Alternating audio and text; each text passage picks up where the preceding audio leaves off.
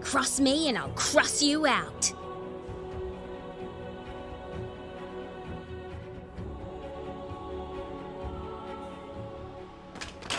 I'll suss it.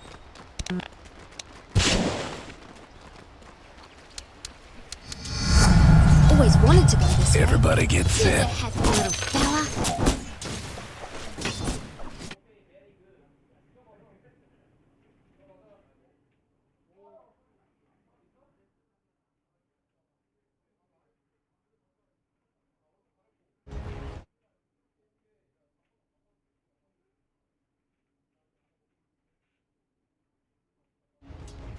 Wicked.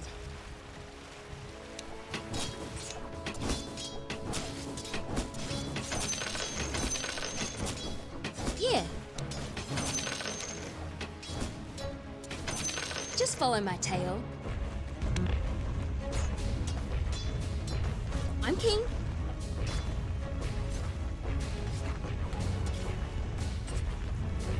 My tail's a sail. Hey, hold this target for a sec.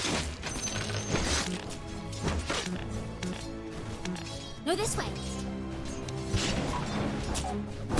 I don't care about money. I'll lead the way. No worries, just desserts. Nah, here's one from my stash. Oh, mate. Got heaps of them. Always watch where you walk. Now that you're so got ya!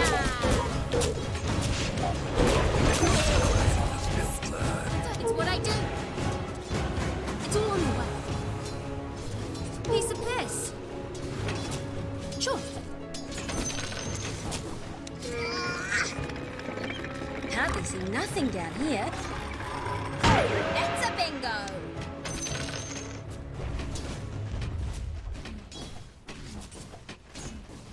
Yeah.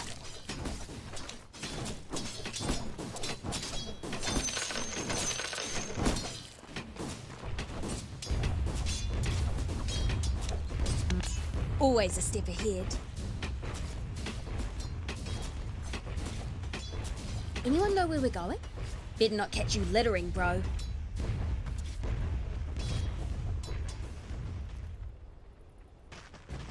This way.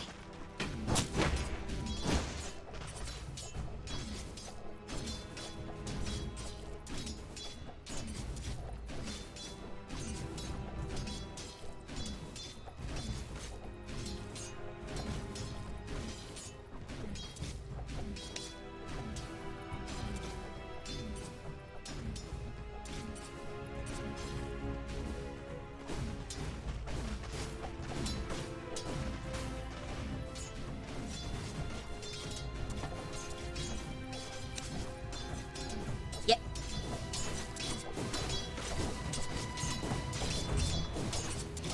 That's the one.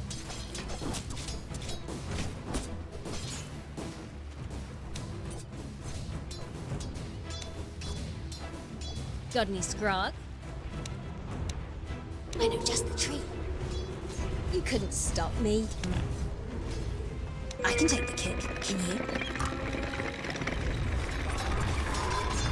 Not my fault they don't duck. Shut.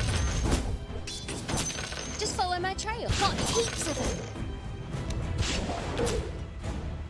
A forest on the trees. Can always use more trees. Get a bit caught, nothing to it.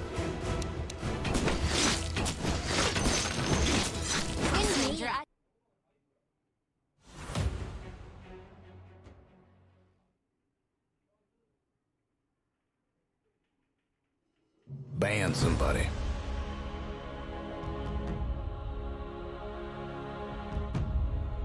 Five seconds.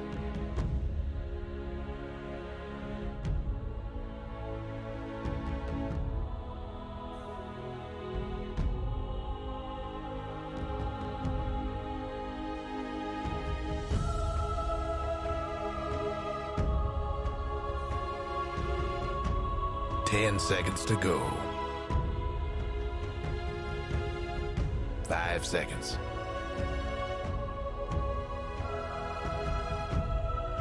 You're up.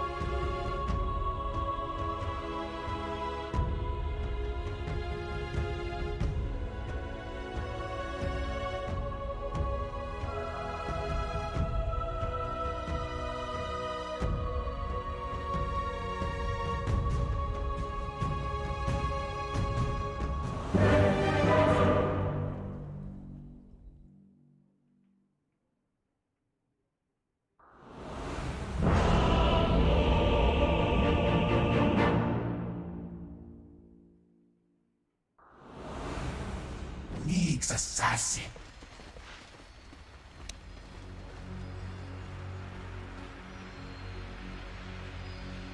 Places, everyone. In the back. As the chosen assassin of the greatest goddess Nyx, I can promise you that these ones in the bag.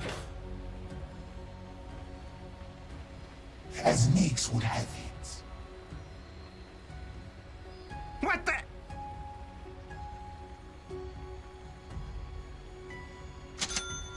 I there.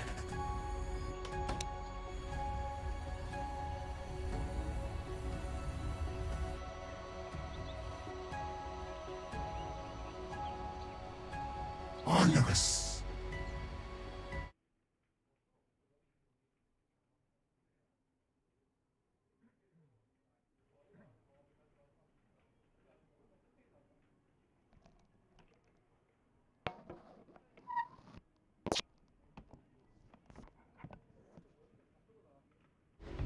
I speak with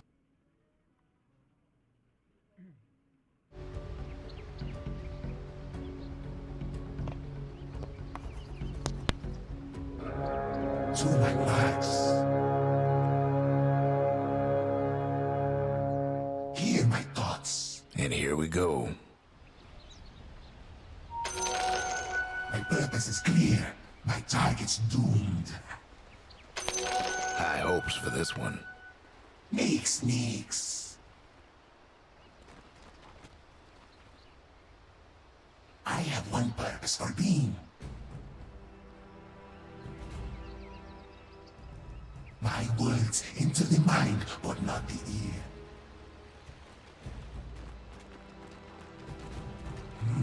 The thoughts draw me.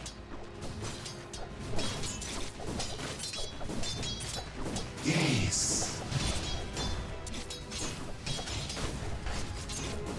Yes.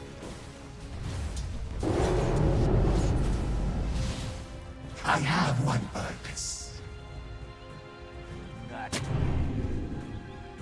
Nyx. Stop you. Nyx guides me.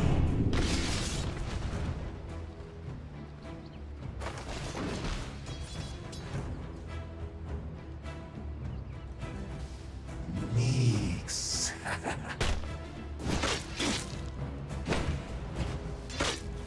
Nyx. Unpack his legs. Jagged-legged, I run.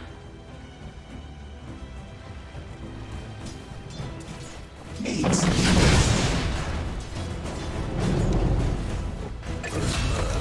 Speak without words. Had to happen.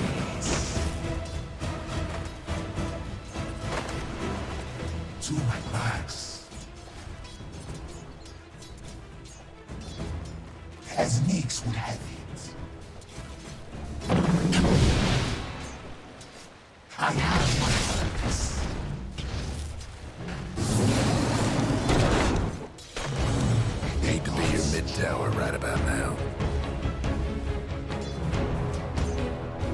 Onerous.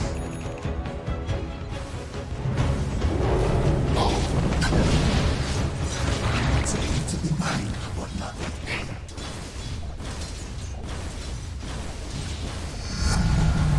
Nate controls like his names.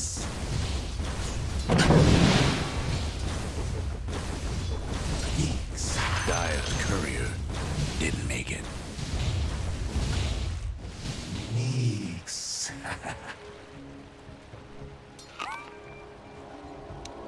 I have one purpose for being. I scared.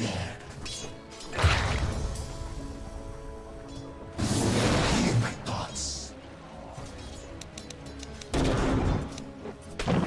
I pigs. Pigs guides me. Pigs I see. Pigs.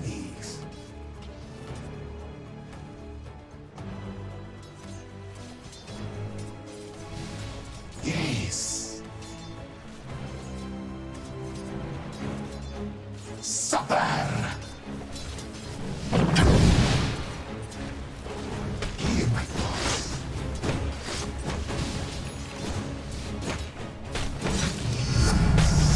My cast compels me. Release the water. Yes.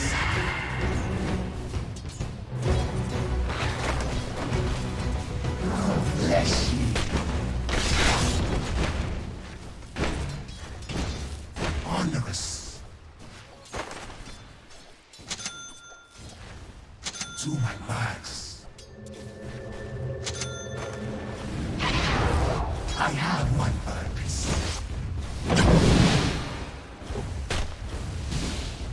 Supper.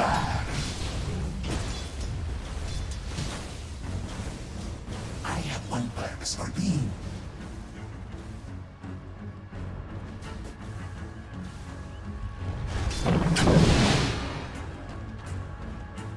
I speak without voice.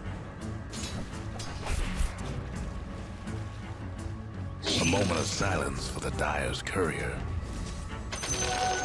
And good. This will come in are handy. linked. As Nix would have it. Your mid-tower needs a little help. My words into the mind, but not the ear. Yes. On Agnes' legs. Jagged-legged, I ran. I scared. Higgs guides me. The gods draw me. It makes me.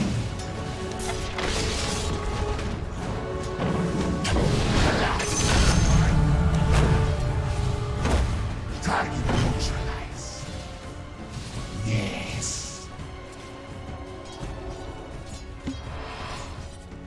Nix. On Agnes' legs. Regeneration!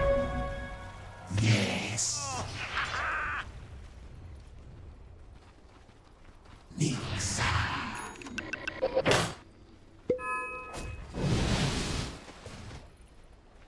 Nix.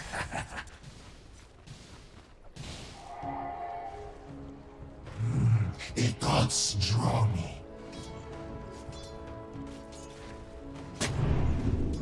Your top tower's getting all banged up. Jagged, I ran. I scared.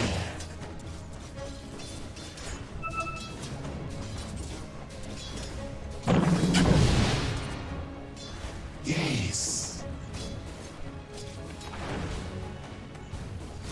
I speak without voice.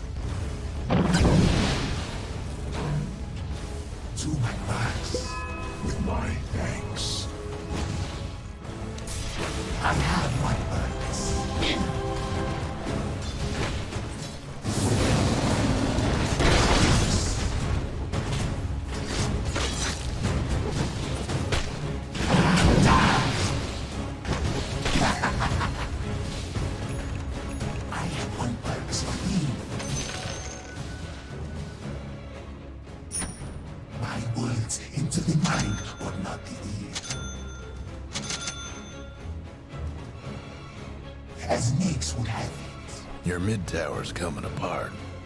Just hang on tight. Nix. Your mid tower ain't doing too well. The Radiant's courier didn't make it. Nix. As Nix would have it.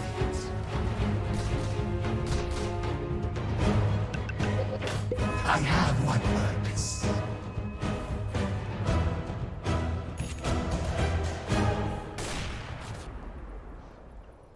On Agnes' legs.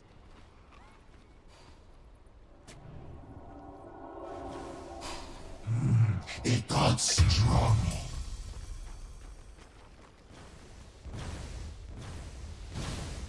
Nix.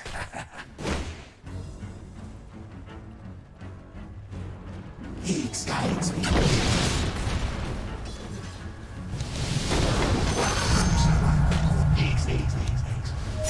Nix.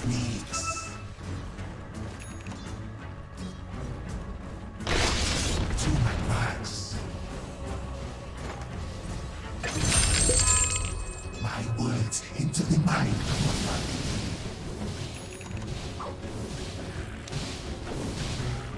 I feel their fear. I speak without voice. Thanks.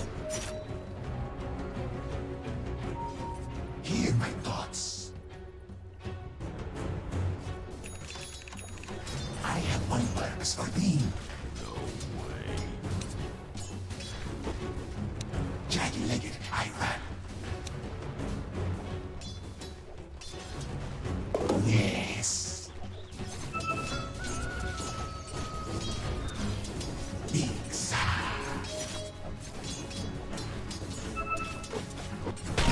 Onerous. Your top tower's hurting. Nix.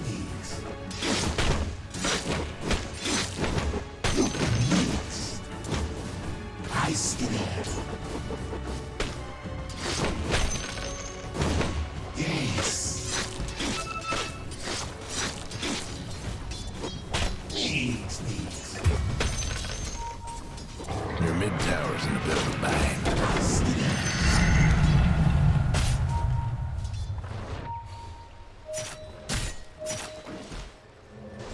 Yes. As Nix would have My quiver is empty. my words into the mind, but My heart beats no more. another head, another dead. Jagged-legged, I ran. Nix.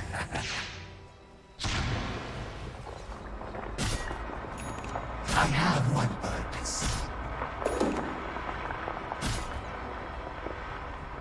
Onerous. Nix guides me.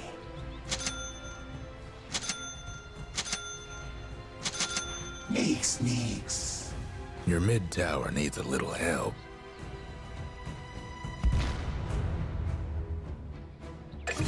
Hear my thoughts. I have one purpose for you.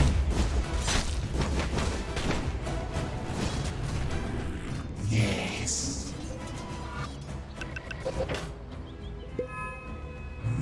The gods draw me. Not for you. Step now. Nix.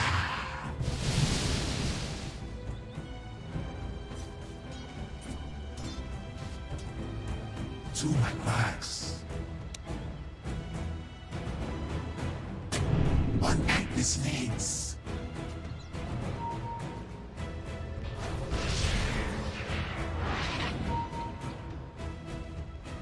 I speak without voice.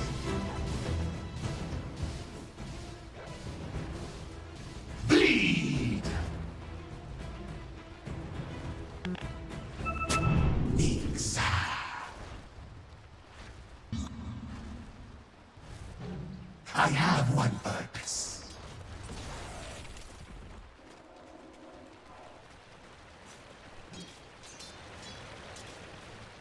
as Nix would have it.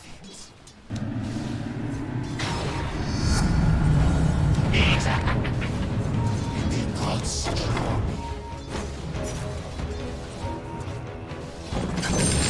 Nix. Hear myself? I have one purpose for being. Ah, this will come in handy. I scared.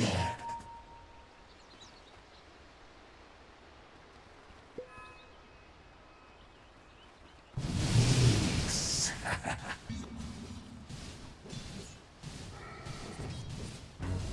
I speak without voice. Hear my thoughts. To my marks.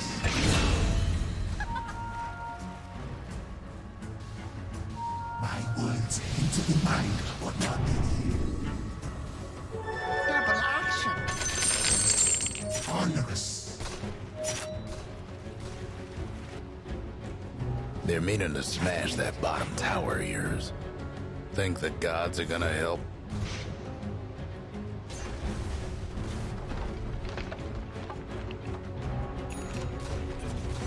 Nix. The other fellas lost to mid-tower. Showed him but good. Nix guides me.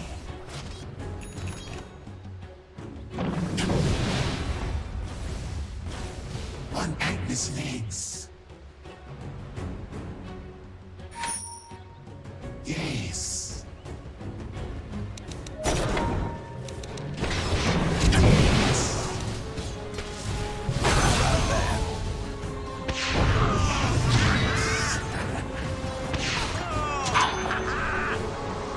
Your mid-tower's in a bit of a bang.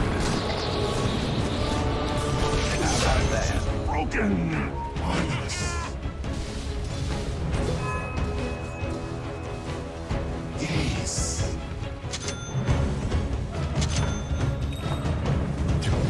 The gods draw me.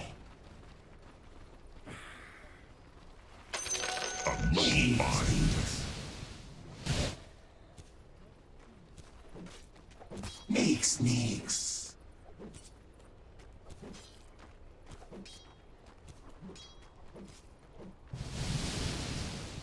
My words into the mind, but not the ear.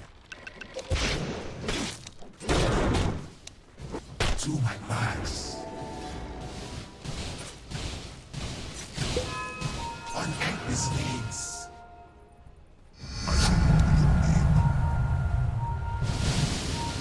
I skitter.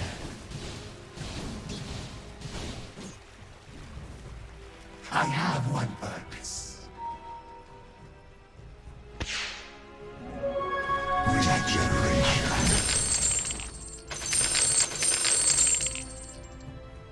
Hear my thoughts.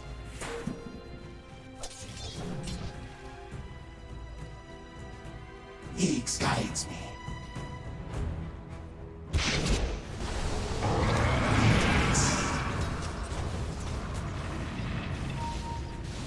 I speak without voice. I have one purpose for being. How about that? As Nix would have it. Your mid-tower's coming apart. Yes.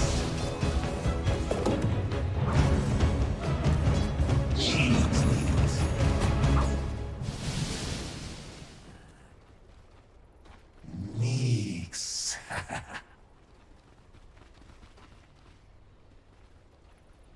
Hear my thoughts. My words into the mind, but not the ear. Nix.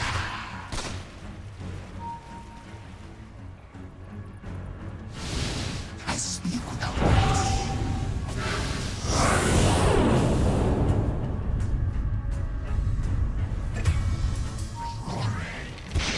Here you die for naught. Onerous. Your thoughts betray me.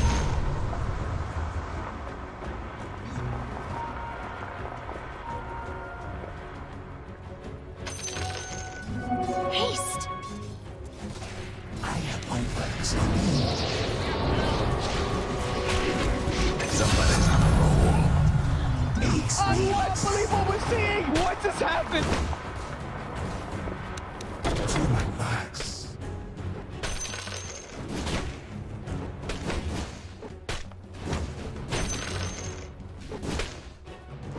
As Nix would have it.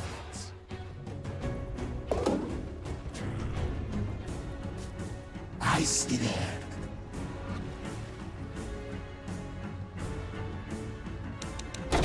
This legs. Higgs guides me.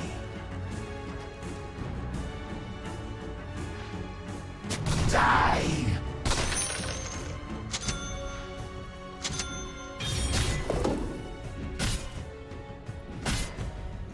I have one purpose. Yes.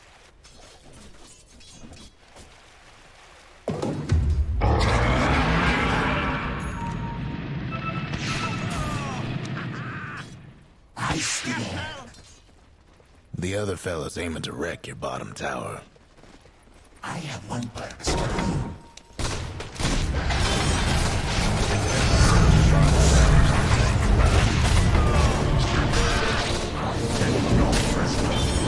Hope you were partial to your bottom tower.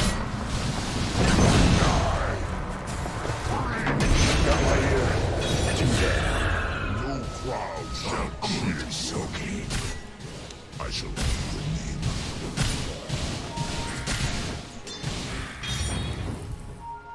I can't believe what we're seeing! What just happened?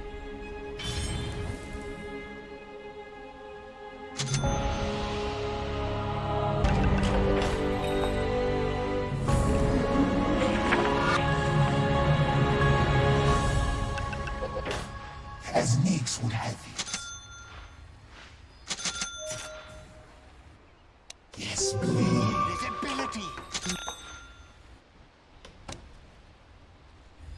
No breaking through the dire structures for now.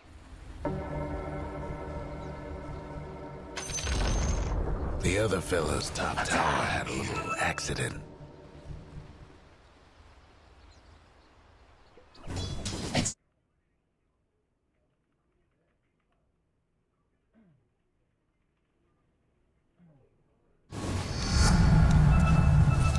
I have one purpose. Yes. I see your fears. Nix.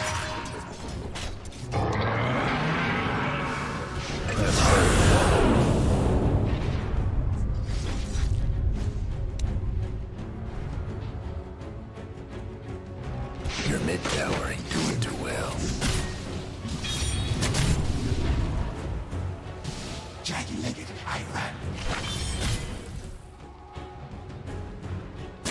Yes.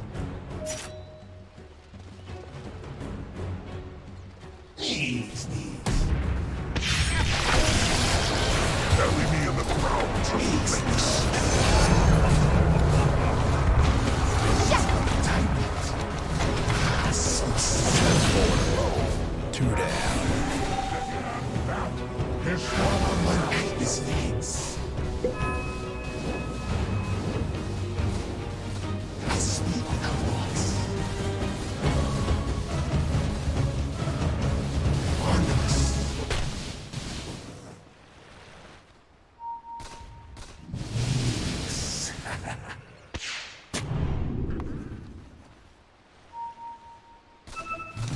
The gods draw me.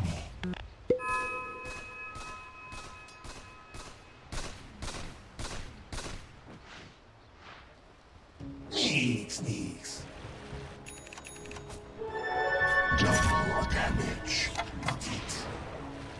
Unpack the snakes.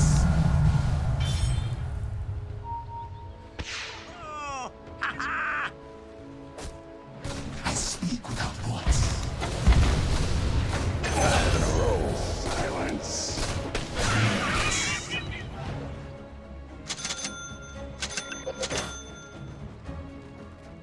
I have one purpose for being.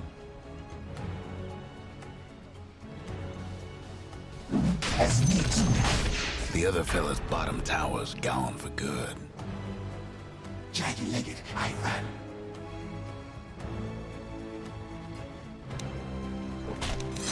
Words into the mind, but not the ear. No cease.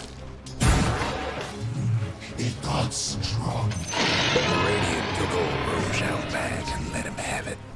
onerous. Collapse.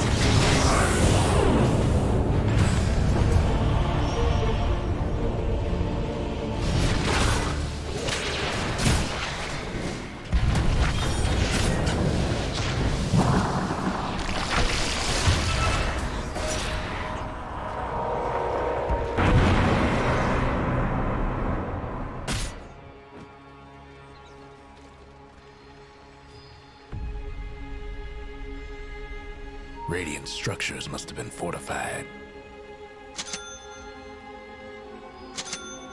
Time for a little snooping around.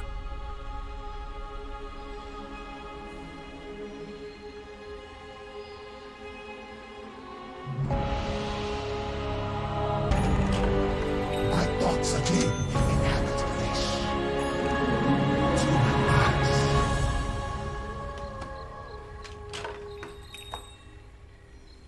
I stare.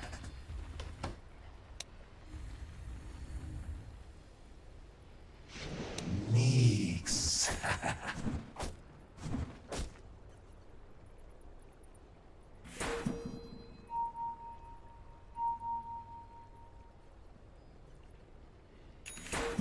Nix. Death and gold are linked. Hate to be your mid-tower right about now. Nix, Nix. Nix guides me.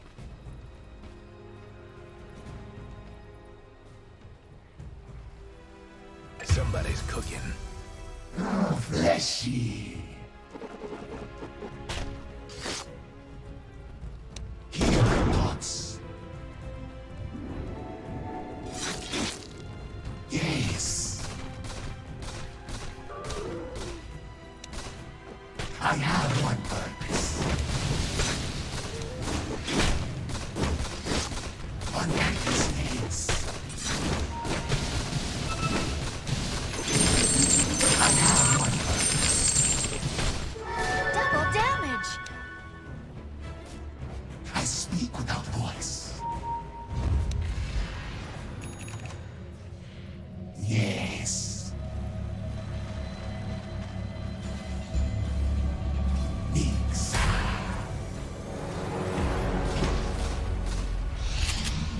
Nix guides me.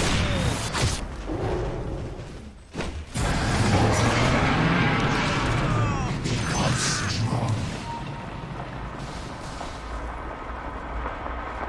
Nix. My words into the mind, but not the ear. B has him back. With ya.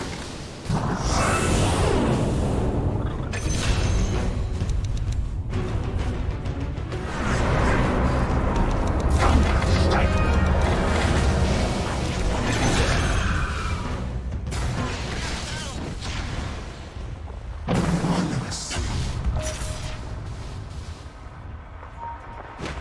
I see.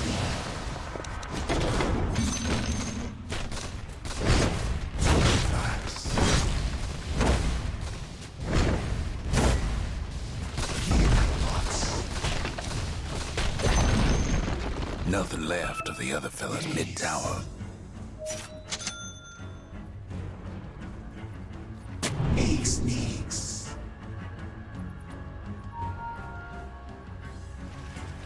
As Nix would have it. Jagged-legged. Them dire buildings are tough as nails for now. Set for a roll. I'm not ready. Haste.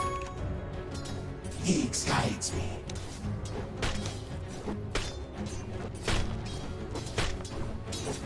Nix. I am the pride of Nix. Yes. Dying. I see. I speak without voice. I steady. Nix.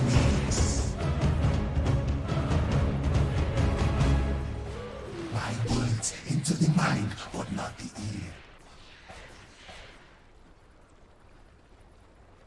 Ah, suffer!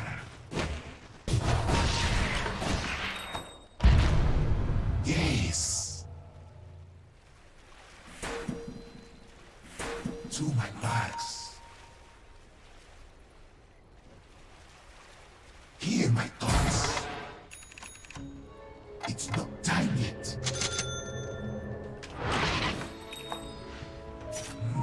The thoughts strong.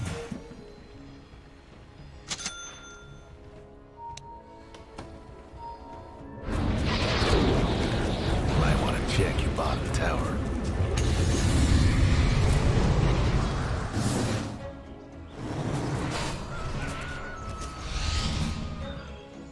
Nix.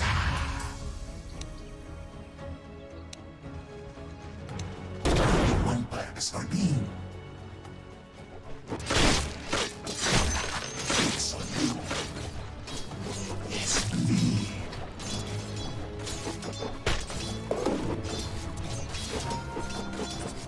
As Nix would have it.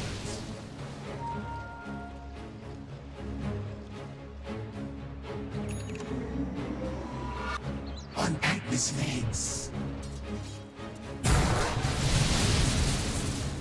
I have one purpose. Onerous. Radiant's toughened up their structures. Your mid tower needs a little help. Bad news about your mid tower. Your mid tower's in disarray. Somebody's on a roll.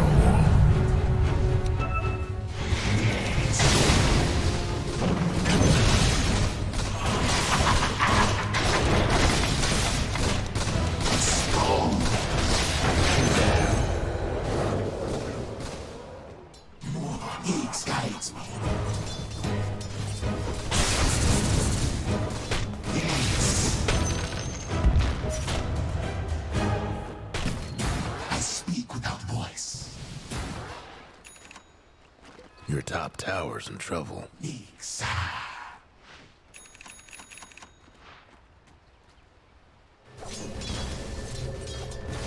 That top tower of yours ain't doing so good.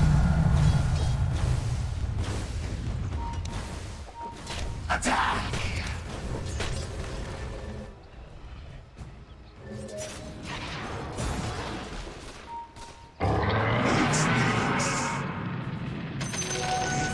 The other fella's bottom tower's done for.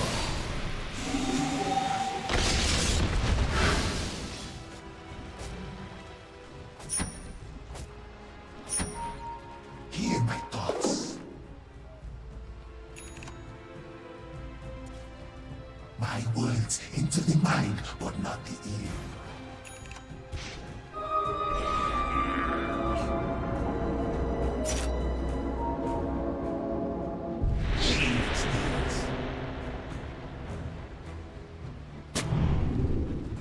I have one purpose for being. I have one purpose. I feel their fear.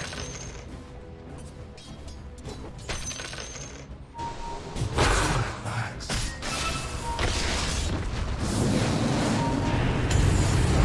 The gods strong. 5 in a row. Jagged-legged, I run. I see there.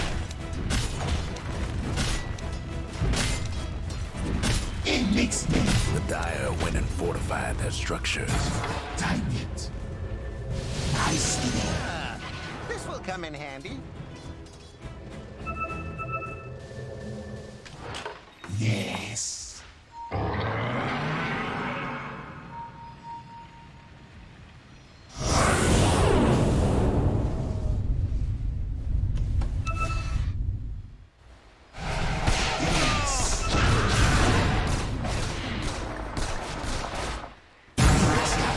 Six in a row.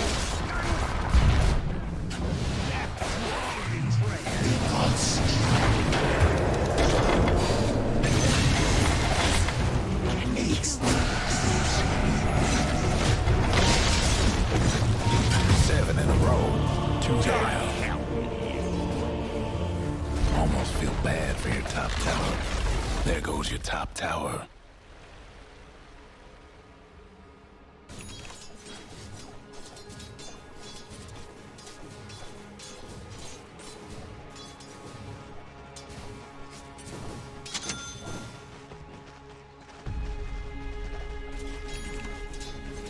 Almost feel bad for your top tower.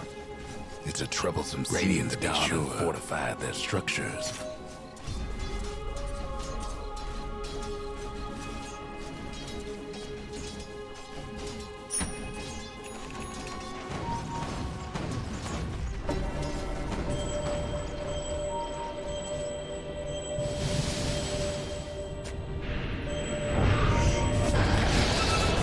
Eight in a row.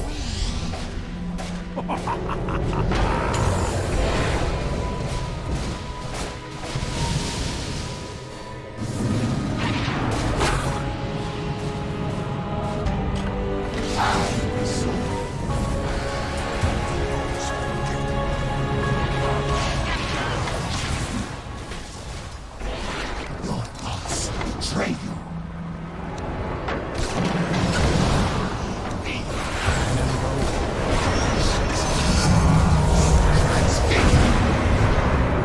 Flash in the pan.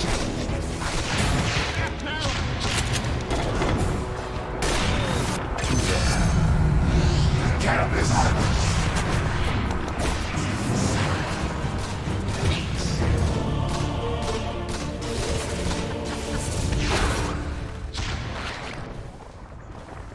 The assassin. Tower right about now. Speak without voice. The mid tower ain't doing too well. This ain't gonna end well, will it? Long shot.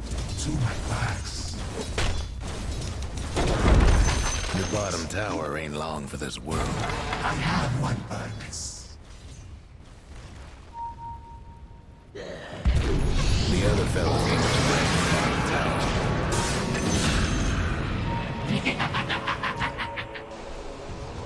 Unpack this veins. Your bottom tower ain't long for this world.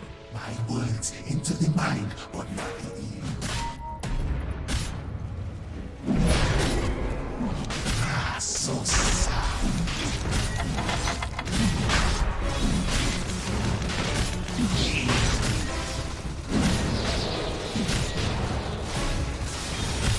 As needs to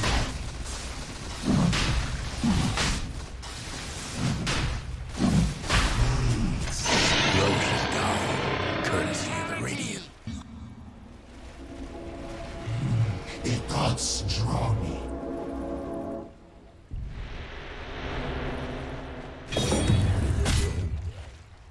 It's not time yet. To my backs.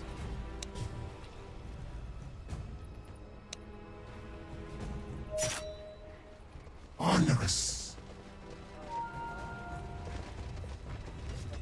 My words into the mind, but not I think I lost count. I stand. Hit!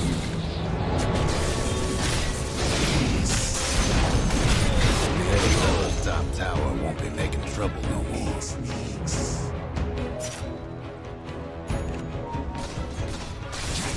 I ran.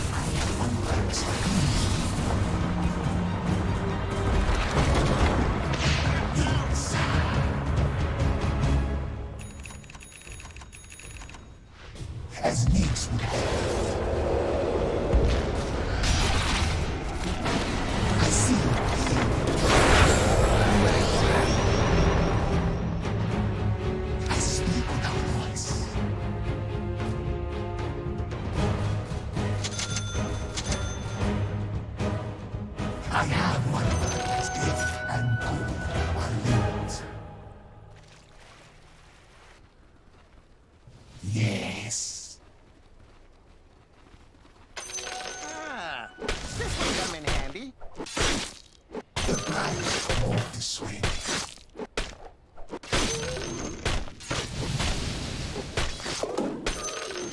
Transfigured! I have one purpose for being. I speak without voice.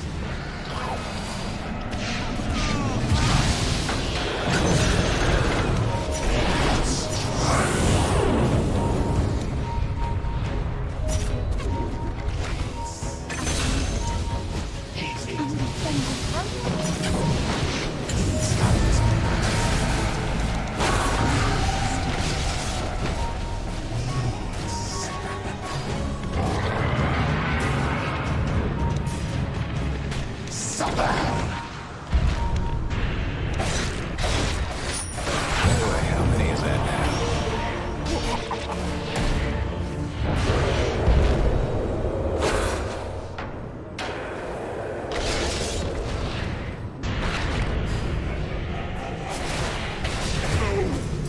Your life stolen.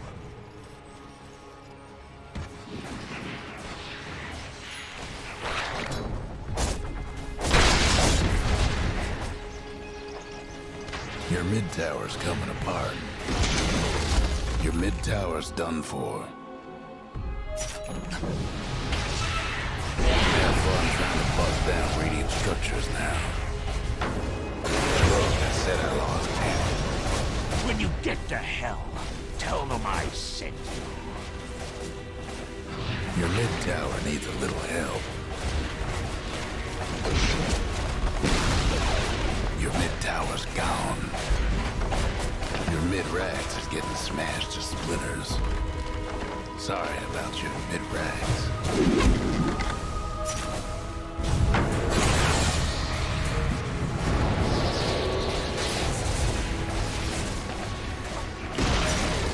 Your mid tower's done for.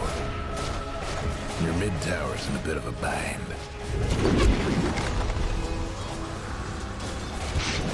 Hate to be your mid tower right about now. Bad news about your mid tower's the lost tank. Your top tower's getting all banged up.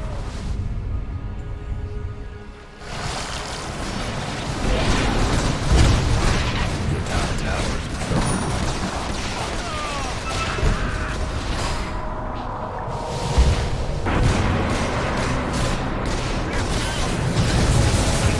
Taking it out on your ancient. Listen for revenge. Stop it. He in response. Dire's done it again. Better luck the next one. Nix has no use. I Drop run your like the gold wind. and run along.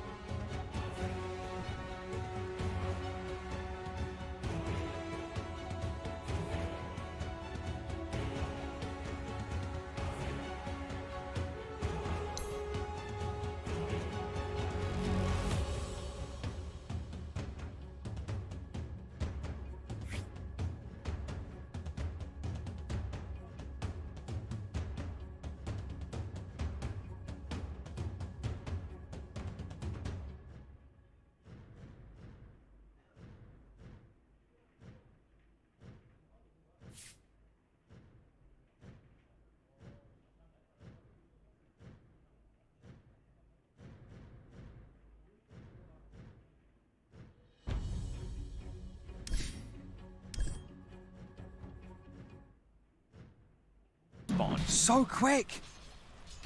This could be it. This could be the start of the turnaround for Vici Gaming. They don't know about it though. Going for tier 2 mid instead. Jin-Q positioned behind the trees. Cookie on a creep, clear out the wave, make sure the push ends right there. Vici Gaming sticking around. They don't have Vac Wall, they don't have some of these big cooldowns that they would like to play with, but a roll in. Ember Spirit started on the Snapfire, they dive in Fiery Spirits, but that's Jin-Q gone for a minute. Now nothing to say, being dived. He might jump in. Could maybe, yeah, one shot into some of these heroes. Wants the creep wave instead. Gets a bit of a Sideblade splash back there onto Vici. And Roshan. Roshan is being pinged out. They have a trap inside it. Unfortunately for Vici, they didn't check the Roche. They would have enough damage with the troll, you know, just pummeling. Doesn't have a damage item, but eventually would bring it down. And now they go in. Aghanim Scepter on top of Cheese and Aegis. Who do they give Axe to? I wouldn't mind TA. Yeah, why? Because why not? TA Aghanim Scepter has been so powerful. Jumping around, controlling the map. I think we saw Sumail also doing that little bottle refill, right? Going back to Fountain, refilling bottle. And then jumping out across the map again. Paladin Sword there as well for the TA. Going into Nullifier next. In this situation, you would love to find Spider Legs as tier 3 item. This is one of the reasons why Spider Legs feels like the best tier 3 item. Because you are out of slots. Would prefer to have a BKB, would prefer to have some kind of a move speed. I guess Pike and Blink Dagger give you a bit of maneuverability, and you've got double Force Staff on your supports as well. So they'll rely on that to give a movement in the team fight. Yeah, tier 4 items dropping in the 3 minutes, so he might get some move speed from Flicker. Get like a Flicker, yeah. But here comes the or TA. Gear. A Nullifier, 6-slotted TA. This Nullifier is pretty big. He ruins Ancient Apparitions build completely. No Force Staff, no Ghost Scepter. Same goes for Earth Spirit, he has one. And with some lucky crits there, TA could definitely, you know, 1 or 2 shot some of these heroes. Still being quite patient with the way they're moving towards the base, though. Level 25 on TA is so good. You have 14 refraction charges. They have a lot of overtime damage, but you know, the damage that you get from it, not just defensive one, but offensive is pretty damn good compared to old talent. 1 second melt hit bash, before it was 1.5. Now that it got nerfed, I'll keep that thought. Trying to do something drastic here, but they've lost DY. I mean, comes that Templar Assassin.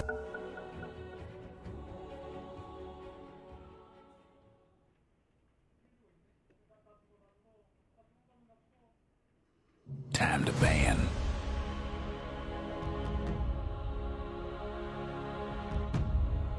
Five seconds.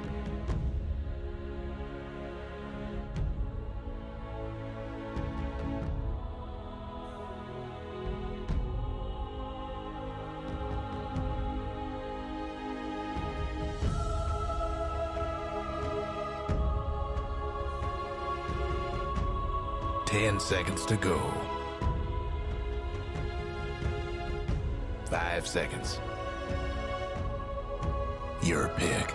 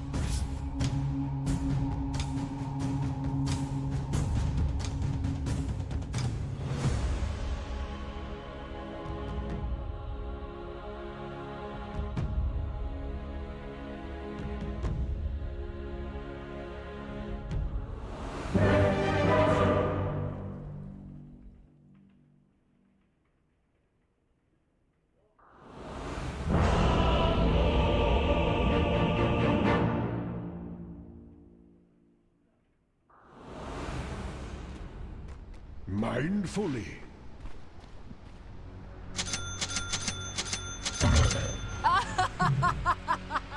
Better get ready. I'll keep it in mind. Plucked from the arcanery, it falls to me to inform you that this one is in the bag! Look how they flee before us! This one's in the bag!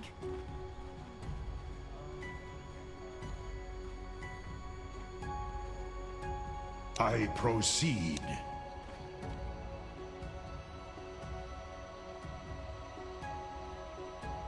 Forthwith.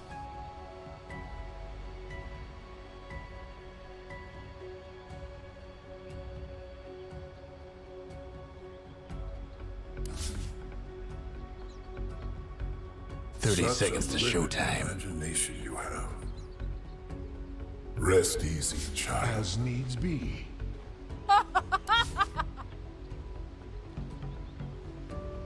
Unto battle!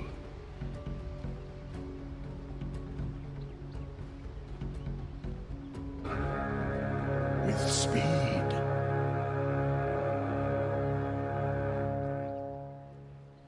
The game is on. So begins a new age of knowledge. No more bets, please. Thus and so.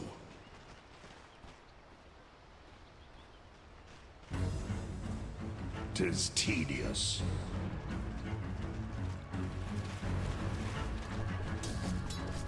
Fight me. I'm well aware. A sign to heed. Avowedly. A small annihilation. Hearken unto me.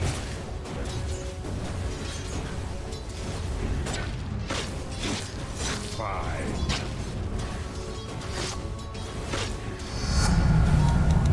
Enlightenment stands ready. Nigh unto death.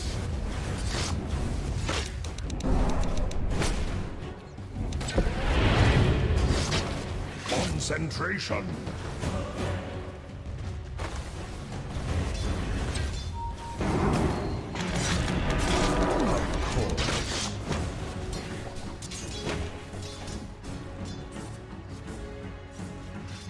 I am committed.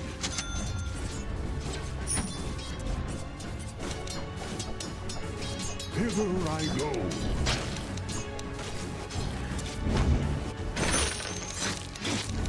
This bores me. Forge spirit. As I will. Yes.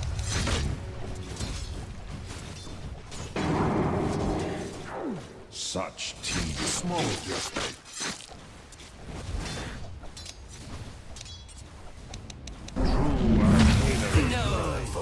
Your mid tower's coming apart. First blood! So much for diplomacy. Yawn.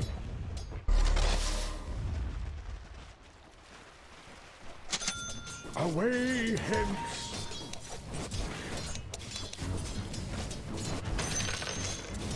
So it is said. Khalid's most cunning fabrications. Orbs light my path. Witness true sorcery. So it is said.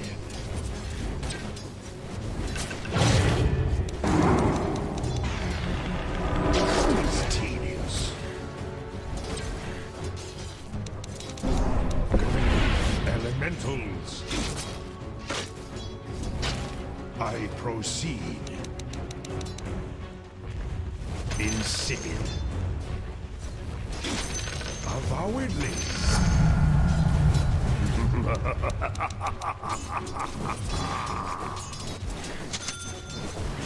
I'll not be interrupted.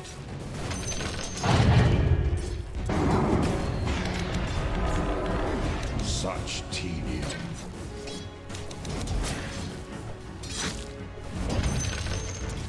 Fine. Ravages of armor and will. Orbs light my path.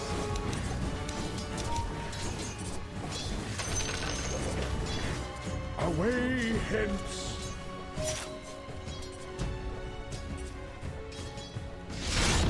Spherical source. Harlex, incantation of inconcentration.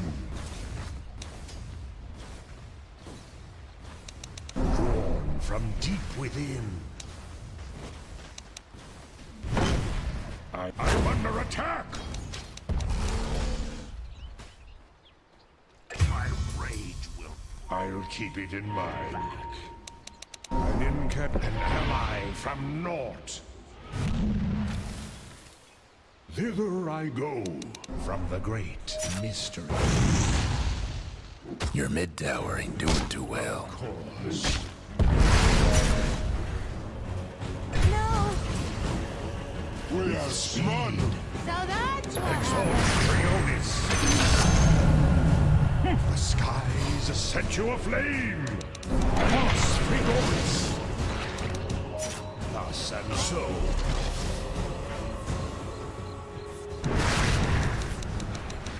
Your mid tower's coming apart. Right.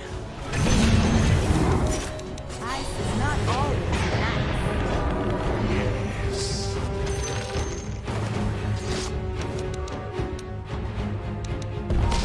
To battle.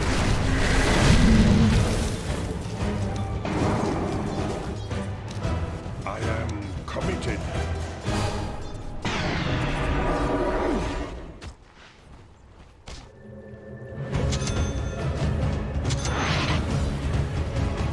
Over yon.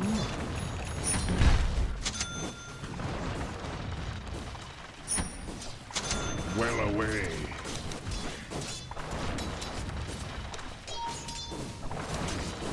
Attack.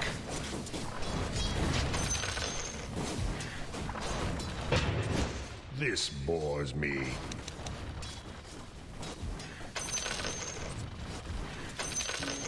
Mindfully. Exhort, quas exhort. Unerring proficiency.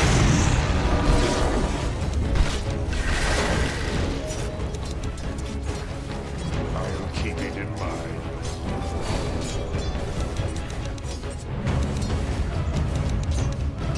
Dare fight me?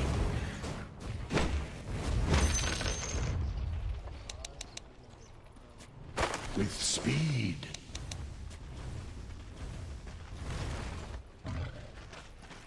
I'm well aware of it. Ravagers of armor and wings. One of my favorites.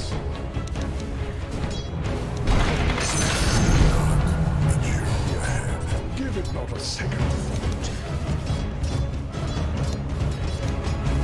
Concentration.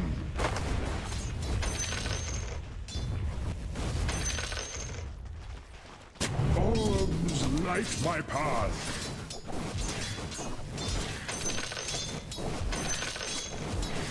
An ally from naught.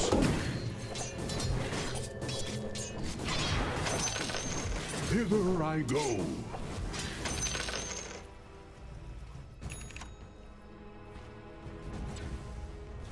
I proceed.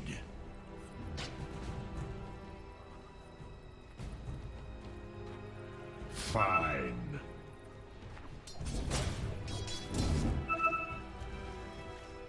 Over yon? What need have I for this? Colorings most the learned one strikes.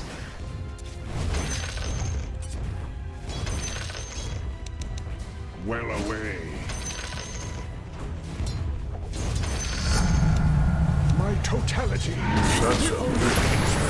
Isolar. So it is said.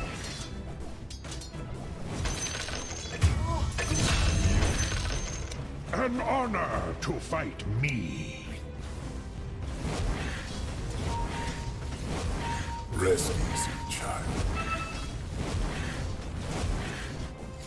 Of course.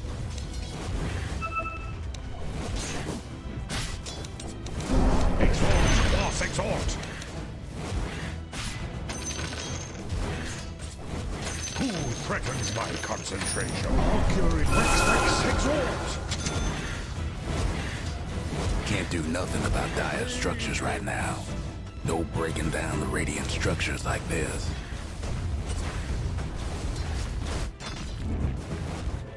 Your top tower's hurting. Experience true swiftness. That top tower of yours ain't doing so good.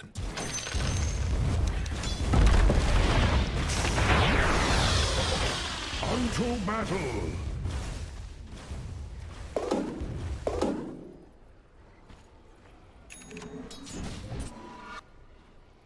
Forthwith.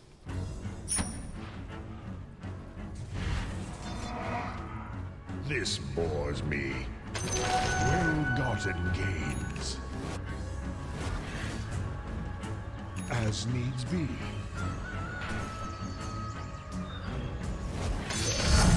Hate to be your mid-tower right about now. I am committed.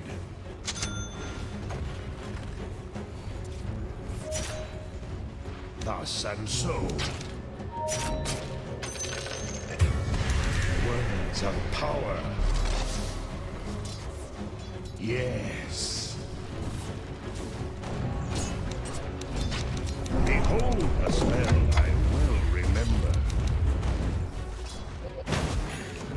Forge mindfully.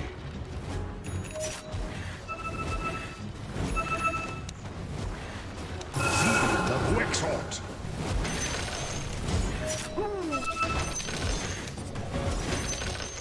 Of charming hex. Saffron's protect and frisson.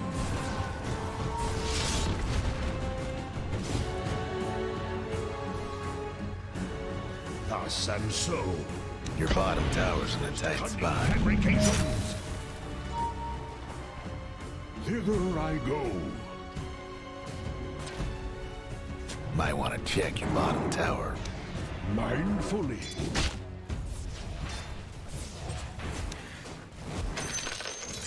Tis tedious.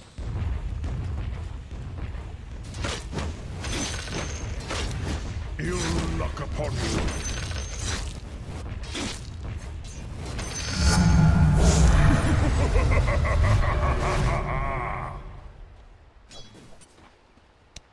Almost feel bad for your top tower. Me.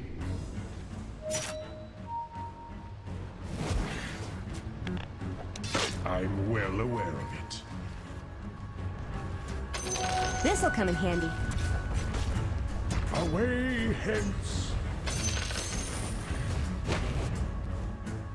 Forge spirit. Athwart my path. My mind is my arcade. Sunstrike. Yes.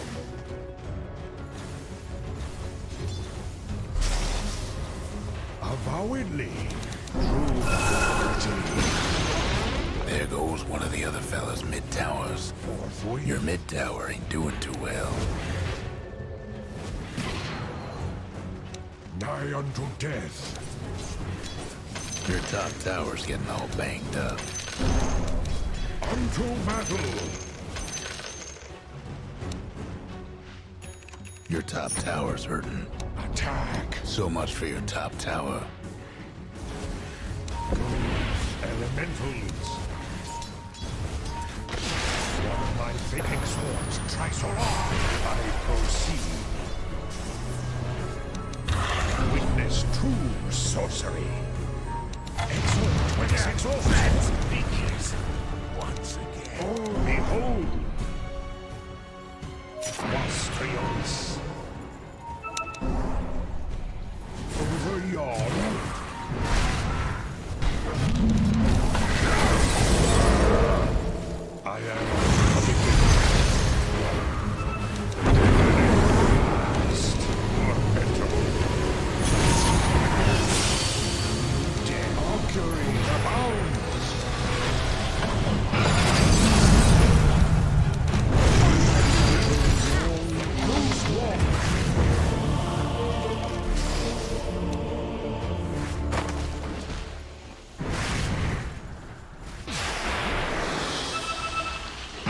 dire structures looking fortified.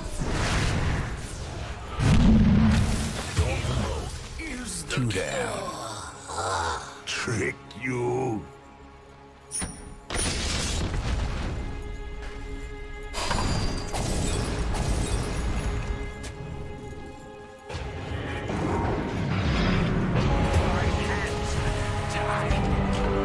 There shall be none. Make no mistake. Good luck out there.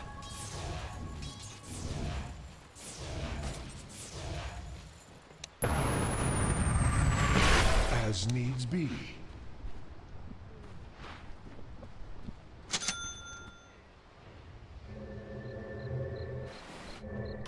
Well away from the exhort, quas exhort.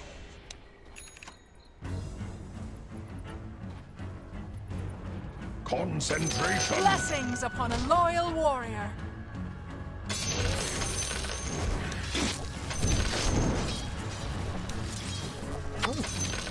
I'll keep it in mind. Spherical sorcery.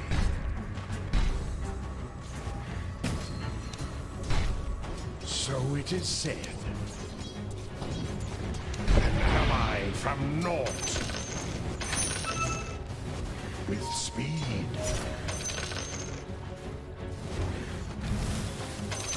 Exhort Trionis.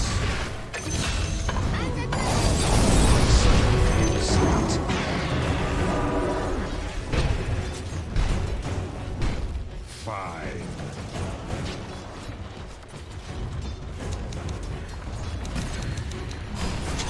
Tis tedious. Vital attainment. Concentration.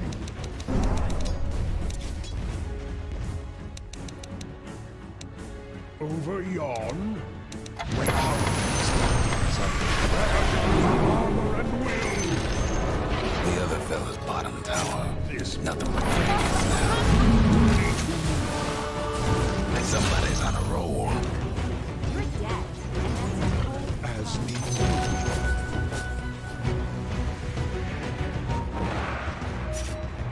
With speed. Pushed up, pushed up.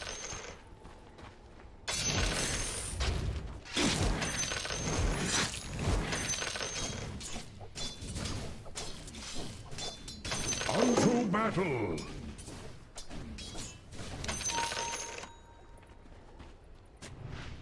Fine.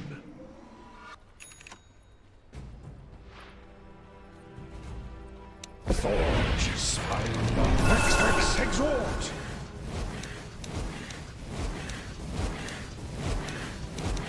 Hearken unto me.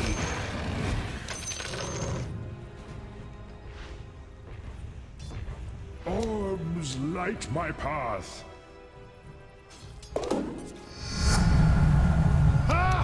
Enlightenment stands ready. Sun strike. Ill luck upon you.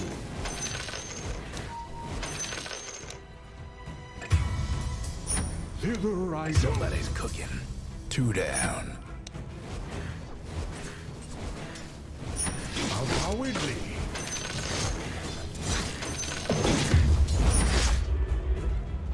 Of course.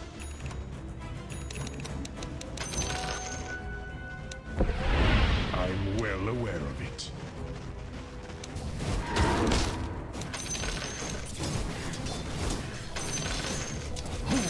That top tower of yours ain't doing so good. Yes.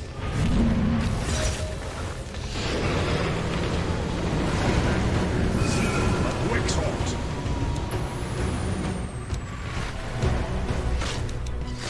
An honor to find me aloft.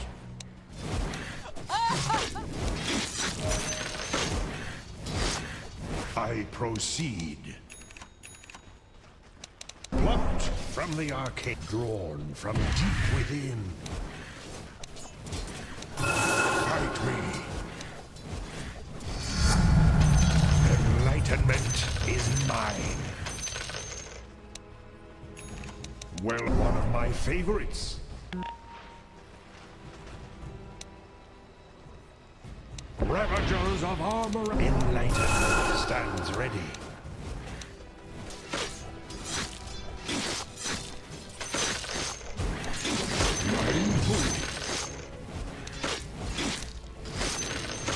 Come to that! I'll keep spherical sorcery.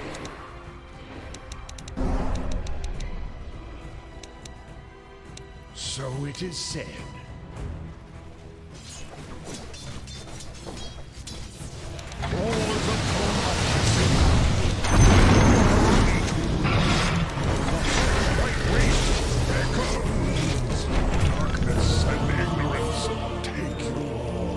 My shadow falls, there falls my fall.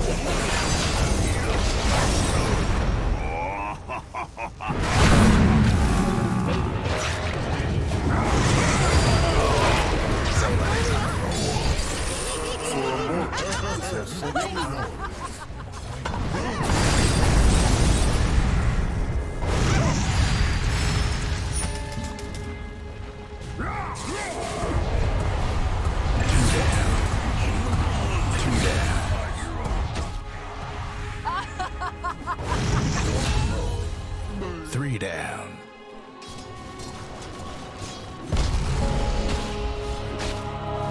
Them dire buildings are tough as nails for now.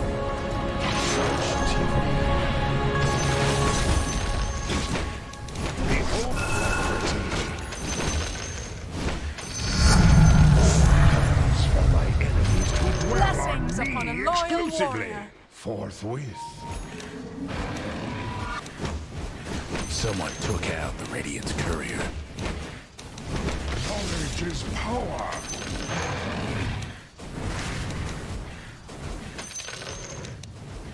Away hence.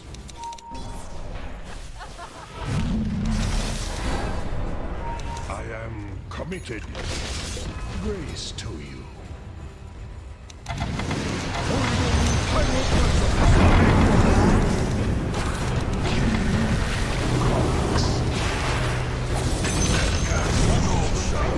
Please die, as you will. I'm well aware of it.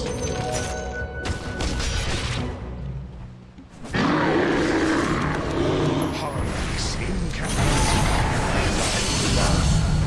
I am a beacon of knowledge, a rich tradition. Clean words of power.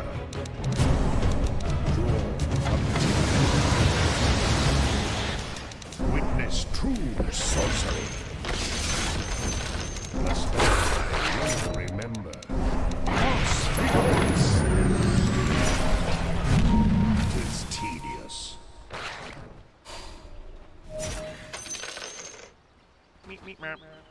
Concentration. Am I from naught? I'll keep it in mind. Mercury abounds. This bores me from the great mystery.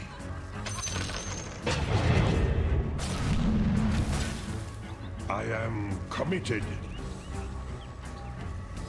Your top tower's in trouble. True exhort, quas exhort. A charming hex. My mind is my arcane ring.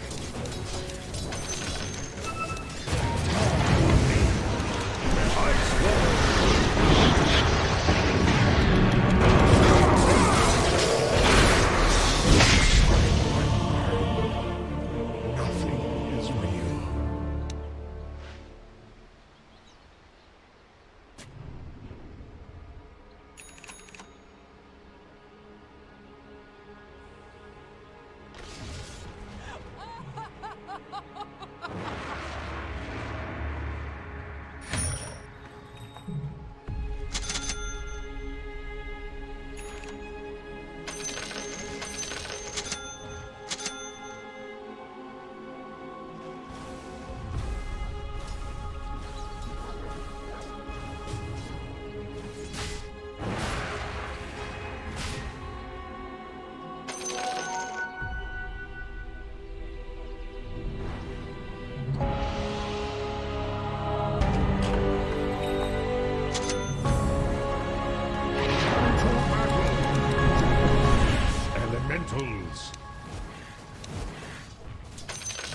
Away hence!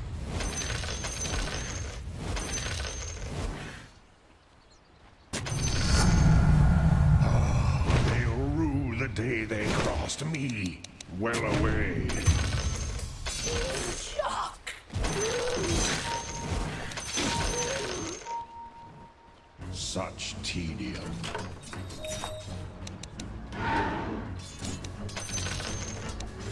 With speed. Conway's most cunning fabrications. I'll not be interrupted. Plucked from the arcanery.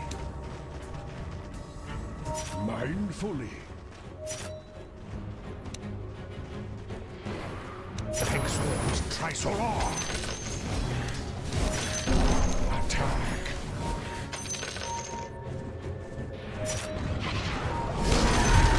Yes. Behold, enlightenment stands ready. Of course.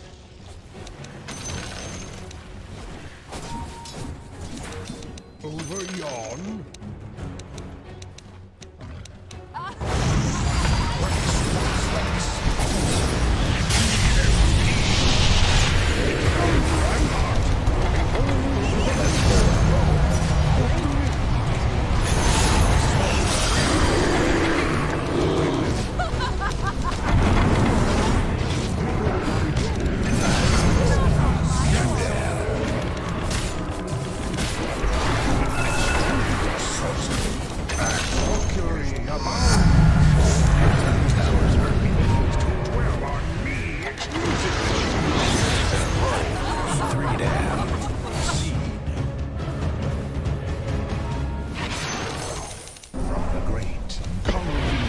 Cunning fabrications. Experience true swiftness. Forthwith. Have fun trying to bust down radiant structures now. Charming. True arcanery thrives. Wax Mirrod's Hindergast. I'm under a rich tradition.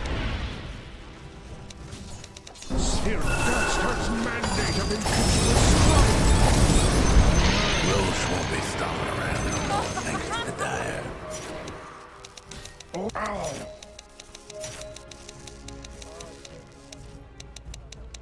Plucked from the arcanery. Avowedly.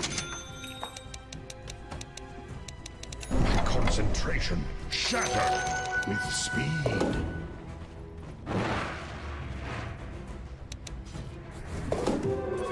Invisibility. Consent forge spirit. The learned one strikes. Witness true sorcery.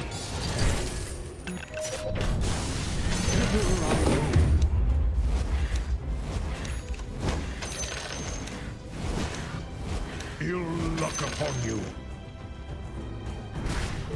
Double damage! Well-gotten gains. I'll keep it a speckle elemental, a charming hex.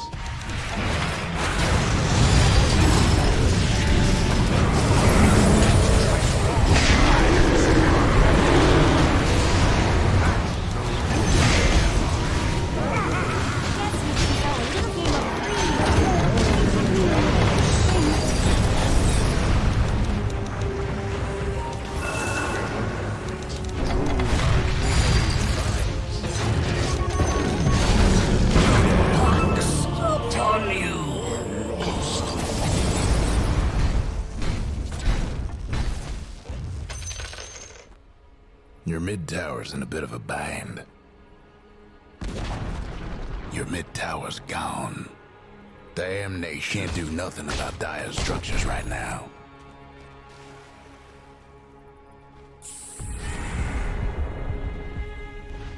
Your mid-tower needs a little help.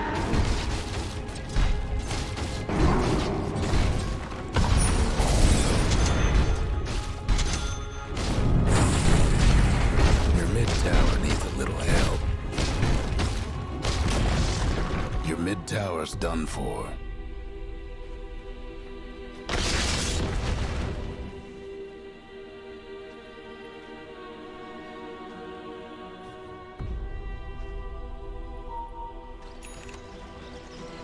They're meaning to smash that bottom tower of yours.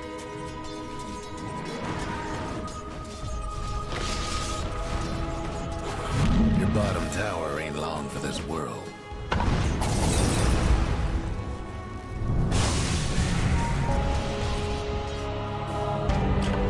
Alive without beginning. Alive without end. Dying's just a part of living.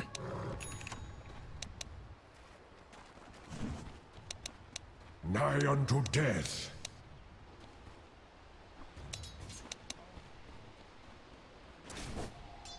Well away. I've forgotten you already. Exhort, quas exhort. Fourth wing. One of my favorites. Behold, experience true swiftness. Away hence.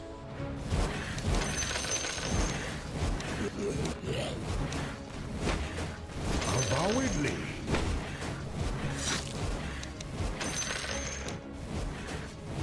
Of course. Ravagers of armor and will. I am committed.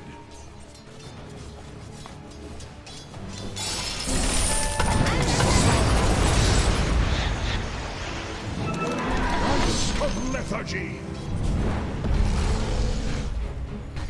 Such tedium.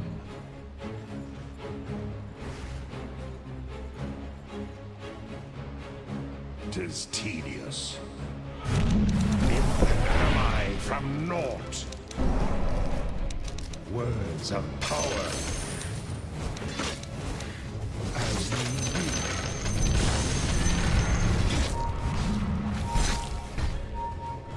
I proceed.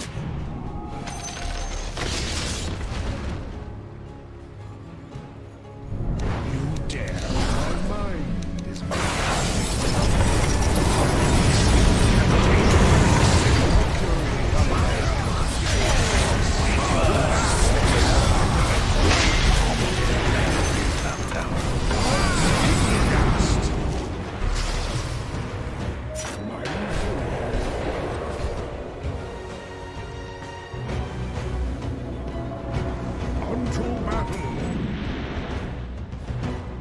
Your top tower's in trouble. over yon. Too bad about your top tower.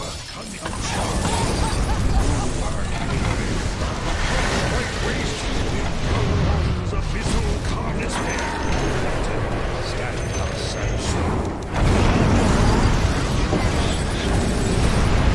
Your top tower's getting all banged up.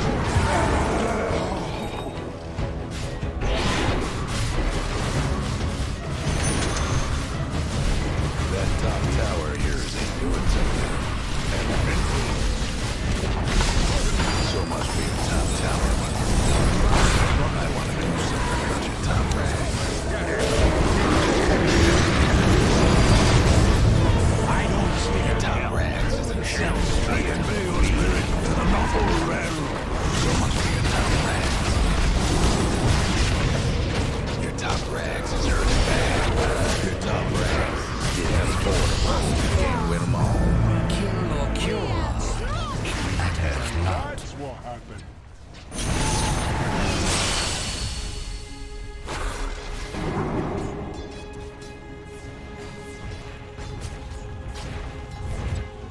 Hate to be your mid-tower right about now. No breaking through the dire structures for now. Your mid-tower's coming apart.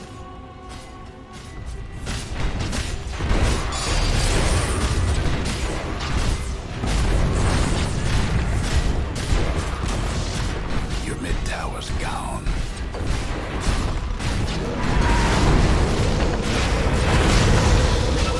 Your mid-ranks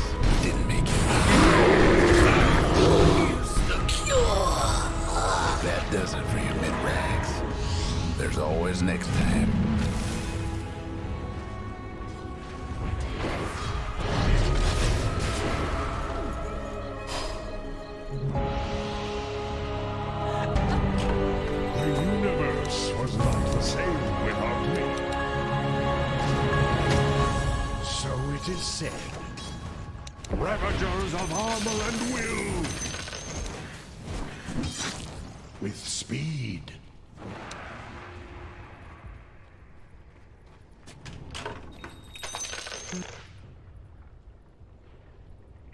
Unto battle!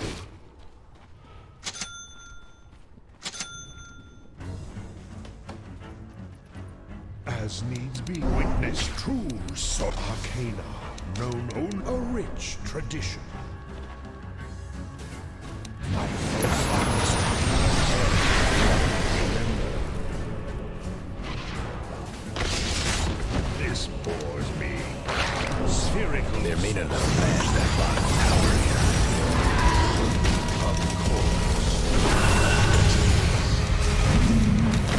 I might want to check the bottom tower.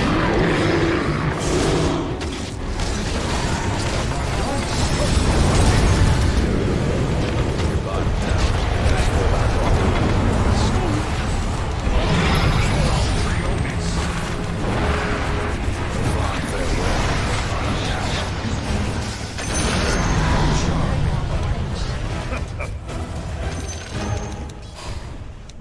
Mindfully.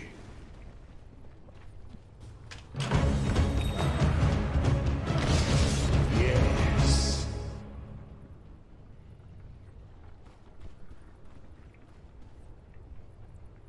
Over yon? The other fella's aiming to wreck your bottom tower. Fine.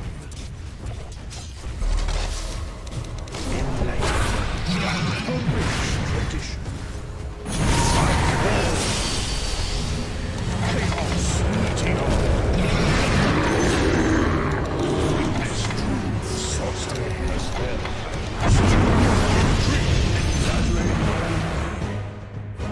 I am committed. Your mid tower's in a bit of a bind. Am I from naught?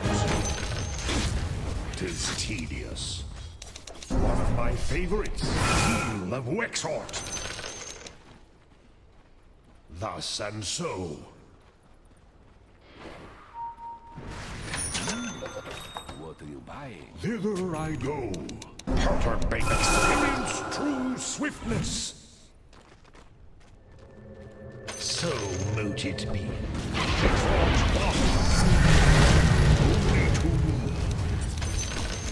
Only to me. An honor to fight me.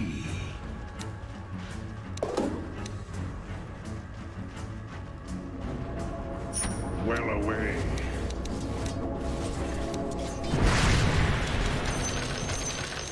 I proceed.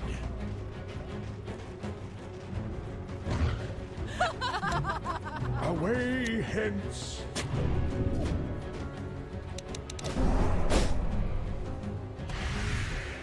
I'll keep it in mind.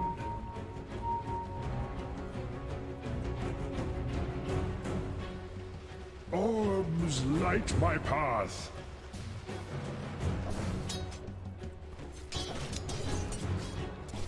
Who threatens my consent? Words of power. Augury abounds. Such. I slip from sight. Avowedly.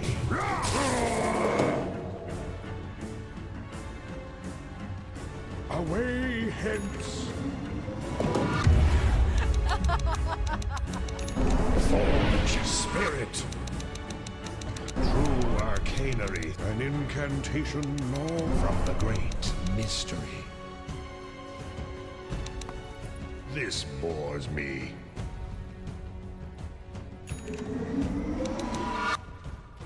Roche had it coming, and the Radiant done the deed. Immortality from the arcane.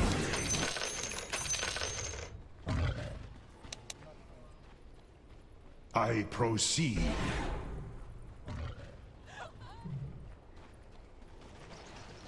Such. Behold Behold! So it is said. Arcana, known only to me. Courage, tradition, Wex Quas. Avowedly.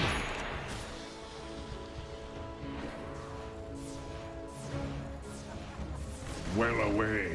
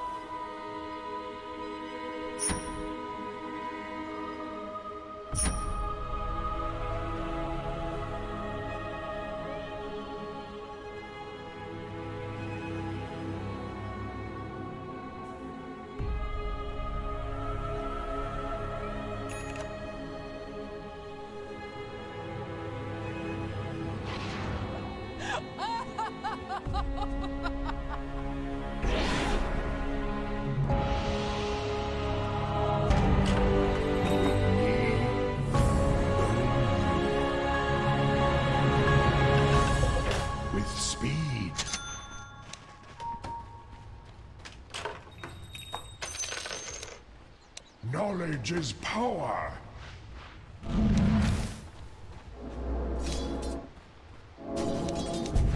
Fight me.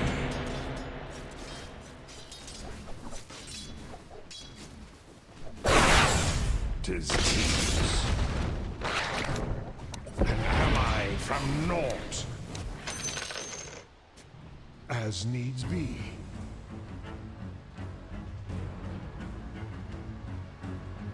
I'll keep it in mind. True arcana. Vex, exalt, behold! Mirons Hindergast! I am committed. Blockgrave Elemental. Exort Trisolar. Augury abound. Enlightenment stand. Yes. Spherical. Your bottom tower ain't long in this world. The fine mess we got here. My mind is my arcanery. Unto battle.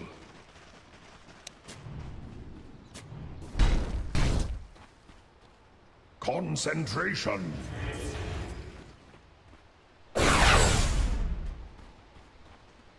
Peculiar. Over your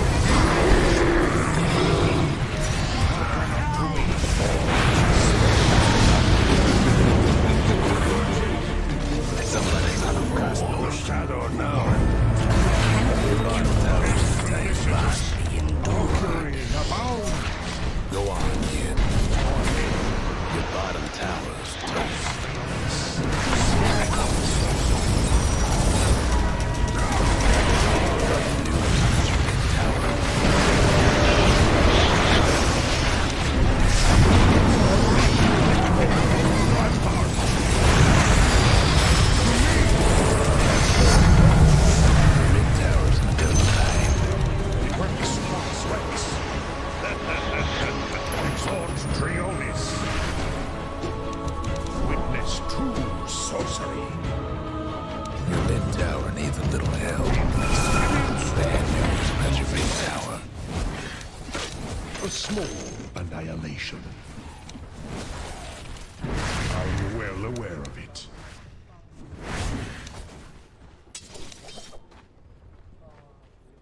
Of course. I'm Zeal of Wexhort. Words of power.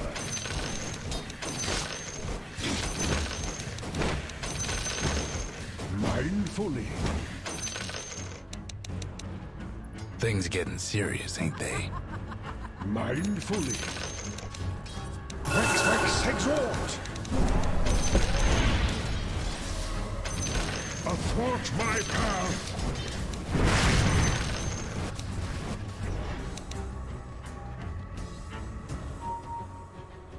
Concentration. Plucked Sunstrike. One of my favorites.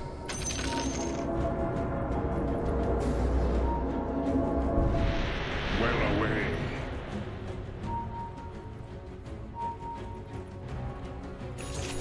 Used from the great ravagers of armor drawn from the gravity. A charming gust of lethargy. Thither I go.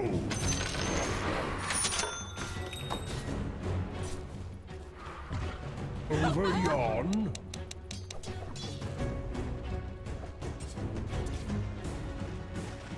Such zeal of Wexhort.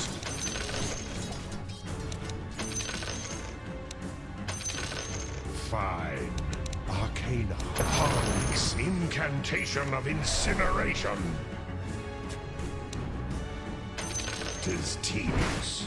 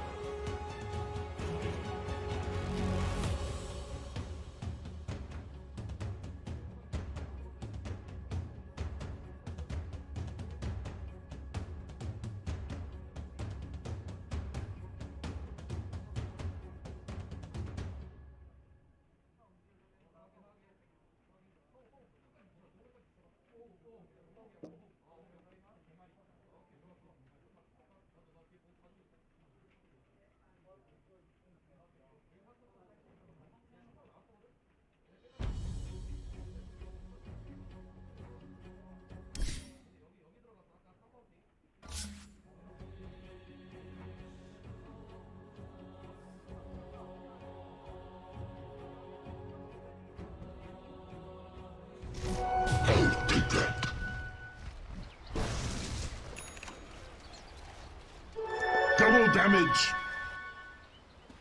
Dire's mid tower won't last much longer. The trees on the right side of the tower lands a 3-man RP. It's a problem because they already used the buybacks in the previous fight, so they did not have it. Yeah, we're running pretty low here for LGD. And look at that, BYW restoring mana on his Dragon Knight with the Shard level 20 talent while being magic immune. There you go, buddy. I've got plenty. Take some of mine.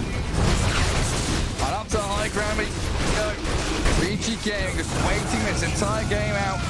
And you said it, the triple core here, that Mars, Jug, and Dragon Knight showing how strong they can be. Still respecting LGD, though.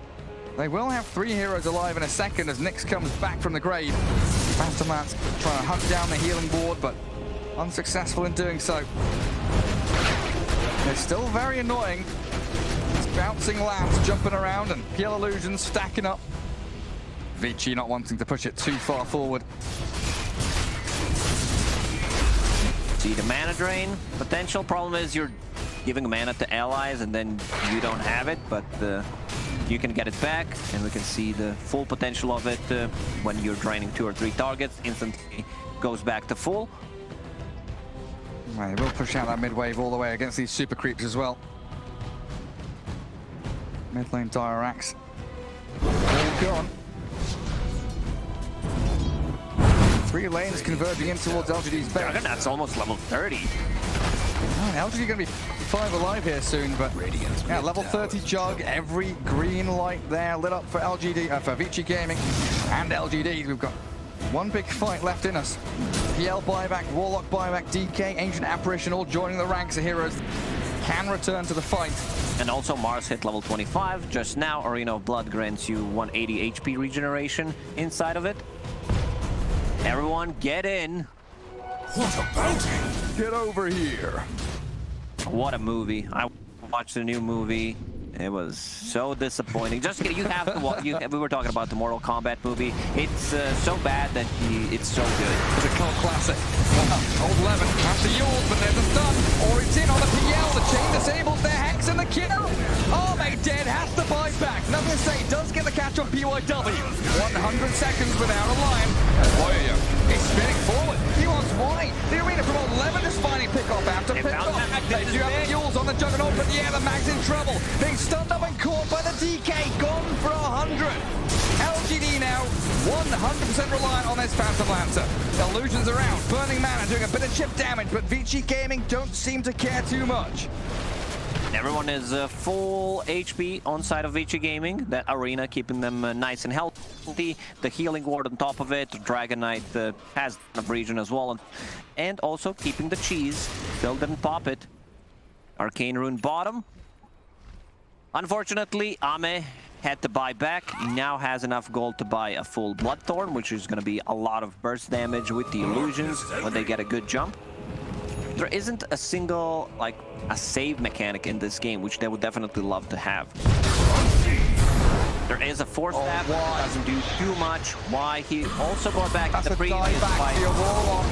Faithbian's coming in, but that swift slash from Boyo so easily demolishes the Warlock. And there's the jump from Old 11, the arena, but the missing spear. Thanks to the Stormcrafter. Jinkyu's still dead, though. And Faithbian going to following him into the grave. A buyback from Nyx Assassin. 2 versus 4 at this point, and every lane moving in towards the Radiant base. This is it. They have one more fight. If they lose this fight, the game just ends. For PSG LGD, they need multiple men. RP, skewer back possibly into tier 4 towers, get up 1 or 2 kills, prolong the team fight, burn the mana. Lion is the target that they need to kill. He's getting very close to E on this, just 500 gold away, so you're not going to be able to even get a good jump on him. Go on, Golem. That. Go on, Golem. Get onto that high ground. Ori and PYW will contend with the creep wave. Hexing up the Golem as well. Greaves donning the Ancient Apparition now. 1 minute 20 for the next Roshan if they need that. They are. I'm a genie in a bottle. What a good old classic. Great rendition by you as well, Lacoste. Indeed. Beautiful voice. Back to more Dota talk. Overwhelming Blink. What seems to be the underwhelming Blink in the previous patches now feels the strongest one. Yeah, especially on these incredibly tanky heroes. And he's going to go back into Satanic now. And we do start to see these Eon discs get picked up as the buybacks aren't really available for too many people anymore. And getting the jump and having the numbers advantage seems so important. Early game, LGD did exactly that. They got the pickoffs they needed, converted them into towers. But since 30-odd minutes or so, Vici Gaming have been the ones, especially the Blink Hex from Lion, finding the immediate jump, pick off onto Magnus, onto Warlock. BYW was all over the place in the mid game, going on the towers. targets, kind of enabling them to get to this point.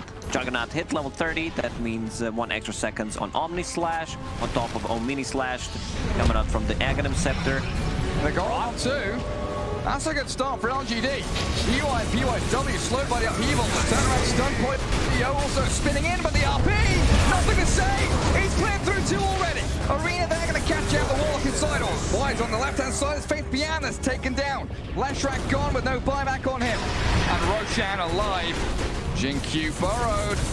They've got that blood top on the Juggernaut. And Poyo the spell is out of mana now. Completely. Struggling to deal with the PL illusions. I mean, LGD, they can move into the pit here if they want to. They need it. They definitely need it on Ahmed to be able to get that Aegis brought back in the previous fight. Not going to have it for a while. GQ frontlining. Scans. Connect from both teams. Red circles on the map. DK stun. 2 maps. Impale in and upheaval slows them. Aegis grabbed by Ahmed. Cheese, Aghanim Scepter, all the goodies. Straight into the pockets of LGD. Aghanim Scepter, who picked it up? Looks like the Warlock's got it now. Oh yeah. He's thinking Double about golem. Maybe do you give it to Leshrac? I think you give it to Leshrac because he has one queued up, and this is something that we don't see. I always want to see it. This new ability. The nihilism. Yep. You cannot attack. It might be great answer to attacks from the Dragon Knight, attacks from the Juggernaut. And all that extra magic damage from Fatal Bonds, from the Fatal Bonds Pulse Nova combined together. And he's going to leave it in Fountain there for Faith Bian to grab. So 30% more magic damage on top of Fatal Bonds, on top of extra 15 spell damage coming up from the Timeless Relic. Maybe this is it, Gary. This is what they needed. It has been a struggle in this mid to late game for LGD, but they found openings. Been given another opportunity here by Vici Gaming as it started to feel like it was a foregone conclusion. That net worth lead, you know, is pretty high for Vici, now down to about 16k. Look at that, it was 25 at some point. Big swing back. Now back to 16. They needed that big RP, and nothing to say delivered. Now with the Shadow Blade that you mentioned is going to be easier for them. Is there a gem? There isn't. They have 2 sentry wards, and that's it. Sorry, my apologies. Old 11 holding a gem. We do have that big difference though, as JJ's pointing out. Triple core buyback ready, and AA with Lion aren't too far away from theirs either. So we could have a fight here. We might have 10 versus 5, exactly. That's something LGD have to keep in their mind. Yes, they've got Aegis, they've got Cheese. So it's kind of a 10 versus 7 in some regards. But it's that jump, it's that initiation, and initiation comes from vision that matters so much. But both of these teams, I mean, Old Levin's arenas have been spot on. We've seen some good golems and Nick's initiations out of Y and Jin-Q. Nihilism is online. On top of shard for Leshrac. It's super annoying. I've seen position for Leshrac, I believe it was Jin-Q, who built Octarine core, and then you can overlap the split earth. Nothing to say. He's got Shadow Blade, man. I knew it was coming, but they still see him with the gem. He BKBs and runs out of the arena. Good reaction time there. No arena. 450. No BKB for Magnus, though. And Vici Gaming just going to grab the outpost. Cut out these waves, make sure that mid and bottom lane are pushing in towards Radiant side of the map. Top lane is where LGD have to aim for and angle towards that top set of barracks. Aegis for 2.5 minutes, starting to wear down on this time. Tower could use a little help. But Phantom Lancer has to really have free reign in the battle. He's getting pretty stacked now, this Arme PL. Scardian backpack, 5k gold saved up. Will be have buyback in the next 15 seconds. Do we see the Ags on PL? Something that I think we saw once from Anna in Europe, but we don't really see the Aghanim Scepter from Phantom Lance too much. You gotta invest gold in something right now just to keep it a buyback. We'll need to farm another like 2.5, 3k gold to have Aghanim Scepter. Even more, because you need a synth. Yeah, maybe a Moonshard is better. Buyback cost is 3,000 plus Aghanims 6,000. You need 9,000 gold. Quick and easy math. LGD. Oh, good positioning from PYW here. Old 11 also ready to break that smoke. Stay on top of the staircase, hold the ramp, blink away. They knew something was coming. Invis nothing to say, and Faith Beyond walking forward as Vici Gaming hold that top jungle portion. LGD, bit of a mirror movement here going across to the ancient camps. Triangle belongs to them, and they know that mid lane is just this wave continually pushing up against the beaches of Vici Gaming's base. Phantom Lancer jumping the Lion. Ori finds the stun though in the arena there. The BKBs come out. Nothing to say once the RE, but he can't land it. And they're trying to focus down Faith Beyond now. Jin Q gets slapped down by Poyo. Drop the goal on the DK. Phantom Lancer in the back lines, but Faith Beyond at the front just dies. Poyo comes out with a double. His Beyond godlike streak just never ending. PYW has the heal disc. And Phantom Lancer always stuck here. Where's his team? He doesn't have one anymore. They're all ditched him. Oh, no madness, no Warlock. And Arme hexed up and dead. He has buyback. They managed to reset the buybacks. Unfortunately, Jin Q does not have one. Will be up in 80 seconds, so that's a lot of time that they need to buy. Once again, BYW jumps to the Lion, gets that first jump on the PL. It was 10 seconds until Aegis was about to expire, so could potentially just wait there and kill him instantly, but they still managed to do a great fight. RP, once again, available. They need nothing to say to make some miracle happen. Yeah, he desperately needs to. This has got to be a Juggernaut plus DK plus 1 RP. They have to get rid of Poyo at some point. And Phantom Lance are buying back there. Again, we have a situation where Vici Gaming have 5 buybacks. And right now, LGD only holding 2. High ground pressure, Ice Blast flies over. Scouts out LGD inside their own base. Double catapult wave also here. Very patient though from Vici Gaming, not pressing forward. Worried about what awaits them on that Radiant high ground, which, like you say, is that nothing to say RP. So I'll take Outpost instead. Dragon Knight has Aghanim Scepters completed in his backpack. Now just bring the recipe. So there's going to be even more splash damage against the PL. And he's about to hit level 30. I would prefer if he went for that talent early on against the PL and the illusions. You stun everything. You cannot micro PL illusions that good, because they're always going to be like, once they connect on the target, it's easy to just stun them. They're all clumped up. Yep, exactly. And the Aghanim Scepter done on top of 4,000 gold. Assault Cuirass now for Old 11 as well. And level 30 Juggernaut, all of his talents grabbed up for him. Doppelganger CD there for Arme. And also Lion getting closer to level 25. If he gets the AoE Hex, you kill all the illusions from PL, you stun them once, let's say with the Dragon Knight, you hex them, they all disappear, you know which one is real. PL, no buyback. I don't see them winning this game unless they land the 3+ man RP. I mean, he's got Refresher Orb, right? So we do have that potential for some really sick plays out of this Magnus with his maneuverability, with a double RP. Potential is available for LGD, but it's a very tricky one to pull off. It's not easy by any means. We talk about that ease of execution quite often at the end of a draft, but it's progressed throughout this game to a point at which LGD are behind to a point they need to have the perfect team fight. Whereas Vici Gaming, so far, have been doing a great job splitting the fight. Here's the opening. Just casting that spell. Oh no, they saw next. They force-stab him out there, but the arena from Old 11. BKB's up. The Eon Disc, Jin Q. He also got the Minotaur Horn. Slips away from the arena. Faith Beyond Nihilism. Does come out for a second there, but wide dies. Golden dropped on his death and nothing to say. Found by the Juggernaut. Omni Slash gone for over a minute and a half. He don't have anything, and now Black Dragon coming in with the slows. Phantom Lance are the only ones surviving. But now you have no RPs, and the story of this past 15 minutes has been nothing to say has to land huge RPs just to keep LGD in it. I believe that's it, Gary. They just don't have enough. 70 seconds. Magnus lacks 800 gold. Vici don't know that, though, do they? They do not know, yeah. Technically. And the double but it doesn't help them in any way. They're still going to close in on his high ground. Get on the tier 3.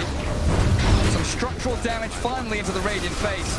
Nick's Assassin, he is a nuisance, but there is another good job. PYW all 11, the Ice Blast flying in for the turnaround from the PL, and face beyond Leshrac stunning up the Mars. VG Gaming have to back him up.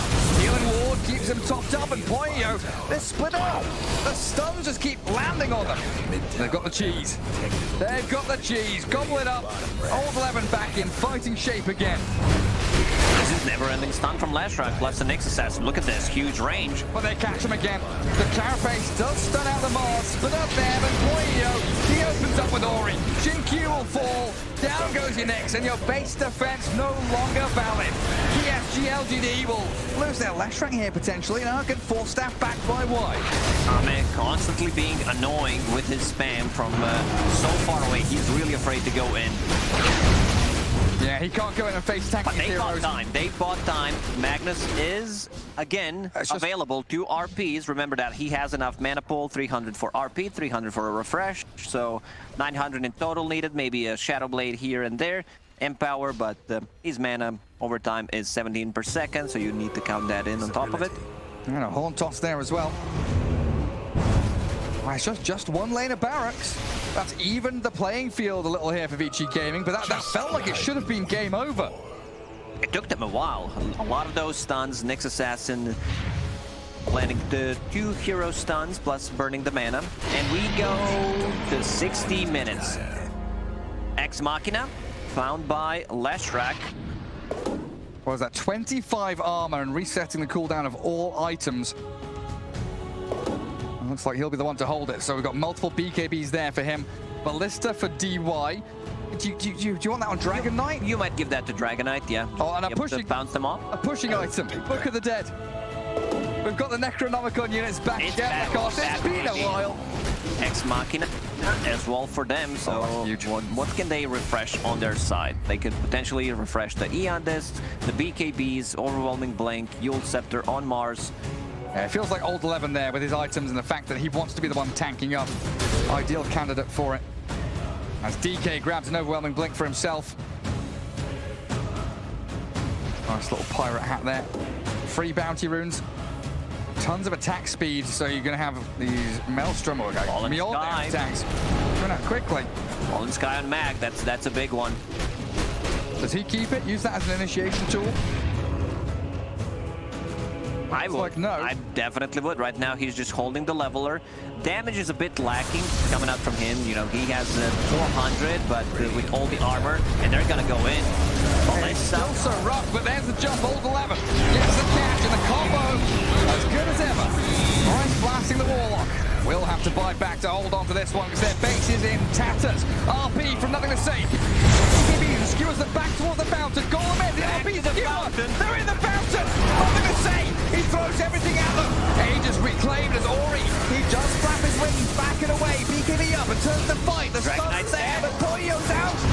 DK down, but the Juggernaut still keeps going. Fallen Sky and a skewer back in.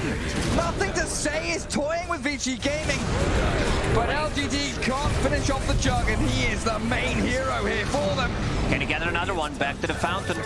Buyback from PYW, buyback from Ori. They want to end this game. They're going in. Faith Beyond refreshes up. Moves forward, Lightning Storm slows, looks for the stun, but the Yule Scepter, Stormcrafter. Cyclones DY out of danger.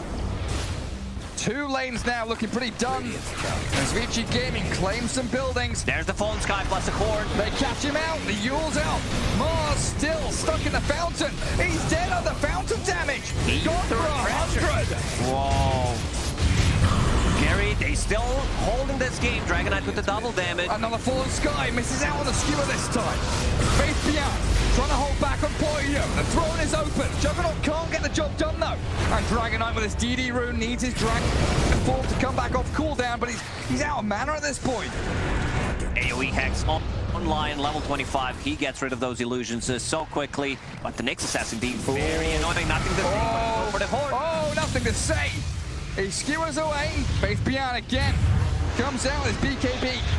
Beautiful Ex Machina just spamming out all his items. Stunning at the Juggernaut. Buyback down from Armor. Phantom Lance are coming in, but the skewer not working. Nothing to say, can't deal with the BKB of Ori. And now the Dragon Knight pummels wide. Another hero down with no buyback. Ancient Apparition will have to spend his.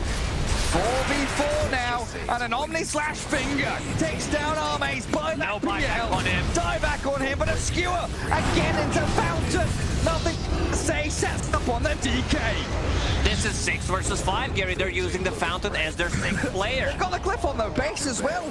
Throne is still standing. PYW and Poyo are afraid. Another RP is available. He might be able to get a jump. Only 2 heroes with the buyback right now. Oh, he's setting it up. Ooh. The cold feet on nothing to say. He made sure he couldn't jump, couldn't skewer, couldn't RP. You can't get close. Nyx Assassin just borrowed, and we see this Leshrac with the shard, multiple stuns. Man, nothing to say. This is why he has such a high win rate. Even when things go dark real quick, you know, he's there. He's still holding the game for them with those skewers, with those RPs. Money All they need is that one stun. Nyx stun, RP, whatever it might be, and skewer them back towards the Fountain. Again, looking at these buybacks, Mag and Jug, the only 2 with them. Radiant base. It's out in the open area. It's cold, it's exposed, and it comes on 11. Spear catch for the RP. All the BKBs were fast enough. Michi gets He has another one. They made it around. Nothing to say. He doesn't land it, and Vici Gaming cracks the game wide open. They call it. They know it's over. Oh my god, maybe they had it. If he let that up, nerves. It uses RP on the ground. But yeah, Vici Gaming in the end prevails.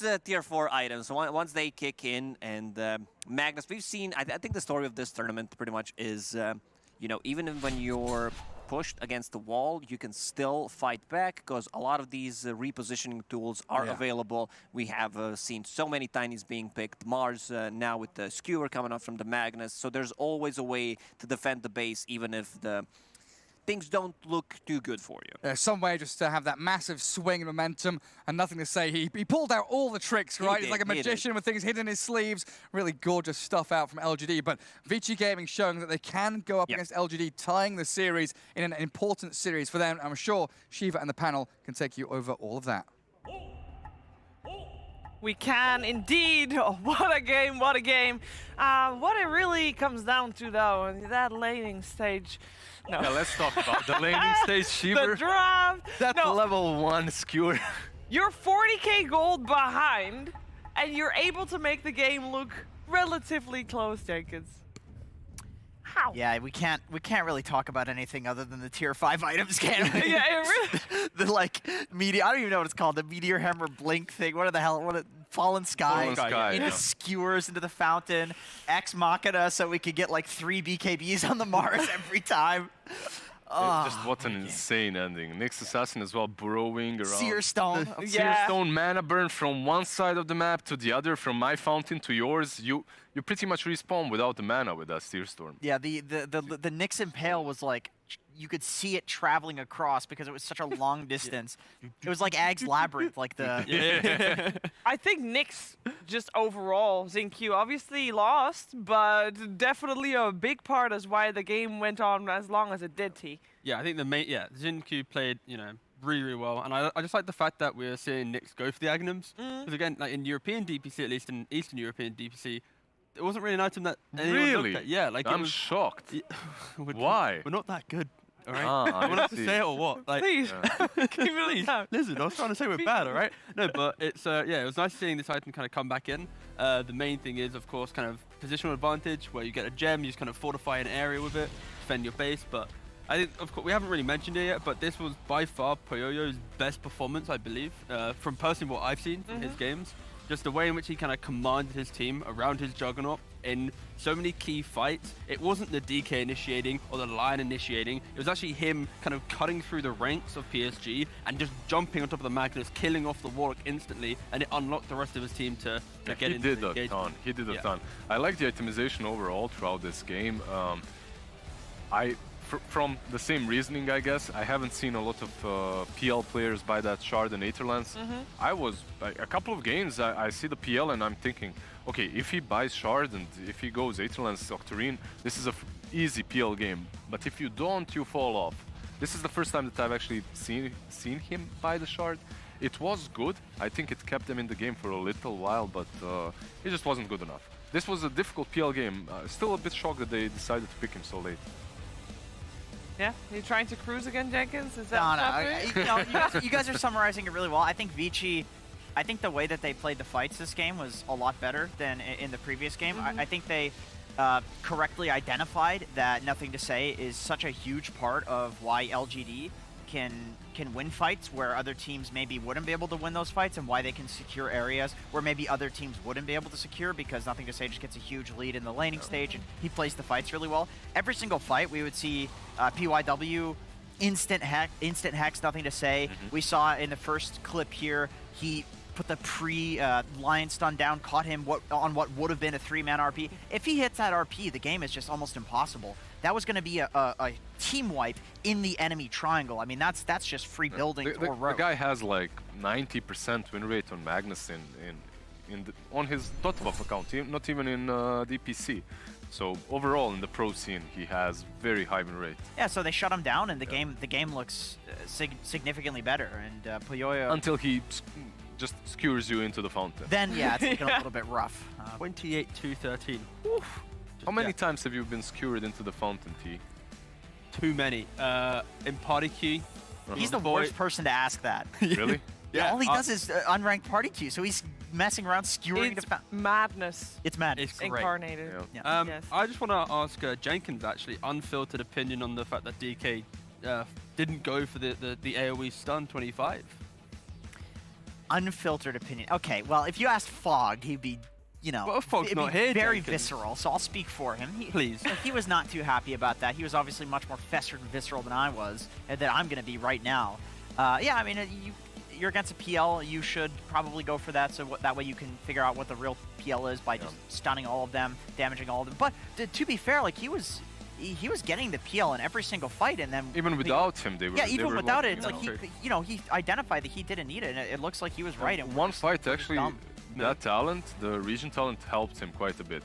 He lived through the whole duration of the fight, regened almost all of his HP, and re-attacked. Exactly, you're playing against this PL hero, like, and Warlock. Like, all of these heroes do a shitload of damage over time, so.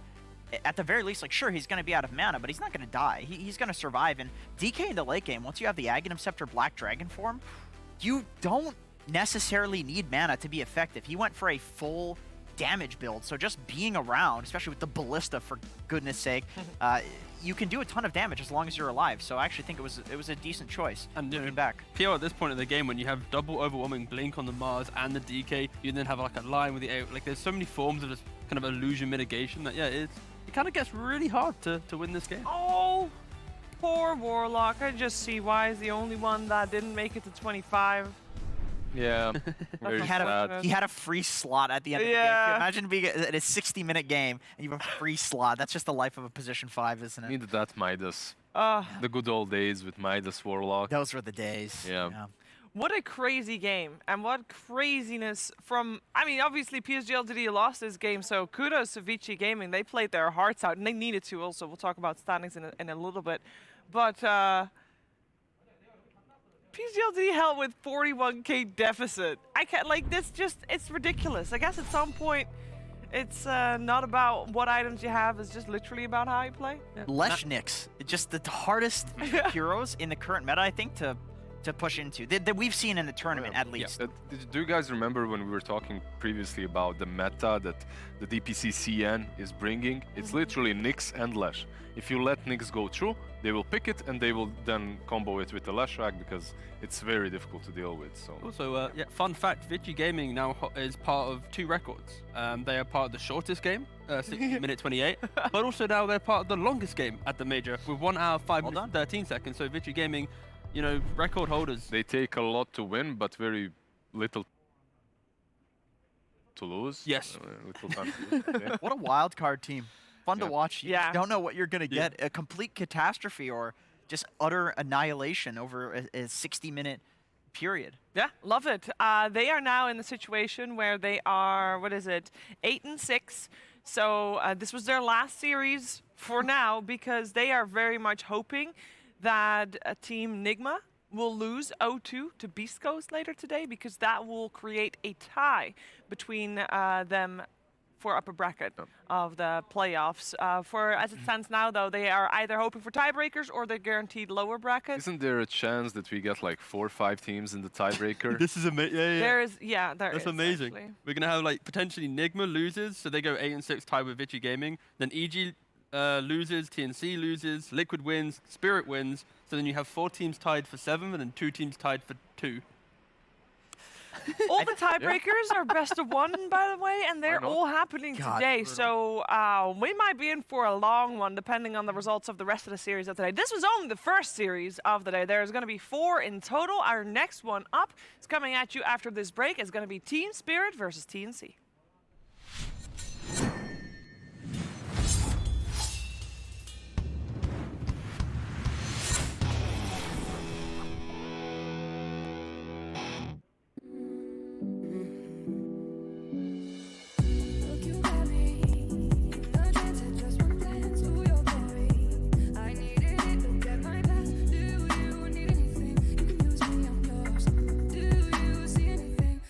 Change of range.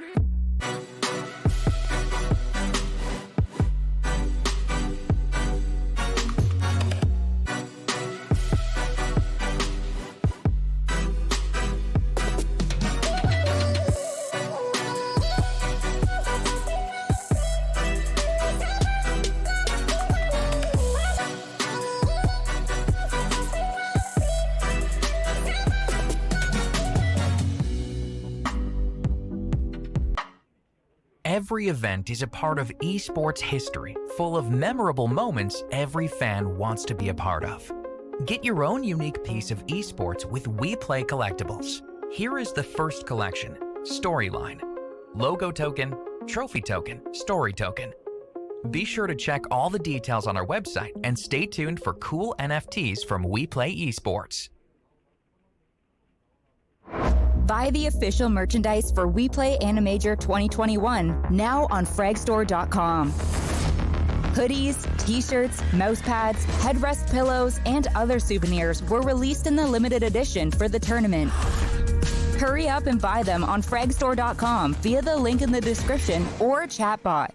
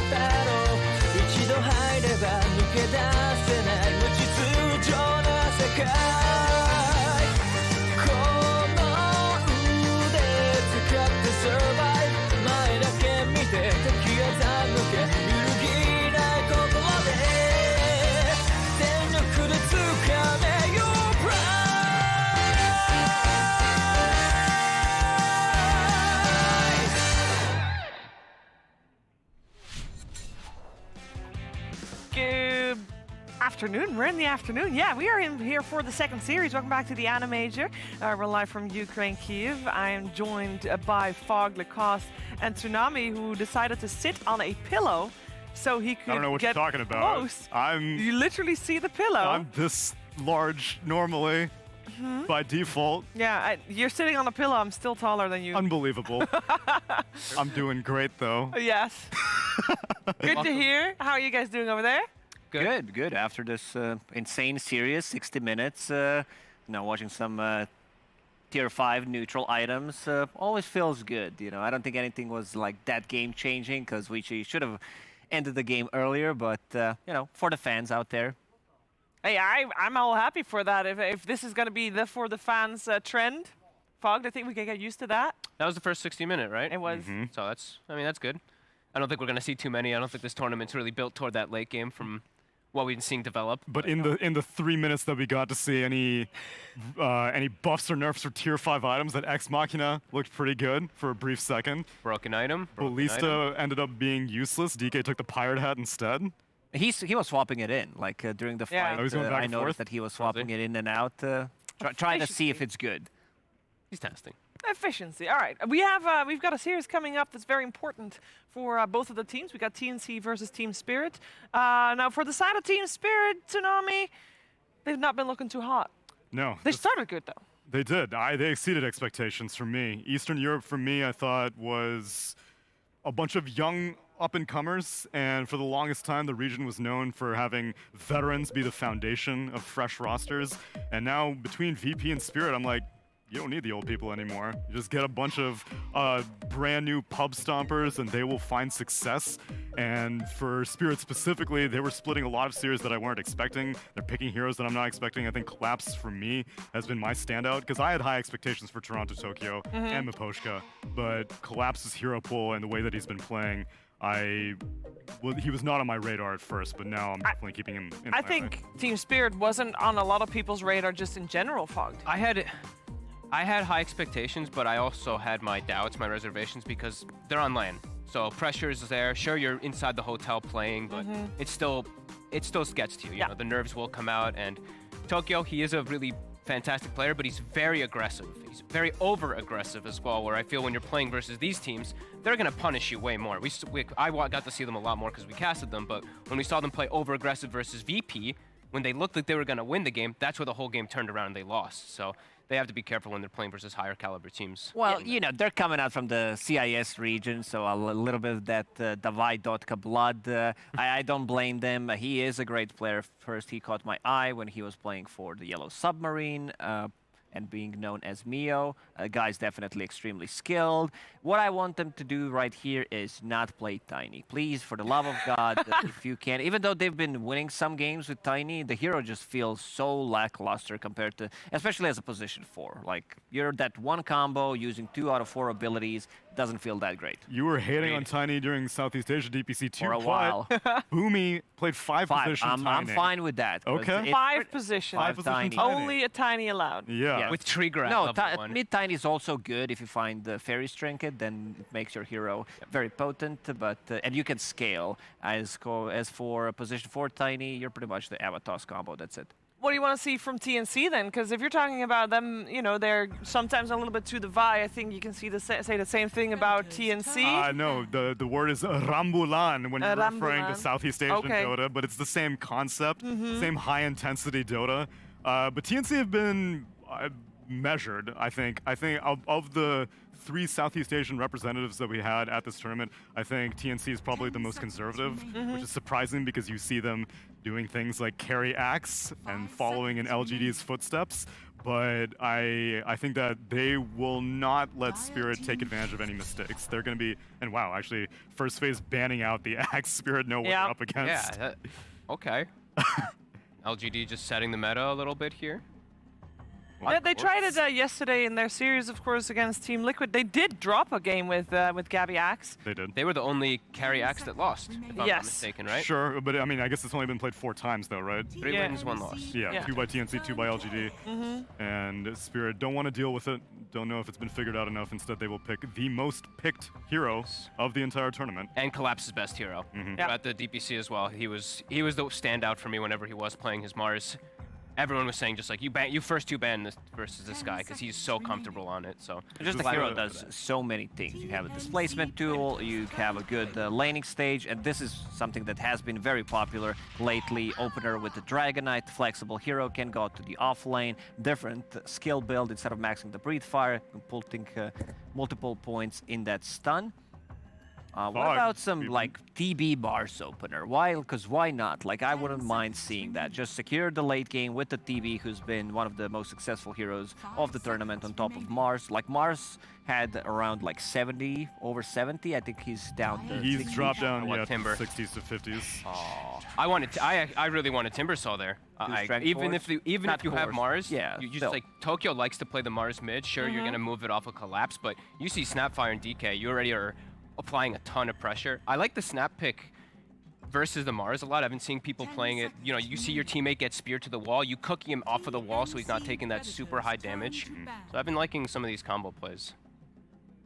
And Dragonite in general, Fogged. I think you and I were discussing it on the bus over here. Yeah. I checked the numbers.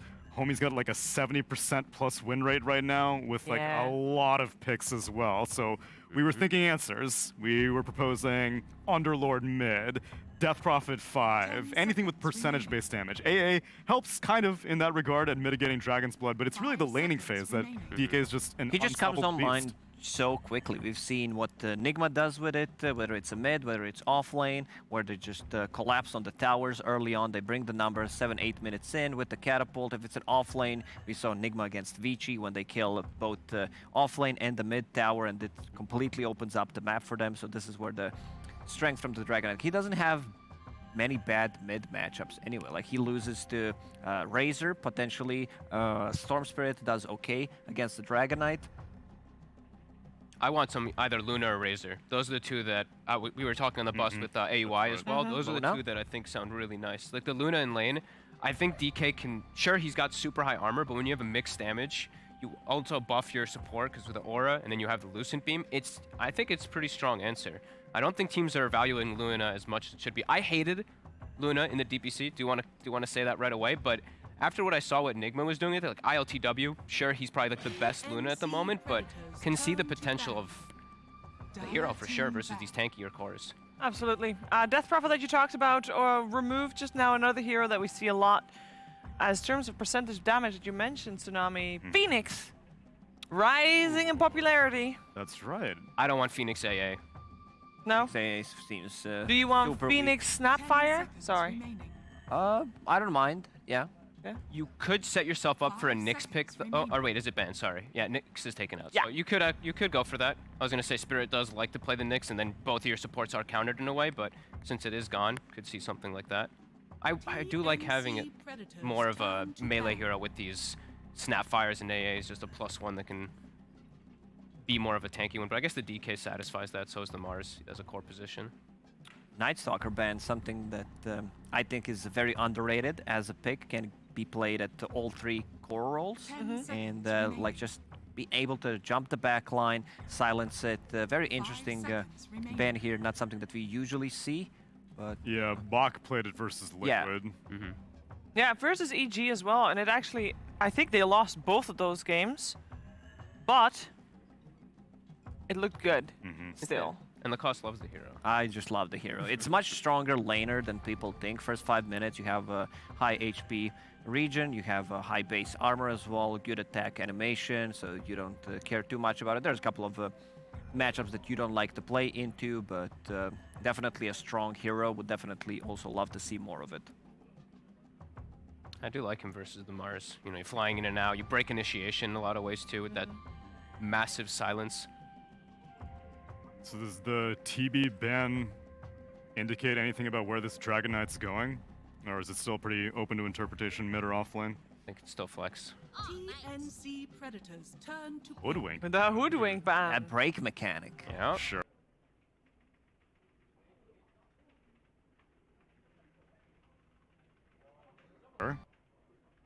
Feels like a waste of gold when he's not played as a position 5. Agreed. 10 seconds remaining. Seen a lot of players running it. Don't look at me. You know, I know. I know because I played 4AA with him. He hates me when I pick it. That's He why gives I me this said it. stupid look. What is your item build on 4A? There is no build. That's the point. You don't know what to do with your money. You're just like, I'm just gonna buy a shard at 20, and now I've just got a shard, and I'm a 3 null talismans and a nothing. Kaya. Let's go. Hey, good work. Don't give me that look. Excuse me, this look. We spend too much time together, me and Pog, just hanging around, talking to each other, playing the games together, laning. We had to take a break for a couple of days. Yeah. Late night messages. For sure. You know, there's some tilt in some of those games for sure. I'm jungling, he's jungling. Who knows what happens? Clockwork. Another strength. Like, is Timbersaw available? They better pick Timber. Like, they better just get the Timber straight It's away. still the Timbersaw available. Like, but put does either Team Timber Spirit mid play it? Or put They play it. Mars on the mid lane. Okay. I really want to see it. It's really good in combination. Also with AA, just buff up the numbers. Good, of course, 3 strength cores. So, yeah. Move that Mars mid. At least the Clockwork is justified because you said you wanted a melee pairing for the Snapfire, something to cookie with. Good for scouting AA's positioning. Seen a couple times now these Clockwork versus Mars also where you hook shot, you don't go through the wall, but you stun the target that's inside of the Mars arena. Yeah, that's right. Pretty funny interaction. Okay, well they go for a pairing with the arena, but I'm with you. Why are they leaving Timber on the table unless if it's just non-collapses Arsenal? I don't see the reason why you shouldn't pick it. Like, this is one of the most free Timbersaw games. You get Hood, you don't get any damage from these heroes. You have naturally high armor coming up from your reactive. Against the Snapfire, you don't care too much about it. Also, now what is the answer to an offlane DK? You're going to need it from your core like an Ursa or something, because I feel like Willow nor AA really scare an offlane DK very much. So yeah, this is offlane Dragonite for sure. Now with the Puck pick, they already showed their position 4 and 5 with Snapfire Clockwork.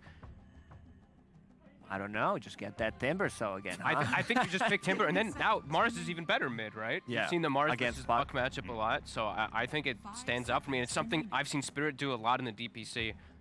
Please pick the Timber. It's gonna get banned otherwise. I mean, they're taking a long time to think about this. Yeah. They already have good team fights, so I just want them to have more damage. Wraith King! Okay. So that AA Wraith King, the lane that we used to see be pretty dominant, but I've been seeing this lane get taken advantage of pretty heavily in most situations now. How do they fare against DK? I think he just stands there. Yeah, I think he just stands there. It is.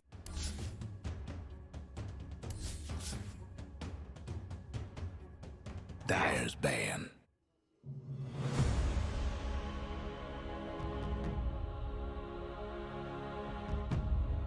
Radiant's ban. Maybe Spirit just doesn't want it. Dire's ban. Meanwhile.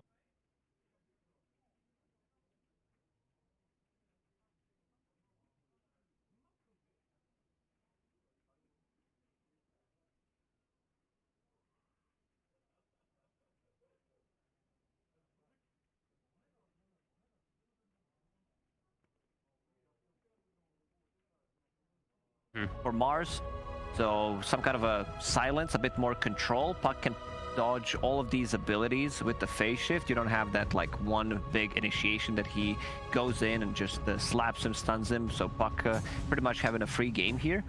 I've been seeing a lot of teams going back toward that Ember, where they go for the Orb of Corrosion and they try to slight span the Puck, but I've seen the Puck win every one of these matchups now. I heard all the pros talking about it too, where the Ember is able to bully the Puck, but now I think there's just too much sustain. There's too many runes. Like, Puck just heals through it and ends up winning the lane, and then it's got this godly coil versus Ember in most of the games, so I think they might go for it on Spirit, but I wouldn't like if they did. 10 seconds to go. Where do you think TNC are going to go with their carry? They're going to go for something late game, like a Spectre, or more early game combat, like an Ursa? I would love Spectre. Spectre just ruins Ancient Apparition and Dark Willow.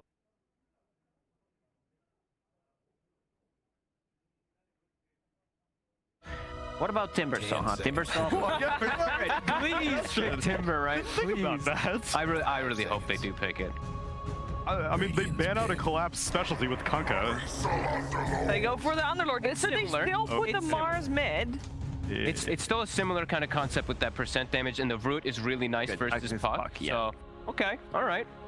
That is a collapse special as well. Sure. So it is going to be that mid Mars. They do have good ways to kill DK at all stages of the game with AA and Underlord. And it would discourage against a Spectre pick now, probably. It does for sure. I'm all right with that. Natural Pipe Buyer as well versus this heavy magic damage that TNC will be able to come out with Puck and Snapfire. So what you're else playing is there in against the what? pool? Because you can't pick like Phantom Lancer, even though it looks good. I don't think it's banned now against the Underlord, the root mechanic, your Aura. Yeah, Ursa's okay. I think Ursa's the best one because it's just a lane matchup. And then the squishy supports, you don't really care. There's no hard lockdown coming from the support, so you're gonna get Enrage off. You can just run through. I don't think it's that bad for Underlord in the laning stage against Ursa. When you're paired up with the Dark Willow, you have double root mechanic, so you can keep them inside the Firestorm. Ursa level 1 doesn't do that much damage as people expect, and he's gonna be paired up with Clockwork, so not too much synergy there. Like the chase potential is, but you also need to get like inside the cogs, which could be a bit problematic. You can jump in, still don't think it's a bad matchup for Underlord. Not a bad matchup for Underlord. What do you think, Tsunami? It's a hero that we haven't seen very much of, but it's one that I think it's going to rise in prominence mainly because of how this meta is evolving. Tanky cores, heals, stuff like that. There aren't really that many saves on TNC, so it's not that big of a deal to try to take down a DK. I think he's more mortal than people are expecting. I like Spirit's creativity. It's just that I feel that if they didn't pick Timbersaw here, that kind of rubs me the wrong way. So I'm going TNC for game number 1. He's got the Enigma style. That looks like Enigma draft to me, which just looks so dominant, just the pace that you can set. Spirits looks a bit more slow with this Wraith King. It is, because Wraith King needs time to come online. Underlord also very sluggish. I'm kind of favoring TNC here. Like this Ursa, the first Roshan, something that he relies on taking, always going to be there. Snapfire with the minus armor. Clockwork can be extremely aggressive early on. Same goes for Puck. Very, like you said, I'm having these Nigma vibes from their draft. T1 also on the side of TNC here for this match. This match is very important, actually. TNC, if they win this game, even just one game, they at least avoid any kind of tiebreaker scenario for elimination. So that's pretty good. And by winning, they also keep their dream alive in terms of perhaps getting into the tiebreakers for upper bracket. So that's still an option for them as well. They are literally on the cusp. They are 6 and 6. They need to win. They lose to have some tiebreaker scenarios for elimination, but winning very, very important. Let's find out how game 1 is going to play itself out. We're heading over to our commentary duo, Officer Action Slacks and AY2000. Where we got ruined? Easy. Well, I'm here actually with OD Pixel. He's the best play-by-play caster in the world. I really look forward to casting with him at. No! Nobody takes my commentator duo. Welcome to the game, ladies and gentlemen. Owen's out, Owie's in, and we can't wait to get Team Spirit versus TNC. Mr. 2000, as they call you there in your local hangouts. What do you think about this draft? What do you think about these teams? Don't get it and memorize it. Something's happening in the game already, though. All right, let's go to the game. Let's go. All right, enough. Go see it. Welcome to the cast, ladies and germs. It's so good to have you all here for this very exciting match. Sheever set it up absolutely perfectly right before she didn't ruin it at all. Yeah. Ruined our cool intro. We primed Sheever. We told her last night we were so excited about our cool intro, and then she said, "Yeah, I'll do it." Right? Wink. Very cruel. Yeah. So I think Spirit is probably a smoke, but they have a first blood on the Wraith King, which is a huge deal in this lane. Yes, good absolutely. Yeah, they killed Gabby too. Oh. So smoke? Big deal? Oh my god, we were late. Oh my god, this is a replay, ladies and gentlemen. I'm sorry, the action just does not stop between these two teams. As we see another team fight there. Please don't make a Reddit thread. We were doing our best, okay? We had a bit, and we wanted to do it. I'm sorry you missed the action there, but start off with 1 kill. Yeah, and Tim's managed to snipe the bounty rune there, so I think... No, they actually... Yeah, he managed to snipe the bounty rune there, so not 3 bounty runes in the first one, but looking nice for Team Spirit. It's clear that they came into this game with a plan, you know? I don't think they've been feeling... Like, it's not like they've looked bad at this major, but I think they know they could do better. And this time, aggression right away. Yeah, a little bit of some stun action there on Mr. DK. And Clockwork doing a fantastic job there, running some interference, getting in their face here. Seeing so many DKs these days, Mr. 2000. He's the leader of the bunch. You know him well. And he is back yet again. Yeah, I've honestly been surprised by how well this hero has been doing in the offlane. When I see DK, like in my head, I feel like there are a lot of carry matchups that can do really well versus this hero. But I think teams are like, have looked at his skill set and just thought that even if he gets countered in lane, he's still gonna have a lot of impact in the game. And also, he's been doing really well in these lanes too. What is his? Oh no! Right into the brambles. There you go. That $70 set from Dire Tide, not paying off there. It's very sad. What is DK's skill set? Max Dragon Blood and stand there? I mean... That is his skill set, actually. Like, you can mess with the enemy CS. They buffed the stun to only be 70 mana for 70 damage, so you can sort of spam that out at level 1 and 2. And then you pretty much just tank up and out-CS your opponent. At level 6, you'll pressure the tower. Jeez. Pathetic. Maxing Dragon Blood, people. What do you go on Slacks DK for the aspiring pros out there? I don't go DK. Okay. Because I have an attention span. I don't understand how someone can play DK and just get, just stand there regenning. Winning's fun. Winning is fun. Winning is super fun. Well, neither one of us would know a lot about that. That's true. At any rate, mid lane though, let's take a look there. Doing pretty even Steven here. I guess Puck's a little bit ahead here, but Underlord is already, of course, on the leading in the last hits. Not having a very good time on the Snapfire as very low HP. Gonna get into that bramble again. You can't just walk into the brambles like that, Owie. Yeah, and Snapfire has no TP for 10 seconds after it respawns. Oh no. It's looking good for the Dire team. Like, this aggression coming out from Spirit, this is how I want them to play. Because if you look at these two teams, how they match up, they're both really aggressive teams, so it's about who can push it a step further without, like, overcommitting. Try and fire with fire, as it were, as both these guys are starting to run at each other. We already have more kills than there is minutes in the game. This is very depressing for Snapfire having to wait, but she's going to grab some items. Meanwhile, in the top lane, Mr. Clockwork still running a little bit of interference, making some space for that extremely boring Dragon Knight character. But he's getting some last hits now. Yeah, I think it's pretty hard to kill top lane. Maybe they'll pick off the AA if Clockwork gets a good go on her. But I think what you want to see this game is, I would like to see how TNC support join up this game. Just because they have the melee plus range, they're a lot more mobile in their map control. You compare that to like an AA and a Willow, who can't really make moves together early.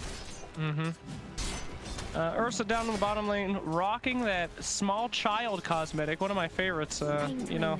If a man does not even care enough to protect his little baby and brings him into battle doing backflips, you gotta be afraid of that guy. You don't know what he's capable of, Alan. Yeah, that is scary. Would you ever do that? Bring your kin into battle and do backflips? I would not. Well, you're smarter than I think you would, us, but I definitely would. You would. It'd be really funny. That's a good bet, so you got to do it. I think Ursa's build, he went for the Mask of Death. I think it's really smart because this is like a sustain war here. Oh, mid lane. Nice pin there. It's probably not going to be enough to kill the Puck, of course, but evening up that HP. And here comes Clockwork. He's just saying, back up, dog.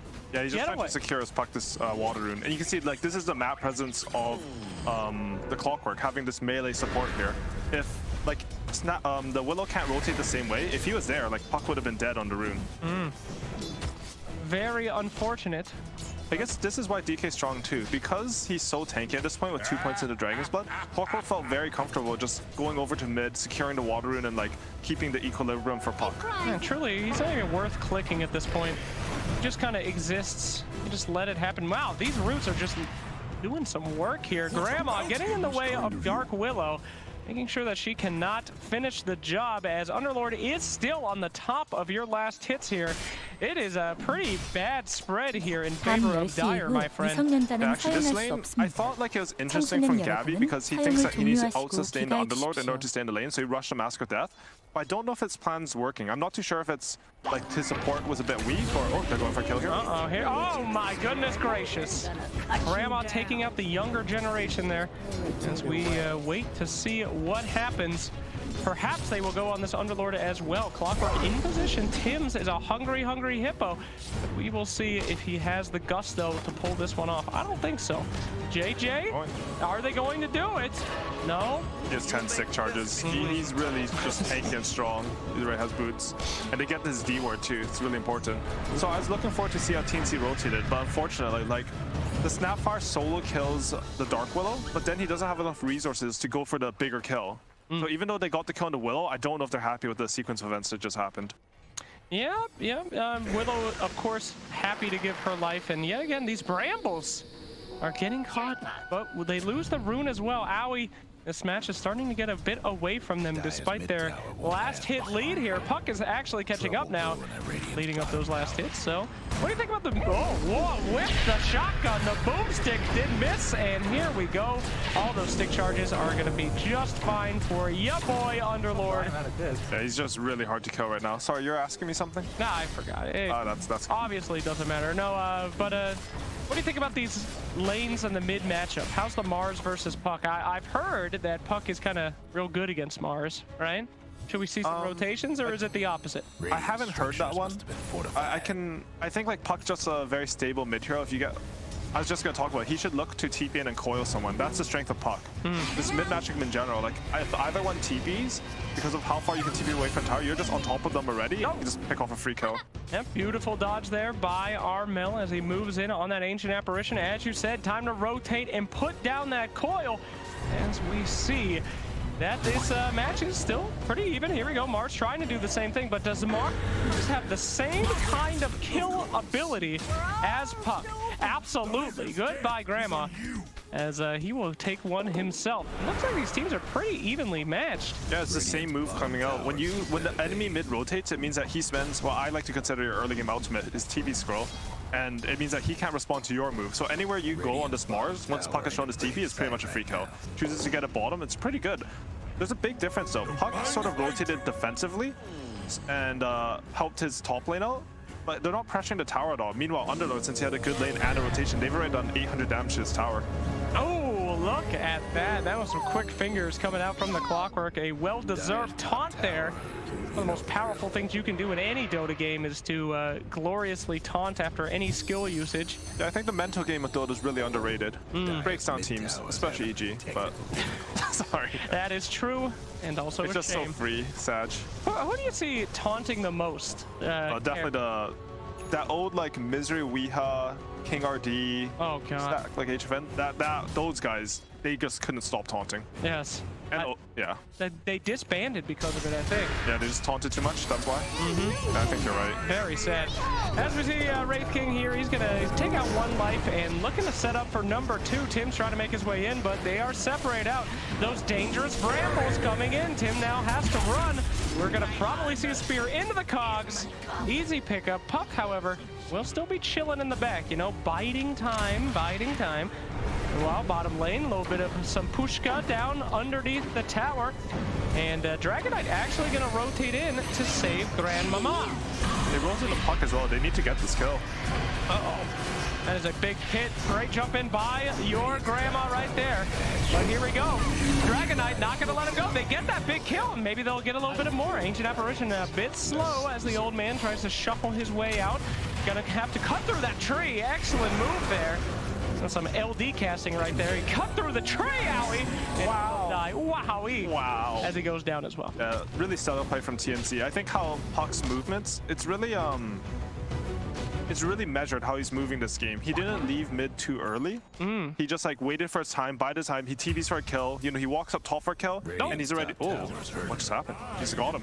My goodness gracious. He dodged the one in the river, but he couldn't dodge this one. Oh no. Yeah, he's been very measured in his rotations, and it leads to him just taking over the map. He kills him top, he kills him bottom, he's just everywhere. Now, Underlord does really well in the lanes, as I've seen, but we haven't seen this hero too much lately.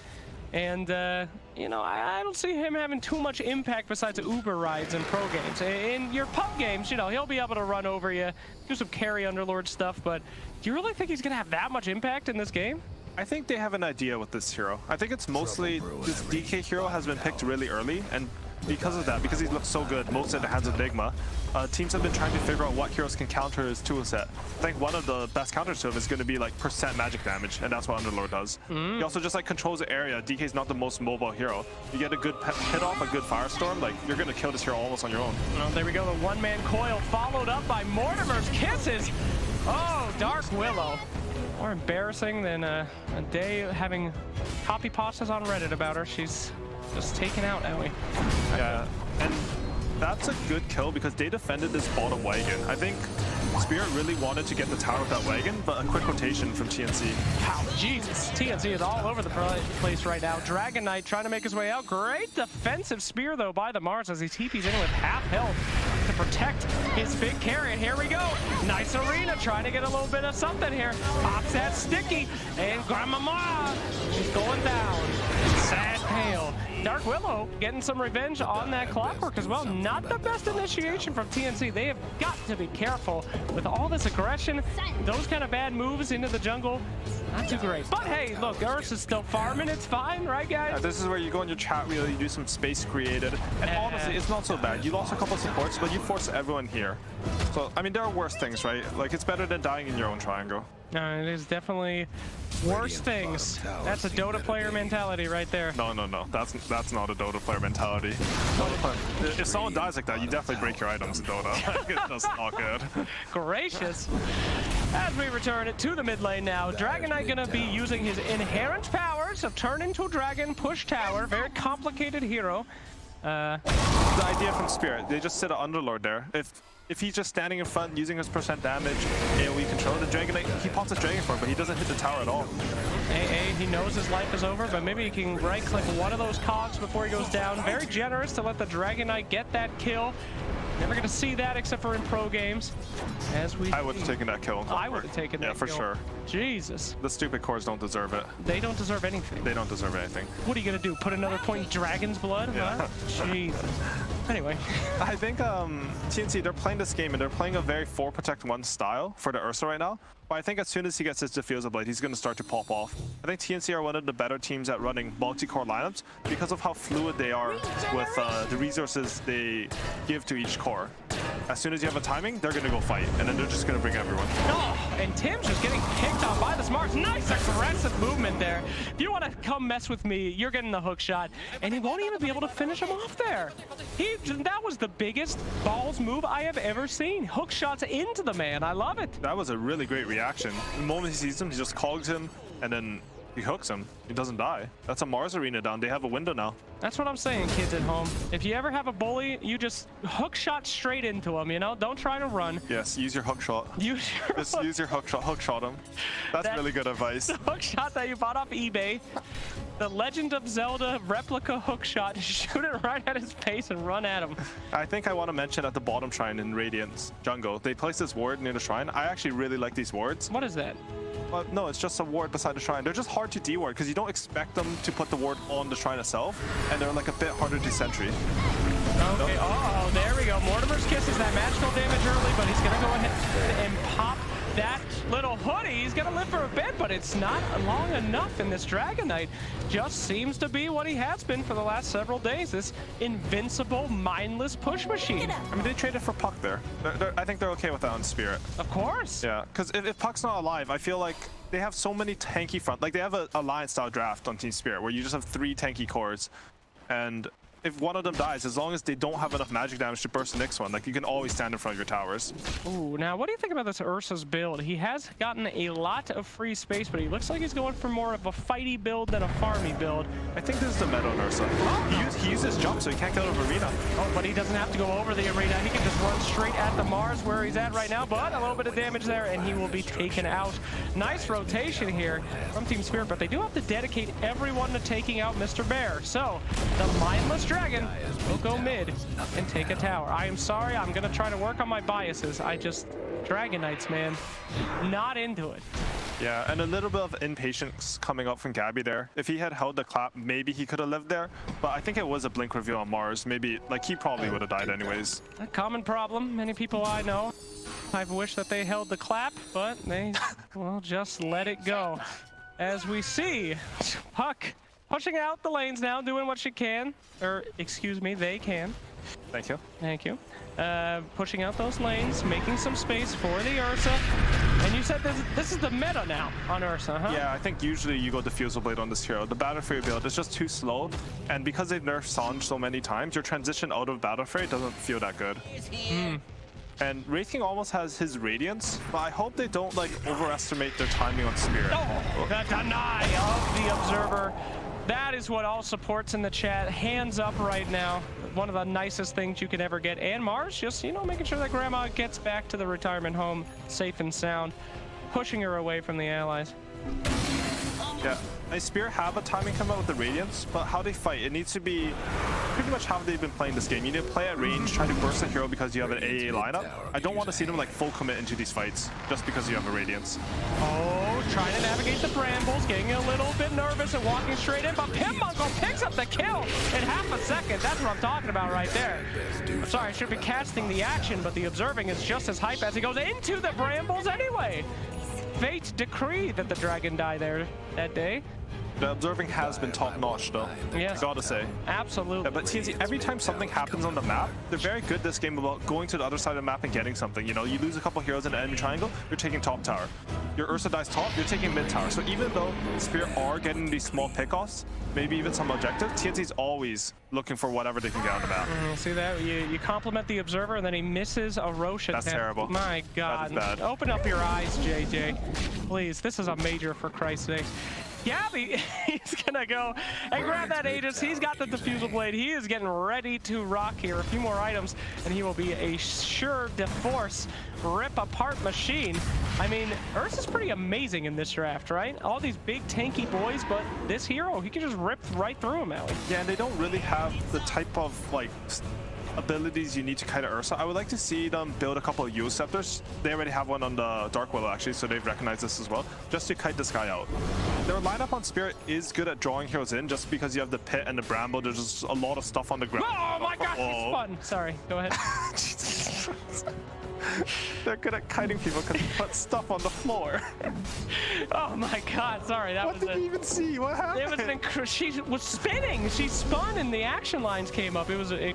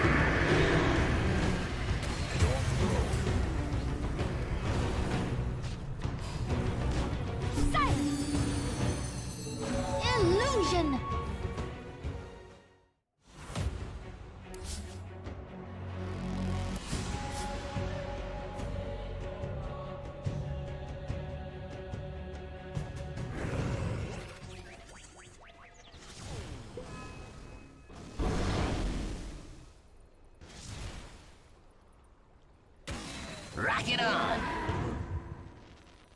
Dire's bottom tower's getting the business.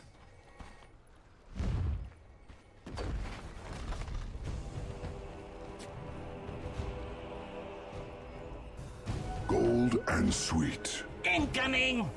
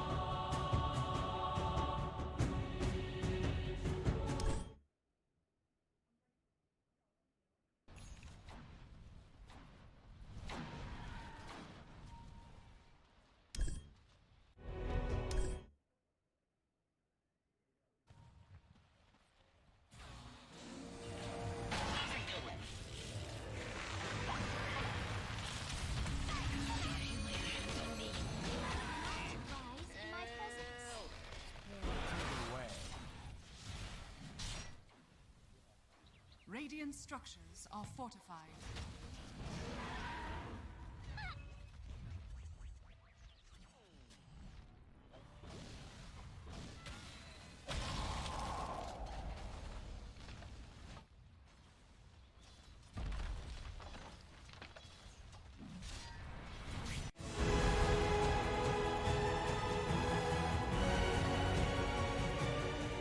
Dire's ban.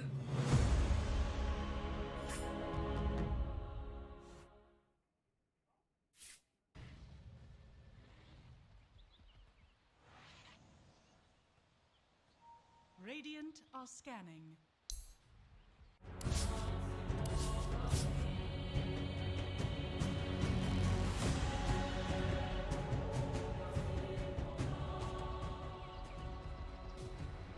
God, I love money.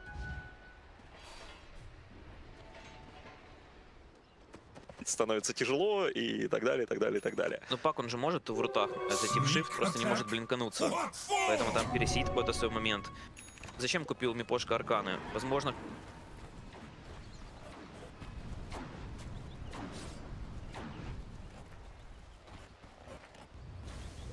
Radiant's bottom tower. Puedes ir después por una Desolator o por algún otro ítem que te permita escalar bien. Trouble brewing at Radiant's bottom tower. De visibilidade, vendo movimentações pelo bot da equipe da TNC Predator que não vem até agora. Só na guarda, esperando. Próximo do bot.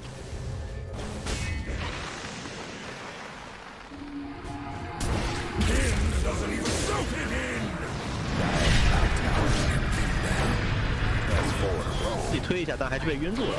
辉耀烫死了。是的，骷髅王更新了双刀。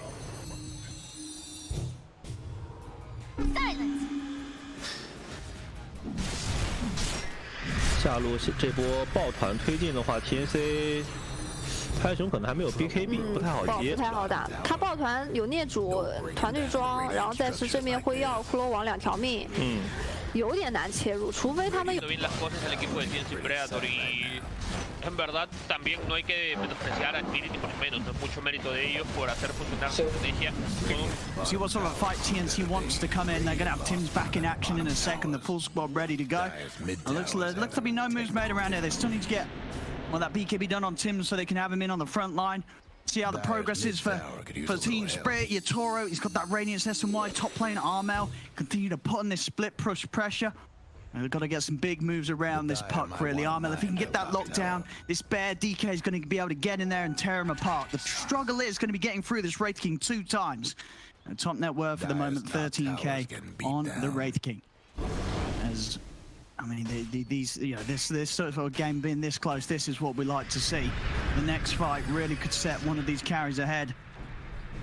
We'll see, you know, Wraith King versus the Ursa. Can the Ursa be able to take him down twice? Armel is trying for an opening, but it's just a one-man dream call. Not going to be good enough. Not going to be what TNC need, and Team Spirit know that. As soon as that comes out, the Dream Coil not used to the great effect. They're ready for the counterplay. Toronto-Tokyo. He's in again onto Tim's. He's got him in the arena. Yatoro coming in as well with the 8-5 box. That's going to be Tim's gone. Armel's trying to get over towards the backlines, but they've caught him. They've controlled him. He's trying to get away. Backup's coming in from Bot. Bot committed with the BKB. Gabby straight for the backlines. He's in over the mirror. They've taken down the Willows. Diffusal slowed down on him at Posture. He'll be able to pick up the A as well. If Gabby kills off the squishies at the backlines. They're looking for Toronto-Tokyo. Can they get the big one? They're in with the silence. Gabby, he's in on top of him. There's no escape for the Mars. It's another kill here for Gabby. Triple kill for the Bear. As TNC starting to get that action going that they need. This is the sort of moves they need to make. Gabby being able to find the beautiful targets on the back. They can't hold back the Bear. These heroes are a little too vulnerable to Gabby just getting in their face. And look at this speed from TNC. Immediately up to the top half of the map. They're ready to go again in Yatoro. They've found him on his own up top. Gabby and Bot, they're going for the ranking. They've got to get some help in here. But there's Tim's hook shot in place. He's going to stop Yatoro from being able to get back towards the safety of his base. Collapse coming in from the side, trying to help turn things around. Ice Blast coming crashing over towards him, but Gabby's able to back off in time. The Ice Blast won't catch him. Tim's, it will get left behind. He's caught by the root. Gabby, he wants to fight back. He's going back in onto Collapse. Collapse pushed out to the side. He's trying to hide into the trees, turns around with the pit. It's got the lockdown onto Bok.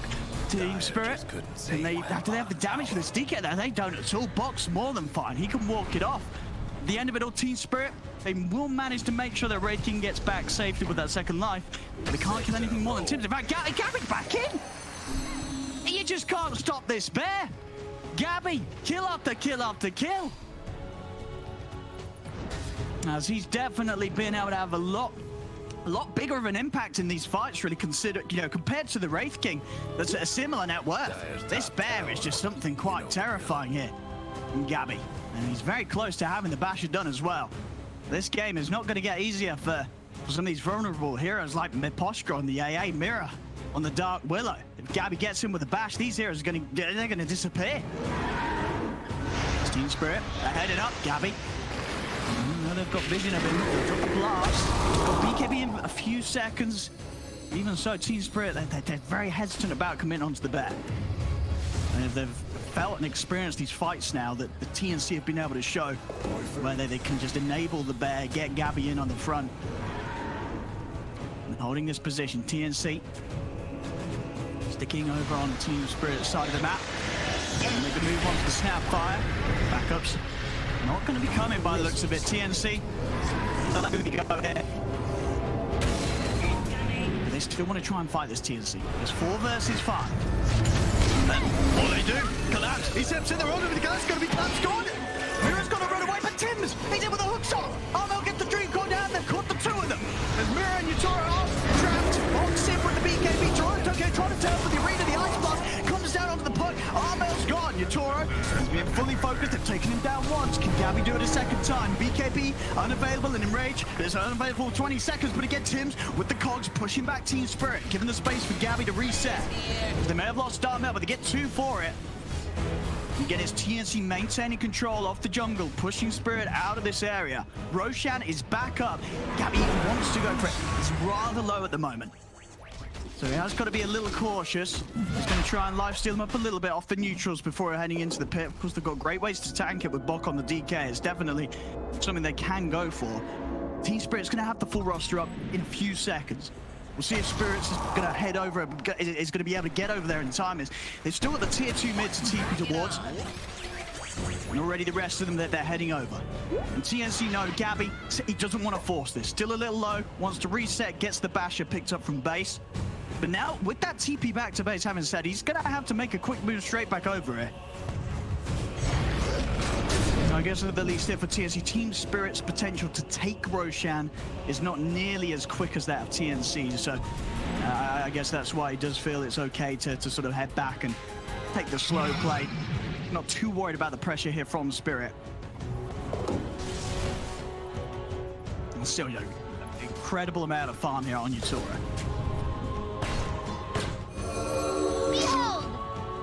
So let's have a look. Around the pit. They want the fight. Spirit, they can get this right, but they have to kill first. We will not be able to do it whilst TNC's up. TNC, they're ready to strike. Just a single kill here for TNC, as long as Gabby lives, will mean that they can go for the Roche. This It's going to be a big one here. Who's able to make the first jump? It's Gabby. Oh, and you son of a bitch, you're trying to take my cast on forcibly? What kind of anime? What is this? What kind of anime plot is this? I throw your pillow out and then you come in out of nowhere? You think you're cool, Owen? My plan is foiled. I destroyed the power to your venue. I was going to take this exciting game for myself. I saw a hooded man with a large pair of wire cutters behind the building. I didn't mention it. Who would have thought it'd be Odie Pixel? You just can't help yourself, can you, friend? I'll get you next time. Are you still there? I'm still here. Oh I'm just shocked by the insidious plot from this evil man just to kick us off. Jesus, Owen, you're probably doing the world a favor, but you know. I'll get you next time, you meddling kids. Good luck with the game, boys. Love ya. Get the hell out of here. What a sick. That's how you cast the TI finals, man. You find somebody you don't like, you just go in and literally cut the power to the entire play. Did throw him. I did throw him. You did throw him, so my God. That was probably deserved. That haunted back to the game. Yeah, here we go. I don't really know what's happening anymore. I haven't even watched. Owie, pay attention. I'm sorry. We're supposed to be casting, Owie. Get off of your Nintendo Switches. Oh, I really, I really like Puck's build this game because he has an Ursa carry. Ursa's very single target focus. You need more damage. Oh, 1 second, big fight. Oh, here we go. Dragonite moving in, pops that BKB instantly, and then Ursa's with a quick follow-up. Looking to get as many kills as humanly possible. See that AA on the back line and making sure to get him out first. With that now, they'll be able to turn a little bit onto the Dragonite as he is trapped in this arena, in this pit, and whoop, they tore him up pretty good with that DK. Excuse me, with that WK. As they now move in to the pit. Without Dragonite, pretty scary to do this team fight. Everybody's ults still online, though, from TNC. This is probably not going to be just a free Roche, is it, Owie? No, they should contest this for sure. They have buyback on the DK if they need to. And I think right now Roshan's the complete focal point of this game. Yep. It's the second Roshan, you get the shard from it. The shard? We can't afford to lose the shard, for God's sakes. Puck in the back line, trying to take out Willow. Big control there, and there we go. Great little hook shot, but it ain't going to be enough. They're not taking out anybody yet. They're going to lose the clockwork. Roshan in critical condition here, as this fight is just so spread out. Buyback coming out from Clock. They know how important this is. There, finally, the Dream Coil is committed. Roshan getting low. The Ursa wants it. Mr. Bear takes that Aegis as a snatch, ladies and gentlemen, as they move on to the Wraith King. Wraith King trying to beat down anybody that he can, and it looks like the Uber is going to make his way out. They don't have enough damage to take him out, but they could potentially separate, and they will not be able to. They're going to get their boy out of there, but a nice snatch coming out from TNC. That was a close call, but it was very costly. They had to do some buybacks for that one. Yeah, both sides actually spending a lot of buybacks. Both teams identified that this is the pivotal fight that's going to change the game. Underlord did manage to snag the cheese and the shard, though. Oh. So Wraith King, I think he took the shard from that. Yeah, he still has it queued up. So he took the shard from the Roshan, which helps a lot. Before he was holding like 2 mangoes just so he didn't get the Fusil Blade burned. Yeah, that is pretty terrifying stuff. This guy is sharded and he is ready to turn it around on his enemies. Ursa, however, pretty happy to get that Aegis, however it is supposed to be said. I don't know how it's supposed to be said. Aegis, Among Us. As we move. Can that be a new thing? Can we do that meme all the time? Nope. Okay. Back to the Puck, though. I really like his build because when Fine, just talk about Puck's build. Yes, I want to talk about it. Go. So you have the DK offline. He does almost no damage. He's itemizing just to tank a couple of the eggs. You know, slow down the Wraith King with the increased slow you get from that. Ursa's very single target. He's not going to really 1v5 a game the way like a Terrorblade carry would. So he's itemizing completely for magical damage. He has a Kaya Sandra ready. He's upgrading his Dagon all the way to Dagon 5. I think it's a really good build. Yeah, the Dagon. But what is the utility of this Dagon? Oh, because he wants to take out Ancient Apparition. You just want to kill support. As quickly as possible. Clockwork's going to give you additional vision. Hopefully Clockwork can jump them with you. And you just jump them, you kill the back line. All of a sudden, because Dire team... Okay. Be quiet. They just smoked underneath the ward. They know that they're there. And 2 support smoke, and they broke it. They already broke it. One of the most depressing smokes I've ever seen in my career, but it happened. And we needed to talk about it. That's literally what they That was very important, yeah. All right, continue, Owie. So if you can break the formation of Dire's team, like you can burst out 1 or 2 heroes before the fight begins, again, it becomes hard to like kite your lineup. You want to, like, right now Team Spirit's thinking about ways that they can kite the Ursa and the Puck and the DK and stuff, and TNC on the other hand should be thinking of like how can we stop them from stopping us. Oh, there you go. Talking about insta kill, and now the Ancient Apparition in some tasty places, but looks like Mars moving in on the back line, trying to stop that BKB. Great hook shot to stall that one out, and now Mars has to think about, do I get out of here? The pit, the arena, it's scary stuff, but there's Mr. Bears, and he's looking for his cub. Where's my baby? He tears him up. Oh no, the cheese popped on the backside. Now he's in some big trouble. Cookie gonna move him out. The force step, but it ain't enough. There goes the Aegis. He's got the high five ready. He's taunting his own teammate. What cruelty comes forth as DK on the backline hit by that AA, and he's gonna go down instantly. Not the fight you're looking for on Team TNC. Well handled by Team Spirit. Yeah, just that cheese snatch. You can imagine if Underlord didn't manage to snatch the cheese, the outcome of that fight would have been completely different. And they're setting up top already. The sneaky Dark Rift. Look at this sneaky Dark Rift. My goodness. You know, inner city gangs used to use Priuses when they came out because they were silent for drive-bys, you know. I did not know that. Now you know it, and this is very much the same. This is the Prius of Underlords, sneaking into lanes to do some violent actions. Wonder if they'll use Teslas for that later. That's pretty high class. Anyway, gang violence in America aside, let's get back to the game. Oh my goodness gracious! That's gonna be a cookie for Mr. Bear. He's got to get out of there. And that is a double damage big boy king, just making a realm out of the enemy triangle. And now they are looking like they want to go mid. 44 seconds left on that Dragon Knight. And look at the confidence coming off from Wraith King. He was completely low. He was going in. Holy moly! Get out of there, boys. Force staff uphill. Great calculated force staff. But they got to do something else here. They can't just... Oh, Mars looking for some Armel there. Some tasty puck. Not going to get it today. And the mid-rack's looking dangerous. This is the world's longest double damage rune, as he has just been running at them. And now they will probably go for the tier 2 top. Here we go. Ursa. Still waiting to see some good Ursa items here. He's a long way away, and we still have the Dagoon, not yet to be the level 25, which is the good one. To be honest, like Ursa this game, he can burst the supports, but it's really hard for him to kill the cores. He needs to, I'm not too sure, maybe like, the Puck's going for damage, which I think is good, but he won't get to this Egg and Scepter. Even if he got it, they have so many force staffs on Team Spirit that I don't know if Ursa can burst someone. Mars getting, whoa, okay, talk about some burst there.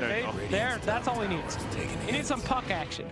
A little bit of lockdown, a little bit of surprise, and Ursa can take people out. But with a big pickoff like that, maybe they have a chance to fight here top against the double Catapult brothers. So it seems like Team TNC, they want to play the map a bit more. Like if you can get plays like that where you sort of separate the dire heroes, you can instantly burst them. That's the strength of Ursa, right? If there's one target, the Furious Lights build up, you can kill pretty much anything. Right. So Team Spirit, they probably need to...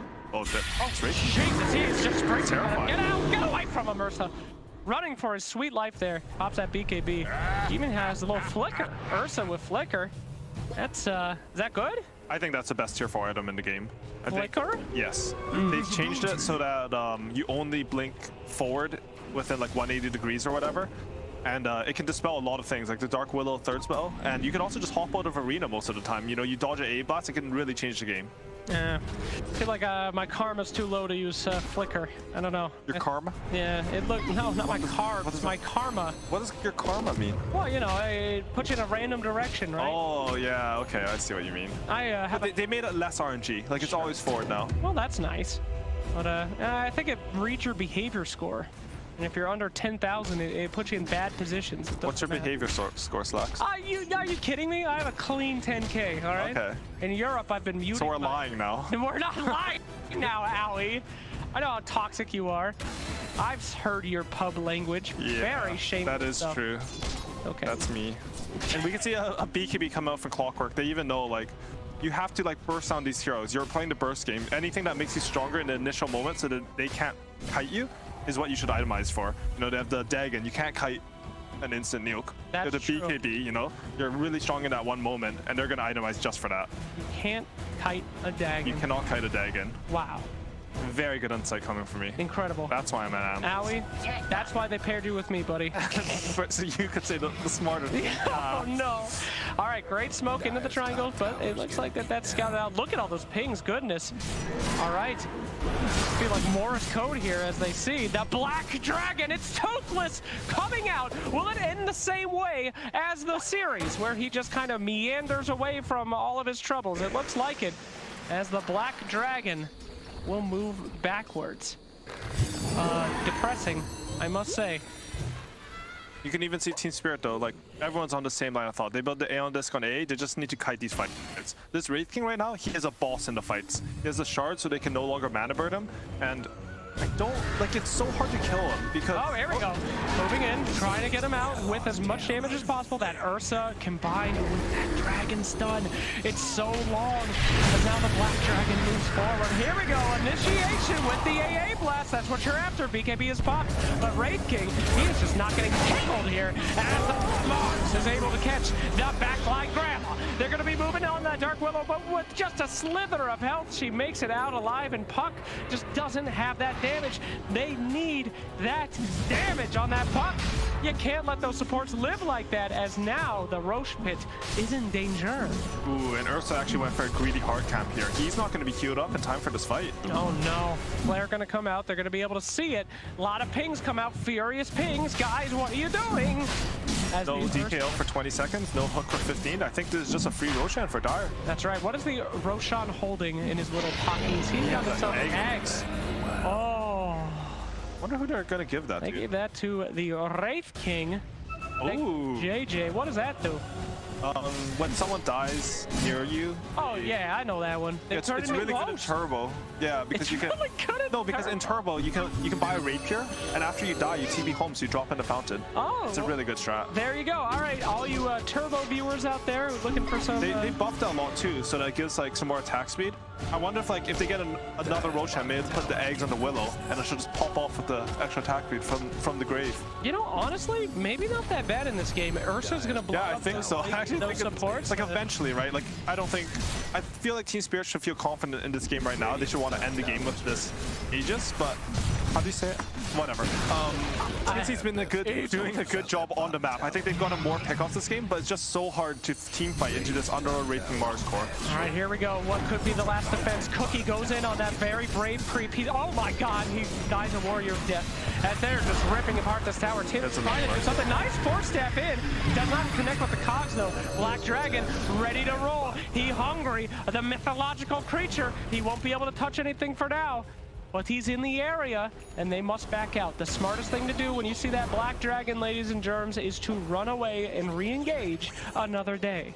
They're usually when people think about CS teams, they think they're like sort of low, like they're really high skill, but they'll dive stuff and they'll lose a game. Like I think even Team Spirit, they were up in the last game versus VP and they threw. Wait, this is a big boy smoke, double smoke into something. Gabby, he sees the Underlord, he wants a butt. He's gonna get saved up. There's the arena. He gets him away. He's gonna pin him against the wall. You lose your Ursa. First thing, that is not what you want here. This is looking real rough for TNC. It is pull the E-brake, E-turn that one, and get the hell out of there. Moonwalk back to your fountain, boys, as Ursa goes down without a buyback. Disaster, but it is up to now. Pucky, Sucky, looking for those creeps, put in the orb, but it's his, oh, he's in trouble now, Owie! He got hit with the nullifier, get out of there! He's out. Thank you. Yeah, TNC, they've just been playing the map really well. Even though Ursa was dead there for like 100 seconds, I don't know if Team Spirit, like they want to take the base right now, but all the bases are getting cut. Thank you, Slag. As they push in now, wanting to take that base, they know that Dragon Form is on cooldown, they know that Ursa is dead, and they know that these towers are looking real tasty. Wraith King pounding those towers, pounding them like I pound a drink every night after one of my Owie 2000 casts, and we are pushing in. Nothing can stop these people like nothing can stop my alcoholism. As we move into the mid lane now, going in, hitting another tower, Owie. They still got 20 seconds left on Ursa. Do they have any response here? No cookies, no kisses, no, you know, Puck's thing, whatever that thing is. There's the Black Dragon though. They're going more. They don't care. They have the Orbit Destruction on Mars, the Desolator, and the AC. So these towers have 0 armor. Puck moving in, trying to get what he can here. Mars getting attacked by the Black Dragon, putting out his last spear. And Clockwork saving the day, cutting him off. BK being and running straight at these boys. Wraith King's first life is out. Looking like they want to get out of here. Clockwork seeing if he can force step anybody out. He will die for his crimes. And one remains. They're all out of there, Owie. It is a perfect execution, a perfect escape. In Team Spirit, they're just playing so measured. As I was saying earlier, I think the CIS region is known for sort of going out of control, some defy, dive mentality.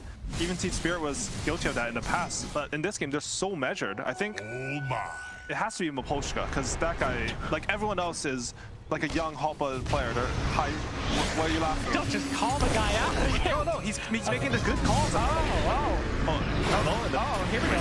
Sorry, my friend, as Dragon Knight is going to be caught out here. Just melted by this Wraith King. Wraith King's doing more damage than an Ursa.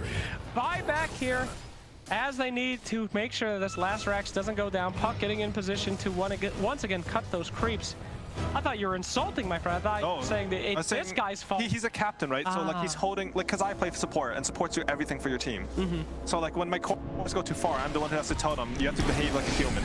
Wow, look at this beautiful hiding there, and he's actually just gonna pop Willow. Willow, you're ghosted. You don't have to use yourself. Life has already ended. Oh!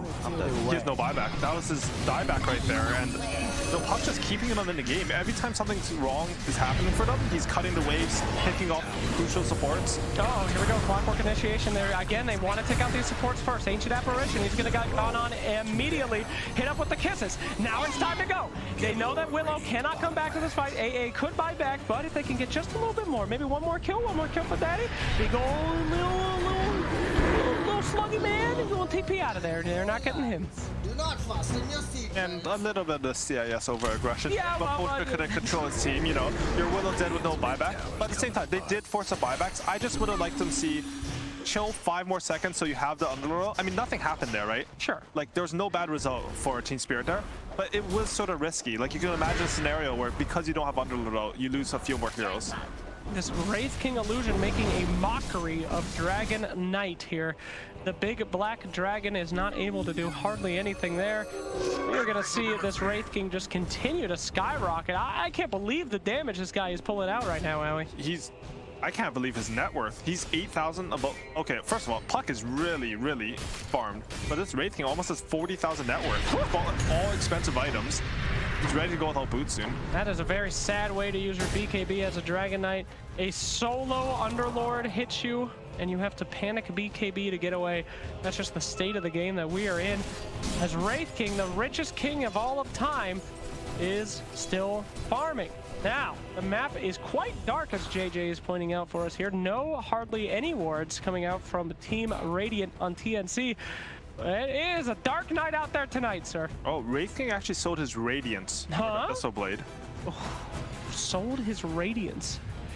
I don't know enough to like accurately comment on this, but in my head it feels wrong. Wrong! I'll comment on it for myself. You don't buy a Radiance and sell it. What the hell are you doing? You do, like Alchemist and stuff. Can't wait for this guy to lose. No, Alchemist. I totally know 100%. There we go. Your Underlord is dead. He is simply a ghost flailing in the afterlife, in between life and death, in a horrible place. As Dark Willow is about to join him there as well. She won't even come back to life as a ghost. Hey, where'd she go? Hello? Willow? Huh? Where did she go? What in God's name? I got juked out. I'm watching the game third person. She teleported? Thank you, JJ. I know what a teleport scroll is. I appreciate you. So she just went in the Shadow Realm and teleported, I guess. My God, Yu-Gi-Oh was right. The Shadow Realm is mysterious indeed.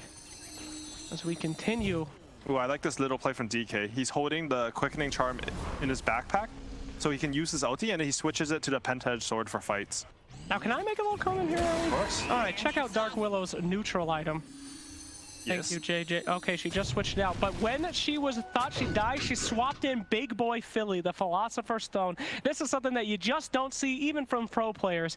One of the most value items in the game. Don't listen to streamers who think that they're good and tell you that Big Boy Philly is a bad item. I mean, Underlord should have it right now. It's basically what you're saying, right? That's right. They should put it back. He can hold the Ninja Gear, and Underlord can get an extra bit of gold out of it. I don't want Ice Frog to be listening to my casts. I guarantee you that he's not. He should not be listening to him. But oh, hold on a second. Nice initiation here on the Clockwork yet again, but Clock is just eating up these ganks. Oh no, Armel looking for that easy pick off on the Willow. Gonna be able to get it. Willow going down. As we will see a double little pick off there. Waiting for the Underlord to come back now. It just feels weird. Like this Wraith King, I feel like Radiance is an underrated damage item. Like if you look at after fight recaps, Radiance just does so much damage. You trade it for Abyssal Blade, which is a low damage item. It's not just for the Bastion's active. I mean, I wasn't kidding. It sounded like I was being sarcastic, but he sold his Radiance and he sold his chances for winning. I will not regret this. Yeah, no, it's not. I feel like the strength. Oh, here we go. Ursa Bear going on, and that's Mr. Bear taking him out. Look out here as they come back in. A nice buyback as they're going to try to initiate onto that bear on the back lines. Wraith King running straight at that Ursa. Meanwhile, the rest of the team now trying to catch up.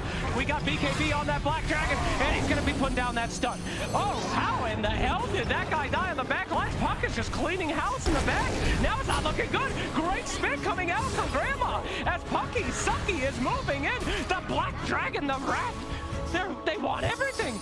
Look out, Mr. Mars! In some serious trouble. BKB about to expire. Puck is just unstoppable right now. The Dragon's back in! He's a ghost! Oh, the ghost of Sparta has returned, but it ain't gonna turn out the same this time. But huge creep wave heading back to the Radiant right now. They have got to go back and stop these creeps from taking those towers. Owie 2000, that was quite the well-handled fight from TNC. Yeah, how TNC's playing versus the decision Spirit's making, I think TNC is looking very likely to win this game right now. They're going to get this refresher Aghanims. I don't think anyone can stop them. I think you give both of them to Puck. I'm not too sure. But he's killing one support every fight right now. With the refresher, he's just getting killed two. And I don't know how Team Spirit play these fights anymore. Look at all those good. Okay, so they gave the Aghanim to Ursa. That's also a good one. Oh, that's a Gucci one right there. Reduces cooldown and allows Ursa. That's as far as I got. That's really all you need to know. He can use Enrage while he's disabled. It purges the sun. It's like a hard dispel. Very nice. It won't work against the Hex from Underlord because you can't cast spells during that. You're effectively silenced. And Wraith King actually also has a Bloodthorn.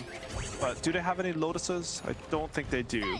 Yeah, I mean, I would have liked to see on Puck, but it's really good on Ursa. Even just a cooldown so you can like go in and out of fights is really important. Thank you. JJ, keeping up with us in the observing. We are one of the most difficult ones. We just make up items. I wonder if they have a Band of Elf skin right now, as he desperately tries to bring up everything that we mentioned. Okay, so moving into that middle lane, they're going to send out the Illusionist Cape Wraith King. He is going to tear up that tower at the Black Dragon. They're picking him. They want him. AA Blast coming in. Does he have the BKB? Will he live long enough? The cookie comes out, and it's a feast as the Ursa makes his way in. He gets stunned up. Now looking too good. Underlord going to have to take his team back to the fountain to get away from this tiny little initiation. That is a Uber ride that is going to get your stars taken down. As a passenger, what 2 feet away, Gabby hitting that tower, Black Dragon still up, and that's a Dagoon, taking out that Illusionist Cape. That's a pretty big deal right now, Owie. That thing is causing a lot of slowdown for this team. Looks like they might have to forgo this Rax. 20 seconds till AA is back. You do have buyback. Oh, here we go, initiation, trying to get what he can, but the cookie comes out, the BKB. They can't afford to lose this. Nullifier coming out, and it's okay, no worries. Clockwork on the back line, taking out the big supports. That's what they need. Clockwork sacrificing himself yet again as those Mortimer kisses are starting to hit. Here we go. Puck looking for fun. And the Dragon Knight a little bit too far in. He gets hit by the Nullifier. Goodbye, Dragon.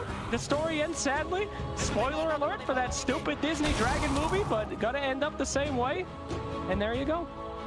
And the best way, it did do work there. So maybe I'll just eat my words. Eat them up, Owie. Yes. It's a feast. As soon as he has, now that he has the upgraded Agi-Blink, I think the build comes together a lot more because that item will give you a lot more damage. It just felt weird. And to be fair, they fought that very well. Like they just they took it slow. They let the Wraith King sort of frontline. They weren't overcommitting the other bodies. They know that this Wraith King can tank for a long time in these fights. It's very hard to kill. So as long as they're showing some life in this game. I honestly thought this game was sort of over, but if you play fights like that, maybe they can come back.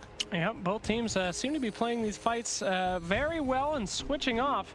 As I do agree with you, I feel like we are in desperate need of some way to help with that nullifier. We got to get a Lotus Orb. There's got to be something to do. I mean, there's no real counters to the item though. Like if it gets thrown on you, I think the only thing is like you can link it for your ally. Oh. You can't purge it, and you can press BKB before it hits you. You can dodge it with blink, and you can have it linkins. But if it hits you, you can't remove it at all. Oh, that's all too hard. That is very hard. I mean, it basically means the supports have to stay way in the back. They cannot get engaged on by the Ursa. Look at Gabby's position here. Smokey the Bear running around the forest on his own looking for something. Luckily, he didn't run into anything. I don't think he knew their entire team was down there at the moment. But Underlord doing Underlord things, pushing in towers. We are now seeing a lot of pings come out as they're saying maybe we should go top, maybe we should go mid, maybe I'll just draw a circle on the triangle because I'm confused. That's what happens in pro games at this point. We're about to see potentially another 60-minute game with those beautiful, beautiful late game items. Oh, what's your favorite 60-minute neutral, Allie? My favorite 60-minute neutral item? I think Pyro Hat. I think Pyro Hat is the best one for me. It is a good one. I love that. I like money. gold. I just want money. Okay, Wraith King looking to get a jump here, and he almost gets one, but meanwhile, Mars getting a little bit more than he could have chewed on there. Clockwork, yet again, separating out the team, eating those initiations, and now with that Mars Arena on cooldown and the AA Blast on cooldown for approximately 3 more seconds, it's time to potentially group up potentially. What did you just say? High potential. Thank you. Coming out. Potentially. We're gonna smoke! That's what I'm talking about. They're looking for these targets. With a nice initiation onto the Underlord, this will be a very, very good fight. They've got to be careful. Walking up the hill. They know they're there. They're putting the pit. And here we go. Pucky Sucky moving in. Trying to find a good group, but it's a not so Gucci initiation. They're gonna have to back up a little bit. They get the support. Aeon Disc is down. They have got to get this Dark Widow before she comes out of the Shadow Realm, and they're gonna go straight onto that big boy. Put on that Ursa damage. That is looking pretty nice there. Puck in some trouble now herself. BKB committed by the Clockwork, still trying to separate things out, but now they've got to protect that Dragonite. Dragonite dies. This is a pretty much not good looking situation. Nice catapult out of nowhere. Dragonite moving in. The Dagon takes out the Mars. Able to put up that arena despite being dead though, thanks to Wraith King. And it's all up to Dragonite. There's the damage you've been looking for. The Black Dragon wakes as he takes out the entire team. No free rides home. Goodbye, Wraith King, still alive and about to die. Oh, this kingdom will be kingless today.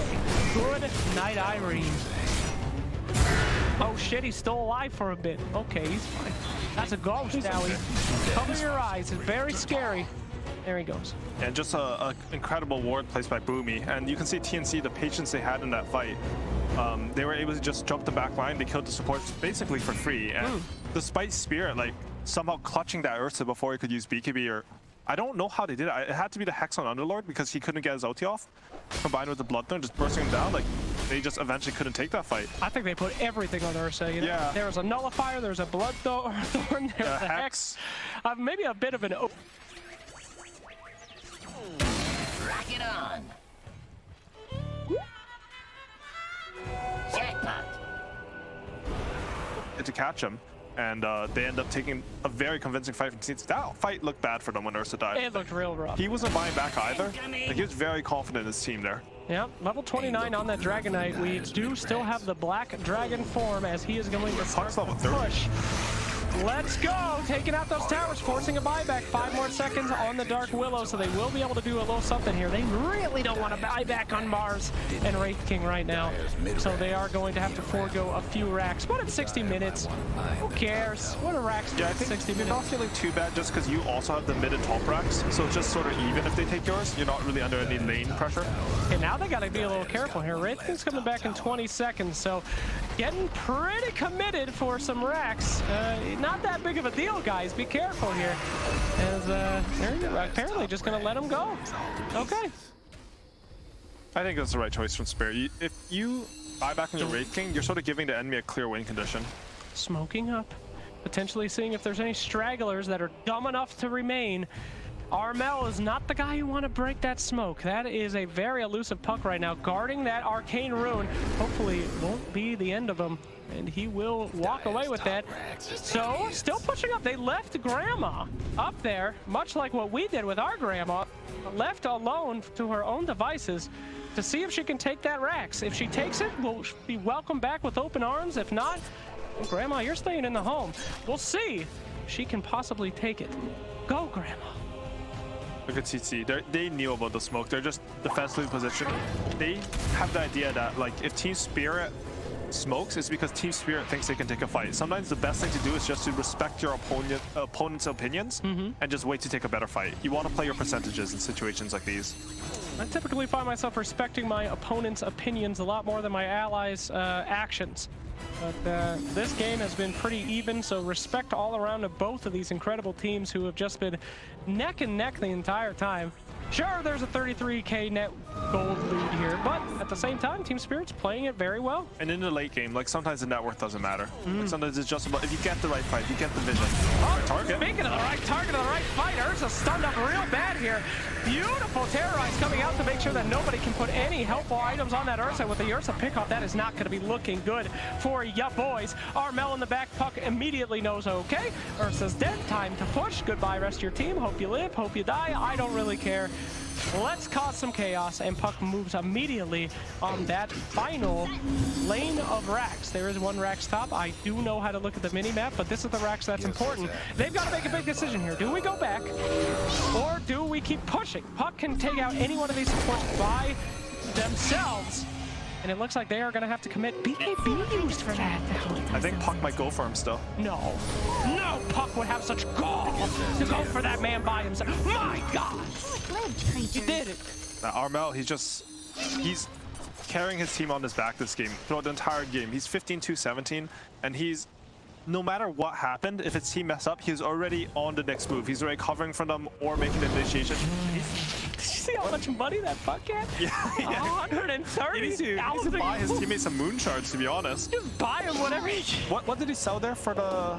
Jeez. Oh, the Witch's... He sold his Witch's Blade for altering... This Puck is going to be an absolute menace. He has 10,000 gold? He has 10,000 gold still. Holy He can afford a moon shard for his Ursa. I think he should do it. Sure. Ursa's done 0 damage in the last 2 fights, but you need to help your boy. All right, buy him a Divine Rapier and feed, and then buy back at this point. That's really smart, Slacks. Thank you so much. You come up with good strats. That's why you got second to TI. That's right. And you want to know, you got first, Nelly. Because I didn't listen to your strats. Because you didn't listen. That's the gatekeepers of TI. Us. As we see, Black Dragon just abusing that ability to fly over cliffs there and seeing if he can get initiation. Lincoln Spear is going to be popped. That is not the target that you want to spend all of those very valuable kill items on. Dark Willow out of position. Here you go, BKB. And that Dark Willow is dead. Gonna hook to the Ghost. Meanwhile, on the back end here, we're going to see this Ursa. Where is Ursa? I lost him. It doesn't matter. Wraith King's first. There he is. He's hungry. He takes a bite out of that guy. Oh no, Dark Willow moving in with the... Oh, they got one more hit. Ooh, doesn't make it. They left the Wraith King though. They left the Wraith King, abandoned by his loyal subjects. That's the second life going out. And that is the Ghost form right there. Get that poor clockwork out of there. Jesus, is beating him. And that is Disaster Town. We still have buyback left on the Wraith King. He can have one more fight in him, but with this Aegis, I don't know what that's gonna do. Just Black Dragon, just disgustingly strong. You can see him, he's kiting on the terrain. He has a 60% slow on every hit. Oh, watch out! Okay. There's too many items on the ground. He doesn't know what to do. It's funny because you can't pick those items up with the couriers anymore. Unless a hero's in there giving vision. You have to like drop a gem, pick the items, pick up the gem. Very complicated. Do we get the wand? I don't know. I saw this comic about how Roshan had. There's just a bunch of garbage being left there. It's true, but Roshan now brings his own garbage. Hello? Wait, this Nazi? You didn't have eggs before. You just been lying to me this entire time. That was just a blue dragon or what? What? You just ate the eggs from it. Oh my god. No, he must have stolen okay, he sold it. He sold it. Oh, you worried me. Right. I thought I went colorblind. No, I saw it on him too. Look, I have a bad memory. 5,000 HP on Dragon Knight. That is insane. He's just beast right now. That is a beast Level boy. 3 dragon. This hero's actually one of the best late game heroes I can see. Like if you have to play against this type of dragon lane, like I don't know what you do. Yep, right now, it looks like Team Spirit doesn't know what to do as they see that Rax go down. Only one Rax remaining top now. With Megas, with an Aegis, this is going to have to be a miracle fight. Oh boy, going straight onto that dragon, about 5,000 HP, trying to tear through it here. Ursa going on that back line, going straight for that Underlord. Underlord is dead. Dragon is alive. Oh yeah, that's good. That's good stuff right there, ladies and germs. This is looking for, oh wait, Dragon? Still getting hit. Mortimer's kissing, giving the big boy smooches. Mars goes forward, not able to do anything here, and that's going to be a GG. Easy. Not really. Coming out from TNC in a 60K net worth lead, my friend. Wow. That was a hell of a game. No, I thought Spirit had that one. TNC they clawed back. Armel lifted them up and carried them on his back. Yeah, shame about selling that Radiance. Shame. Yeah, I think his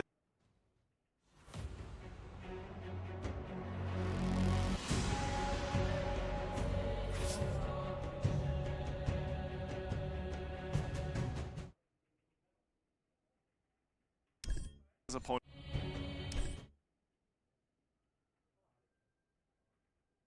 Anyway, that was pretty nuts stuff. We were expecting that, though. We were expecting these teams to be a little bit on near the same level.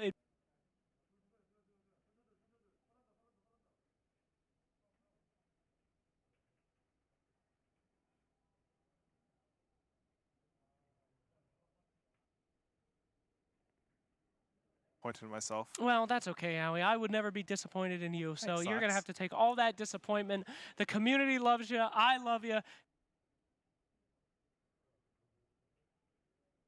Learn to love yourself.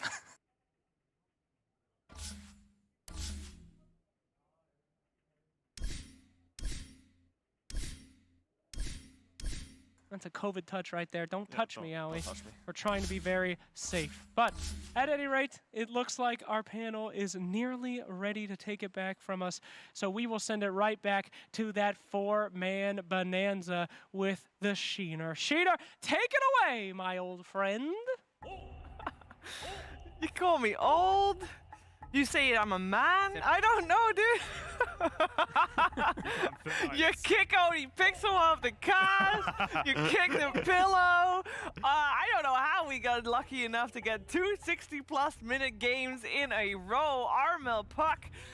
Special shout out to him and his wealth as well in that game.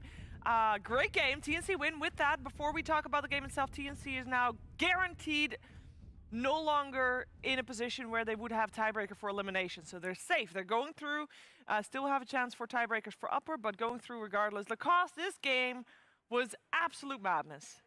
It was, you know, we lost the casters, we lost electricity. In the end, we managed to reconnect with two of the best casters in the game, especially Surrection Slacks, and that's what matters. It's all about that show. But to go back to the game, TNC, we talked about how they look similar to Team Nigma in terms of what they had in the previous game. Not the same execution. Nigma kind of closes out the games in 15-20.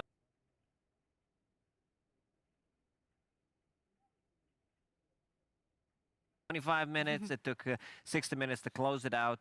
Good showing from all three cores, pretty much from TNC, especially Armel that you mentioned. I love this hybrid Pulk build where he gets the CDR reduction with the new Blink Dagger. Then he has a Timeless Relic, Dagon 5, Fairy Dagon 5, whatever you want to call it. Fairy Dragon. Yeah, just some good stuff. Being able to reset multiple times in a team fight, going for the solo pickoffs on the side lanes. As expected from Armel. I've seen a lot of games from him in the second season, in the first season. The guy's just very stable, you know. You expect these kind of things from him. He's a clutch player for me. Yeah. That's always been, from beginning when he started joining in the scene, people were like, wow, this guy's a really good laner, but it was the clutch factor. This game looked a bit rough. Gabby didn't have buyback. They lost 2 sets of racks, and Armel's like, guys, Perseverance kicking in.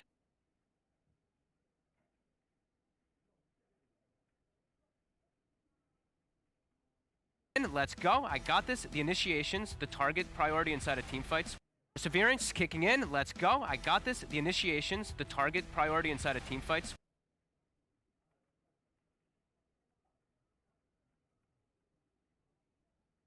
was the thing that.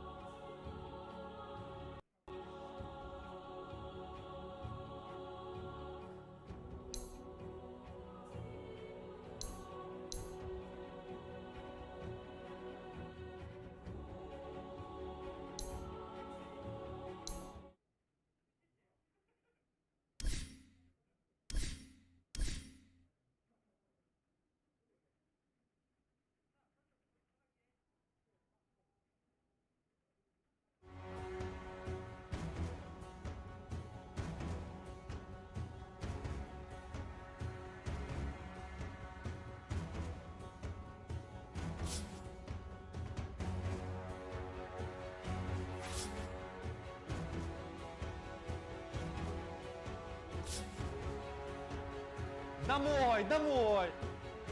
Встань, Микс!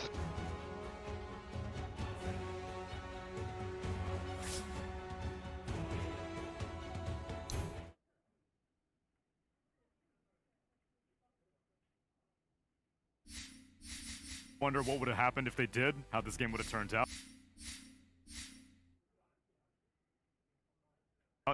But Underlord didn't look terrible. It was, I don't know, was in a 60-minute game like this. 1-7-9.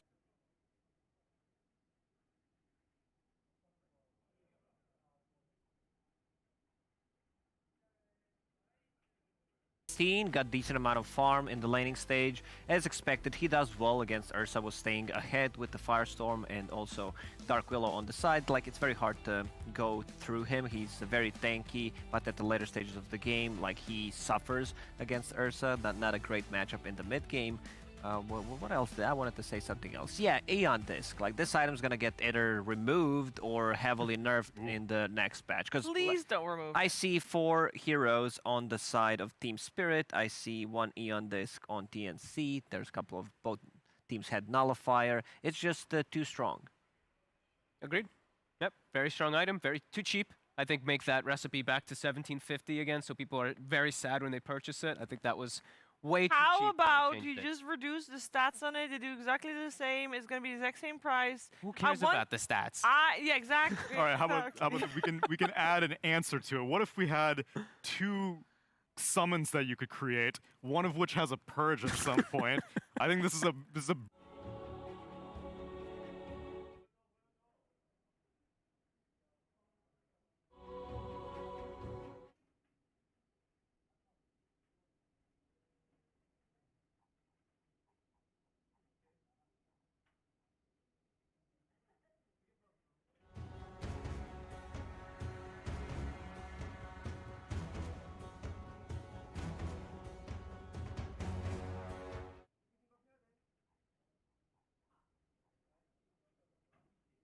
I think they had a window. They had windows to win this game. Yeah. It just was some. Armel popped off. It really was. He just.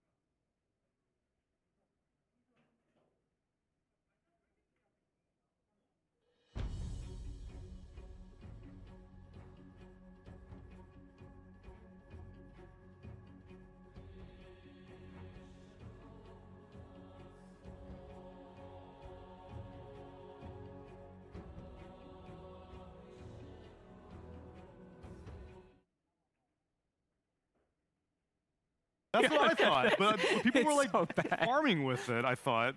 And I was like, oh, is DK viable because of this?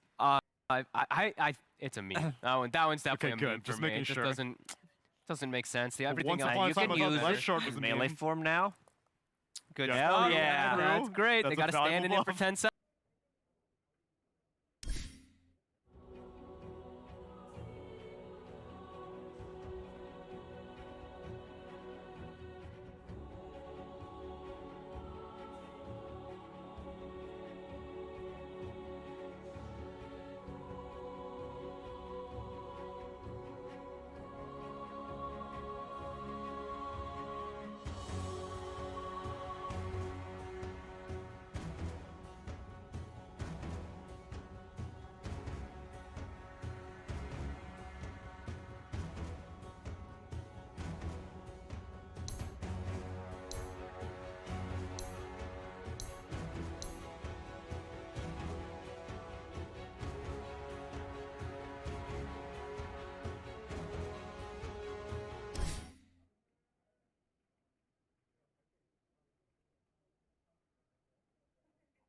For Spirit, I think maybe first phase the Collapse Hero, get it out of the way so you don't need to worry about that being your counter to TNC's first phase. Yeah, that's my problem, because in the previous game, they had the flexibility options. They could still put Mars on the mid lane against Puck and have even a better matchup. They had the ability to pick him, and in the end decided to go with Wraith King plus Underlord, which is like very slow.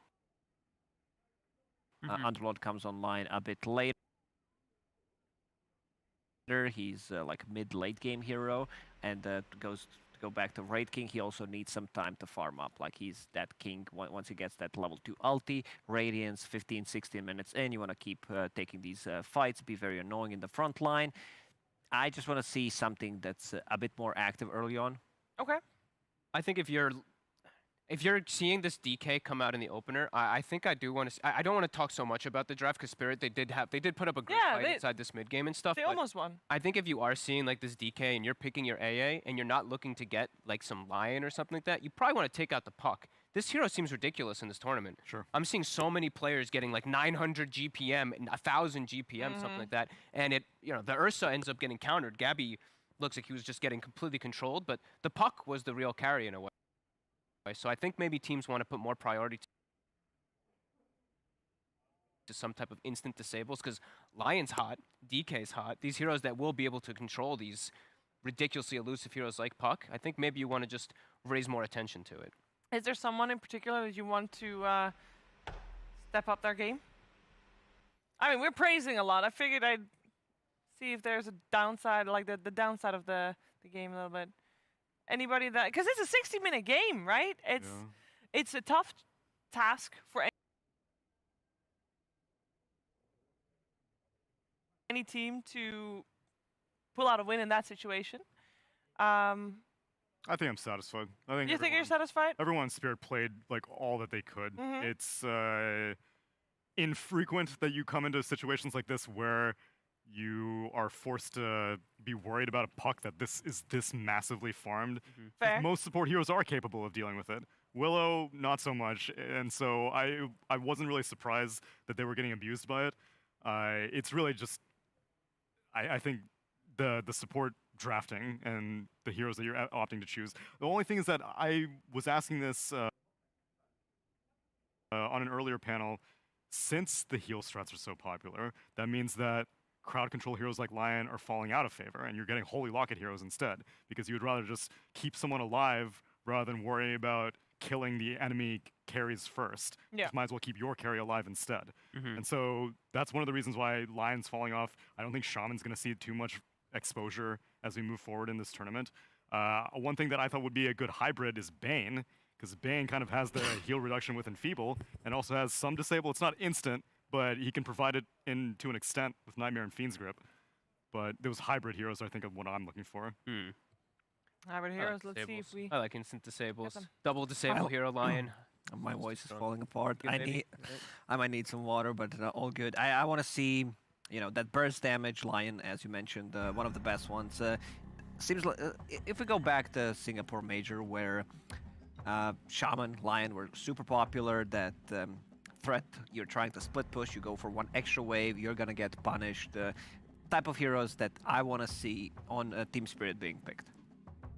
I want position punishers. That's the big one for me, because that's what I feel like that's what TNC had. But I keep mentioning draft. I did say I didn't want to mention it that much, but it is a big element once we get to those later stages when Armel is able to just completely style. So. And we are in the draft, so we do talk about the draft in that sense as well. And it's a tough balance on how much you gotta plan for 60-minute games in your draft, the late game potential, when all you want to do is win your lanes and crush the mid game first.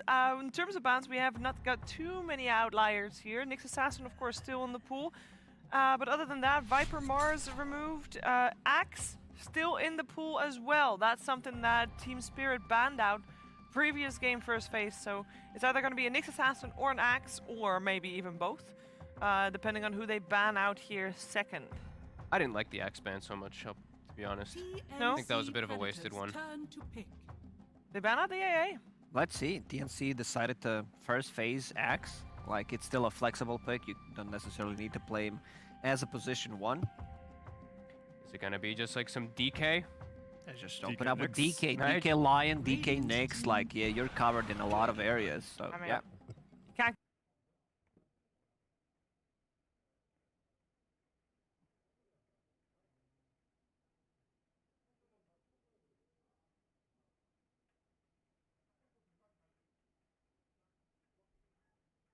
Like, not contested in the second season. We saw him here and there against, we need a stun, we don't have enough control, Or there's a mid puck on puck a mid response, lane, yeah.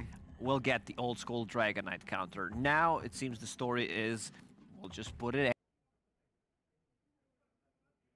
anywhere. I've seen position 4 Dragon Knight with the Fireball. Didn't look that bad, I swear. Like, it looked okay.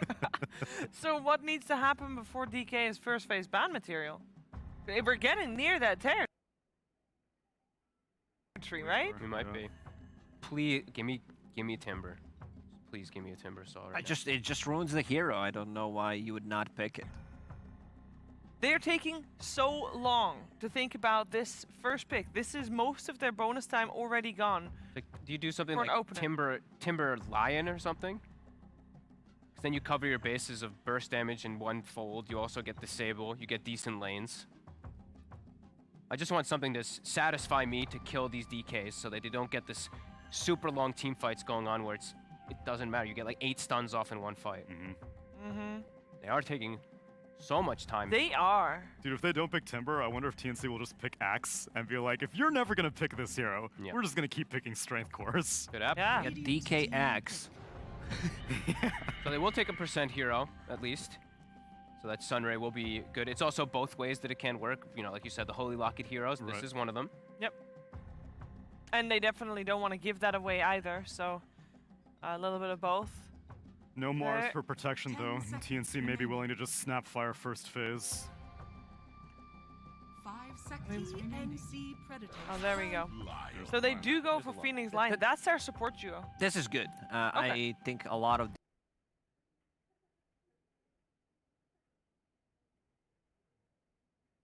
these position 4 and 5, when you open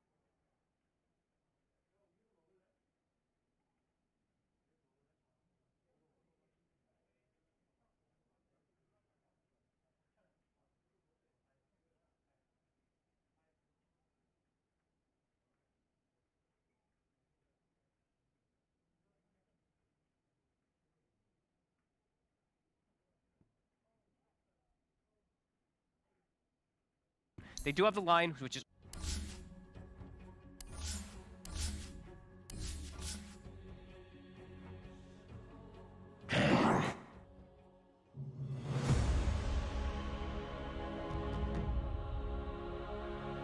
And another percentage hero with the Death Prophet.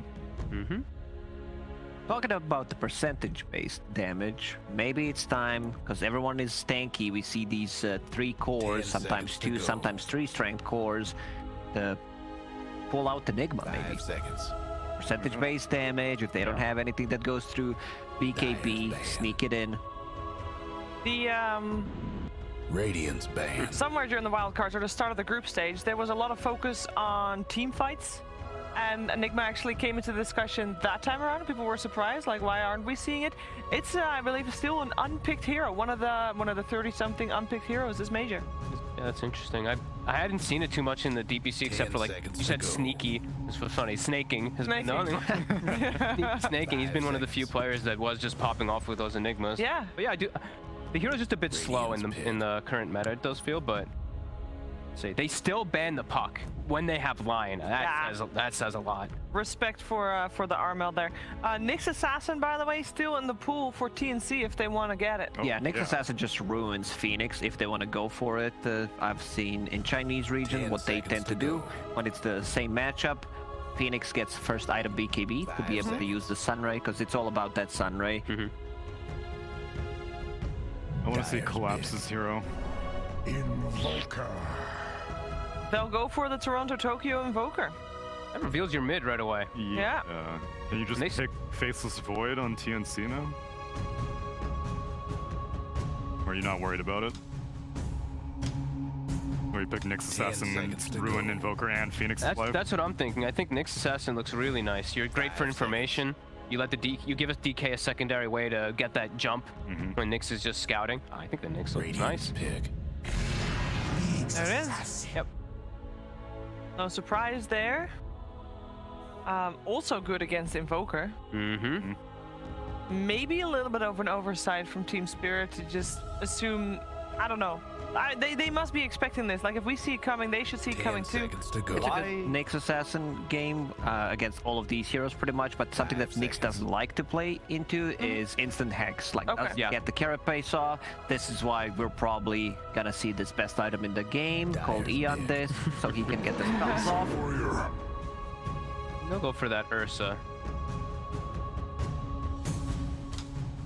So why did they pick the Invoker before the Ursa? That's what I'm trying to think too. They just put it out there. That's... You just give Armel, like, you just ask Armel, all right, what do you want to play now?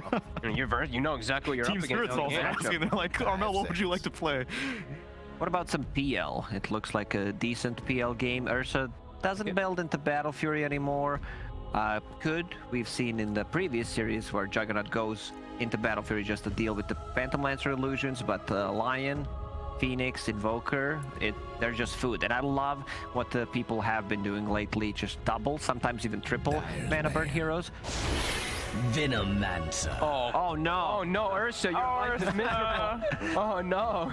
This is so sad. That is that's a really good pick there. Because they know it's the Invoker mid, so then they can just put the DK mid because it's a pretty good matchup. The Invoker can go for the Spirit Vessel build that we've seen Miracle doing, but he's been one of the few that's been doing. I think Nothing to Say was one of the other ones, but he hasn't been playing his Invoker as much. It's a great item in this meta where everyone is just super tanky and you have that extra damage sometimes that you need.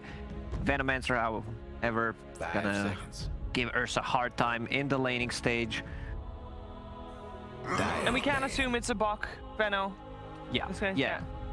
And they're covering this Veno pick nicely. They ban out Darkshire, which builds into Pipe, builds into Greaves, and also allows Ursa to play the game against the Venomancer by giving him Surge and Ion Shell.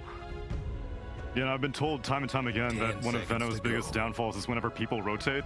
Invoker's not really going to be rotating that much. He's going to have to worry about this DK pressuring his mid lane constantly, so he's not going to really be able to leave even if he does go for that Cold Snap burn build. And now for TNC, maybe like a Spectre for Gabby. I still like PL. I don't like PL as a hero, but I think in this game, in this scenario, it just fits so well because it's the mana burn, the double mana burn as you're mentioning. They already have heroes that set tempo with DK and Veno, so you just need some hero that's gonna win you the game. Okay. So I think they've got... To go back to some of Nigma's games, they have Invoker mid, and then you see Karoki as a Lion rotating mid on top of the EMP, just stun and another mana drain, be super annoying. Does DK care about that though? Not too much. Yeah. They ban out Collapse's Underlord. Yeah, that's another pipe buyer that can enable the Ursa a bit better versus the Venomancer. Percent damage too, as we saw last time versus DK. They're gonna ban the PL, so what's the other Gabby heroes? Axe. I don't think you want to pick Axe here. No. So they need. I don't mind Spectre. I think Spectre is okay. They go. They're Lina. also Gonna be what, carry Veno? I think it's carry Dragon Knight, mid Lina, and oh yeah, Veno. Yeah, that's more suited. That is a tough matchup for Invoker. And now if you're Collapse, your lane is most likely DK Nyx Assassin or DK Snap. 5 seconds. Interesting that they make the DK the carry. Well, they might still switch it about. Who knows? Snapfire carry. Snapfire mid. We've seen it a lot. Liquid. Maybe not on our mouth. I've seen ran. Snapfire carry. They're out of time. 4 seconds left only. Magnus. Into Veno. Kite City. And it is a Bog Veno. It is a Gabi Dragon Knight, and Armel will take on the Lina. So as expected then, and nothing out of the ordinary on the side of Team Spirit either. It's a godly Veno game. Yeah, it looks like daggers, exactly. Bog's gonna have field day. At least they have something to give to Ursa. Because Ursa with Empower, Ursa with buffs from the Invoker, he's gonna feel great in this game. Even if his game is ruined in the laning stage, we'll still be able to recover from the Empower. But I don't think they're gonna be able to get the Blink Daggers off. It's really hard. The Vision game will be strong. You have a good front line with this Dragon Knight, with the Venomancer, Nyx Assassin scouting things out. I like what TNC's got again. Yep, fast-paced. I think Team Spirit's got this slower-paced draft again, like they did last time, which almost ended up working out. But this looks like one of the best Venomancer games I've seen in a very long time. They've got multiple different ways to hit Egg. They've got Snapfire. They've got Lina. DK's not even bad against hitting this Phoenix Egg either. Yeah, I really do like what TNC's gotten for themselves. Even though I'm not too crazy about them making Gabi this carry DK, I think it works because I don't believe he is going to be the carry. I think it's probably going to end up being Armel with some BKB, MKB build that we've seen nothing to say doing. I think that's kind of the variety that TNC's going for. You explained the stakes that TNC are free from the tiebreaker of elimination. Correct. What's happening with Spirit if they lose this? Okay, so first of all, if TNC want to keep their upper bracket chances alive, they have to win this, and then they have to hope that Team Nigma lose later today, but they need to win this to still have a chance. Team Spirit, so they're in kind of like the similar boat as Beast Coast and Team Liquid. They can lose this, but then they also have to hope that both Beast Coast and Team Liquid are losing as well, and then force out a tiebreaker there. They definitely want to win this, though, in order to keep their chances as open as possible. Yeah, it's a tough one. I mean, you guys are all going on the side of TNC, and I can see why. They look good, and with the Armel Lina, we'll see what happens in this game too. We're gonna find out what happens again with our commentary team is waiting upstairs over there. I think Sir Action Slugs really want me to send it over to him. AY's there as well, and I can just keep talking. No? Okay, no. Give it to me, Sheever. Give it to me. I want to get into that game, my friend. It's been a long time since I've seen a Venomancer. Are you ready to see this one, my buddy boy? I hate that hero. Okay. He's just so annoying to play against. I think it's a good pick, but the pain that's going to be inflicted on Team Spirit's spirit as they have to go into Veno. I love pain. Let's get into the match and go take a peeky. Ah, God, Venomancer. How could he not like that guy? I mean, I'm starting to see a trend with you like Venomancer, you like techies. Do you like Naga-Siren? I like getting Ags on Naga and playing support Naga. Okay. So just inflicting pain on your opponents. It's a good way to think about Dota. It's a good way to think about life, my friend. Welcome to the game. It is TNC versus Team Spirit. I'm Sir Action Slacks, and this is Howie2000. We have our observer here, JJ the Pimp Munkle. He's here. Getting this game together for you here. Lot on the line, as Sheeves was telling. If we get another TNC victory, they are looking pretty good for upper bracket. Team Spirit really needs to win this one too, though. If they go down, they are near the lows. Have some chances of potentially some not good placement. But won't say any fights for the runes this time. We're going to take it easy last match in case you didn't join us or you were put off by Odie Pixel's voice. You decided you had to leave. That was a very, very bloody game, my friend. Is this mid Lina? It is mid Lina, but honestly, it's more of a one-position Lina. I think TNC are on the carry mid hype train. You have a TA, Puck, Lina, whatever you have, and it just 1v5s the game like it did last game. Oof. And Toronto Tokyo, he actually missed his block mid, so that's a bit rough. Oof. Not a great sign there from Toronto Tokyo. I've been waiting to cast this guy. I'm very excited to say his name. What a creative... What? Ooh, that was a big deny, because now Lina doesn't get level 2 to pressure him under the tower. Deny.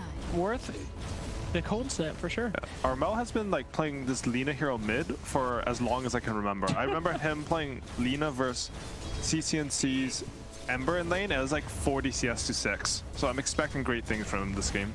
All right. How long can you remember, Howie? What was your first Dota hero? My first Dota hero was Vengeful Spirit. My friend told me to buy Boots of Speed and Tangles and say solo bottom. How'd it go? I was a god.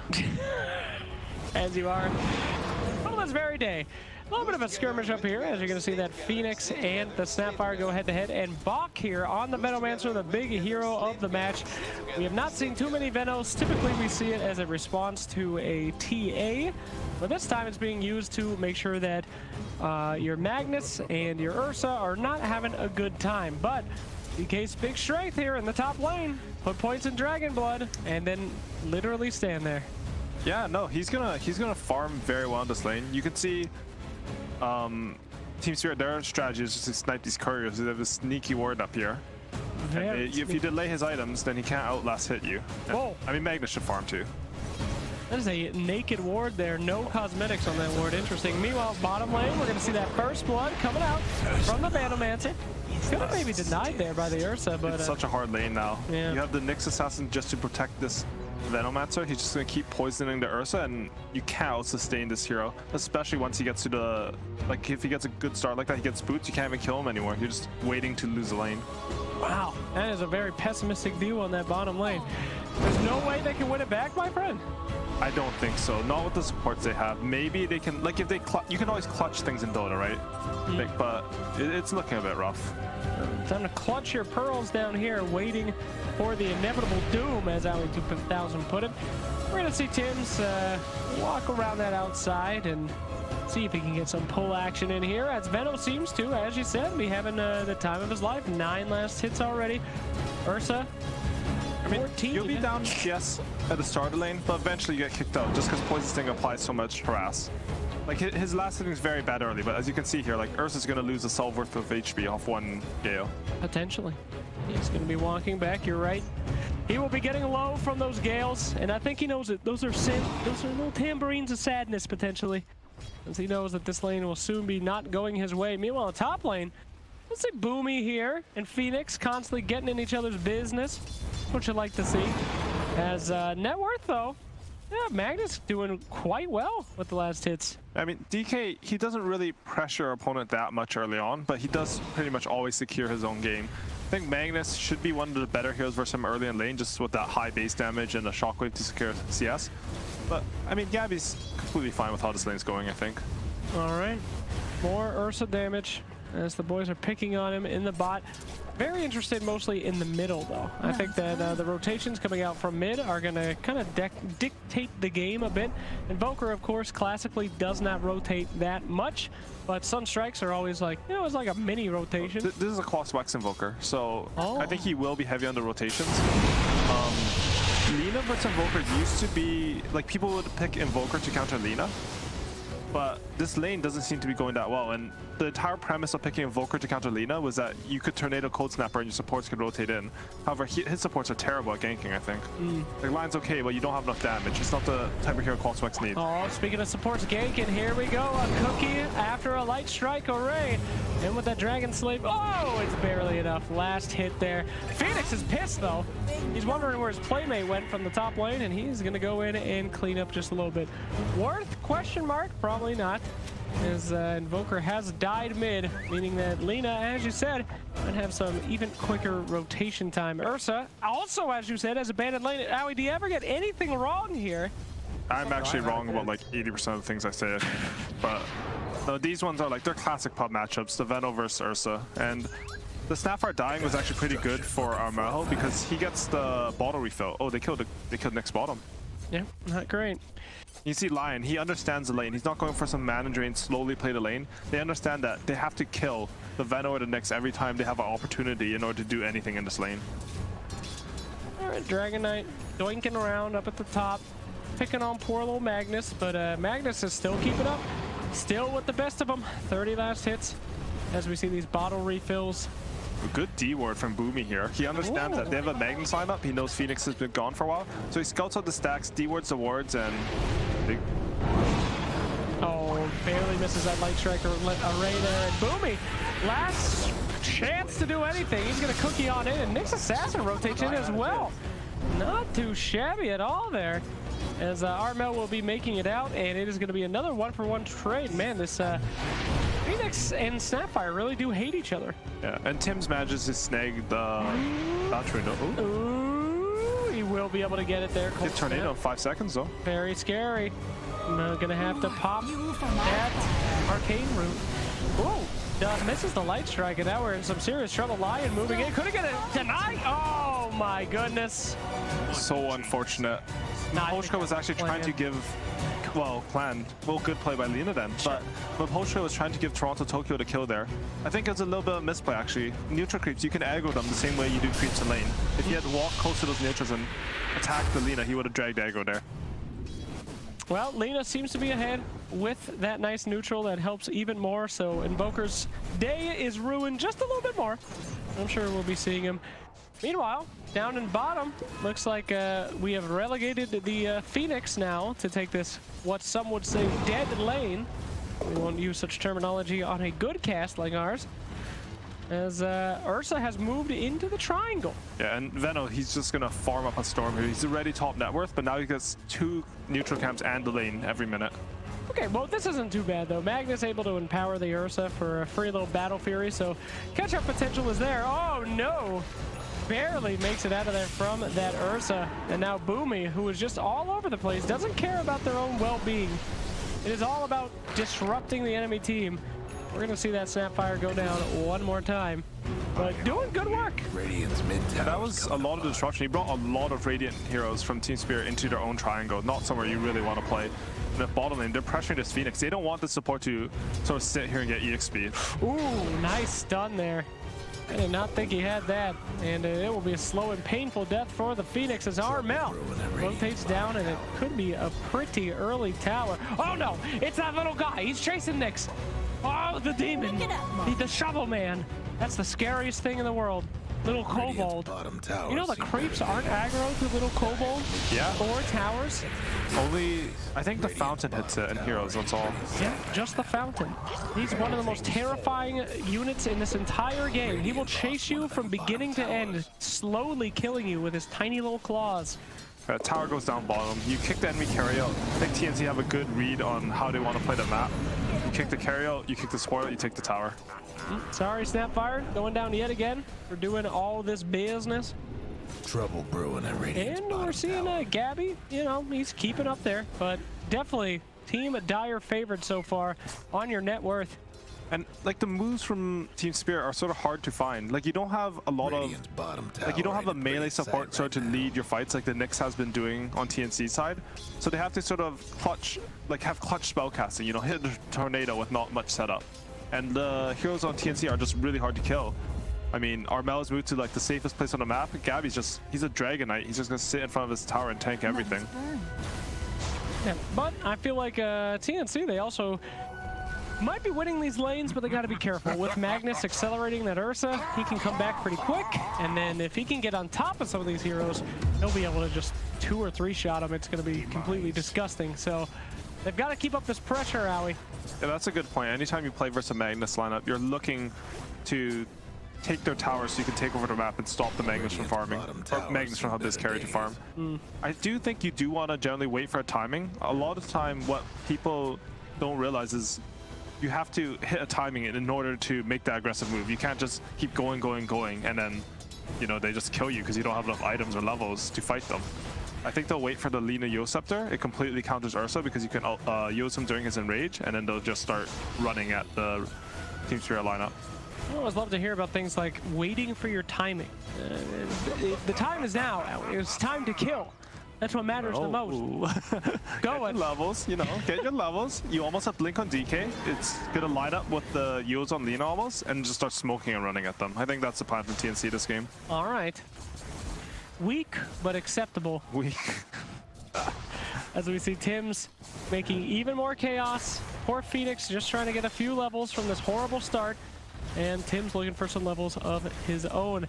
Meanwhile, Lion, a little bit out of position here. That's a tasty kill. The most competitive part about this is who they're going to let have it. They'll let the Lina take it. And that is one step closer to that devastating Yuli Scepter. Yeah, and they let the Lina have it because it makes it so that the DK gets a blink exact same time as she gets the yields. When you're playing cores, you generally want to click on your other like position 1 or 2 and line up your item with what they get, you know? They're going BKB, you also go BKB, stuff like that. What a universe you live in, where people look at their allies' timings and items and plan around that. Well, that's what you should do, well, Dota. Good. It's good. It's good to do. But Team Spirit, they sort of have to wait for the TMC pressure to come in. Like we've seen this game, like in Volker in Cosfax, he's a hero that wants to rotate, but he just has no damage. Ooh, I like this. They're just smoking up and go for Roshan. Sneaky, sneaky. Gonna see if they can't sneak out that Roshan. Everyone's kind of in the area, but it's about if they can use their brains and think to themselves, Ursa, missing, not in triangle. Who's gonna go and check that out? No. I would like to see the Lion go in the pit and just aggro the Roshan off enemy heroes so it runs at him and it's not bashing the Ursa. That's a little trick I don't use much. Could this be it? No. It's a smoke. They get it. No, that's huge. It's 11-minute Roshan. That's what you want as Ursa. It gives them a window where even though TNC's strong, they have their items, you can still fight them. Speaking of fighting them, here we go. A little bit of tornado action onto that Lina and gonna try to get out that mana, but there's that very useful Yule Scepter. Denies the tower attempt. There's just 7 Venom wards down. You can't move forward. Yes. And look at TNC. They just sit this DK top. Even though he has this Blink Taker, they realize that because he has Blink, he can also join the fight if he TPs mid really fast. So he can keep farming, keep control of the top side of the map. His net worth is looking good. All the cores on TNC are like very farmed this game. Looking solid, but this is about time that Team Spirit starts to group up as well. Magnus is looking strong, feeling good.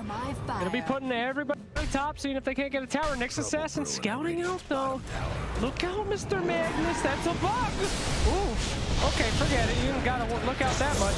Ursa moving in, Magnus going on, and that is the target that they really wanted. That beautiful Lina.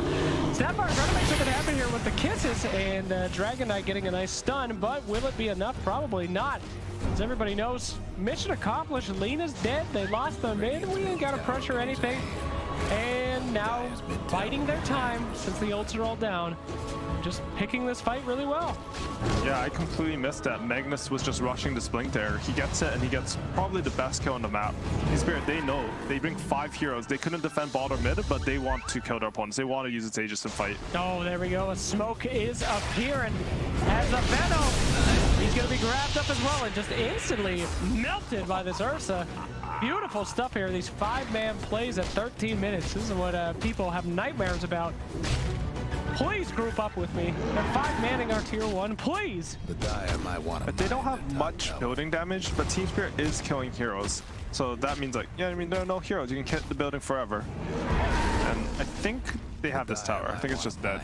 TNC are already split pushing out the other lanes. No, I don't know, Howie. Any second now. Any second now, they could come and defend it.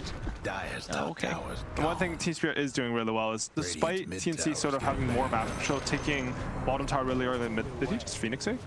They just Phoenix egged. Was that a miss? I guess it must have been a misclick. He has a friendly ally tip there. It was absolutely not a misclick. It was a celebration egg. An egg in those trying times of those 5-man top. And now that they maybe know that the egg is down, they might want to go do something. But stacking more Ancients, having more fun. Magnus looking to grab Grandma, but it won't be happening here today. Team Spirit have done a good job just continually stacking these Ancients up for Ursa. There we go. No egg, no problem. Initiation onto that Phoenix. Big old dragon boy. They'll be making it out okay. Oh, maybe not. He would have lived if he had egg. Just the Elder Dragon form DOT taking him down, and man, that's a costly one. Oh, there we go. Initiation onto the line as well. Nobody there to defend, but there's a beautiful RP. Holy guacamole! These guys just got served up on a platter.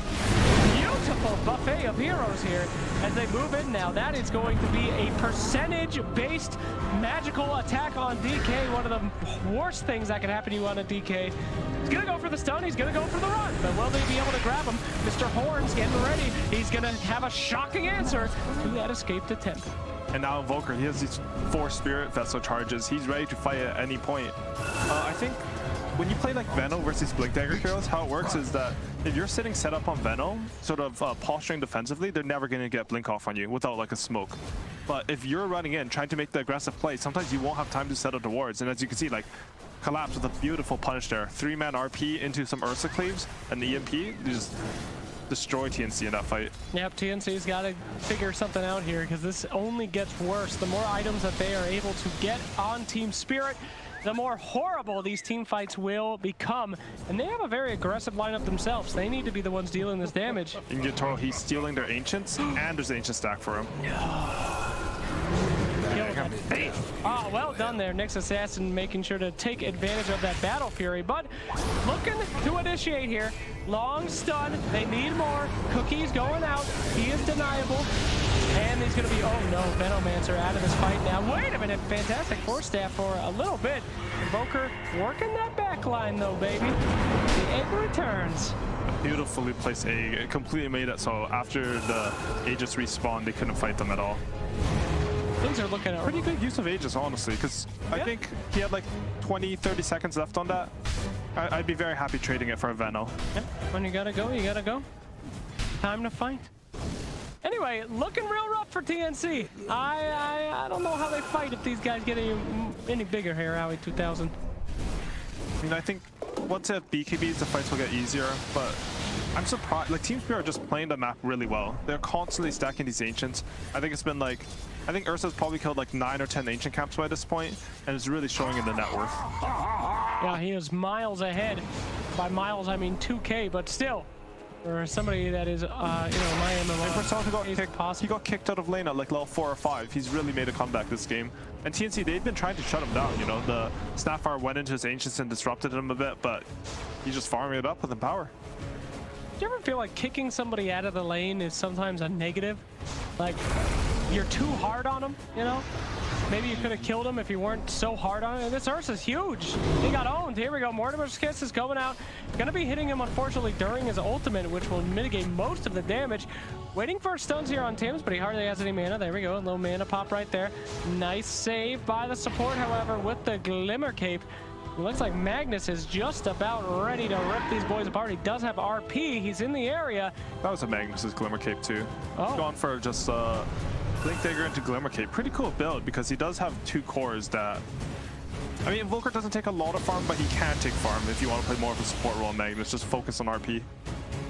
Oh, also, the Glimmer Cape, you can invis yourself so you don't get hit by Veno wards, so you can get that RP off. So maybe this is his way of bypassing Veno's, like, how'd say, like, counter to Blink. It's pretty cool. I like it. It's smart. That is pretty smart. I never thought of anything like that before. But, you know, not the most creative person in the world. Boomy and the bird meet once again. Cookie, that son of a biscuit, and keep him there. Nice work there. A little revenge from Boomy being picked on by Phoenix this entire match. Mr. Symbols, though, starting a little party up at the top, trying to get that tier 2 tower. Looks like they are looking to respond in full force here. Dragon Knight blinking in with the stun, followed up by a light strike. The raid. Look at all these stuns just combined on each other, but yet again that Glimmer Cape from Magnus doing such work for his boys. Oh, this Magnus is everything you could ever ask for. Initiation, saves, sacrifice, more can be done. Armel was just like 20 mana off the Laguna Blade there. I think they might have been able to finish off Ursa. TNC though, they defend their tower. They kill 2 heroes. You need to seize those opportunities. If they have the read that the enemy doesn't deserve to be there, to like hit that tier 2, then you gotta collapse on them there. And they already had the Orb Sword set up behind at the top lane.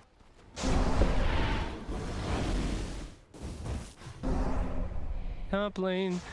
And we're going to blink out before they're able to respond and get any kills, as TNC did. And we continue here. Very close game still. Less than 1K net worth across the board. Howie, anything on that screen sticking out to you, buddy? I think pretty much just this Roshan. Woo! What's happening? Nothing. There's just kill mid. Oh, nice. I like kills. They make me whoo. Yeah, good pick off there. I think it's just Roshan that should decide this game. It can spawn, so both teams sort of are forced to play around this top area of the map. And big boy Philly Philosopher Stone has dropped there, so... Ooh, that's nice on Nyx. He's one of the most efficient gold users. And Nyx is also going for that Yield Scepter just to deal with this Ursa. It also purges the Empower as an added bonus this game, so I think having multiple of those is really helpful. If you're using your Yules to get rid of Empowers, primarily, that's probably not good. Well, you use them during the ultimate and remove the Empower, right? So it's like an extra bonus thing. Okay. 2 for 1, I'll take it. Magnus looking to try to find that Lina. Takes a guess, doesn't get it, but it's a good try. Fine effort, sir. You gotta go for those. Absolutely. And we're just seeing this match get closer and closer. Looks like a repeat to game 1, Howie. What's Phoenix? Is Phoenix just going for a Lotus Orb here? Yes, Lotus Orb versus the DK stun? Or maybe just to purge off the Gale from his Ursa, maybe. It's pretty rare I click a Phoenix and just have a Tranquil Boots Perseverance. Good idea though, honestly. I think they'll have this Cataclysm on Invoker. He's starting to put points in Exor. If they hit a good RP, like they can win any fight this game. Alright, Venomancer trying to hold that middle lane with his little spitty babies. Disgusting creatures. One of the most vile of the little spitty babies I've ever seen. That dinosaur. Disgusting little Ugh. Look at him go. Yawa wawa. That ain't something you want to kiss, Allie. That is definitely not. Lina has BKB, but Spirit is smoking in. They don't know about this BKB. Okay, looks like the Snapfire is going to be instantly taken out with that little rotation.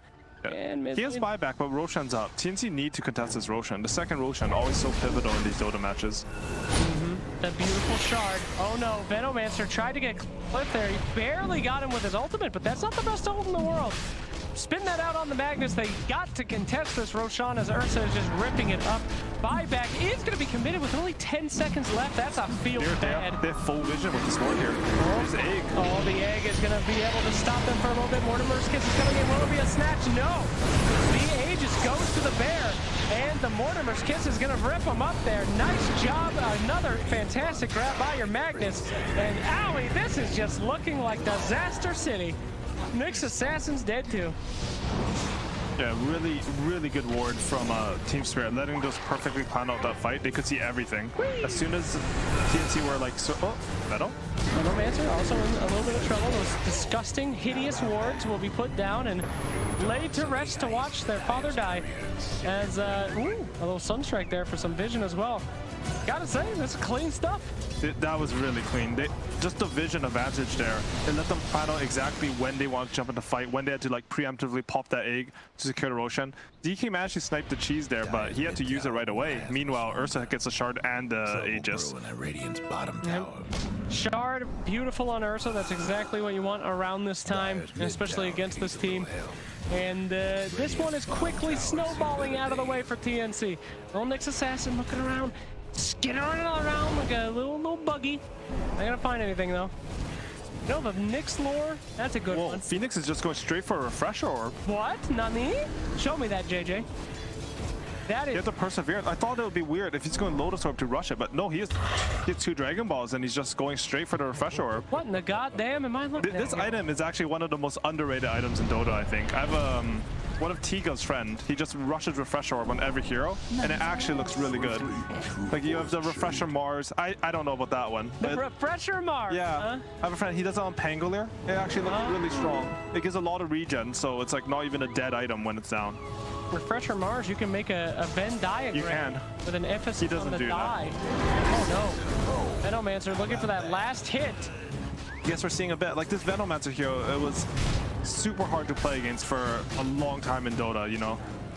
You can think of like the Matu era where he's just picking Venomancer, and then there's another era where you couldn't beat him in the offlane. But this hero's not really picked at all right now. I think we're sort of seeing why. Yeah. It's not stopping this Ursa at all. Yeah, you just run at him. I mean, what does he do? He dies in 2 hits, for goodness gracious sake.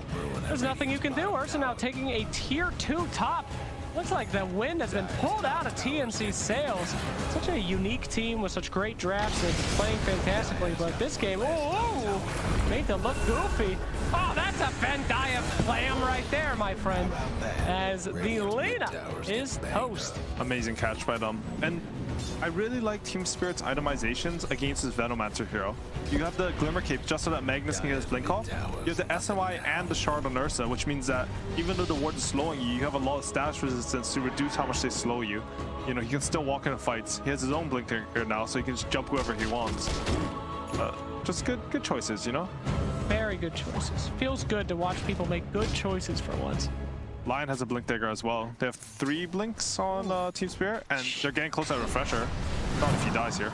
Trying to get a little bit of a pick here, and there's going to be the egg. We need to slow that down, but a pop of BKB, and that's an easy omelet. Mix Assassin might get picked up as well here. That Cold Snap doing some serious work. Wow, that was pretty impressive stuff. And could we get even more? Ursa now looking for Dragon Knight. This game might be a quickie. There's a beautiful RP to grab that DK. Sapphire trying to say, get away from my baby. She's going to give him a cookie if he has any chance of getting out of here. No cookie, no hope. Falk is down. And this is just disaster after disaster. Oh no. That was a really nice Lion stun. You don't expect the 5, even at 26 minutes, to have a blink dagger in a game like this where he's set to focus so much on vision. Also that Nyx, you know, he used Carapace there, but the Spear, like the timing was unlucky. It procs a Spear Vest on that last click from Invoker just finishes him off. Oof. I don't know how TNC take fights. Like, it's cool to go for these ideas. Like with safe lane DK, you're expecting your Lina to carry you mostly as a 1 position. You know, he's going for this Dragon Lance. He wants to be a right clicker. But Lina actually takes a long time to kick in as a right clicker. Usually when we've seen it from like LGD, they paired it with like an Axe or an Ursa or something that does a little bit of damage in the early game as well, not just like a front line. You don't want 1 damage there, because if they focus on Lina ever, you can't take any fights. Yeah, I think they were really hoping that the Venomancer played through a little bit better, but I mean, he just got picked off like 3 times in a row, you know? Ursa blinking on top of him. I think it started from him getting picked off at top lane, actually, because TNC's draft, if you look at it, they want to defend their towers. They have this really tanky DK position 1. They have this Venomancer. Ursa just stealing their stacks, but if you lose towers, then the purpose of these heroes is completely negated, and now they just don't look like they do offer anything in the fights. Well, there's some good news. Aegis was not used properly, so that's nice. He killed the Ursa, maybe kill him for reals. But time is certainly running out. It looks like we might be seeing a smoke attempt, or at least a rotation attempt coming out from TNC. There it is. As they are on the hunt. Who do you kill when you go on them, though, buddy? I think you want the Invoker for sure. Invoker and supports. A very hard thing to do. Lion blinking ahead, and Ursa, everyone's just so separated right here. Lion missing the stun, thank goodness. The ult is going to go out from the Venomancer. Pops a BKB, but it's just no follow-up to that ultimate so far. Phoenix, even if he dies, not the worst thing to happen in that fight, and they might just turn it around now. Magnus going back in. He's got, but he doesn't make it. The force staff, there we go. Nice shot, Caddy, Clizzy, and goodbye, my little friends. This is looking bad. Carmel has to BKB as well. I mean, you just can't fight into these guys. You can't survive these guys. What do you do to get back into this game? Nah, it's rough. And you can look at if Spirit gets to this stage of the game, like, you have to build BKB because they have Phoenix, Invoker, and Lion. But BKB doesn't help you for the instant initiation of Lion, the Ursa right clicks, or the RP. It's just incredibly hard to itemize versus lineup. I think, I mean, they had to defend their towers this game. That's the only thing I can really think of to make the TNC lineup work at this point. I just have to clutch something, right? Yeah, I don't even know how you clutch this. Yeah, I mean, things are looking bad, but maybe they walk up to your high ground and you just hurt someone. You do still have Lina, you do still have like a lot of stuns and Snapfire OT. You can make something happen, but you need to rely on your opponent sort of messing up a little bit and capitalize on it perfectly.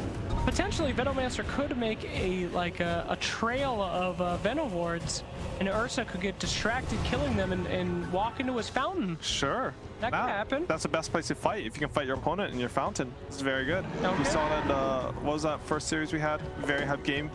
LGD versus Vici is just skewering everyone into fountain with a fresh orb. Yeah, I'm not sure who's skewering in the fountain from TNC, but maybe they'll just get really hungry for Grandma. She could cookie them in the fountain. Oh, that'd be a good eggs. Cookie enemies? Would it? Maybe. Shut up. Absolutely. Yeah, he has BKB, but you're just getting instant stuff from Lion here. Oh, enough damage yet. Nyx Assassin? Taking the bullet? Kind of? Oh no. Oh dear, oh my. Nyx literally did nothing, he just died. That was a savior buddy syndrome, but honestly good play from, I think Lion, they already had a sentry there, already dropped it. Oh wow, nice moves from the Ursa, and Lion just making these plays, helping out as much as he can. This is, woo! Okay, all right. Stop playing with your food now, TNC. You've made your point, destroy them. Destroy them now. I think this is like the spirit. I think if people watch the games in the CIS region, like that, people sort of expect it. They're very snowballing. Once they start getting these advantages, they're just catching you everywhere. Snapfire too. Yeah, they cannot literally leave their base right now as they are just torn apart by every single member. I mean, every single member of Team Spirit has kill potential right now. There's just nothing you can do. And I feel like, you know, they want Armel to carry them this game, but he's the only threat on the TNC team. If Team Spirit literally just casts all their spells on the Selena, they can't lose a fight. Gonna be taking this Rax, and looks like they won't even be able to defend it. Nyx Assassin yet again, getting in that danger zone. It's a Vessel already. Oh, sweet bubblegums. He's got a Vessel? 31 minutes? Oh no. Okay, well, you know, at least they get to watch for a bit. TNC, a front row match to some cool building explosions coming up here. They're taking it pretty safe and easy though from Team Spirit. Yeah, very measured, you know. They understand that this game is most likely won. If we can just secure the Roshan, play good, like standard, safe, structured Dota, we're gonna win this match. I like this back from them. You don't want to throw this game. You don't want to go chase Grandma into the fountain, as you were saying. Of course you want to throw this game. Make it even. Make it fun. What are you back? And they can't fight you right now. All they can do is make mistakes, Owie. Oh, and that's a quick Roshan spawn too. Respawns only in 30 seconds, so... Oh, Jesus. Grab the DD. Get out. Oh, sorry, DD bottom. Lucky that they didn't get that. Oh, that's a timing for them. They have a DD rune. Do they have a smoke? I think they might have spent... Oh, they do have 2 smokes on Boomy. Because of this DD, they might be able to take this fight. It's honestly, it's a hard fight, but you have to take risks. This is your best chance. Ice Frog potentially giving them a little bit of help in this game. Nyx Assassin scouting out, but Lion, he's got that feeling in the back of his head, you know? He's got those hairs standing up on the back of his fat rolled head. One of his many chins. The problem is, like, TNC, they can't threaten the Roshan. Like, Team Spirit, they kill it in 3 seconds, and Team Spirit, you need 5 heroes hitting it for like a minute. They can barely threaten a jungle creep right now. This is looking rough. Counter smoke coming in now. They just have all defensive items on TNC. They're never going to be able to kill heroes with these. Well, sometimes it's not about killing heroes, Owie. Sometimes it's about living long enough to watch everyone else on your team die first. That's true. Because when you're behind, like, you have to clutch situations. You need a lot of damage. You need to outplay them. If you go for defensive items when you're behind, you're often, like, just run out of damage. Well, when are you supposed to get defensive items then, Owie? Even our head. Player knowledge coming right at you. Sapphire instantly taken out, and that is a significant everything for this team. That's save, that's team fight. Oh no, Dragon Knight walking in the wrong direction. Invoker, here we go, DK's gonna jump on him, but I don't think he knows what lay in the trees. They're pretty spread out though. Phoenix Egg coming out. Look at that, Sunray just doing beautiful stuff in that egg, healing up Mikoshka as he grabs a beautiful Venomancer. What a prize! BKB used up by the DK, and they're just gonna back up again. Nice reserve. Double damage on the Lina though. Okay, we got a kill here. Okay, there we go. That's not great, but hey, a kill happened. That's pretty great for them. TNC played that fight really well. I mean, when you're this far behind, you have to take every advantage you can get. They managed to banner burn the Ursa completely before the fight started, and because of that, he couldn't jump the Lina with his Abyssal Blade at all. They do have some Roshan potential with this DD rune. I mean, Lina does a lot of damage, even though she doesn't have any damage items yet, so they might go for this here. Yeah, Invoker scouted out, though, with a nice Tornado, and that's going to buy him some time.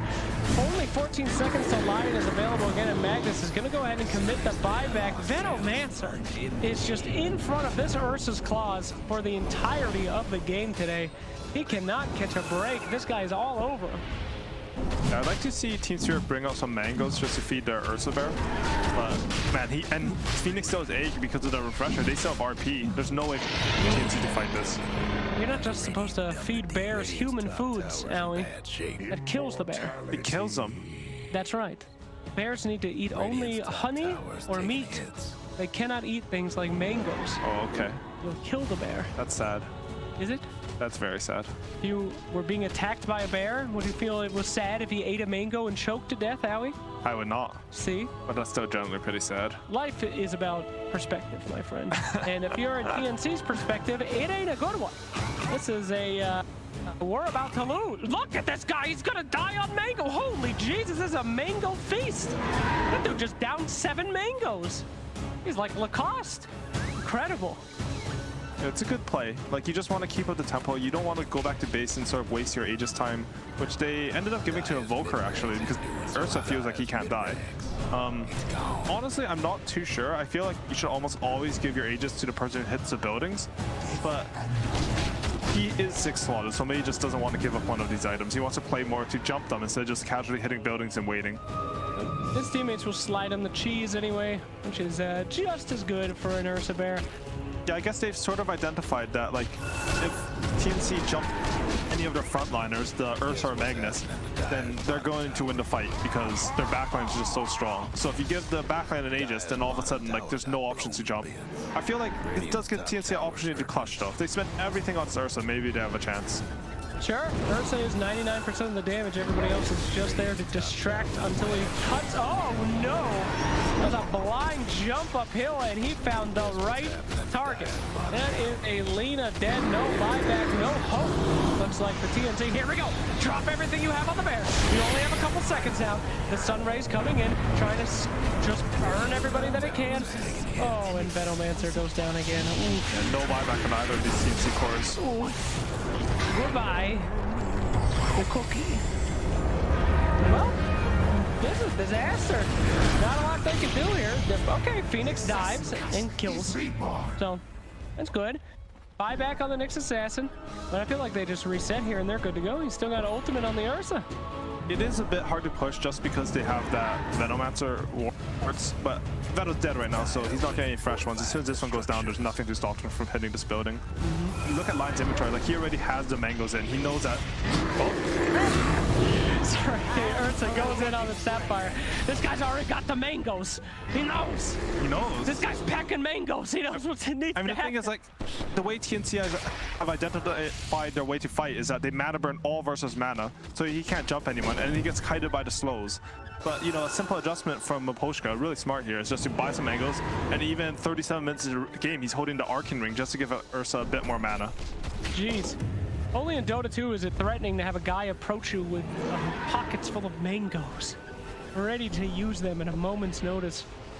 But that's... Yeah, Ursa, he has Agi Blink. He's just so farmed this game. Oh, yeah. 10k ahead of the highest on the enemy team. We're just buying time. This game's over. I mean, no, TNC, they have some counterplay, right? Like, they've identified... I mean, the first one was mana burning to Ursa, but you can always clutch things in Dota. Like, you saw last game, I think they're behind by a similar amount. If they stun the right heroes, they get the right jump, like, you can try. I mean, I think it's almost... Sir, they have a Venomancer. Yeah, they don't have much damage. You're right. It is hard. I don't know who's doing damage on this team right now. Yeah. It ain't I mean, Dragon. Lina, she has Hurricane Pike too, right? Like, she didn't get to go for the Daedalus. She needed to survive in order to do damage. That was her read on the game, but yeah, it's a bit hard. There's like no real damage coming out. It is good to be positive though, Owie. That's why you're here on the cast. Being positive, believing. I've lost all belief. It's a painful end potentially, as they just need a little bit of courage to go to that uphill and start taking these racks. Not quite sure what they're scared of. It looks like Ursa is not scared of much anymore. It's hard to fight uphill into these Venom wards. Like, some potential buybacks, I think there are no buybacks on TNC, but maybe they don't know that. And, you know, this Gabby, he's just getting as much as he can on the map. He's still a bouncer and he's just farming the enemy triangle. And TNC, they still think they can win, right? That's why they're in the game, so they probably have some good ideas. Good for them. Put some more wards down. This will work. Still keeping it extremely disciplined, is extremely safe on Team Spirit. Now an Illusionist Cape comes out for the Ursa, making their job even more difficult. Should he choose to grab that?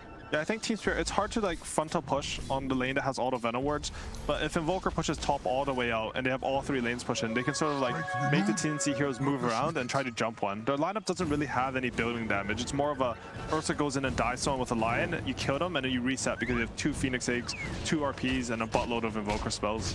Yeah. Everything seems to be open here for Team Spirit, but why push uphill when you know the enemy can't even leave their base? They have been stuck in their base for quite a while, getting absolutely no farm, quarantined up, unable to go to any birthday parties. Mix Assassin initiating on that illusion, and that is going to be a horrific turnaround here. As BKBs are popped, and RP onto a solo Snapfire. Not the coolest thing in the world, but a lot of utility. As Ursa is still just hunting for anything that he can. Lion, great stun, nice force, but the uphill Lion, he doesn't give a hoot, dude. He just goes straight up there. I like it. BKB coming up here. Refresh. Could we see another RP? Trying to find that Lina. We're gonna get the Lina. We're gonna get the Dragon Knight. That right there is the Venn diagram, and this game is looking quite over. Yeah, it's very hard to counter everyone on the enemy team just having an extra item on you. The teams tried, right? Sure. I mean, it's not like they played poorly this game, it's just their game plan's very specific. If you don't execute on some of these heroes like Venomancer and carry DK, then I think the game can slip out of your hands very fast. You don't have the damage to clutch these situations and come back into the game. Buyback on Lina, she has a dream. Let's see if it will become a reality, or if it will continue to be the horrifying nightmare that she has been living the entire game. Nope, that's nightmare. Goodbye. Oh no, not that sad tornado wind. She's alive, Allie. She is. The throne's dead, though. Alive just in time to call GG, as it looks like Team Spirit, a very convincing win after such a tug of war last game. They really needed that win.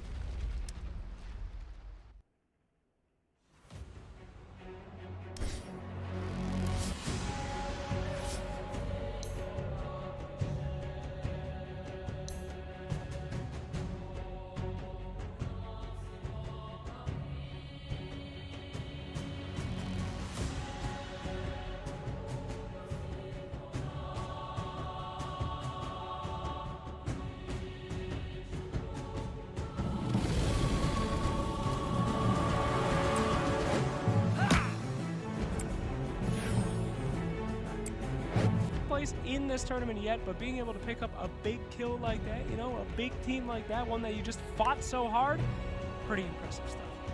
Yeah, I think, I'm not too sure if this is correct, but they have a lot of draws with teams. I think they might be like 0-6-1. It's like, it's hard to beat this team, it seems like you might have a read on them, but they still claw 1-1 victory.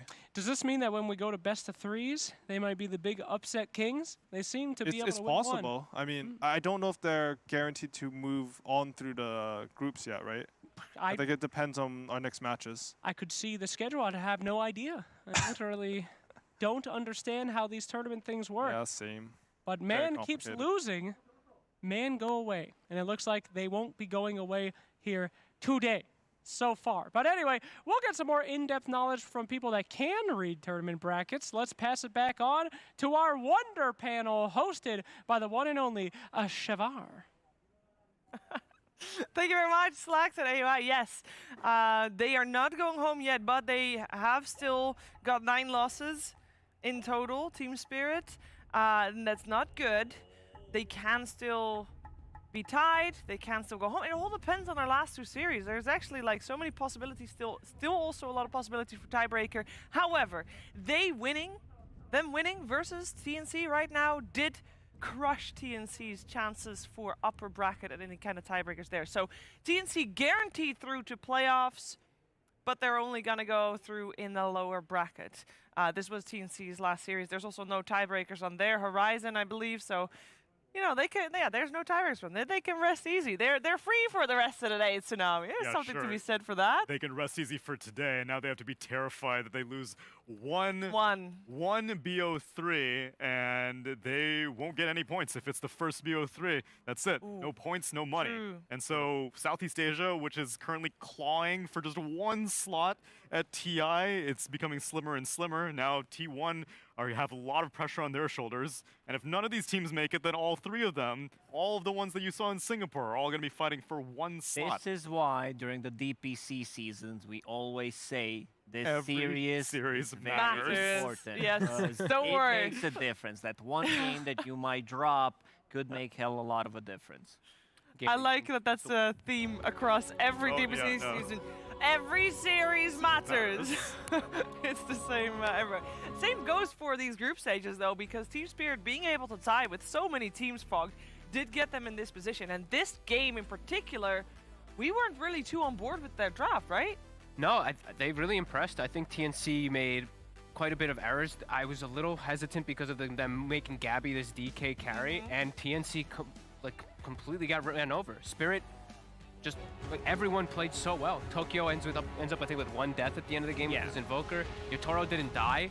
They were just steamrolling, and I do have to attribute item builds. I loved collapses like this, just this Glimmer Cape early on. I think this was pretty instrumental to them getting the ball rolling, and his initiations early were so beautiful. That RP, 3-man RP, 3-man Shockwave, also in the river outside the Roche pit right after they got the first Roche. This was just a clutch scenario, and this is the Spirit that we saw when we were watching the DPC. This is the aggression that we'd like to see them play with. So I want to see them bring back these type of drafts again. Play with their Ursas, play with their faster paced heroes. When you think about offlaners and what they bring to the team fight, you have this, well, maybe he will go for the pipe, maybe he needs a Shadow Blade. Why not combine these 2 items into one, and then you have both of these things that you actually need, which was great. He was also not afraid to use RP on one single target, skewer it back, they kill it, like Lion as we see here, multiple man impales. Alliance players in general just got so much better at using Impale. It's like they use a Hex and then they line up for a 2 or 3 man Impale. Just some beautiful stuff to watch. Yeah, I oftentimes wonder if they actually took away the targeting, it might become even better. At first, for Nyx Assassin, he used to have the hero targeting, and you see so many more thread the needle type stuns, so skill cap on Lion increasing, and it's a strat that was reliant still on one heal support. So maybe that's the holy trinity, is you have a strength core, one crowd control support, one heal support. Yep. And with all these factors combined, then you cover all the bases necessary. And Spirit were able to execute it beautifully here. And Ursa's looking... in the beginning of the tournament, we're like, hey, maybe Ursa's not that good. His laning's a bit weak.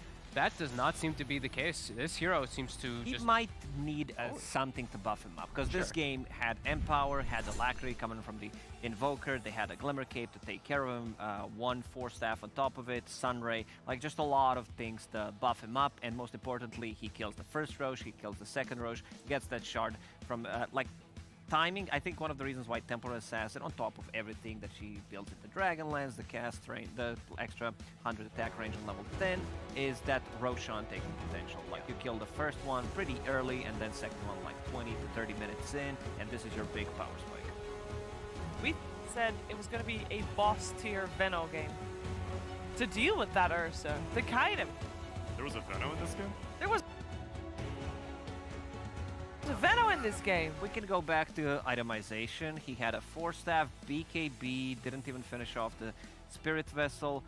I wanted to see, like, if you want to kite Ursa, if you want to ruin his game, Yule Scepter, Heaven's Halberd, these are the items. You can get a Spirit Vessel in between just to be more annoying, but definitely, because Venomancer is that hero that can build pretty much any single item you think of. It's gonna look good. You want to buy Dagon 5? Nice, you're there. You want to buy Aghanims, you want to Lotus, Mech, whatever feels good on Veno. Yeah, and he's normally that instrumental hero to counter the Ursa. We all know about it, countering the Ursa, even countering the Magnus, but Spirit played around it perfectly. Like you said, there was an Veno in the game. First 10 minutes, sure, they pressured the 2 early tier 1s, but besides that, he was always getting jumped on. These Blink Daggers were effective versus him somehow from the Magnus. It was very impressive. So very good to see that. If you did run it back with the same drafts, do you think that part of the issue was sending the DK to the safe lane? Because I know at the very end, even though you preferred TNC's draft, you were like, I don't know why they're turning Gabby into the DK. Yeah, I think that might have been a bit of the downfall for them, because they don't have anybody who can capitalize on that early aggression that comes out from the Veno. That they did take those early towers, but then they don't have this true carry. They only have this like small window, and they sneak a Roche. Alina don't catch that didn't Roche get to her like big item timing. Like there was no Satanic, no Daedalus, just a small crit. Crystallis, like if you get 2 damage items, then Lina just feels like she's stronger than the real carries in this game. Didn't come to that point. It did not come to that point, indeed, and that means that Team Spirit win this game. Means that there's a lot more pressure also on the next series coming your way. Let's take a quick look at the standings. We already mentioned TNC guaranteed in the lower bracket for the playoffs. For Team Spirit, they have to just sit and wait to see what their fate will be. Will that be tiebreakers? Will they be eliminated? Or will they just go through to the lower bracket straight away? It's all still possible. Our next series is going to be between Team Nigma on Beast Coast, and that's a very simple series in terms of what's going to happen. In terms of if Team Nigma win even 1 game of that series, they are guaranteed upper bracket. They only need to win 1. On the other side of the coin, we have Beast Coast. If they even lose 1 game, they are guaranteed eliminated. And that's a scary position, Tsunami. Man, it was such a shame. I was saying it earlier that for a team that had such high expectations after, not even this year, beginning of 2020, Dream League, Leipzig Major, everyone was really hot on Beast Coast because they had a Cinderella run at TI9. Everyone was like, wow, South America finally being taken seriously. Leipzig Major, they do quite well. Yeah. And then for all of 2020, the Americas are kind of stuck, and Beast Coast is doing well within their region. And then Singapore was going to be the chance where we finally get to see them go head-to-head against international competition for the first time in a year, and they can't make it. Now they're here, and they're not doing so well. They are not doing so well indeed. We're going to find out how their form is today, because their final series, potentially final series of the group stage, tiebreakers with standing, of course, is coming your way very soon. We're going to have a little bit of a longer break than normal. Not that much longer, though. Don't worry. You got like 10, 15 minutes. Get yourself ready. Team Nigma versus Beast Coast after the break.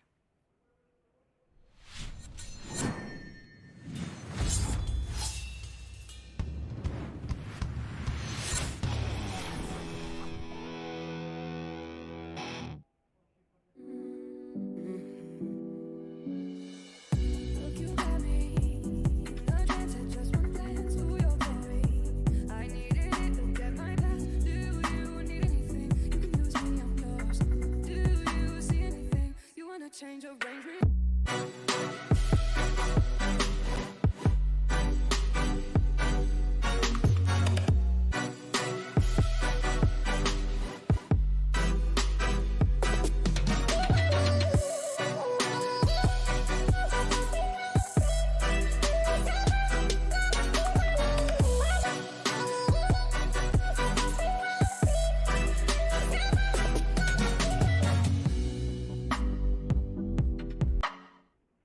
Every event is a part of esports history, full of memorable moments every fan wants to be a part of. Get your own unique piece of esports with WePlay collectibles. Here is the first collection, Storyline. Logo token, trophy token, story token. Be sure to check all the details on our website and stay tuned for cool NFTs from WePlay Esports. Buy the official merchandise for WePlay AniMajor 2021 now on fragstore.com. Hoodies, t-shirts, mouse pads, headrest pillows, and other souvenirs were released in the limited edition for the tournament. Hurry up and buy them on fragstore.com via the link in the description or chatbot.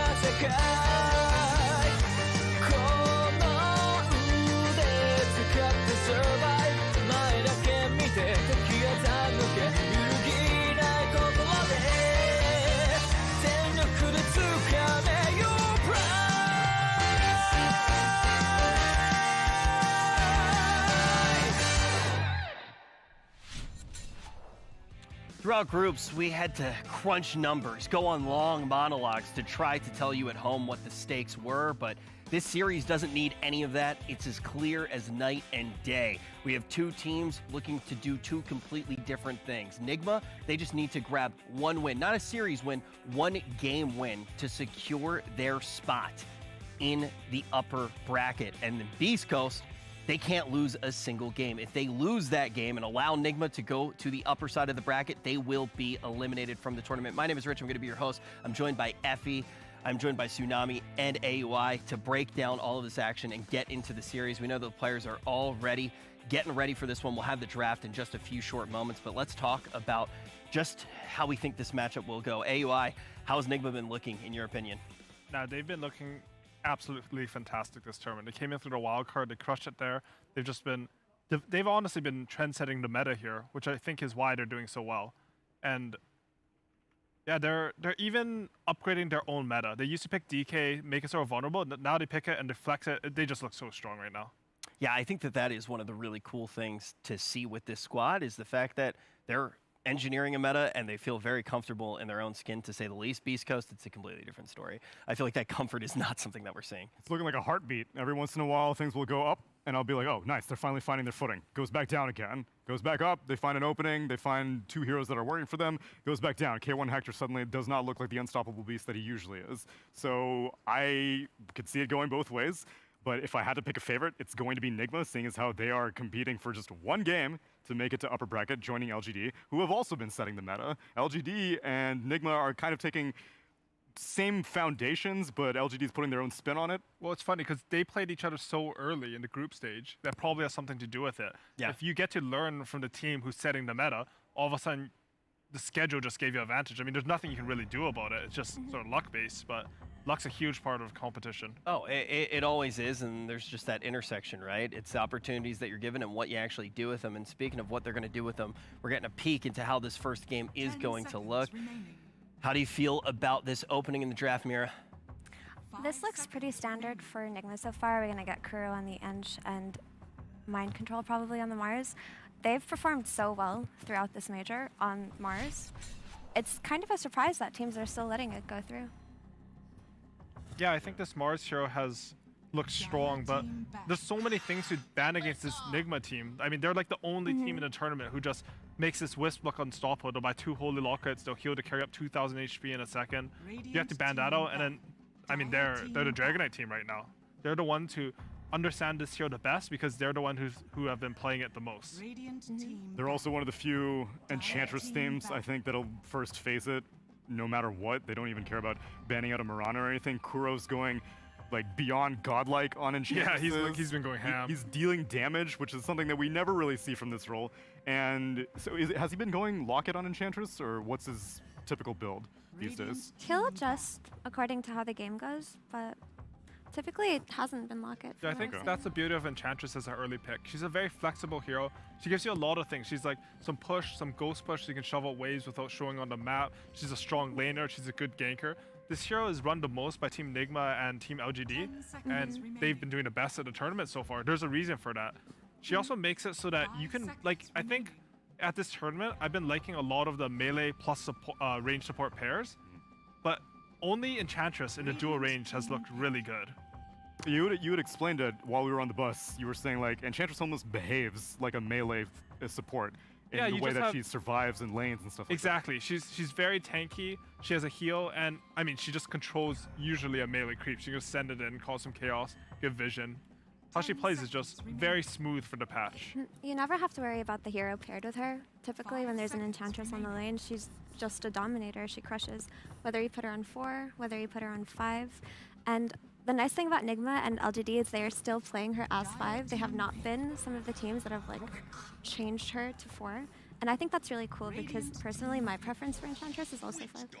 Yeah, I agree with that. And as you mentioned, because she's so flexible, it means you can basically pick whatever you want as the 4, right? If you need damage this game, you can pick damage. If you want to counter the Timbersaw and the Lion, who have really good spells, you can pick up this Rubik.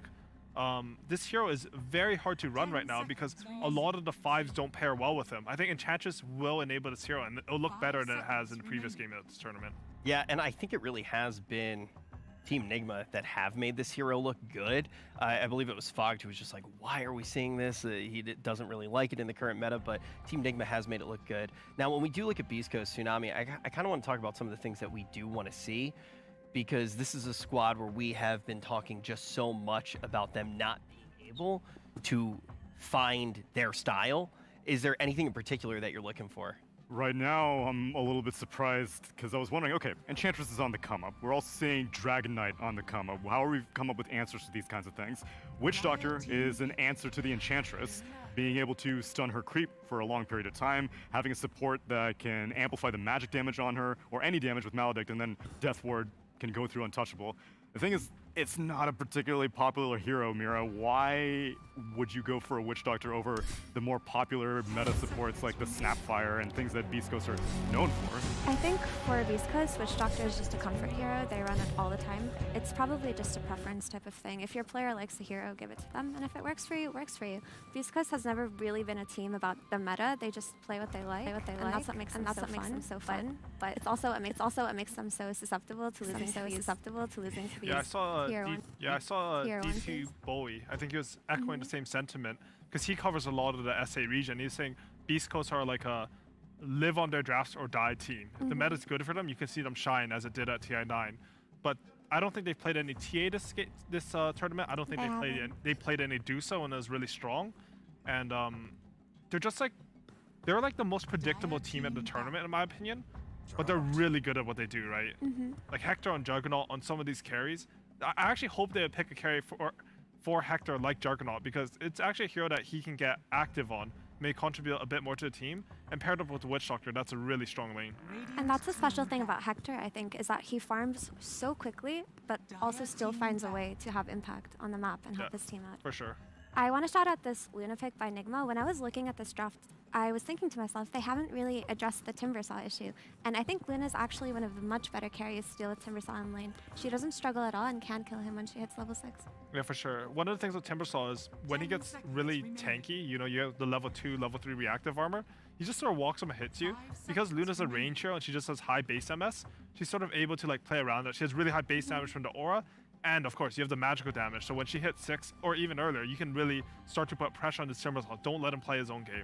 I think Luna's probably the most undervalued carry of the tournament. Honestly, I think it's Luna and Jug. So I'm really excited to see them go up against each other.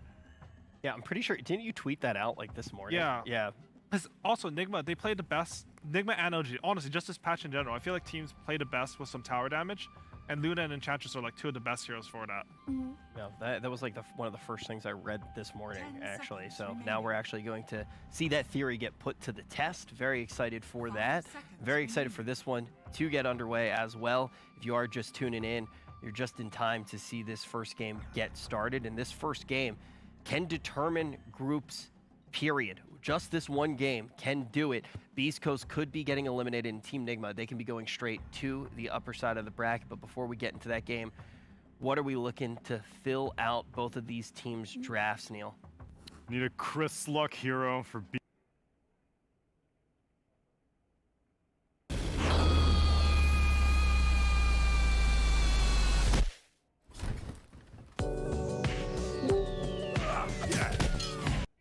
As well, but they have an initiator from Mars, and they have team fight with Luna, Rubik, and Mars. So I think Beast Coast really do need to address this team fight issue. I would actually like to see like a Earth Spirit mid. I don't think they play it though, but something like that. You know, you're tanky, you get in there, and you cause chaos. You allow your higher damage. Yeah. I would love to see that. About Kunkka, a little bit more traditional. Okay. Yeah.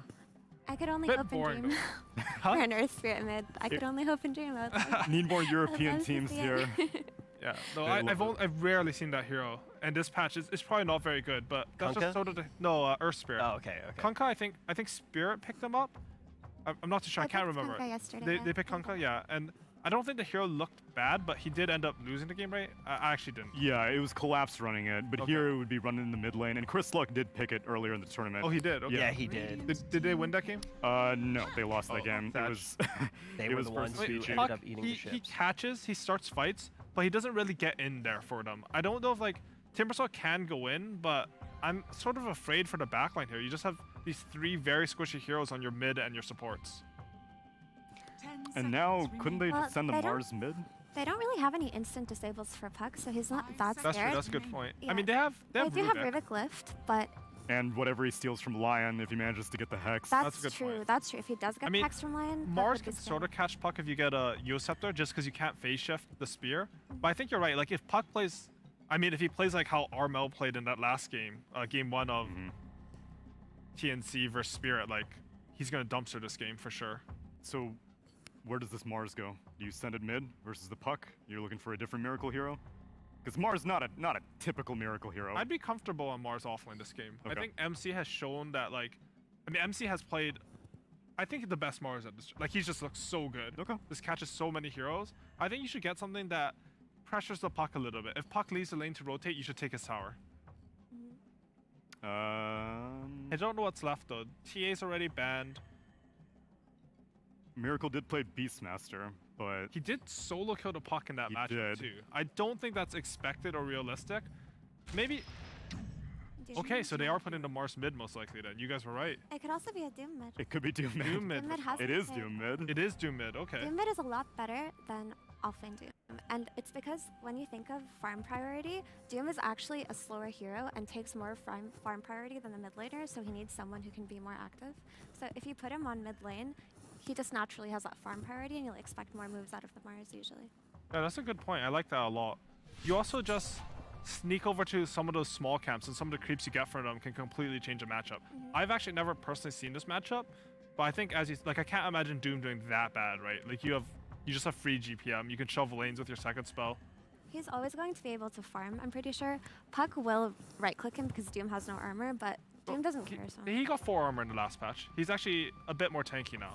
But you're right, like Puck will click him a lot, and he will have to fairy regen in this lane. And this is one of the rare situations that I could see both supports rotating. I can see Enchantress or Rubik coming to help out the Doom. I could also see Lion showing up, taking advantage of like a level 6. Yeah, especially with the TPN with Maledict. Like Right. Doom's a really tanky hero, so if he goes some 1-0-2 on Witch Doctor, they can definitely bring this hero down in the coil. So my biggest issue with Beast Coast draft is just their team fight does seem lacking compared to Nigma, and it seems like the teams that have managed to secure their team fight and their laning stage have consistently won over the ones that have just secured their laning, which looks like that's what Beast Coast did. Yeah, I agree with that. I think they really need their Timbersaw lane to win here. I don't think their heroes like function on the map if Timbersaw isn't able to put pressure. Yeah, I think they're going to rally behind that Timbersaw, so there's like a lot going to be on his shoulders. I'm definitely Nigma favored for this draft.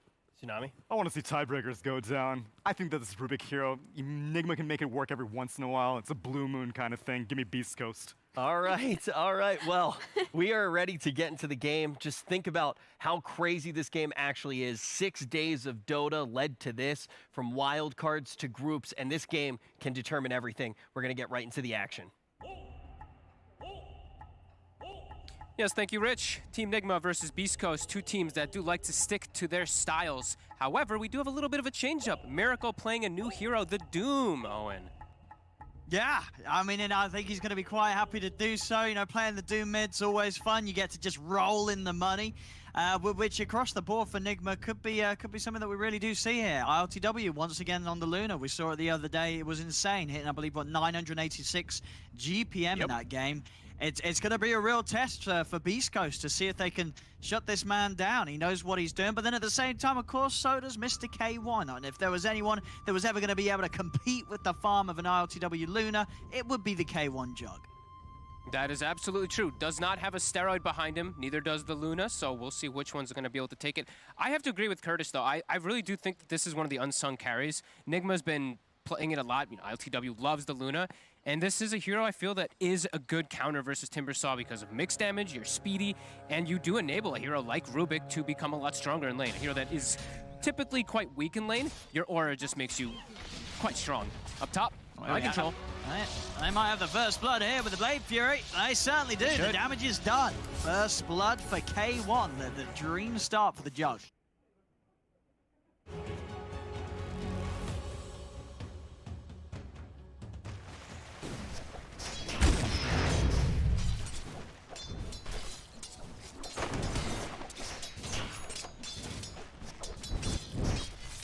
more than most, the Doom versus Puck, because we did cover, of course, Iceberg, when I think he was one of the few players that played the Doom mid a lot. So we did get to see this matchup quite a bit of times, and I like it. You can't really push the Doom out of lane as a Puck because you play so close to your tower. Not only do you have 5 armor, but then when you're close to your tower, you have 8 armor, and you have pretty ridiculous just built-in sustain anyway. So I do like that they went for this, just to counteract the Puck, which feels like it's the only team fight that East Coast does have in their lineup.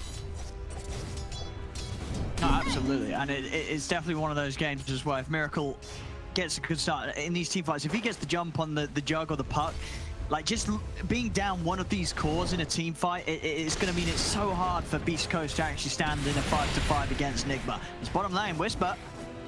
He's in trouble. Might be in trouble there, yeah. They're going to be able to catch him around in the trees. He's trying to heal up. Okay, Whisper with the turnaround. He'll actually be able to take down GH first. And that little dodge into the trees keeps Whisper alive. East Coast, they get the kill, they'll lose nothing. And they have a secondary cell. Schofield will be able to heal up Whisper. Nicely done from these two. Top, we see, I think the reason that they want the Witch Doctors not only because of comfort as mind control. Just looking to go down. But they might get a trade. They will. All right, Kuro with the clap there. Yeah, he'll get one in return. Could he get Stinger as well? He's going to have to might be able to. 2 seconds. I think he will here. Another clap coming up in a couple.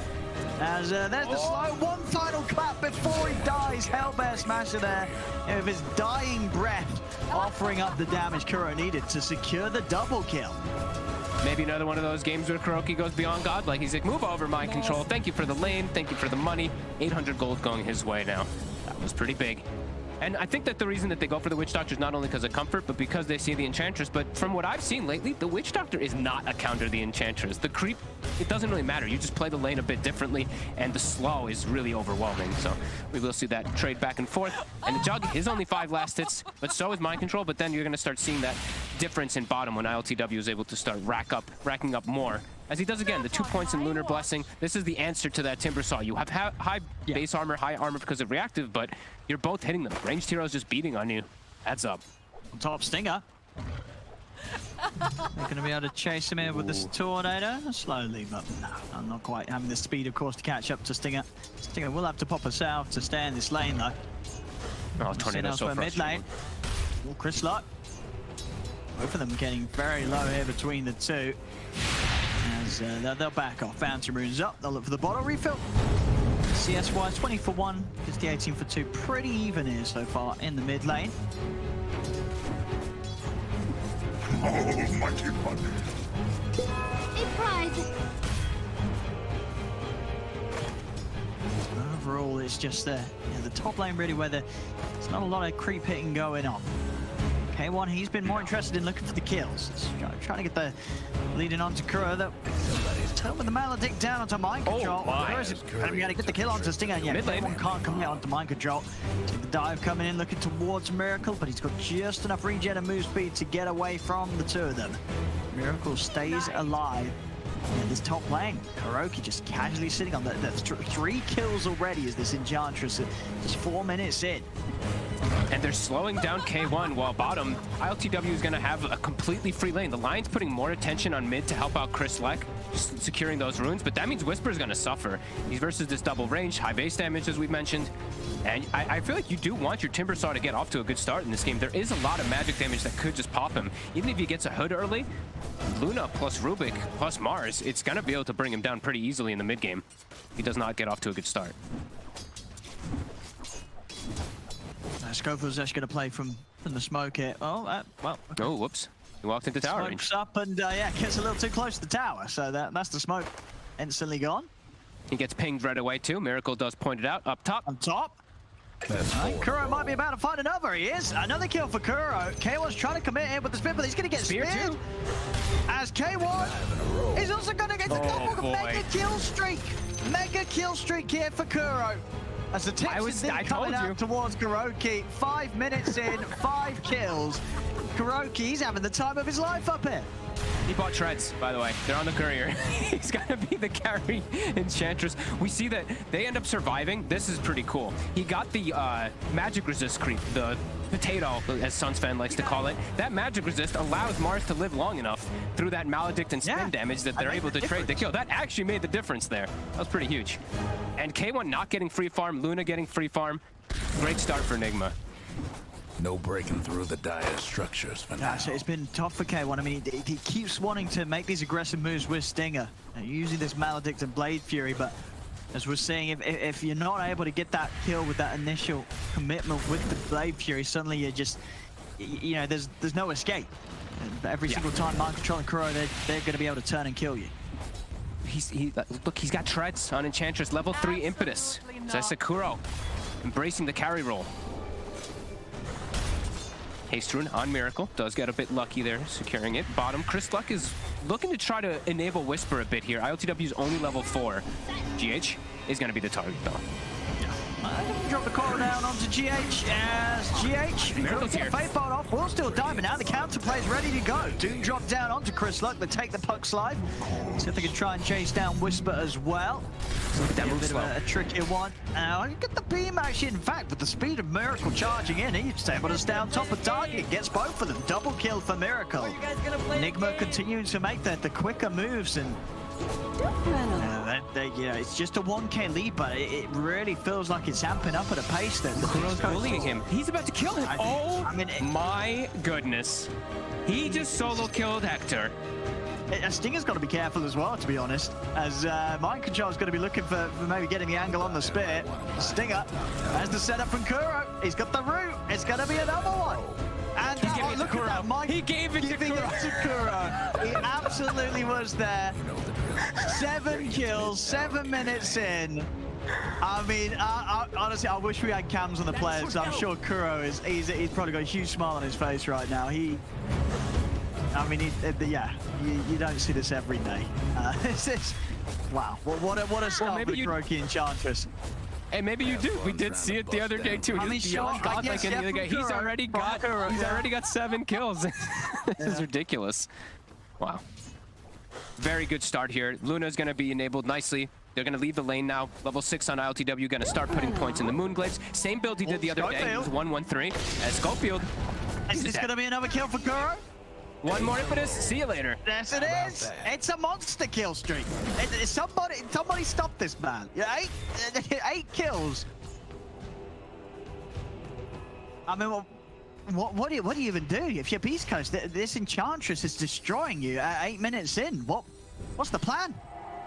Someone wants that kill. That's what I know. They want to give that to Hector. Get him that kill streak. As soon as he hits 6, I want to see them just smoke and hunt this Kuroki Enchantress because he's going to give a lot of gold. Jeez, yeah, Kuro. Level 6, Mind Control also about to hit level 7. They've broken the lanes. Top lane cannot go back there. K1 has to jungle. Chris Luck still can sit in the mid lane, but he's got to be a bit careful. They're now giving the lane to the Rubik, giving it to GH so he can get levels up, and they're just going to start moving around. Miracle jungling, Luna jungling. We'll give Whisper a bit more freedom to finally get off to a better start. Oh man, what an explosive start from Nigma. I mean, look, Kuro just sending the creeps in at K1, so K1's not really getting any chance to chill out and hit creeps at all. Bottom lane, Miracle with the invis. Oh, they're prepared. Sentries down, they've got the 4 of them ready to go. They knew that he was looking for this with the rune, and East Coast, they...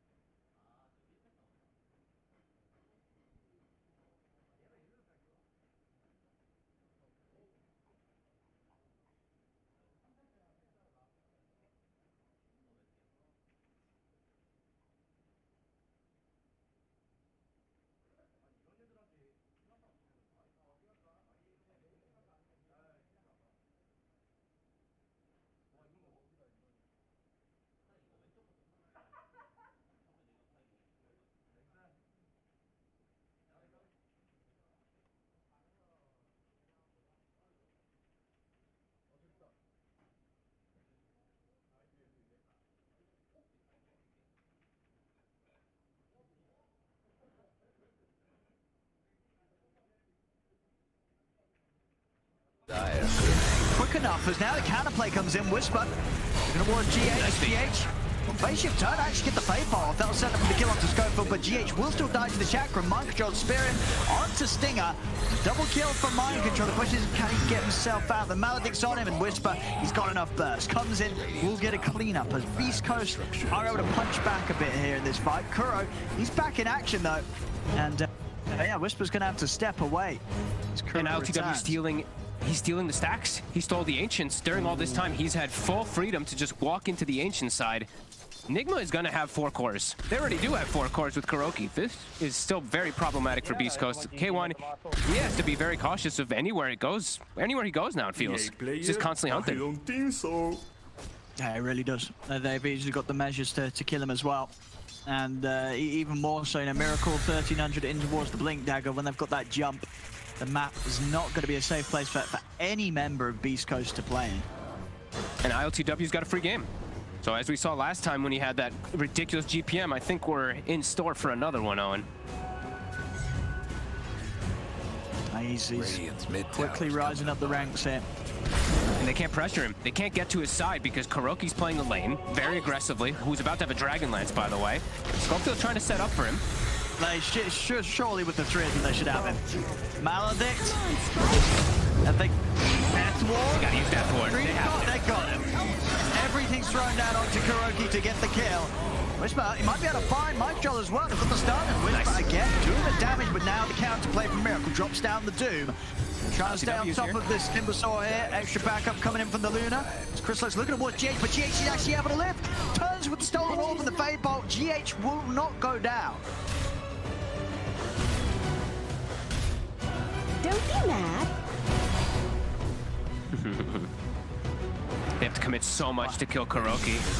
LTW now sticking around very deep. He's gonna get killed for this. Oh, well, that's a big catch there for Whisper and Schofield. I think, yeah, look, maybe getting a little too excited off the back of that fight, ILTW, as he just walks around the lane. As, Whisper, he's really holding it together here for Beast Coast. We're seeing this Timber getting very aggressive, very active, as the panel said he needed to do. They said eyes on Whisper. He's got to pop off, and honestly, considering how tough of an opening it has been, he's certainly doing that. 7-2-1, he's looking to have the strength that the team need to be that frontline presence. K1 doing Ancients at 40 HP. Does have the healing ward, so we'll be able to reset, but dropping extremely low and stacking it at the same time. Almost dies to the Black Dragon. He's going to leave that for later.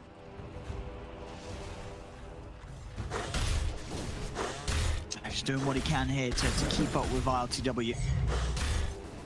That kill was big. Did slow down ILTW a lot.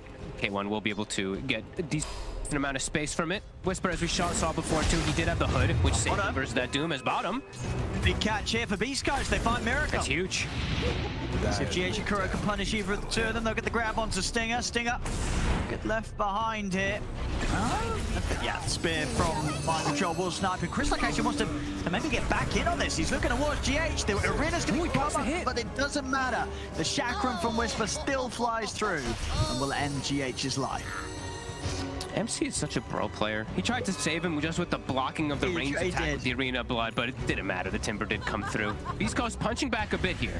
Still at a 4K discrepancy, but decent moves. Pretty good stuff, making everything happen and making all that space for Hector to catch up.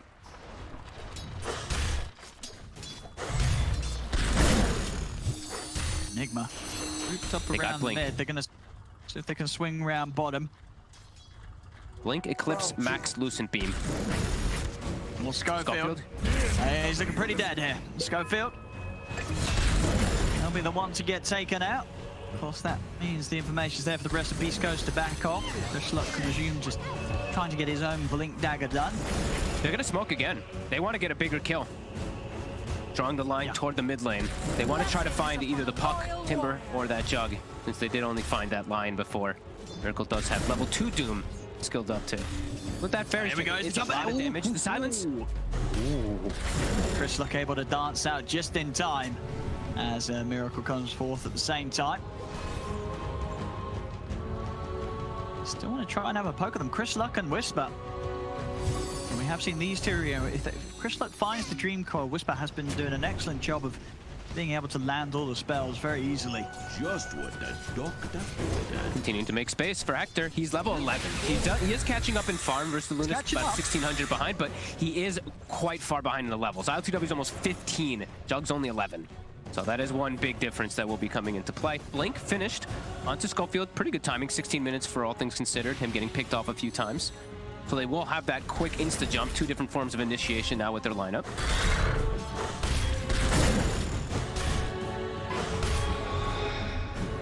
Yeah, no, I mean, who's Schofield looking to jump in the team fights? If he can ever find ILTW, that's the dream. It's him or Miracle. Well, stop the Luna hitting away, yeah. Yeah.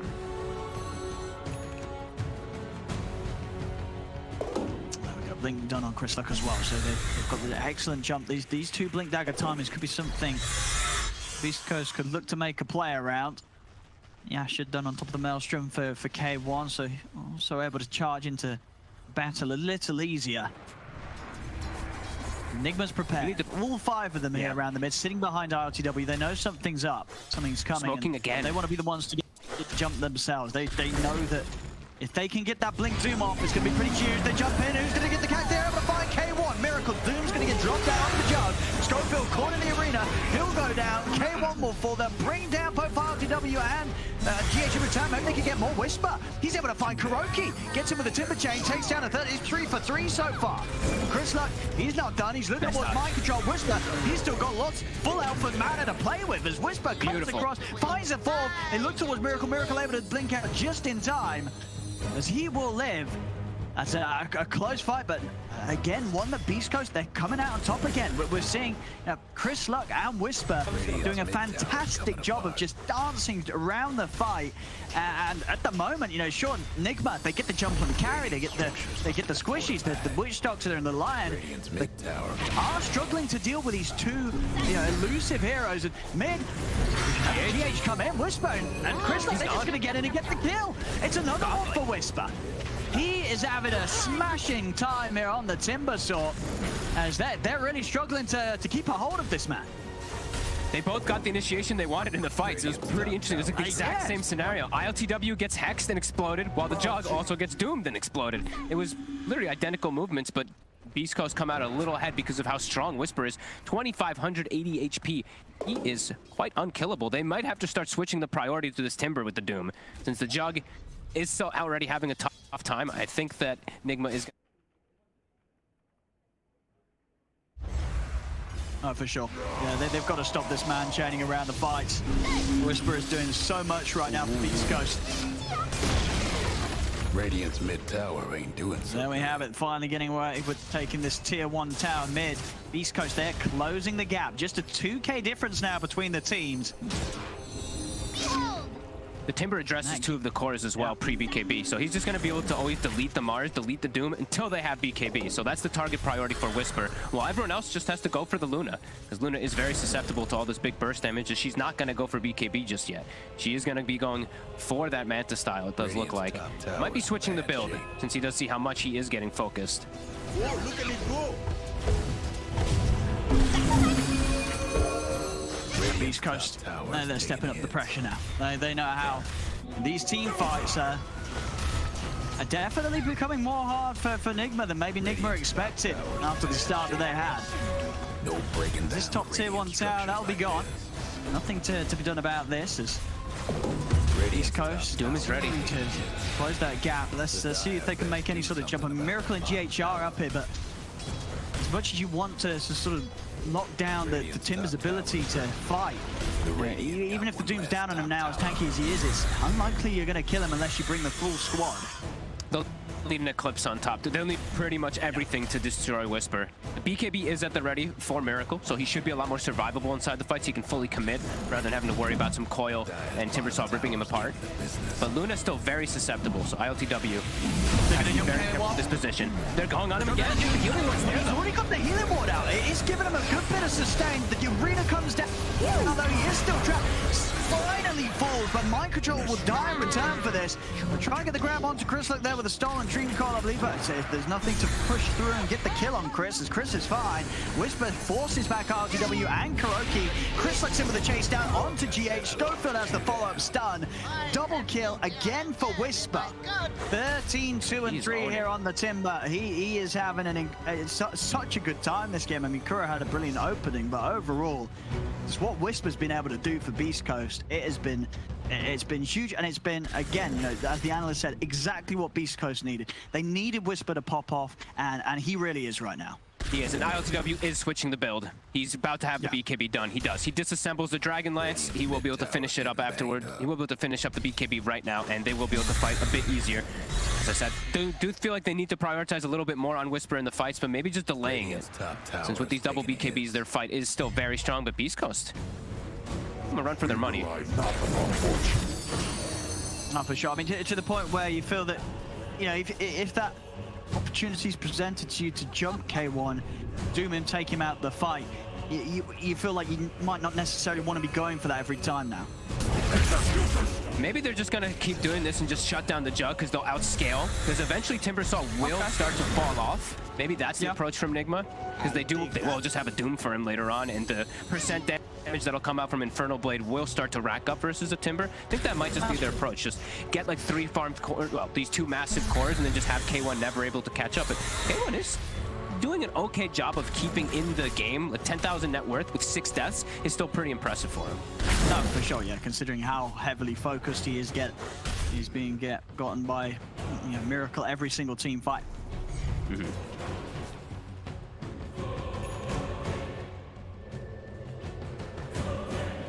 Doom up in 20. Go for up here on the top lane. RTW not wanting to show. Chris Lux set up in the trees.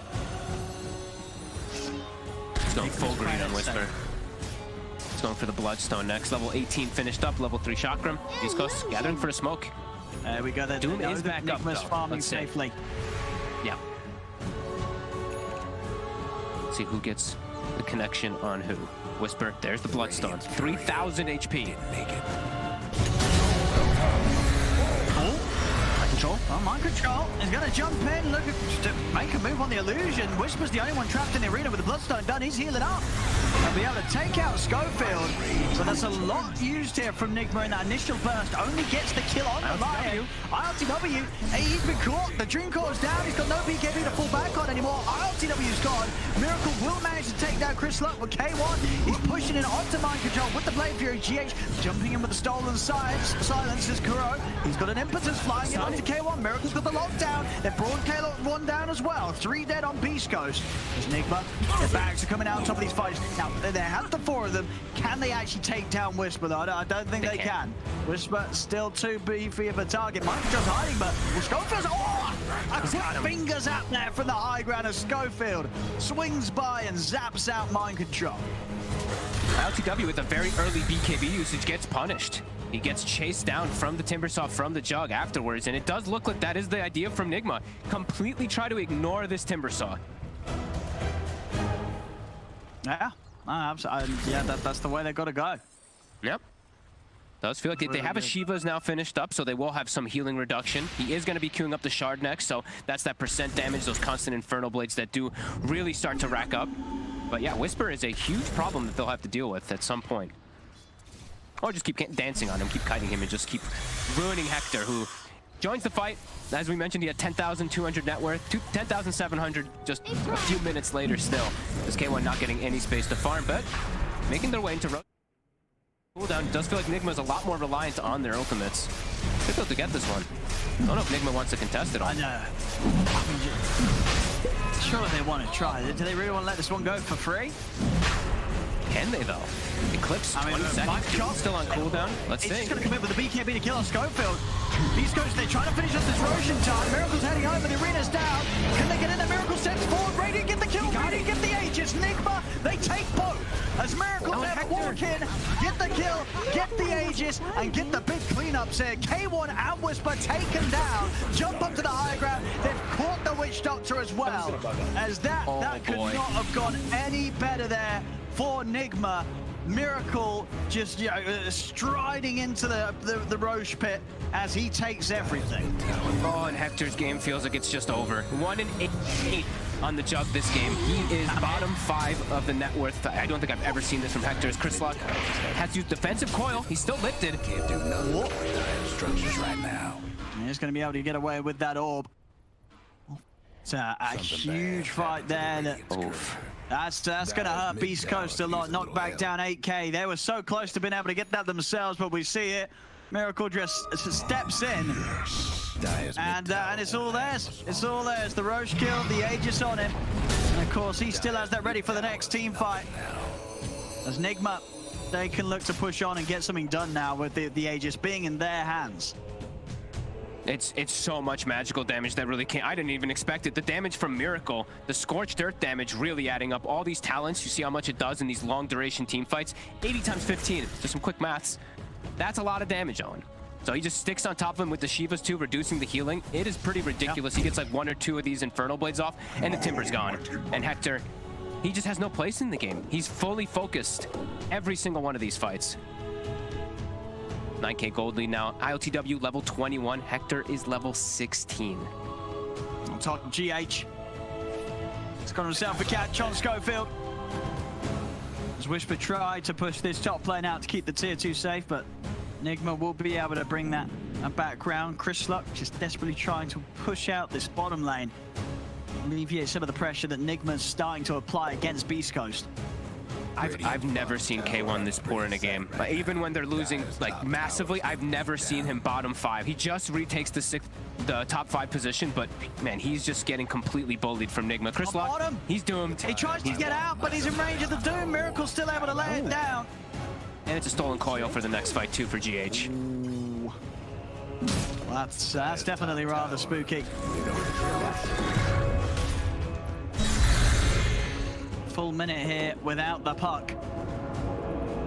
Nigma immediately charging back onto Beast Coast half of the map. K1! They found him! There it is! Solitary got dropped down there, able to get it with a jump. K1 will try and spin to win, but they've got the damage to go through the Blade Fury. Another death on the jug. Winning. As Nigma's very clear approach to this game of at all costs, just kill the Juggernaut. It definitely is seeming to work out pretty well here. As they're into the high ground, jump on Whisper. Full commitment onto Whisper underneath the Eclipse. They easily have the damage raining down to kill him. There's 4 heroes dead. None of them have buyback. Nigma, they're going to be able to take at least this mid set of racks. Maybe more. They're heading straight towards the tier 4. With the Luna, they can look to close this. And yeah, it's just a poor old Lion. You know, Schofield, he's not going to be able to defend this at all. This, as you say, it really is. This game, it's over. As unless Chris can do something amazing here in a couple of seconds. We'll see if he can, but no, he cannot. Wow. Too much damage here is Nigma. I mean, 29 minutes in, 36 to 23, 60k lead. It's those moves at the end that really set them apart. And the fact that they did everything possible to just break down the K1 Hector jug. And 3 runes. That one with the amount of hate that Nigma sent his way. Yeah, I'm taking a look at some damage numbers, Owen. Do you want to hear K1's hero damage? 4,600. The next lowest was 5,000 on Schofield. He did the lowest damage in the game. That's how much they bullied him. They just ignored Whisper. Yeah. In most of these fights, Whisper is still getting most of the kills. He's beyond godlike in these team fights, but Nigma identifies that who cares? We have solutions for Timbersaw in these mid-game fights, especially around that Roshan, which they looked like they had a good advantage because Nigma did not have those ultimates, but they didn't need them. K1 is just so out of the game because of how hard he got bullied, and my God, Nigma really understanding the power of their lineup and what they need to target. They just never let this jug get off the ground. No, absolutely not. Just a stellar performance all around here from Nigma's players. And yeah, all in all, draft-wise as well, just looking hot. That ending pick, that the Miracle Doom has a great time, 12, 2, and 8. It was exactly what they needed when they wanted to play this style of just, you know, all things onto the jug. What better hero to be that initiator than Miracle on the Doom? Yeah, and the laning phase in particular, right? This Mars, this Enchantress, they completely shut down the jug to no hope.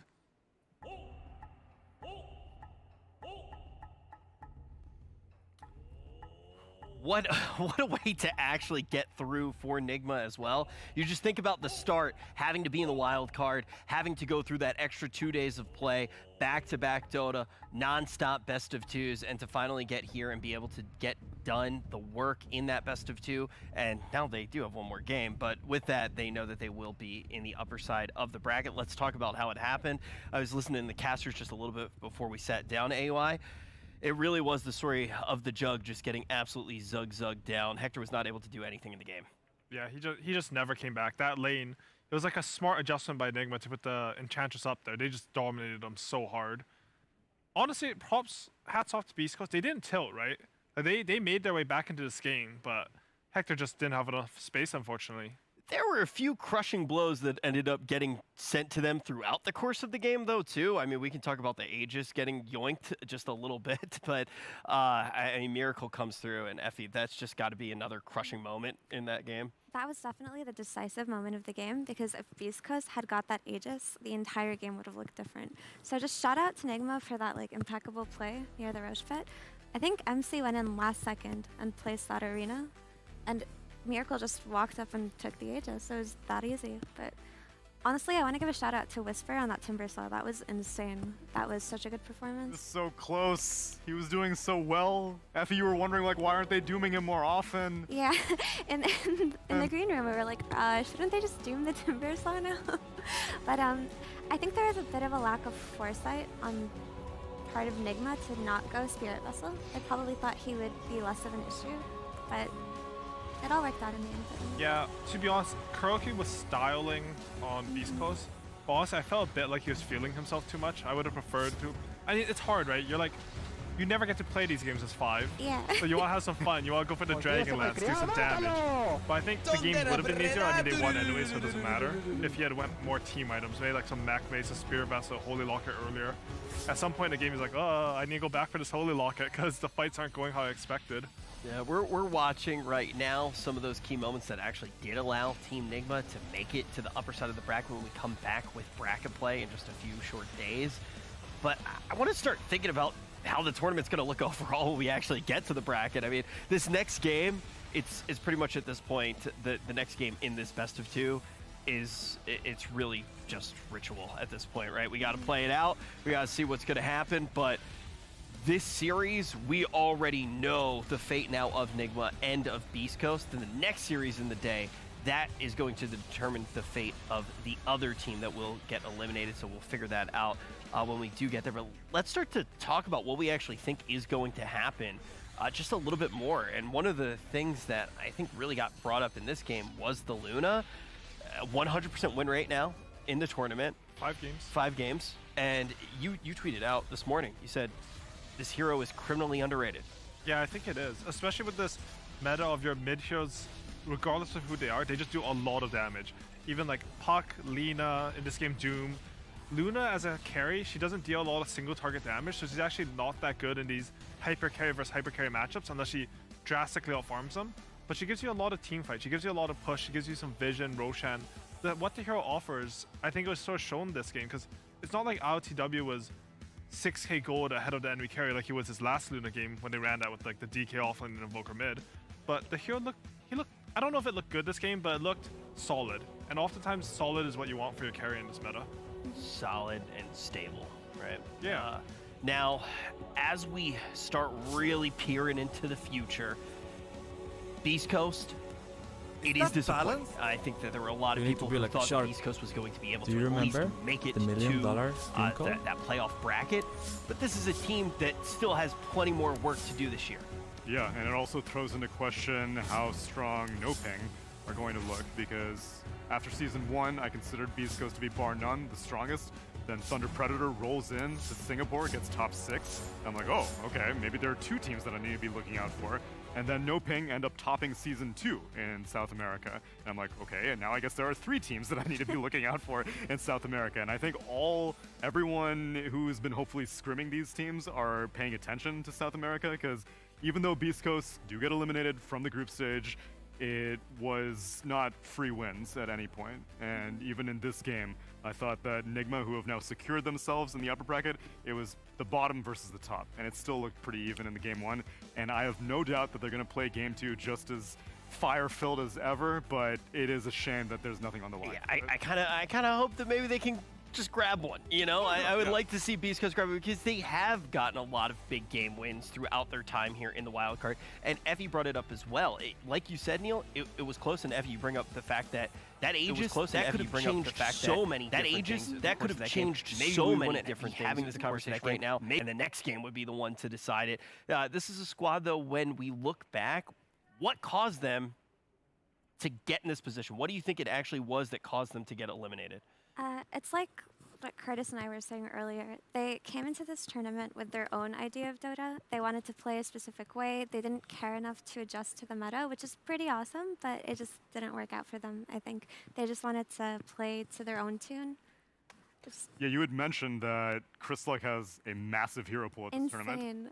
That's not always a good thing, though, because having a massive hero pool sometimes means that you never found what works best for you. The teams that are getting eliminated from seasons are oftentimes just like, oh, man, okay, I don't know, maybe this hero might be the first phase, maybe this other one, maybe we'll pair it with a different support, maybe this other one, maybe as nice as versatility is, it can be a double-edged sword a lot of the times. Yeah, I feel like it can cause, and you would know much better than me, but I feel like it can cause like a choice paralysis or that results-oriented thinking where all of a sudden, because you have all of these options, you just look at something in a different way and you can't start to ask the big questions that you need to be answering throughout the course of a tournament. I feel like less because of his large hero pool and more because of the restrictions Beast Coast has as a team. Like, for example, like I think TA didn't get banned until final phase that game. That's like pretty much unheard of in this tournament. It's because Beast Coast don't play TA. Crystallock plays TA in pubs. He plays like everything in pubs. He'll be playing Kunkka, Slark, Mars, all the heroes you can think of. But as a team, they don't function well with TA because Hector just plays super farm heavy core. They all want to make space for Hector. And as a result, you can't play one of the most important meta heroes. You can't play one of the most important meta heroes. Either it's just not your patch or like you need to adapt, and they didn't do that this tournament. Yeah, I feel like that adaptation hasn't been something that we've even been in. I'm trying to think of the right way to say it because I feel like throughout the course of the tournament, it wasn't like, oh, they need to just like completely change their style. It was like, yes, by all means, still continue to try to make that space. Do the smoke and mirrors, do that whole dance, let Hector do what he's going to do. It just didn't feel like they were able to do that either. Yeah, and that's a symptom of both the teams that may be facing elimination. Last game for Spirit, we were like, why are they not picking Timbersaw? Timbersaw is so good here, but Collapse just doesn't really play it very much. And so more than just even flex potential, if something is popular, there's a reason for it, and you can try to mold it around your style, but if you don't have the heroes capable of pulling it off, then it's just destined for failure. Yeah, and I think Dota's a weird game because you don't have to be able to play every hero, but in order to understand how to counter a hero, it's really useful to play that hero a lot.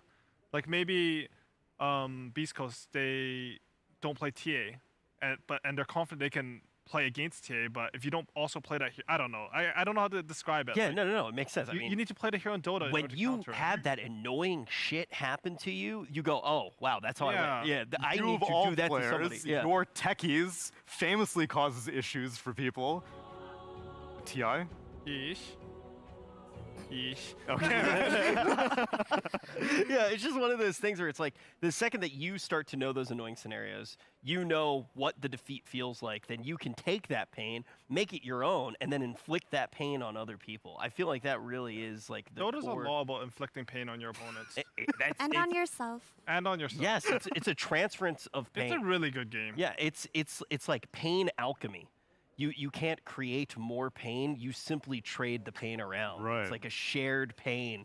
The law of conservation of pain. Dota. It's pain. Welcome to our TED Talk. Dota is incredibly painful, actually. It just never stops. Even if you're winning, you're in pain, and if you're losing, you're in pain. I will say though, Dota's a fun game because I think Dota also has like the highest highs. Some of the moments you experience in Dota, because there's so much pain involved, are like the unforgettable ones. Are just like crazy, like, oh my god, I can't believe we made a mega comeback. Can't believe Eternal Envy threw for us.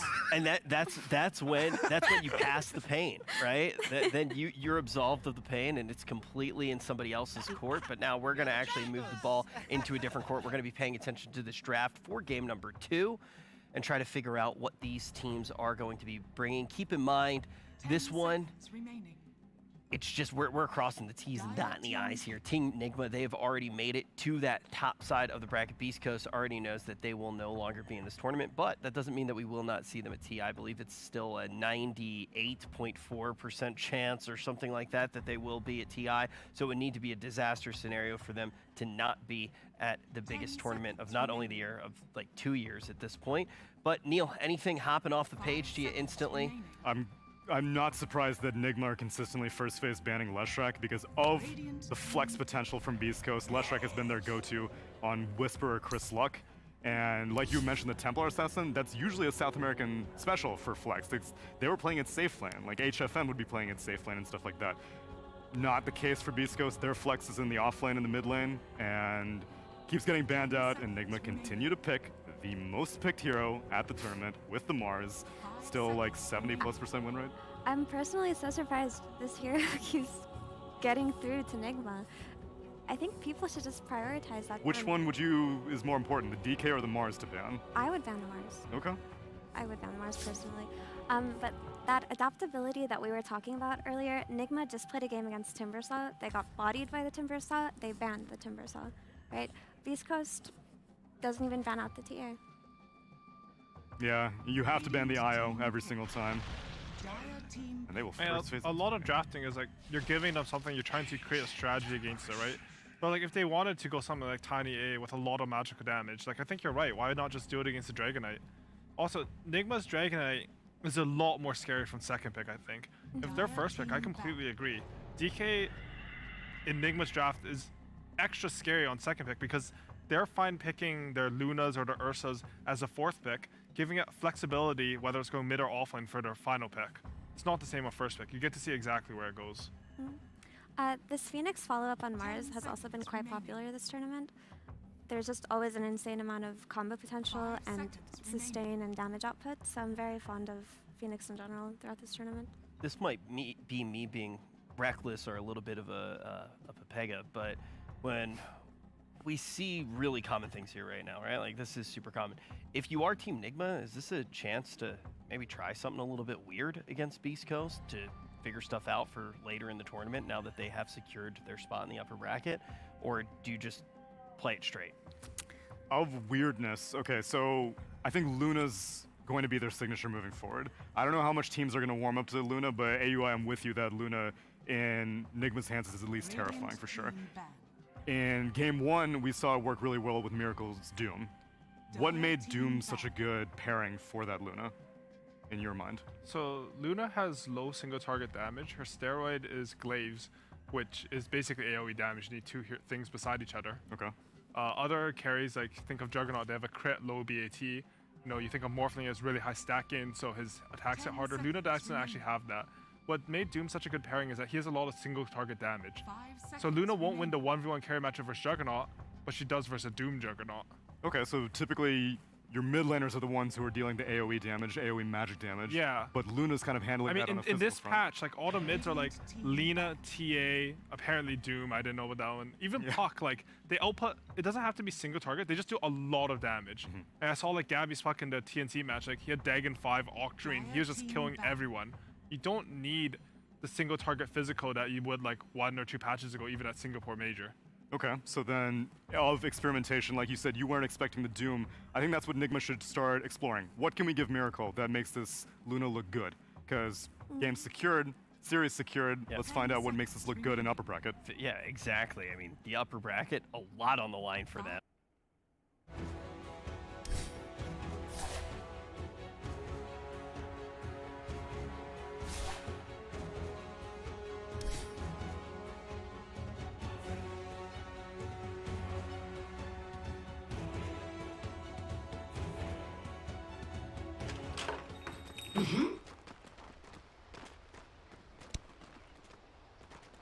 I'm but a shadow. Places, everyone. Don't blink or you'll miss me.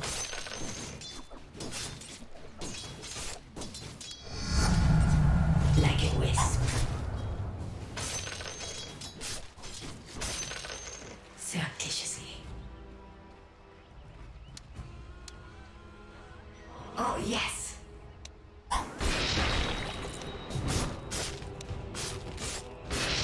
Yes.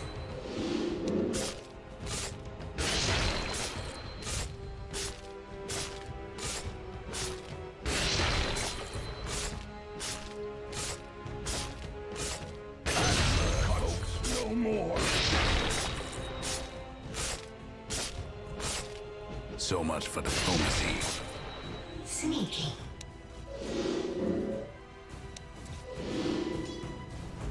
Quick strike. Here I am. There falls my shadow, fells my blade.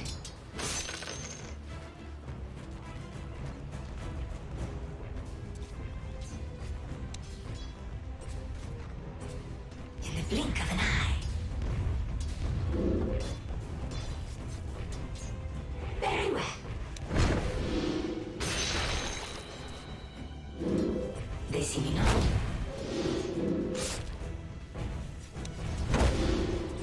Yes.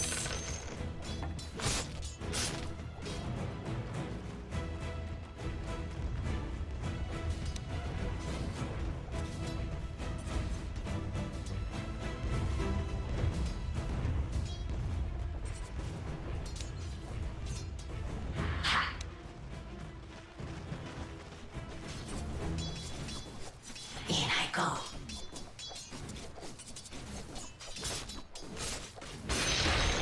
Slyly.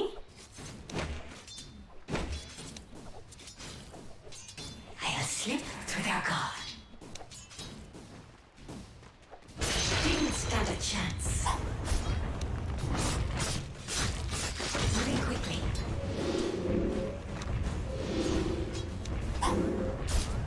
Creeping in.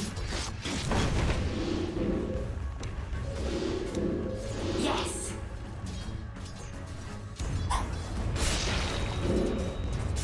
Moving quickly.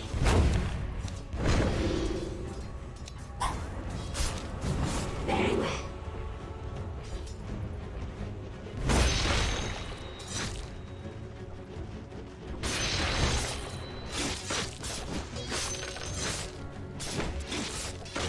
There falls my shadow, fells my blade. Yes.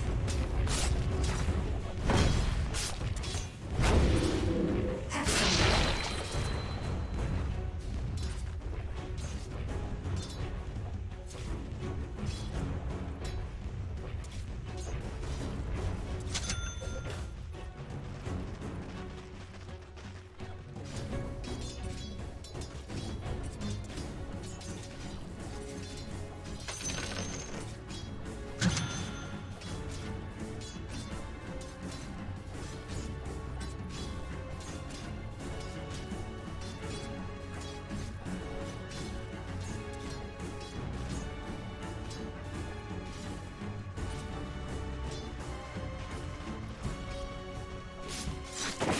Creeping in.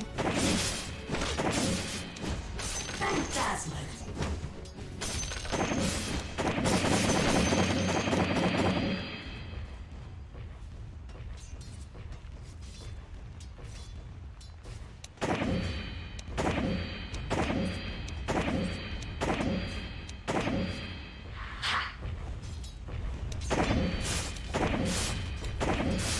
Sneaking.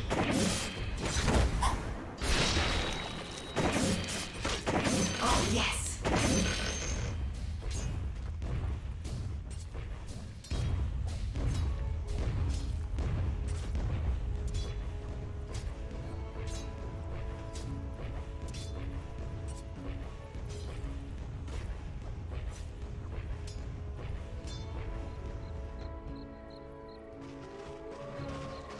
They see me not.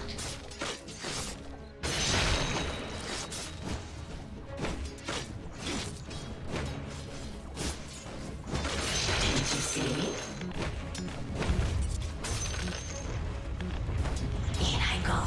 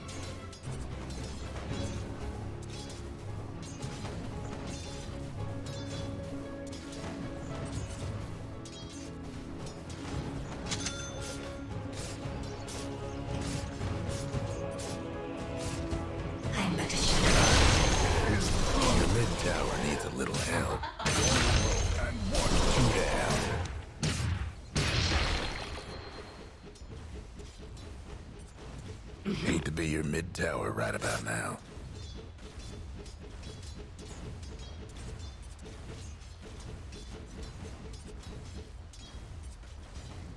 Your mid tower's in a bit of a bang.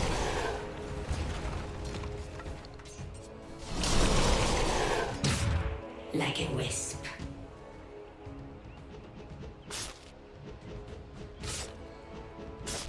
Surreptitiously.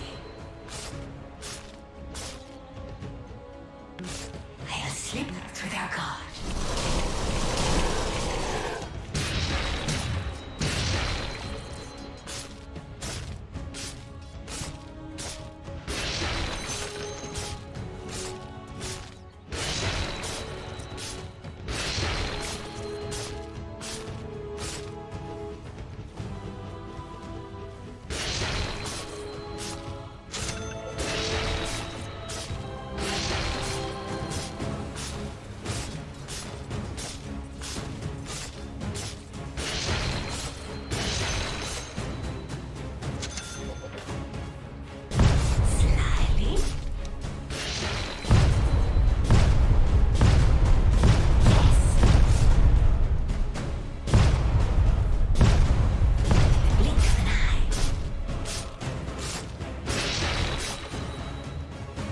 Oh, yes.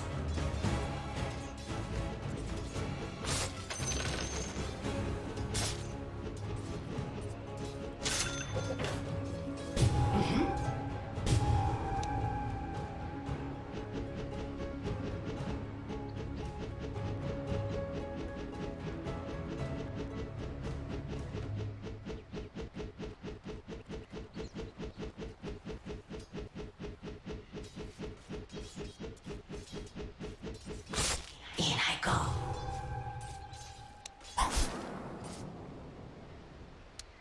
Yes. Moving quickly. I am not ready.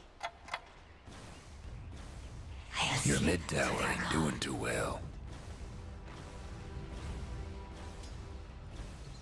Sneaking.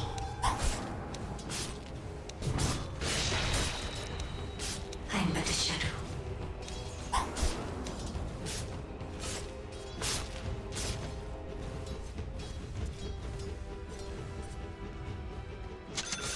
That's 4 in a row. How many daggers am I holding up?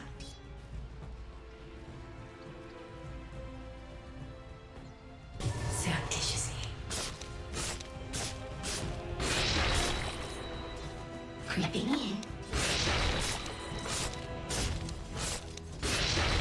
Ha. They see me not.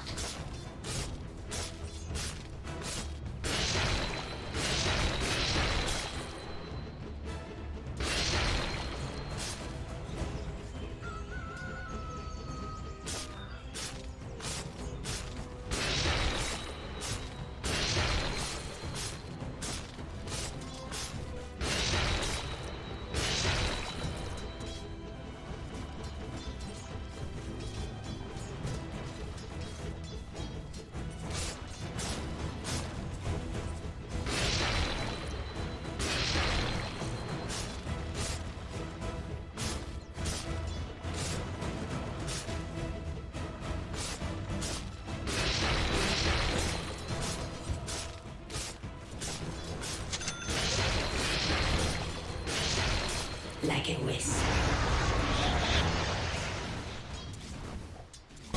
Don't blink or you'll miss me. There falls my shadow. There's my blade.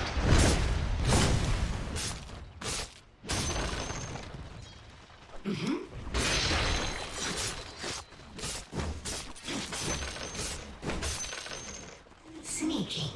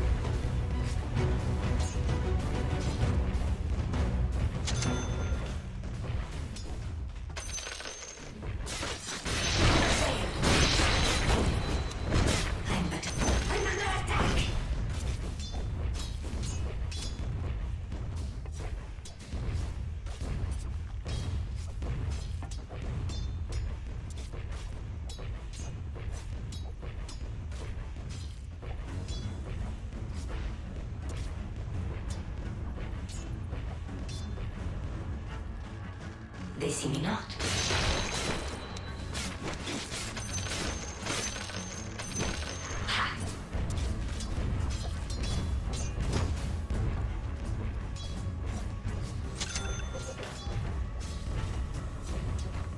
Their false confidence my blade. 6 in a row. How about that? Assassination at its finest.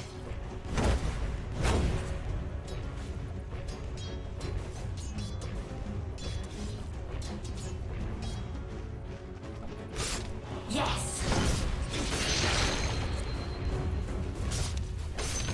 Slyly.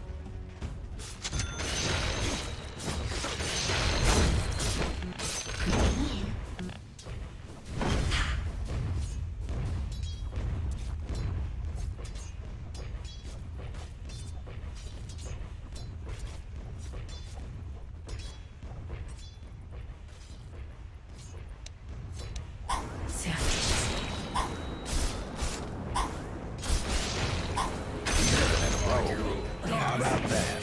Phantom strikes.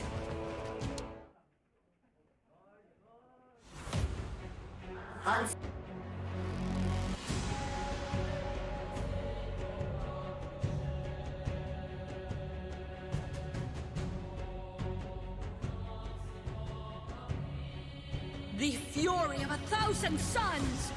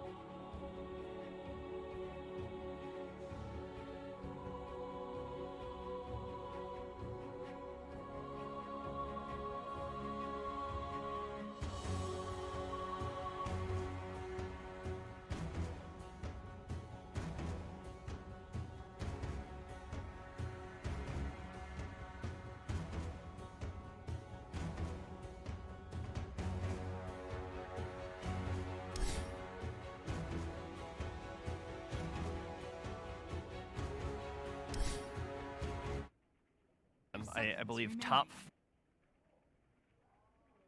Open the combo of the Tiny.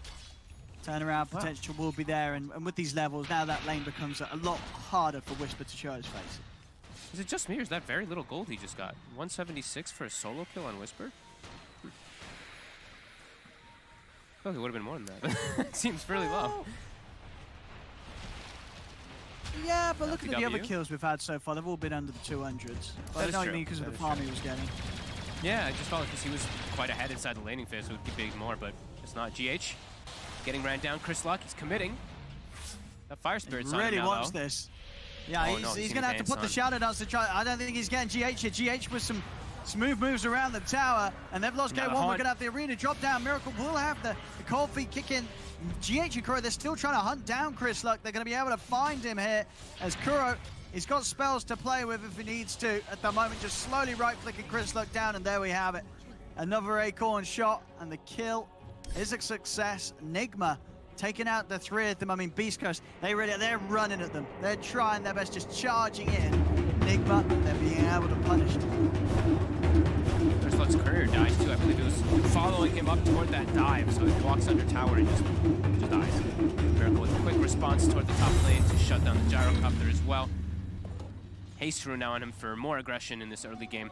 And now LTW has gotten the lane pretty much secured. K1's still ahead of him by 500 gold, but LTW very happy with the farm. Chris Luck again, they're just running at Hero Zone. Yeah, Chris Luck's just charging in, as expected. Look at Hector too. Hector's just like, I show up mid, I see a hero, I commit my ult. Bottom, immediately running at mind control too. See if they can kill him off in time. They're burning pretty low though. Whisper, he's going to die for his efforts. They can't kill mind control. Turnaround's going to come into play. Mind control ends up killing off the two of them. Whisper, Stinger, he might not make it back either. Kuro's there with the setup. They're going to be able to find another one. As Stinger is not getting away. Triple kill for mind control. I mean, they really do. They want to run at Nigma, but Nigma is more than prepared, and each and every time Nigma's just cleaning up the kills that are getting handed to them. Look at K1's, look at his items that he's got queued up. I think he's really starting to feel the pressure of this game. He's got the 4 Shivas at the ready. It's a tough one. It's a tough one. They're playing pop Dota, let's be honest. It's 3 heroes in 3 separate lanes trying to make plays independently. Nigma being much more sensible, arriving with the backup, reacting nicely. And understandably so from Nigma's half of things. A big win on the table here if they can secure this game. Smoke coming out. Coming up, Miracle. See Schofield. Ooh, I'll try and get himself pushed down to the low ground with the shards. Yeah, it's not going to work. Nigma just cleaning up the action. LTW more than happy to be left alone up top. Bottom lane, Stinger and Whisper maybe having their eyes on mind control, but it's getting harder and harder to kill this bat. Mid lane, they're charging over. K1's got to back away. He's got to be careful. Arcane Rune on Miracle. He's got the catapult alive too, so they're going to start pushing this mid tower with this 10-minute siege. How can they respond? Beast Coast, if they want to try to save this tower, they got to rotate like 4 or 5 heroes, but it doesn't feel like they're going to be able to at this point. Nigma all set up for it. Haunt almost up to 8 seconds. And that will be the tower. They also see K1. They're driving in for him. There's the egg. Supernova straight away. Miracle, he's got the arena. He's going to be able to catch the two of them. Schofield with the snowball. It's not going to be timed in the turn to dodge the stun of the Supernova, so K1 and Schofield still end up getting blown up. That ward on the high ground around the Ancients, it spots him out. They easily just commit forward with GH's dive. He did cut the tree, by the way. That was the Bushwhack cut from the Mars ulti, so we did see it once. I do think we're probably going to see it a couple more times as there are a couple different tree cutting actions here. Stinger. Ooh. He just juked around the fog on him. That was close. Easy. He's dead if he gets seen for 1 second. No boots AA versus a level 9 Mars.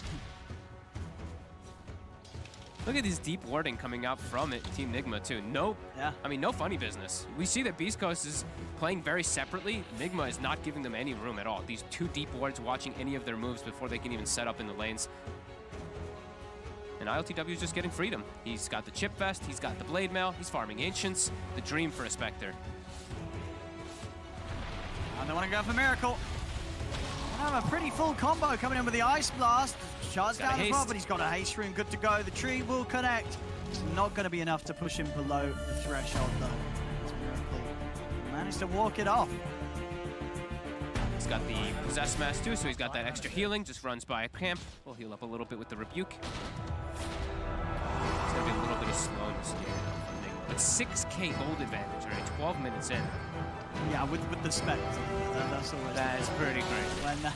When you're the lineup that's far ahead this early, when you've got a Spectre. That's pretty spooky here for Beast Coast.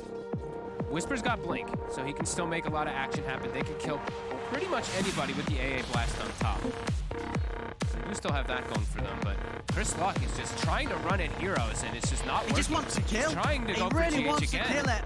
He's not going to get it. He's got to run. They're going to be able to knock him back. As woo! Okay, Kuro misses the shot. Doesn't matter though. Mind control. He'll be able to land the final hits to take down Chris Luck. They're just getting outclassed, outmaneuvered. And it is just, they're looking for solo play. Chris Luck in particular is just playing his own game. He's 0-2-0, unable to get anything off the mark. Whisper and Stinger couldn't find anything with the smoke either. Now they're making the move on top, but it is into a large squad of Enigma. Enigma's feeling themselves. They're all just tipping each other constantly in this game.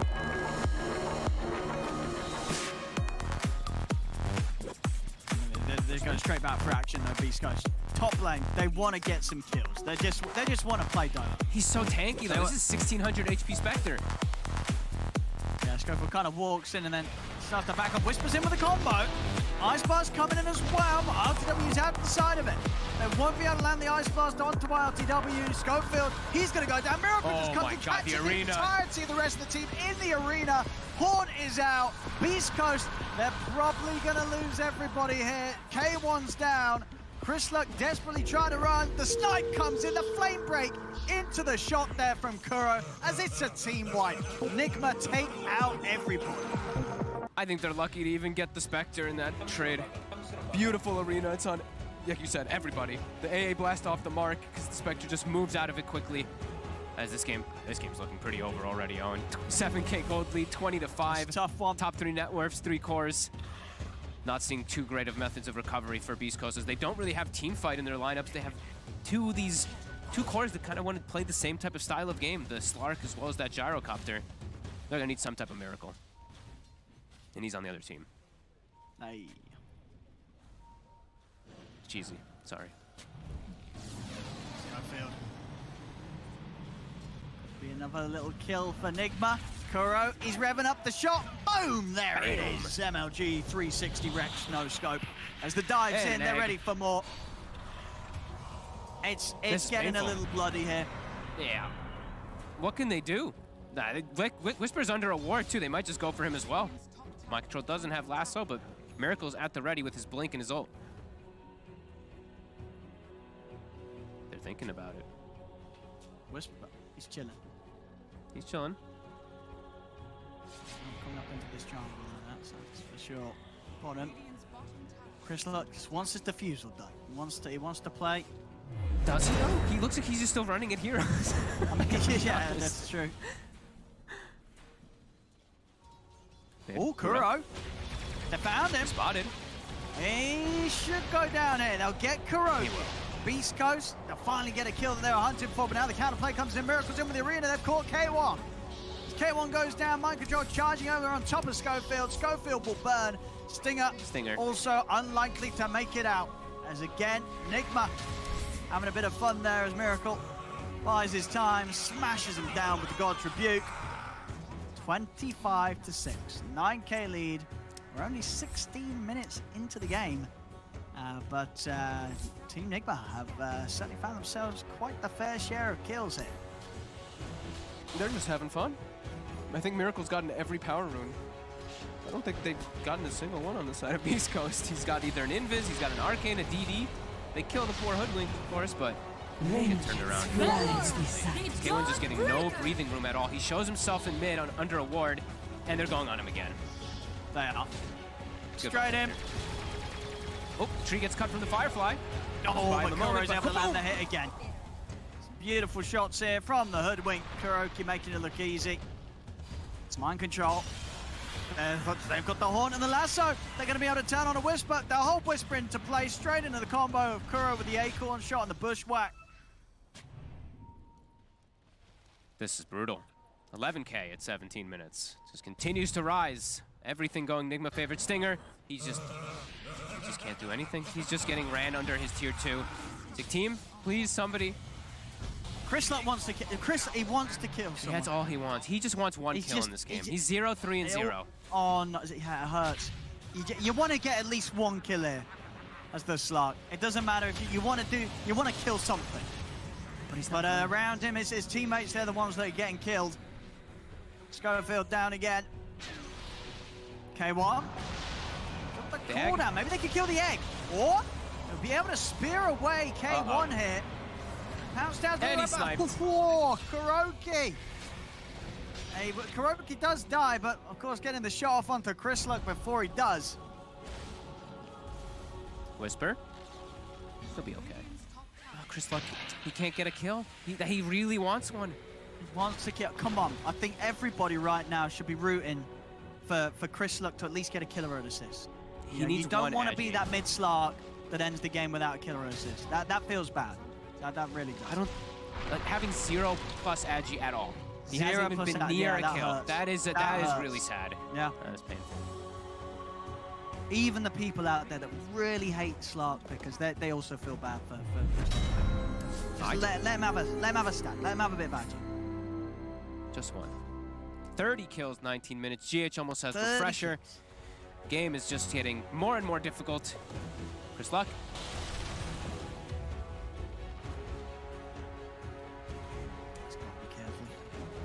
Some insane farm on the cause of Nigma. Obviously to no surprise of how much they're taking over this game. Miracle's here. LTW does get hit by the blast, does get comboed up from the Tiny, but he'll be just fine. Backing up the base.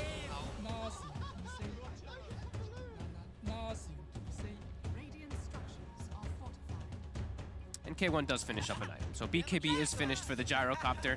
But my control, he's on top of him before the BKB is delivered. He might just be able to kill him here. And the Firefly. The BKB, he does arrive. arrive. Building up. My control's going to be able to kite this out. Oh, he's sticking around. I mean, he's getting haunted on. What's he? Oh, he's dead. He's dead, dead. And so Schofield, by the looks of it. RTW jumps over with the horn. He's going to be able to chase down this tusk. Does Kuro want to rev up a sharpshooter? He does. Shot ready to come in, but the snowball is enough to buy him. Ooh! I won't be able to land the shot. Does not matter anyway. Schofield still dies. Chris, they got a kill. Oh, did he get a stat? He didn't. He didn't get a stat. He didn't get a stat. He didn't get a stat. I guess he didn't get a hit. Oh, and now he might. Oh, I think now he might die. He's pinned to the tree. Chrisluck goes down. So does Stinger and Whisper. Ooh, nice thing. Whisper. See if they want to die for this. There they are. Whisper. Can he get away? He's been slowed down. Held outside the base. Miracle pushes him back with the spear. Now catch Whisper as well. K1, can he get any cleanup kills? He's looking towards Mind Control. Mind Control getting away with the BKB. The arena's down. Miracle pushes back Schofield. Mind Control is going to be more than okay here, as he's fine. They spear him out. Quick spear back from Miracle keeps K1 surrounded by the three of the Miracle blocking off K1's escape. As K1 will put the BKB, but they'll kill him through it. 37 kills here, 21 minutes in. And Stinger dying in the Mind base. Control, he's diving in.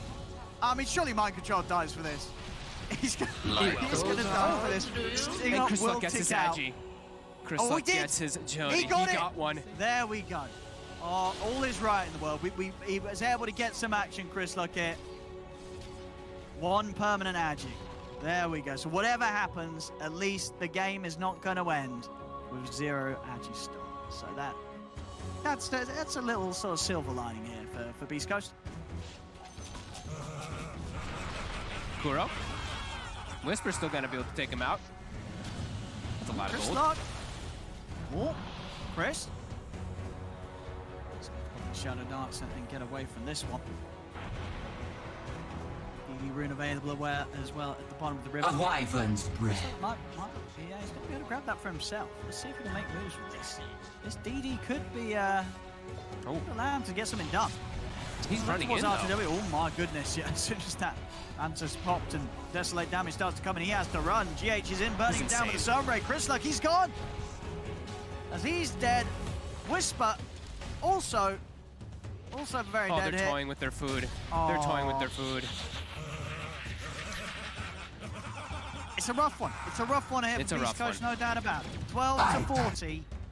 We're only 22 minutes in. 40 kills. You could consider this the early game still, but 40 kills indeed. I mean, I'm not much of a stats man, but that's got to be up there for some of the highest kills in a team at this time of the game. Yep, 52 kills total in 23 minutes. Yep. I don't think we see that too often at all. No, no. It's getting pretty wild here. Since minute 5, it's been pretty wild. Look at that. Those are XP too.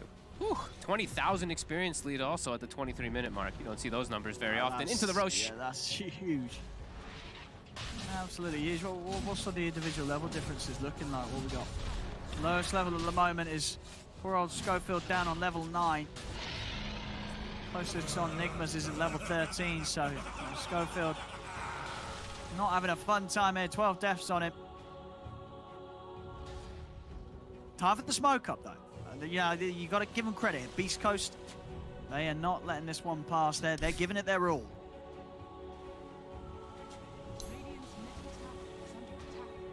Miracle. He's stalking. Whoop. They're in the horn to scout things out. They're charging in. BKB comes down for K1. They'll put the supernova. 5 went into battle. You are the darkness in the woods. Brigands wielding cruel instruments of war swarm your top tower. Prepare to make way! Who made you captain? Become a Dota announcer, they said. It'll be fun, Adam. Oh my god, the battle's about to start! Relax, Morty. Relax. Come here. Come here, buddy. Come here. Cuddle in. Cuddle. Welcome once again to Digital Sports. I like your reinterpretation of the rules of Dota. Don't stop them from attacking your ancient. It's fresh, inspired, breathes new life. Go on, creeps. Hit those other creeps.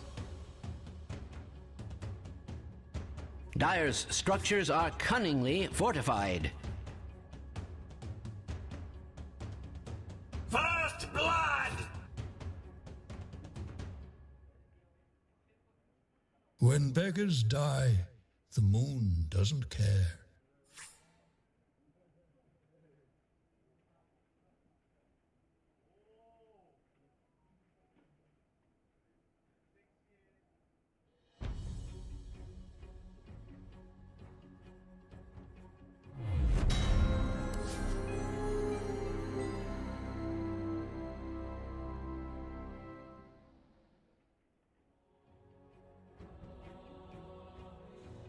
I know you wanted to kill it, Jix, but we don't get to fight. I have a pretty good idea how this will all turn out, but you'll have to...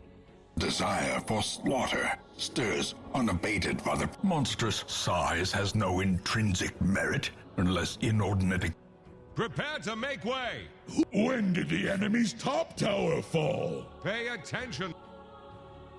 Done your warm-up stretches, and that's how you win, Dota. Radiant's top tower deserves just to defend your ancient. It's kind of the name of the game. Roshan has fallen to the Dire. I know you wanted to kill it, Jix, but this is where you prove yourself. Well, not me. Already made up my mind.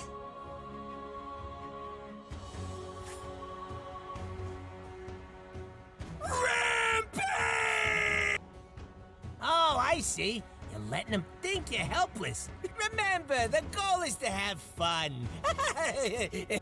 This kind of thing tends to agitate you. This is where you prove yourself. Well, not me. Already made up my mind, and it isn't good.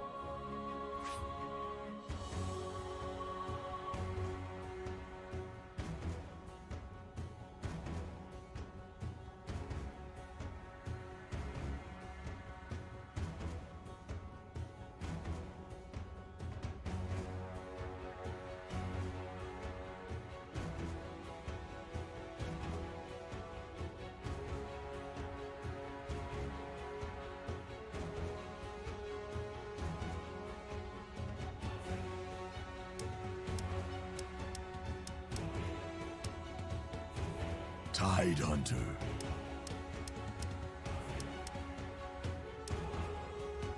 I am unnatural born.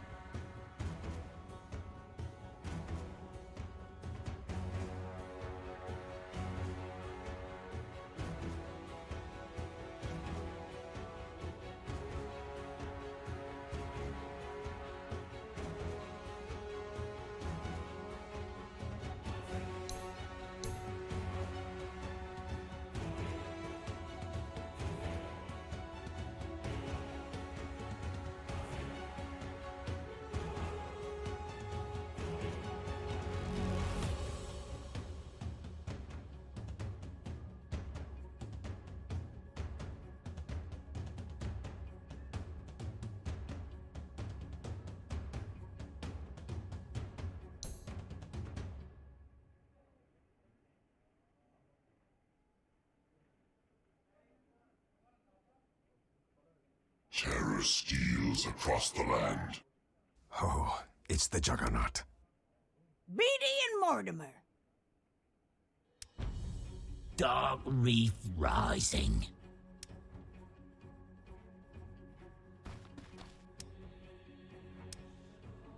Beat you like a drum. The Veiled Oracle chose you. Spreading enlightenment at the tip of my spear. Nightmares.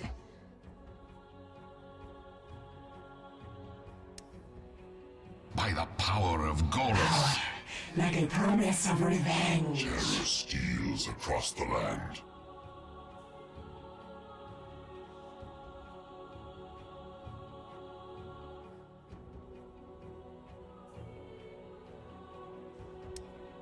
Takis!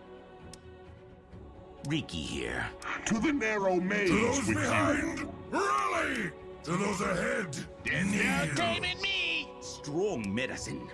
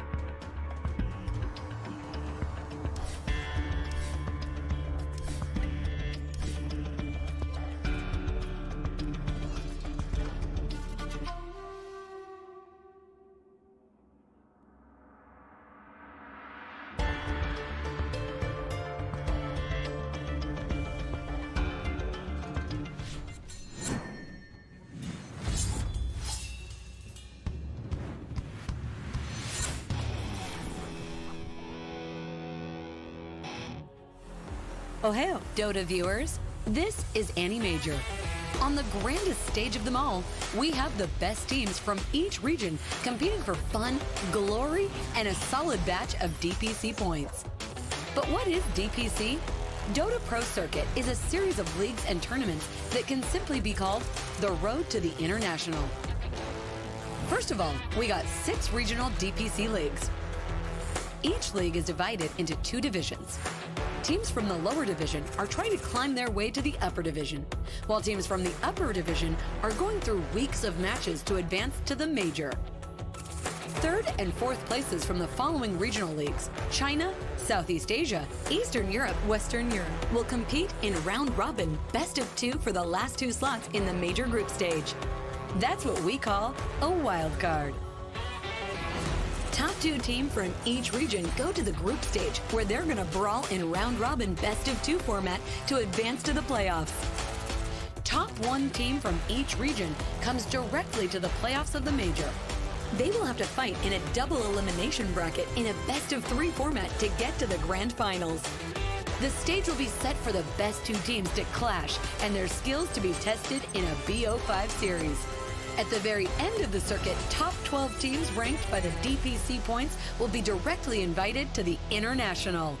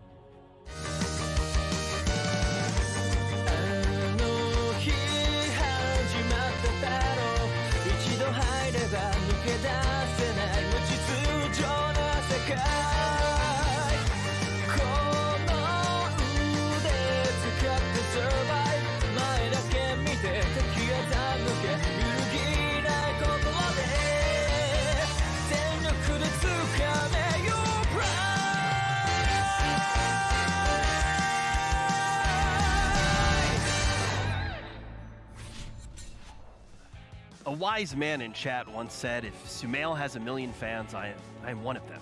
Sumail has 10 fans, well, I am also one of them.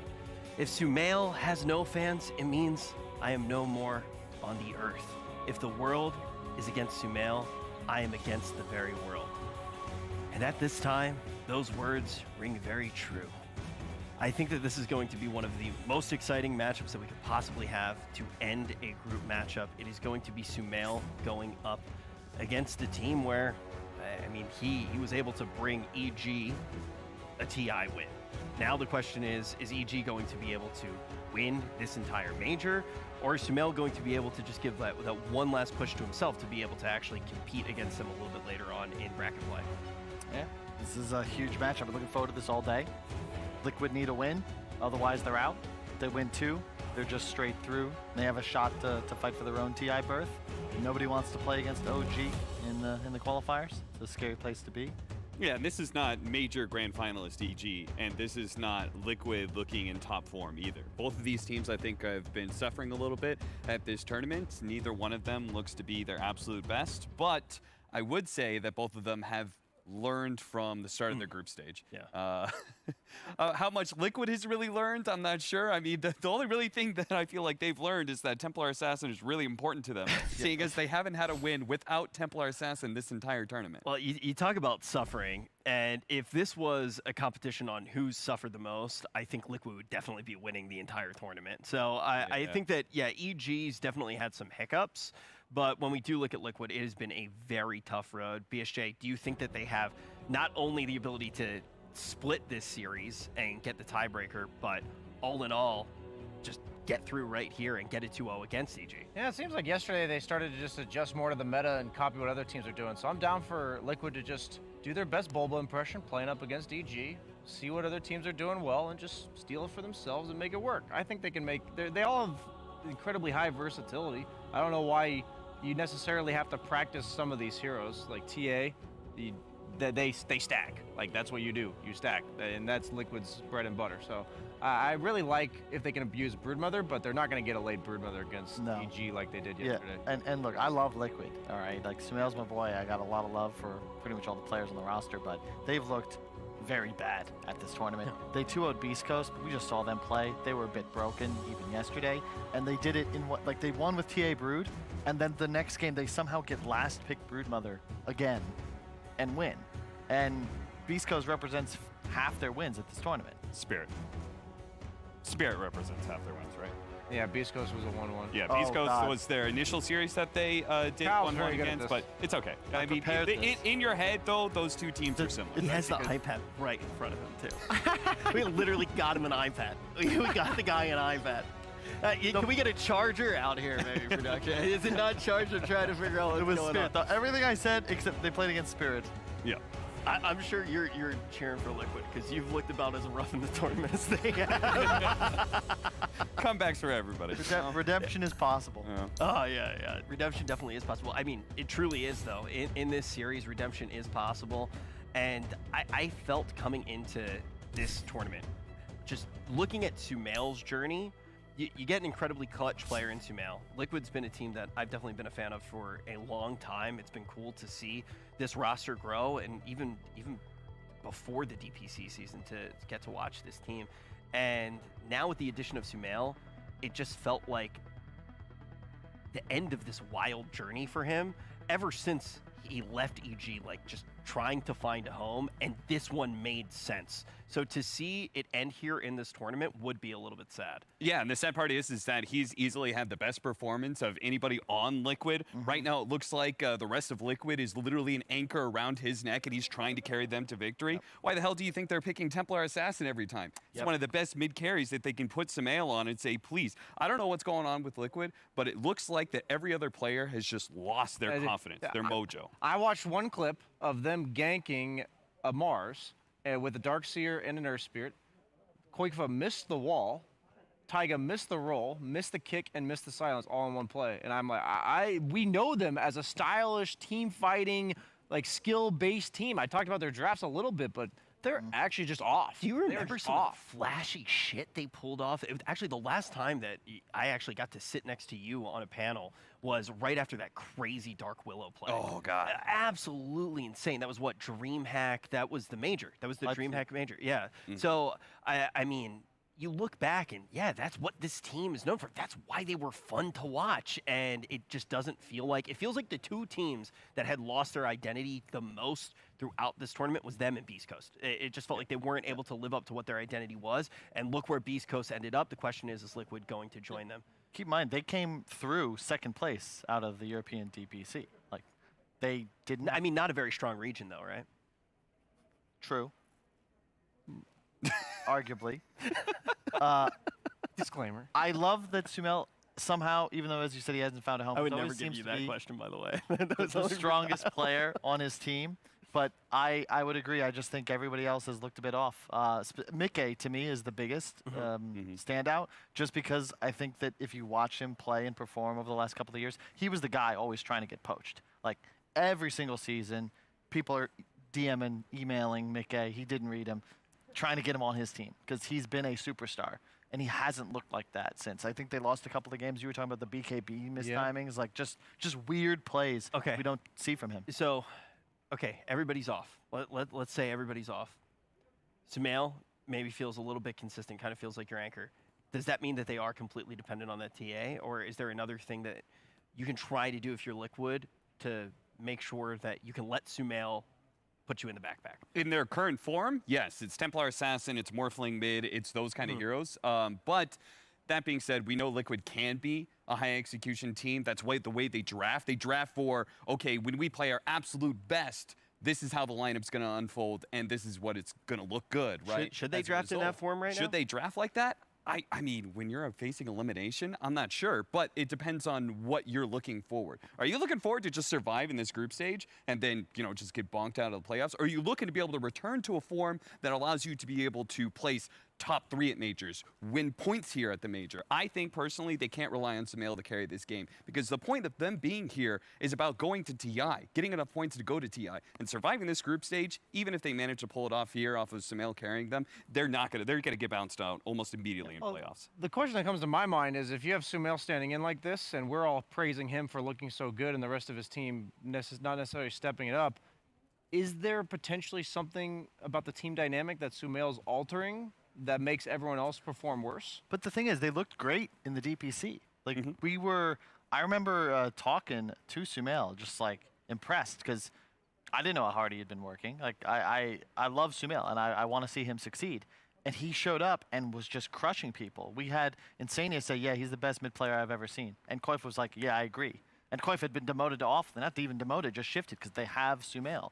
So they looked like a team that was certifiably like top 6 coming into the tournament. And right now, they're indistinguishable from like just bottom of the chaff. It's just what happened because we're talking about it and everybody's it seems like they're shaken. It seems like they can't rely on anybody. This hasn't been a team where I feel like we've seen that in the past. Do you think it just is the pressure of this tournament starting to get to them? Do you think it's something else? I think it is a bit of the pressure that you need to be able to perform well here and place top 6 to be able to have a chance to be able to be invited to TI. Otherwise, you're going through that tough European TI qualifier. But I would say, there are stories all around from various esports and sports of just players, individual players or teams as a whole just losing their mojo. And what exactly goes into that varies so wildly. I would just personally say that I think Liquid can be good again, and we can see them just beat EG 2-0, but it's going to take like one hell of a rallying cry of their captain. Like Insania's got to somehow bring the boys together and get them back to the place that they can be. I hate to say it, I'm going to sound like an idiot right now. You don't shave before a tournament. Like, you don't do that. Like, you just don't do that. Sumail had like this luscious beard. He looked like the prodigal son of Dota that had wandered from team to team nonstop, not finding his place, gathering infinite knowledge on each stop, and finally he made it to Liquid to bring them a victory. I was so excited, and honestly, I was a little bit nervous. I tweeted out a while ago. Actually, I won't go into that. But you remember. But no, the thing is I really think that's bad mojo. I think shaving right before a tournament is always bad mojo. I'm superstitious. So you're blaming Sumail not because like everybody else on the internet because the team dynamic has changed or Sumail's arrogant. Like everybody knows about his personality. You're saying because he shaved, it's on him. And that's why you're the analyst. Okay. Well, I'm gonna say that I've heard that Sumail's actually been handling this really well. That I know people are just going to jump on him being like, oh, he must be like flaming everybody. Everybody's lost their confidence. Apparently, he's really trying to keep the team together. Yeah. It's just, sometimes pressure happens and players, Yeah, but you think about this team. You think about this team in all seriousness. This is a team, besides Sumail, that's been together for a really long time. I'm trying to think how long it's actually been. Well, Insania and Mikke go back like 8 years. To Han, right? Yeah. So this is a squad where, you would expect them to, as individuals, be able to pick each other up if somebody's off their mojo. But what happens when the very ground beneath your feet falls out and the entire team is in that scenario? So it's kind of nice to have the fresh eyes and somebody from outside of that core group that's been there for such a long time. Because you talk about that 8 years going back, but the overall team, it hasn't changed since they were on Alliance, right? No. So it's been quite some time. What, 4 years now, maybe? Maybe a little bit less? Koif came on board, I believe, in 2018. Okay. Could have been 2019. Yeah, so like that 3-ish year, 4-ish year area. I would say one bit of pressure that is on them that we haven't talked about is the fact that Boxy is still technically on their roster. So what they're doing here is not just for them. It's also potentially for Boxy as well, right? And that's a bit of pressure that no other team really has. For sure. We're theory crafting all these things that could possibly be making them off, and all we know is it has to be something in the background, right? It's not Dota related because you just don't suddenly lose this much skill in a week. And it doesn't look like, to me, they're doing anything different as a team.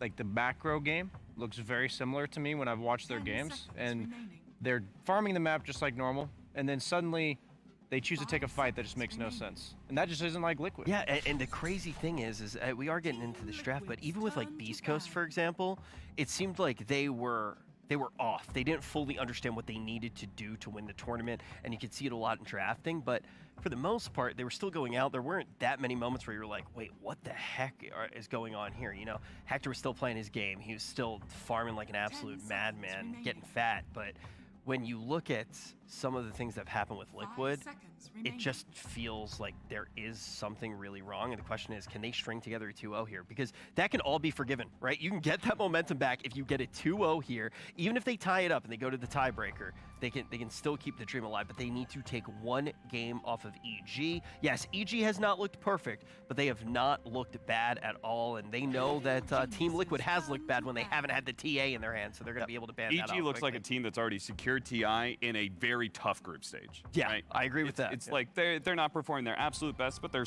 floor is higher than most teams. I think they've also experimented a bit here, and they have found something that works, I think specifically for Arteezy. It's kind of a return to their roots in a way. You know, we saw a couple of Naga games. They lean on the Terrorblade when it's available. Early picking Ice Ice's hero, who's really looked rock solid. I think there were a few questions when he came on board. He's pretty much been a top-tier offlaner for his entire career since Team DK. When was that? Like TI4, TI5? Yeah, 2014, 2015. Yeah, like since then he's been on top. So I like the squad. I think they've looked good. Technically, they don't have anything on the line here. They're already through to the playoffs, or the lower bracket of the playoffs. They can't get upper bracket. So if you're an EG fan, you're watching this just to see. Get an idea. It's like a litmus test of how your squad's going to be able to do in the lower bracket of the finals. Obviously, they're not going to have too much wiggle room there. Getting to see this DK. Oh, and the Brood. Okay, Cap. Okay. This is the same opening, I believe, that Nigma used. No, EG Evil used Geniuses this did against Nigma. That was the game they took off them. Carry X? Carry X, I think so. That's I like this pick a lot already for Liquid. It's most likely an offlane DK. They could always rotate it to mid for Sumail, but it doesn't really seem like his cup of tea. The Axe, we saw it by TNC, and I believe they were the first to do it, right? And now it's been picked several times. It's the Manta Shard build. You're a carry. It's pretty nuts. As long as you give him a little bit of semi-carries to go with him, where it's not the full, 4 protect 1 idea. DK, we saw it earlier for TNC as well. The offlane DK with the Ags late game. It's a beast. I like what they're going for, and EG has been predictable this entire tournament with their drafting order. It's kind of annoying as a analyst to see because they just pick 3-4 every game, like first round. I have to imagine that the top tier teams can punish this, and I hope Liquid can pull something off for that. The Hoodwing's interesting. Just because the break mechanic's super effective against both the heroes Liquid have right now, you also remove the offensive power of the Axe in a way, because even with Shard, you don't proc it when broken. But you can, of course, cleanse off the break. You can remove it. I'm sure somebody's going to pick one up. With the Manta. Yes, that's very true. Also, part of the problem is usually Hoodwink, when you're using it, the ultimate, it's very often going to be towards the end. Of the call? The call, very towards the end of the kill that you're looking for. Like, whatever it is, usually the finishing blow. If not, maybe the actual finishing blow. It just goes to show, like, what a big difference and what the two teams have to worry about, right? EG drafting offlane every single time, right? But there's a billion offlaners that Ice can play. Meanwhile, EG, they had to ban away TA because they've been picking every single time they can. And then Mars, which leaves like very few mid heroes that can also play offlane for Koipa, right? That's mostly he's been focusing on. The only other like true offlane hero he's had is Underlord. Yep. The hero I wish I haven't seen them play Slardar once. I'm still not really sure why. They leaned on it heavily throughout the DPC, and it's disappeared from their pool. I know there was a slight nerf, but did not think it rendered it unpickable. But we'll see. They already have both cores. I don't think you're flexing an Axe to any kind of support role. This isn't North American Division 2, so.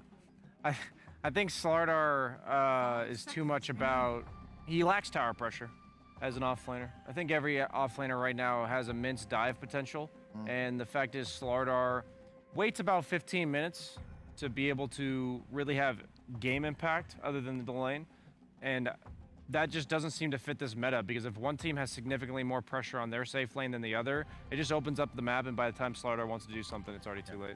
I'll say one more thing about confidence for Liquid. If this was a Liquid that was full of steam and we were praising them, they look fantastic, this opening, you would say it could fit into any 3 position, right? But all 3 of us were already set. The moment we saw DK, we figured, okay, Koifa's playing that. We saw Axe, we're saying carry Axe most likely. And that goes to show, like, a scared, like vulnerable Liquid, you can feel like they're not going to take those kind of chances, even though normally they're known for their versatility of swapping players into any role that they want. It feels like even before potentially the game has started, they're in that mindset of, okay, let's play not to lose.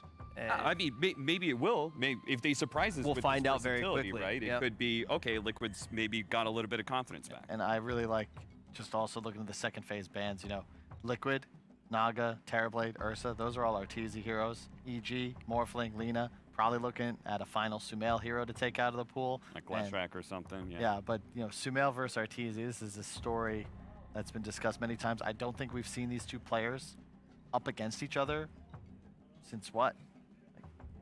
Well, Sumail hasn't even been playing. Yeah. Yeah, it's been a really long time. The last time that EG played against Liquid was right before the pandemic really hit hard, which was at the BTS Summit, which Liquid did win 2-0, but... long before Sumail.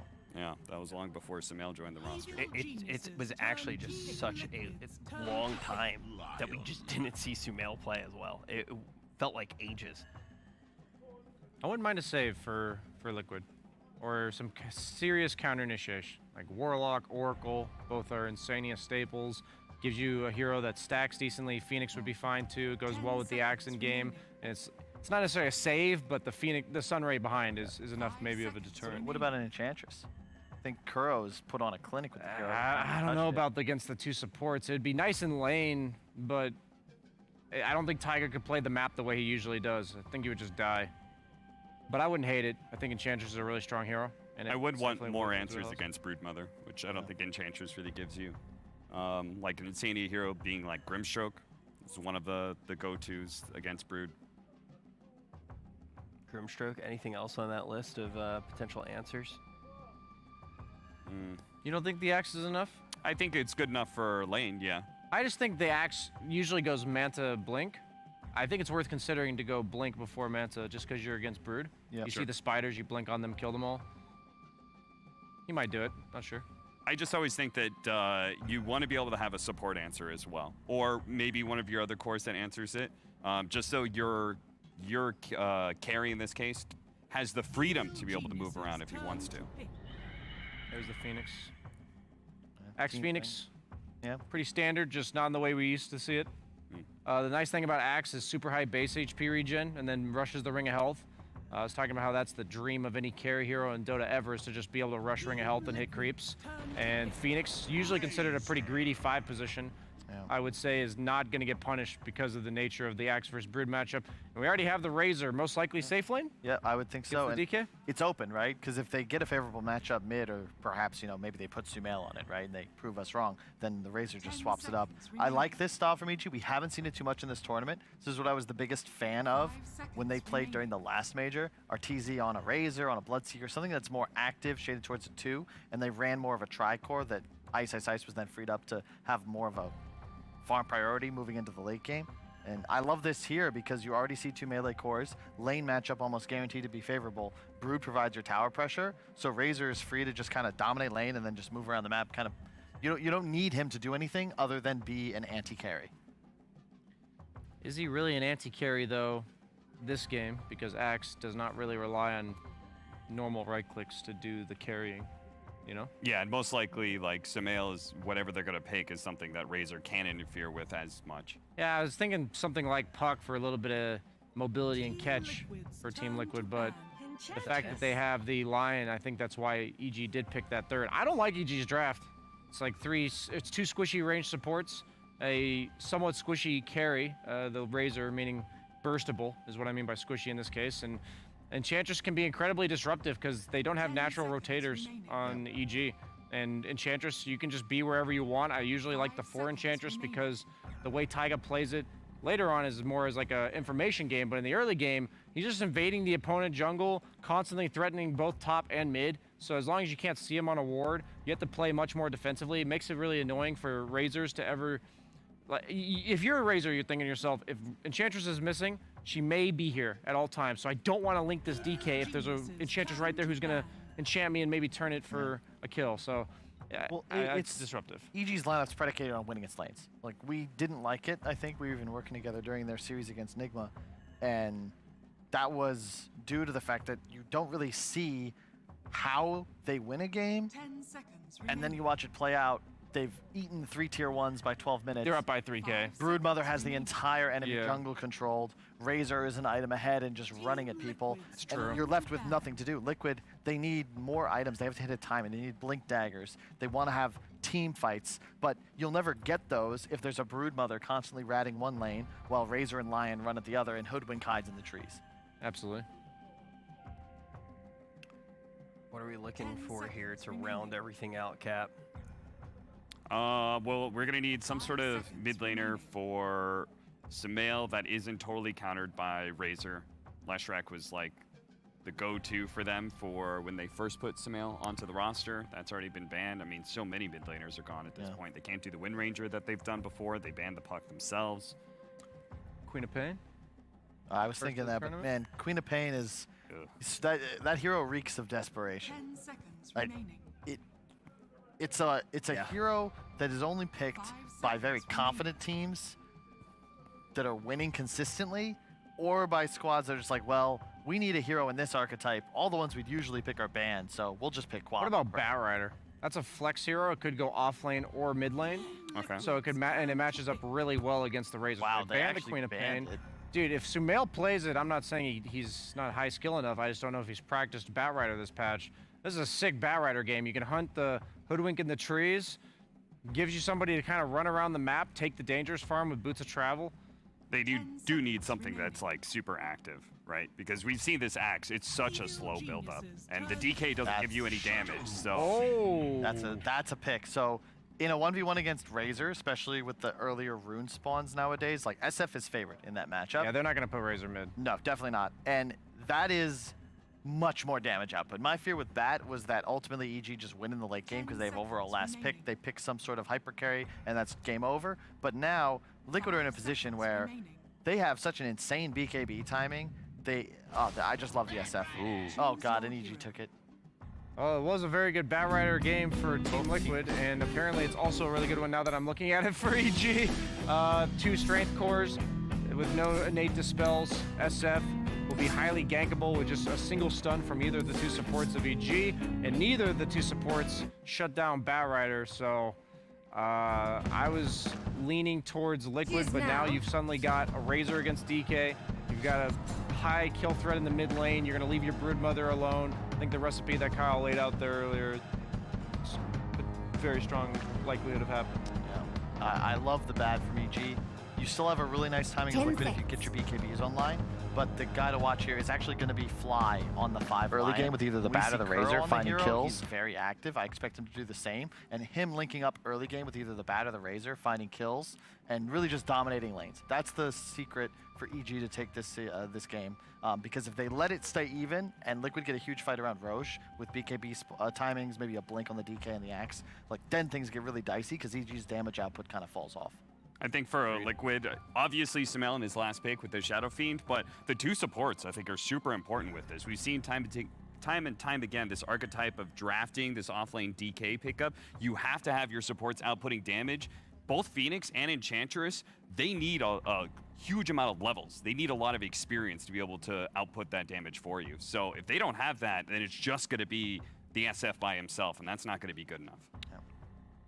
Very excited for this one. I mean, what an absolute treat it is for the last 2. It's not very often that you get to the last 2 series of groups and they both matter this much. Obviously, we already saw a little bit earlier Team Nigma, they guarantee their spot in the upper bracket, but now you have to keep in mind EG, they're safe. They already know what's going to be happening. They know what their path is, but Liquid, hangs in the balance. If they're able to take this first game, they at least get a Sumail tiebreaker. If they can win this whole series.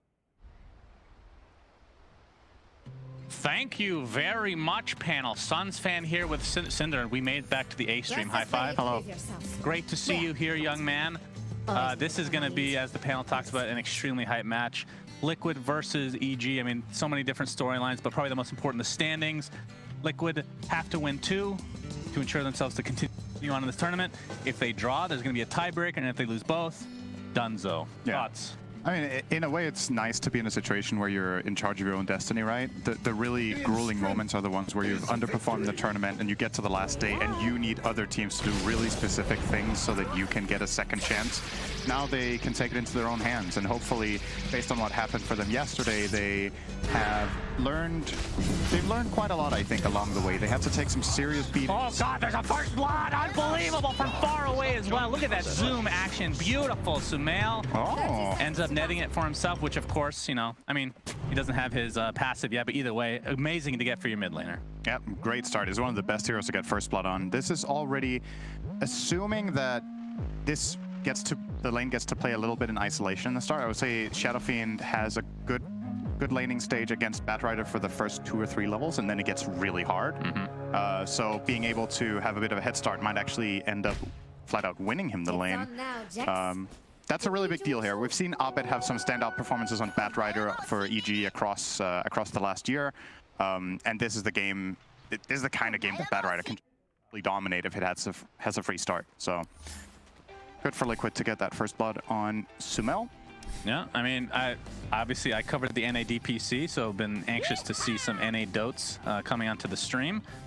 Very excited to see Quincy Crew, obviously, but EG, as we can see, this first blood being replayed here, so a nice block there. But I don't remember Abed. I mean, I'm sure he plays this a decent amount, but in terms of the NA DPC, didn't really play much Batrider. It was, I mean, they've been flexing his heroes a little bit more often, which they didn't do for that first major. As you probably remember, they picked Puck, and then obviously in the grand finals, literally just Storm Spirit. He was just playing basically the Spirits plus Puck for the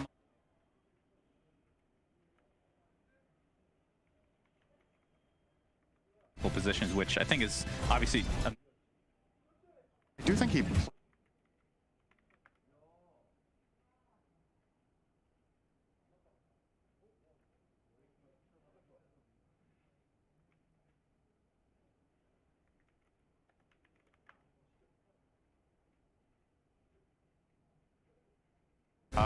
As far as this top lane's gonna, I don't know how many games.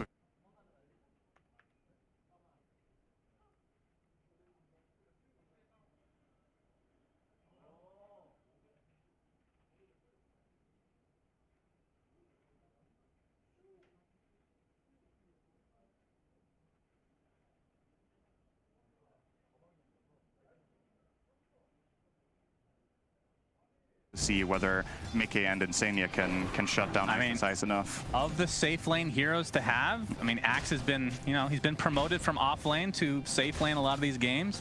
This is a good hero, at least historically, against Broodmother. Yeah, it's just a different hero now, though, right? Like, the reason you wanted Axe in the past was that Brood would start making spiders early on, and you could just always fight them and kill them off, and you could never harass the Axe. But with this new Brood, it's a lot more about spell damage from the ulti on level 6. It's a lot more about just, you know, having the raw ability to just fight head on.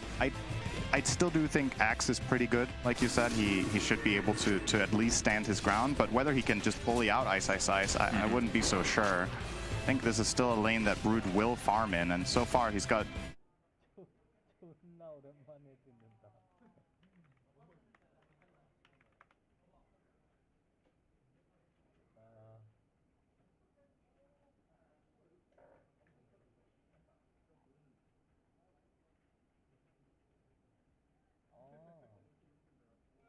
With the Hoodwink pick, I do want to talk to you about that in just a moment, but Fly looks like he's going to get off the Earth Spike, but not sure that's going to actually result in a kill, as Arteezy just wants to go back and farm.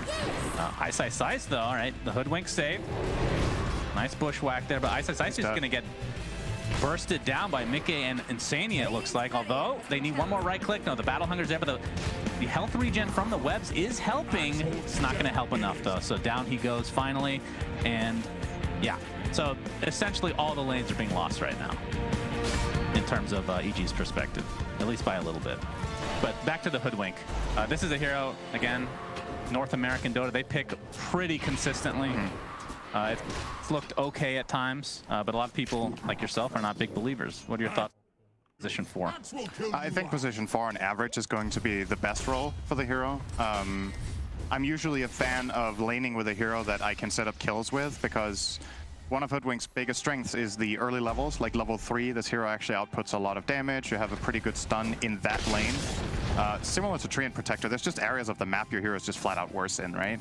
I think one of the spots Hoodwink is very good at is either side's position, or sorry, tier 1 towers in the side lanes. So either bottom tier 1 or top tier 1 for either team. Those areas have a lot of trees. They have a lot of that Hoodwink can surprise coming out from and just landing the spells, but Broodmother just doesn't strike me as, you know, the stereotypical good lane for Hoodwink. Only time will tell here. Pressure Tiger. Super dead.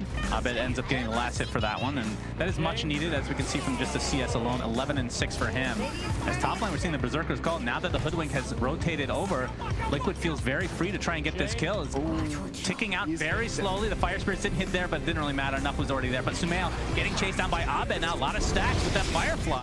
And Koipa made the rotation from bottom, but all he can do is throw out a Breathe Fire. Yeah, this, it's one thing for Sumail to die, but for Koipa and then fail to connect in time is actually like an added loss, because now he has to walk back to bottom. Shadowfiend cannot rotate away from mid lane and go bot yet, and I don't think he wants to full-time jungle just yet at minute 5. Right. Koipa's going to do the...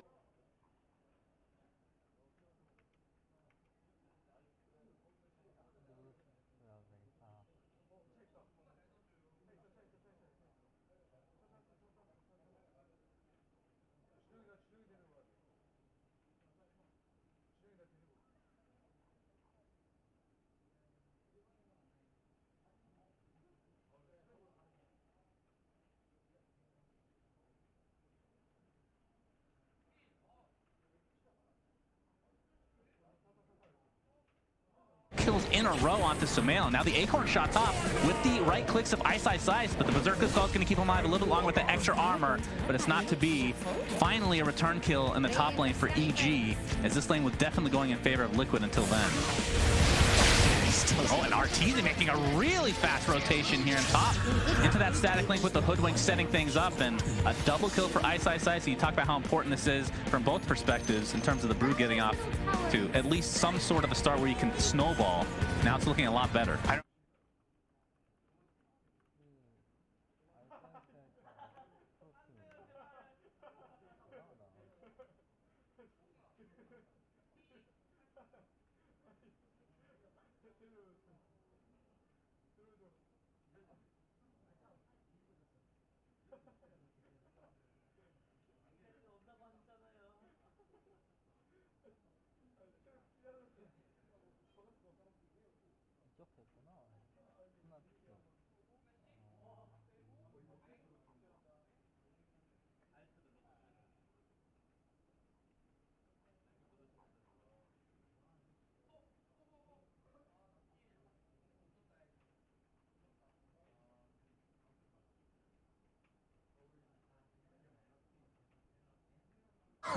Yeah. 4 of them in their own jungle right now, as the tier 1 neutrals are finally starting to drop. Top here. tower fell minute 7.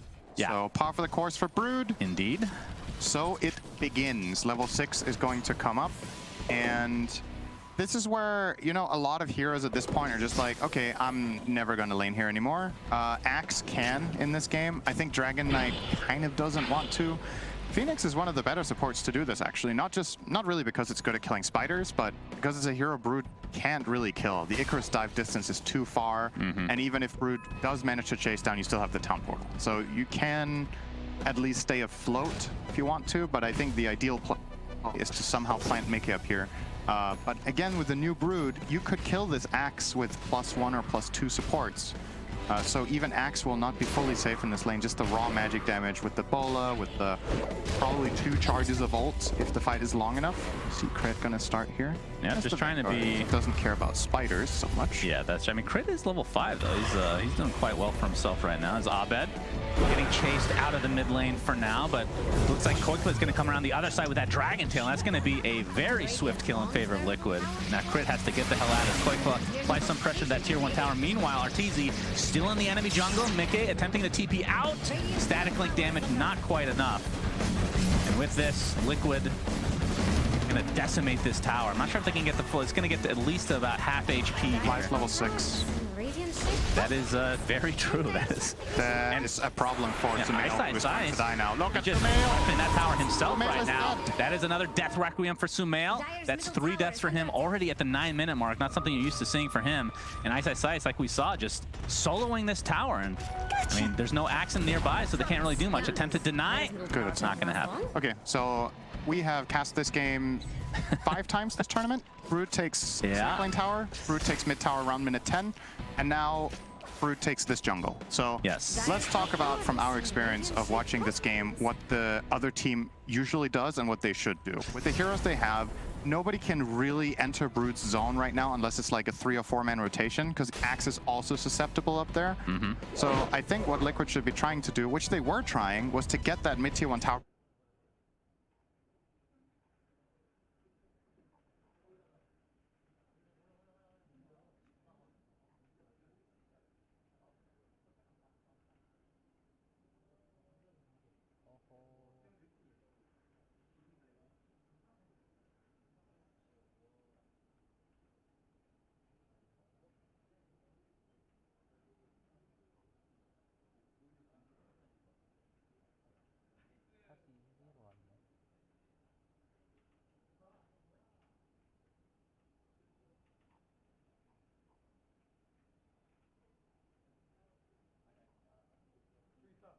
What was that, a 4th pick, Brood, I want to say? It was 1st pick. It was overall 1st pick. I think so, but you're thinking of yesterday's series where we got 1st and 5th pick, and I could not believe it. A finger of, no, not even needed. Sharpshooter from Crit, and that's another kill onto the DK. Yep. I mean, it feels like, from Liquid's perspective, they need, at the very least, a blink on either Axe or DK to try to catch Ice out, and then obviously you need more on top of that to be able to kill him.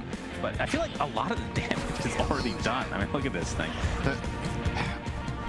You know, you don't want to write out a team when the game is even, right? It's not like, we're not going to paint the picture here that EG is just crushing them and the game is over. That's not the case at all. The reason we have the bias that we do to how this game runs out is that we've just seen so many games with this start have a similar outcome. So I am just looking for the solution for Liquid to turn that storyline around. Like, how do you avoid what has happened to so many teams in this tournament already, including what you did to Team Spirit twice yesterday? How do you avoid that happening? Like, you know how Brood works. You know how to play it. It's one of Koikwa's specialties. You have to have a plan that you execute. So I'm just looking for it. Like, I'm curious to see what Liquid are going to do. I mean, as Fly might get caught out here. Probably mega dead. Yeah, he's... Earth Spike is there, but you can just see the damage from both the Enchantress and Phoenix are way too much to deal with. But, I mean, anytime you have a hero... down at 11. Yeah, that's pretty insane. But, again, like you said, par for the course. But when you have a hero or a player that specializes in specific heroes, it feels like a lot of times there's confidence in playing against it. Right, because you know what the counters are. Right, or you think you do. Yeah. And we'll have to wait and see. I mean, it is, again, Liquid were up pretty early. I want to say about 2K at the, you know, what was it, like 7-8 minute mark, but this has quickly kind of snowballed back in favor of, well, it's about even, I guess, but in terms of map control, definitely in favor of EG right now. Yeah. It's good from Liquid that they managed to get the mid-tier 1, at least when they did. A lot of Brood games we've seen, their mid-tier 1 stays for up until like 15 or 20 minutes. At least getting that down at about 10 is good news, but okay, we've talked a lot about the Brood. The other hero that I want to focus on from EG is the Bat Rider, where you're playing into basically no natural dispels. So sticky napalm is going to be a massive problem that EG or that Liquid have to itemize against. You're looking at Mantas, you're looking at BKBs, Lotus Orb. Manta's going to come out on Axe. Shadow Fiend got shut down really hard. If you're having a great Shadow Fiend game, you're looking at a BKB in like 2 or 3 minutes. If you have a really good time. With Dragonlance, probably a little bit later, let's say 3 minutes. That would be 1,000 GPM here on out for Sumail to make that. That is not going to happen.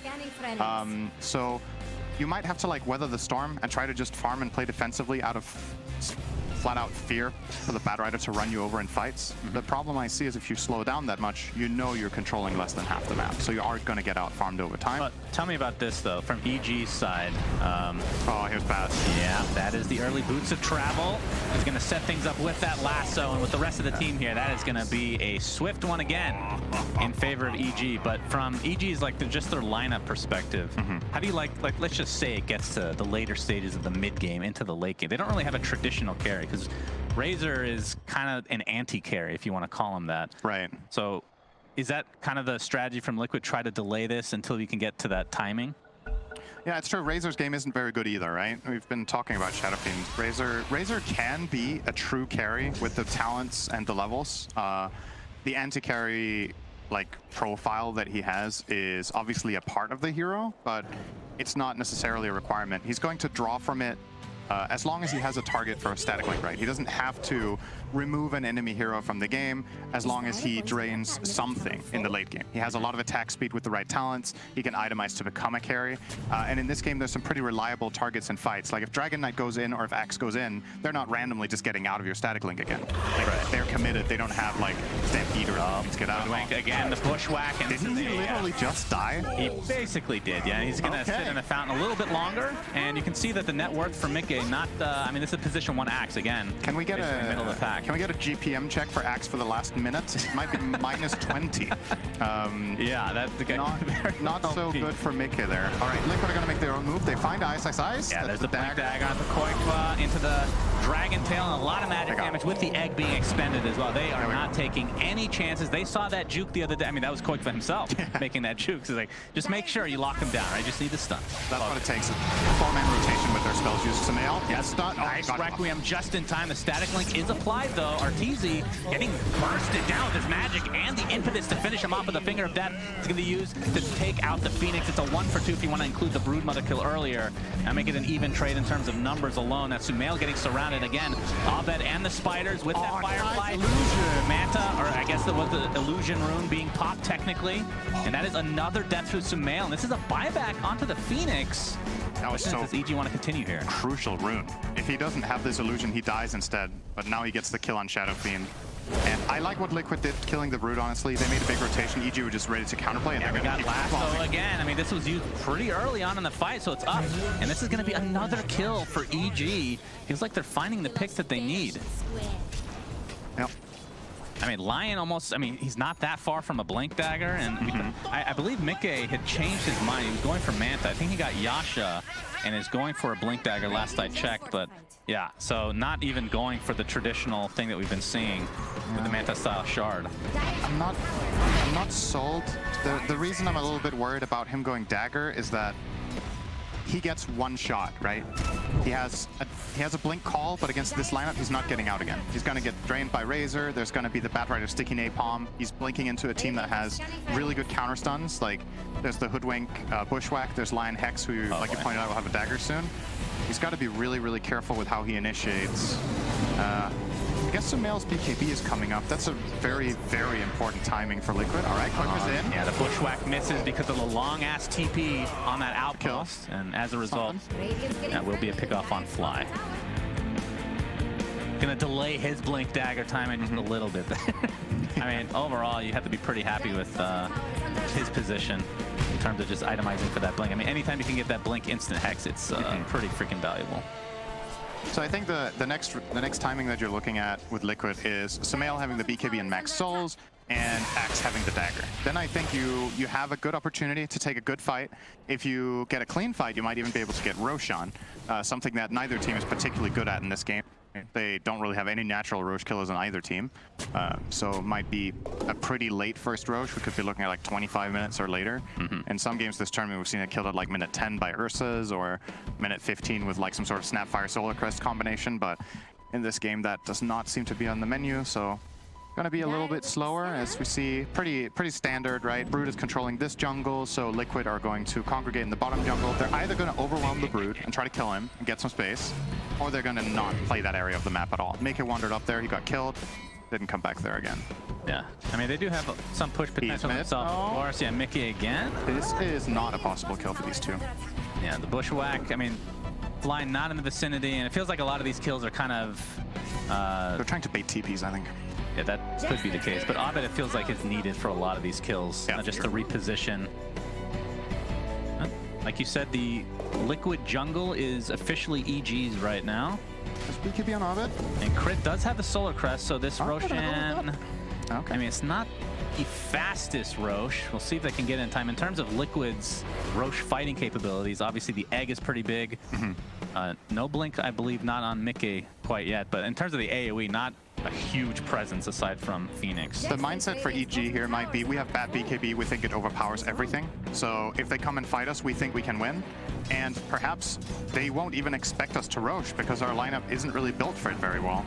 But true. You know, any lineup with Solar Crest and a lot of units hitting Roche eventually will get the kill. And this was, I don't know, a grand total of 30 seconds killing this Roshan. I'm guessing Liquid kind of know this is happening. They haven't seen a hero on the map for... Well, it's either that or they're smoke ganking, right? Right. But the spread that Liquid had on the map for that did not look like they were expecting a smoke, right? They were totally split out. Multiple cores farming in the jungle close to each other. Usually not how you react to smoke, so they're just willingly conceding this Aegis. And I would imagine that we're going to see Batrider, probably EG, looking to make a smoke move relatively soon. They don't really have any objective to claim up here. I don't think it's high ground time just yet. So looking for some sort of an initiation where you take advantage of Batrider's 9-second BKB, of the Brood pipe, or you just park Brood top and force rotation out of Liquid so that you can win that 4v4 that you force somewhere else, or even 4v3 if Brood is scary enough. Right. Those are the options that you always have with this hero in your team.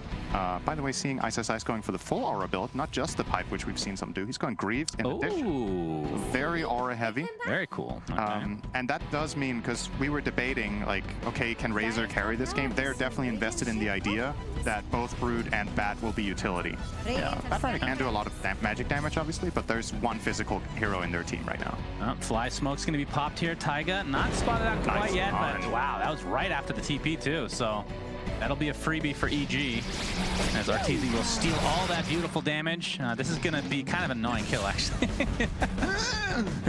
Oh my, Koikfa caught out, though. He gets the Dragon Tail off, attempting to TP out. Bushwhack is there, though, from Crit. And that's going to be a kill for Abed. Koikfa might have counted the seconds there and thought he could get out, but Hoodwink being level 10 has that Bushwhack cooldown talent. One of the best level 10 talents in the game, in my opinion. -4 second cooldown on your primary stun. It is so good. And I can really tell you play Hoodwink, just knowing that level 10 talent. Yeah, man, you got to play a lot of Dota to know what your talents are. Well, Hoodwink specifically, I feel like a lot of people do not play this hero now, in pubs especially. I mean, the reason I have a relatively strong opinion on the hero is that I play it a lot, right? Right, you want it buffed. And have like my own experience. This is your own propaganda for Ice Frog. I understand how you yeah, and I absolutely hate Brood, so please nerf it. I mean, there's nothing in the tournament so far that indicates Brood needing a nerf, but it's just my own personal bias, right? I think, we'll have to wait and see how the tournament continues. Maybe there's a grand plan to it all, okay? There might be. And maybe the Greaves is not good, you know? Maybe that's what will be EG's end. Yeah, buff Greaves. But right now, I mean, Liquid, it feels like they're very dangerous move. The double blink here. Yeah, Arteezy pops the BKB, going on top of Sumail. Hitting to pop the Requiem, attempting to TP out instead. Looks like he'll be successful as the egg comes out. Will stun Arteezy through that BKB. In the meanwhile, Ice. Nice. Looks like they want to continue the pressure, but I mean, Sumail went all the way back to base, so they're not going to have a lot of that damage, but it looks like Arteezy is going to be taken out, but that is, of course, just the Aegis. Sumail still waddling back to this fight. Eventually will make it. Koikfa gets hit by the Acorn shot.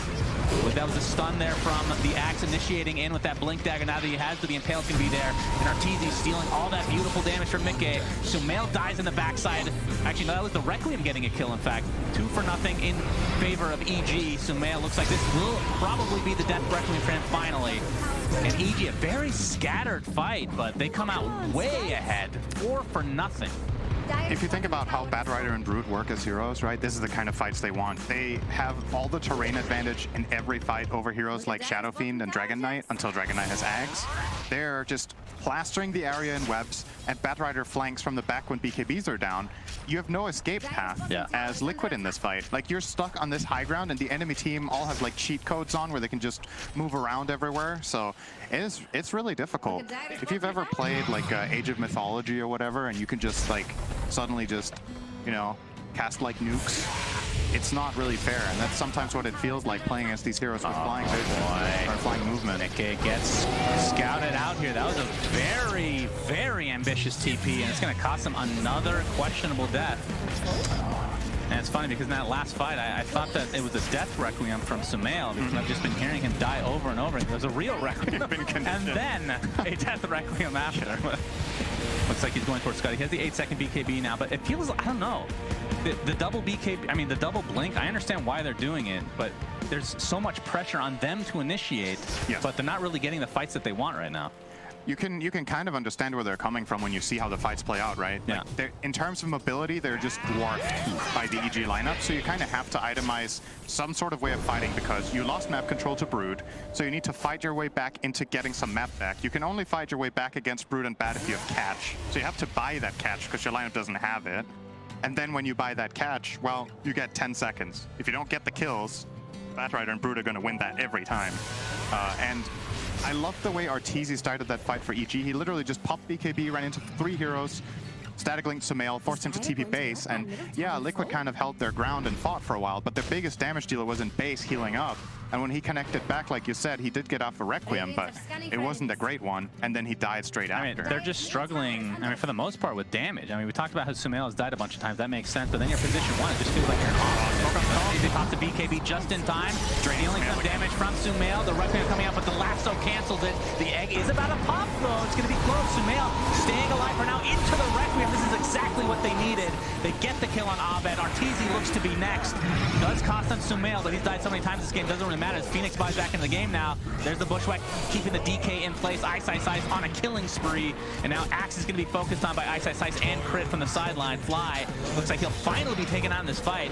And this did cost a buyback from Liquid, but they're at least getting some kills here. Mickey, in the meantime, pops up Berserker Skull, buyback onto the Lion now. And they're actually going to TP into this outpost, so Taiga will be able to get out. But this looks to be a dieback onto the Phoenix, so I mean, kind of a back and forth fight. I feel like Liquid got those 2 cores pretty early on, but they still ended up losing the fight because Ice just went ham. They did a really good job keeping Sumail alive. I think it was a full duration Sunray coming out from Insanium, making him survive that,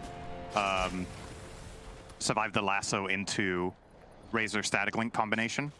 So just barely didn't have enough damage, and they got the Requiem off, did some good damage, but again, even if they find these kills, they have to expend everything. And every time you kill 1 or 2 of these cores, it's not like EG are out of steam. Like, their supports have a lot of damage to bring of their own, and Broodmother was untouched the whole fight. It's really difficult to account for everything as Liquid here, and I don't think that was a bad execution, for the record. They're just really far behind, so good isn't good enough right now. It needs to be flawless. Yep, and we'll find out in about a minute when the next Roche will spawn, so that will, I assume EG is going to be looking for a pick-off before going for that, because obviously the second Roche is kind of a big-time thing here, although the Shard, I'm trying to think whose Shard would be good for this game. Not Hoodwink, because that one is not very good. Yeah, the Hoodwink Decoy. It's one of the worst. I don't think I've ever seen it used before. It is not very good. A lesser Bushwhack is applied, but yeah, that one sounds questionable at best. But then again, a lot of people thought the Ags on Hoodwink sounded questionable. And we've been seeing it pretty much every game that Hoodwink's been picked. The Hoodwink Ags is good. Crit is building it here. Yeah. Mickey did get the Manta, so I'm not sure if his Shard is done yet. Otherwise, it won't have much offensive capability. No. So going for that next, and that's kind of his, I guess you could call power spike right now. Where that's a lot of the damage that are missing. I mean, again, you pick a position 1 Axe, that's literally what you're picking it for. Right? I don't think I've seen that hero win yet. What? Position 1. I've seen it. Did it win yesterday? Probably. We cast an Axe game yesterday with Carry Axe. I don't remember if it won. I've definitely seen position 1 Axe because I always feel happy when it happens. I mean, we've seen it, but it's won. It has won? Yes, okay. for sure. Okay. making that up, but I'm pretty sure I'm right. Yeah, I'm also making up that it hasn't won, so we're good. All right, we cancel each other out. Very nice. Yep. Mickey, the smoke. It is popped. Looks like they have the vision there, but that's the initiation. Again, this is from EG's side, bringing Mickey to the high ground, trying to get healed by Insania, but just gets bursted down. Very quick kill for EG and no buyback for Mickey, so Taiga has to get the hell out, but they're going to focus their pressure onto Sumail. Bushwhack does miss, but Sumail pops the BKB, trying to go for the Requiem. Ends up dying shortly after, though. So 2 for nothing, and this is where the building damage comes in. And again, Roshan, another minute and a half, so we'll see how much damage they can do to these buildings in the meantime. I mean, again, that's kind of the issue of the game in a nutshell, right? You have the initiation on Liquid, and EG is the one initiating. Yeah. Right? They have the high ground position. They have the heroes that can break smoke at literally any corner. Both Batrider and the Broodmother are extremely difficult heroes to smoke into, because you never really know where the heroes are placed. And when your smoke breaks, it's hard not to panic, because it's like, against quote-unquote normal lineups, you have somewhat of a good feeling of where the enemy heroes are placed, so you can like maybe go for like a blink in or offer up a support for vision or just place a ward or whatever, but you can place a ward and still not see Bat and Brood. Right. And you just suddenly just get jumped out of nowhere, and that's exactly what happened. Axe didn't really know what to do when the smoke broke, gets blink lassoed, and it's one of those things that makes the last pick Batrider so strong to me, is when you have, oh boy, yeah, we have a Koifa problem here. Yep, that's a lot of FPS problems too, but it's not going to matter for EG, as they're going to take him out instantly. But there's the initiation from Mickey onto a bunch of spiders, but look at that hoodwink freaking stun, man. Jesus, that hero is actually insane this game, Sinner. I'm not just saying that. Mickey, in the meantime, looks like he's already at half HP, trying to run away. 2 dead already. Buyback onto the DK. Koifa can't do much. Another beautiful stun setup from Crit, and this looks to be the end of game 1. My goodness. Bushwhack MVP. Not even the hero, just Bushwhack. Yeah.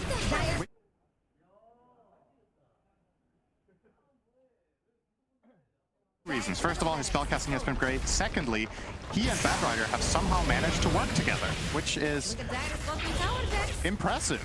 Because I'm telling you, ruin each other. From what I've heard from other regions is that during the just the DPC in general, a lot of other teams weren't picking this hero, but NA was consistently. They have a lot of practice. Yeah, exactly. At first, it was kind of underwhelming. I've said that on record. As we see a billion spin webs into the fountain, don't think that regen stacks those, Cinderella. No, it does not. That would be hilarious if it did, though. GGs are finally called, and Liquid, they are 1 loss away from being eliminated. Of course, if they win the next one, then we go to tiebreakers, but you gotta ban Brood. What a bold choice. You are in a series where you need to at least just win 1 game, right? You need to win 1 game to at least...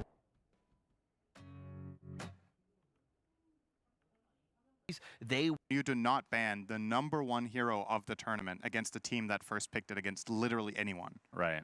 And I don't feel like Liquid actually had solutions for it. I don't think I've seen a game in this tournament so far where one of the really confident teams that first picked Brood really got challenged and really got solved. What is the win rate? I'm sure the panel talked about it, but I would be interested to know how high it is. I don't think it has to be that extreme, because I just think some teams are just better at it, right? And pick it in the... Well, I mean, on the other side, I'd say Mars is probably the hero of the tournament still. He's picked basically every game. His win rate's still really high. That's because he's banned less. That's right? true. That's true. Compared to Brood. But Brood, I don't... Again, I'm not a pro... I don't know if you guys know this. I'm not a pro player. I don't understand why you don't... He was a pro at Counter-Strike. That is technically true. That doesn't help in this job, however, he is which is unfortunate. Diamond in Valorant. Okay. Why are you boosting my morale here? There you go. I really appreciate it. He is ancient in Dota. We brought him down again. Just back down to the regular level. That's fine. But, I mean, I can talk about that another time. But Broodmother, I feel like we talk about it a lot. It feels like we should continue to talk about it because the teams aren't hearing us. But let's see what the panel has to say about how Broodmother looked again. Yes, it is time to talk about the Spider Mommy more. 80% win rate in this tournament. I think what the analysts were saying is like spot on. You're in a position where Brood has been one of the most important things to talk about throughout the entire tournament. Didn't look like they had an answer for it, and you let EG have it. Do you think that that's where stuff started to go wrong, Kyle? Oh yeah, you gave EG the hero that they've looked best with. Yeah. This is the exact same opener they took a game off of Enigma with, and it's not a bad draft from Liquid. Thanks, guys. Thanks a lot. It's exactly what we expected. Stop jumping. They lost the lanes were actually being owned by Liquid, but they lost a couple of towers. Suddenly they lose all map control, and they didn't really have a playmaker to bring it back. I completely disagree that Brood's the reason they lost.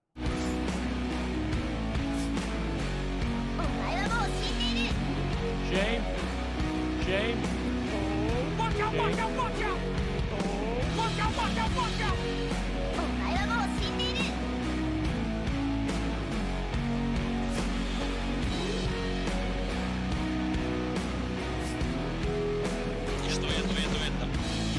Бежим.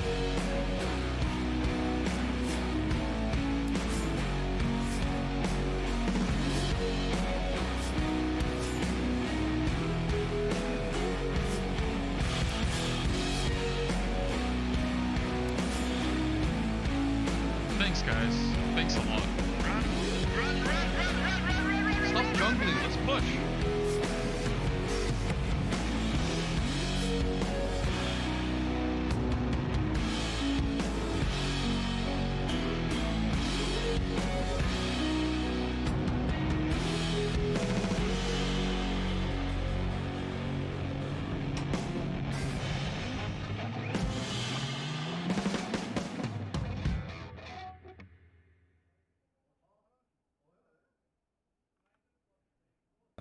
I see 4 cores. That. You could argue Arteezy maybe shares some credit, but either way, that was him. And Liquid refused to move him off of this archetype of their endgame right clicker. He's buying a Dragonlance. He is not playing to kill enemy heroes. He's trying to be this frontliner, the right click damage that kills objectives, maybe Roche later. But I think Brian makes a great point because ultimately, nobody on the team could do a damn thing. I'm going to say some of that does lead into their Axe picks, though.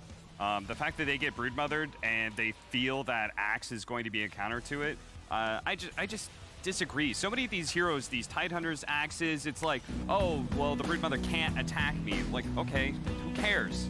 Broodmother's just going to work its way around you constantly. It's going to take your tier 1 tower despite you standing around. It's going to be farming up your entire jungle, and it's also a slow build-up hero. And Broodmother is entirely best in the first 20-25 minutes of the game. It takes over a laning phase, it builds these utility items, and it's so hard to be able to team fight into at that point in time. So I feel like they just needed better answers to that. There's a simple thing that addresses everything you just said. A mid laner that moves around the map and can catch long distances.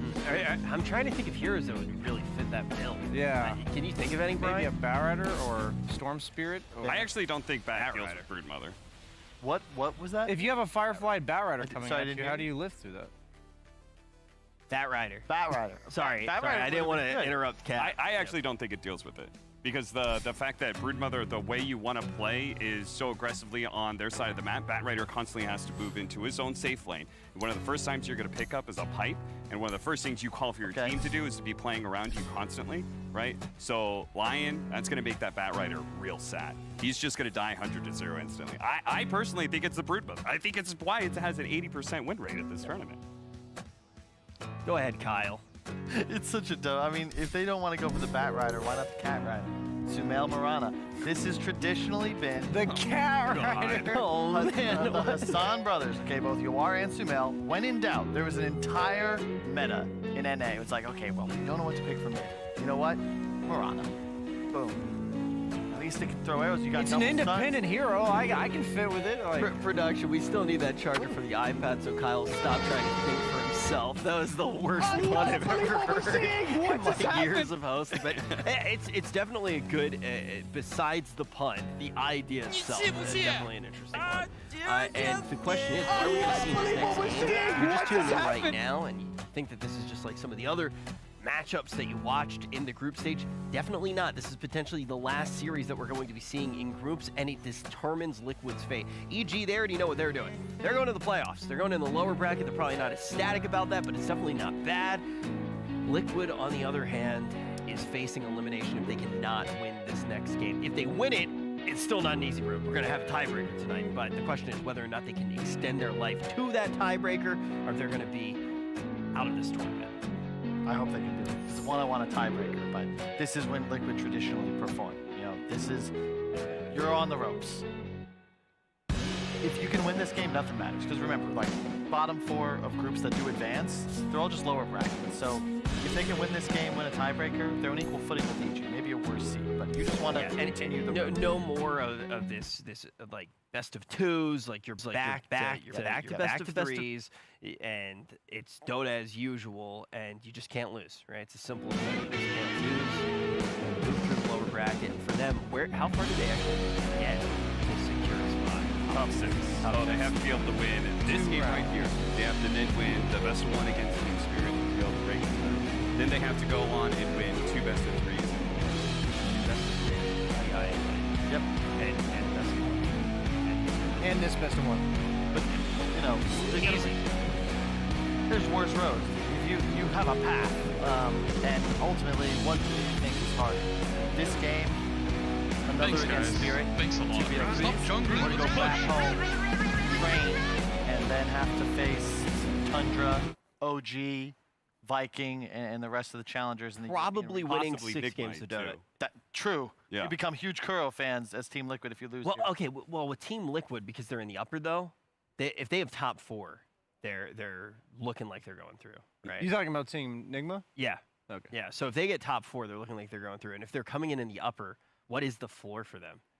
2 BO3s. 2 BO3s gets them top 3. They stay up. Yeah. Okay. So they're really close. At this point, when you're looking at Team Nigma's in a pretty fantastic spot, but obviously, yeah, you can't count your chickens before they hatch. I don't know if we still say that one, but yeah, no, I don't know if you're supposed to say that one anymore. Gotta be careful.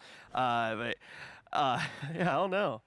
Yeah, what could possibly be controversial about that? I don't think you can say that anymore, man. With chickens? Yeah.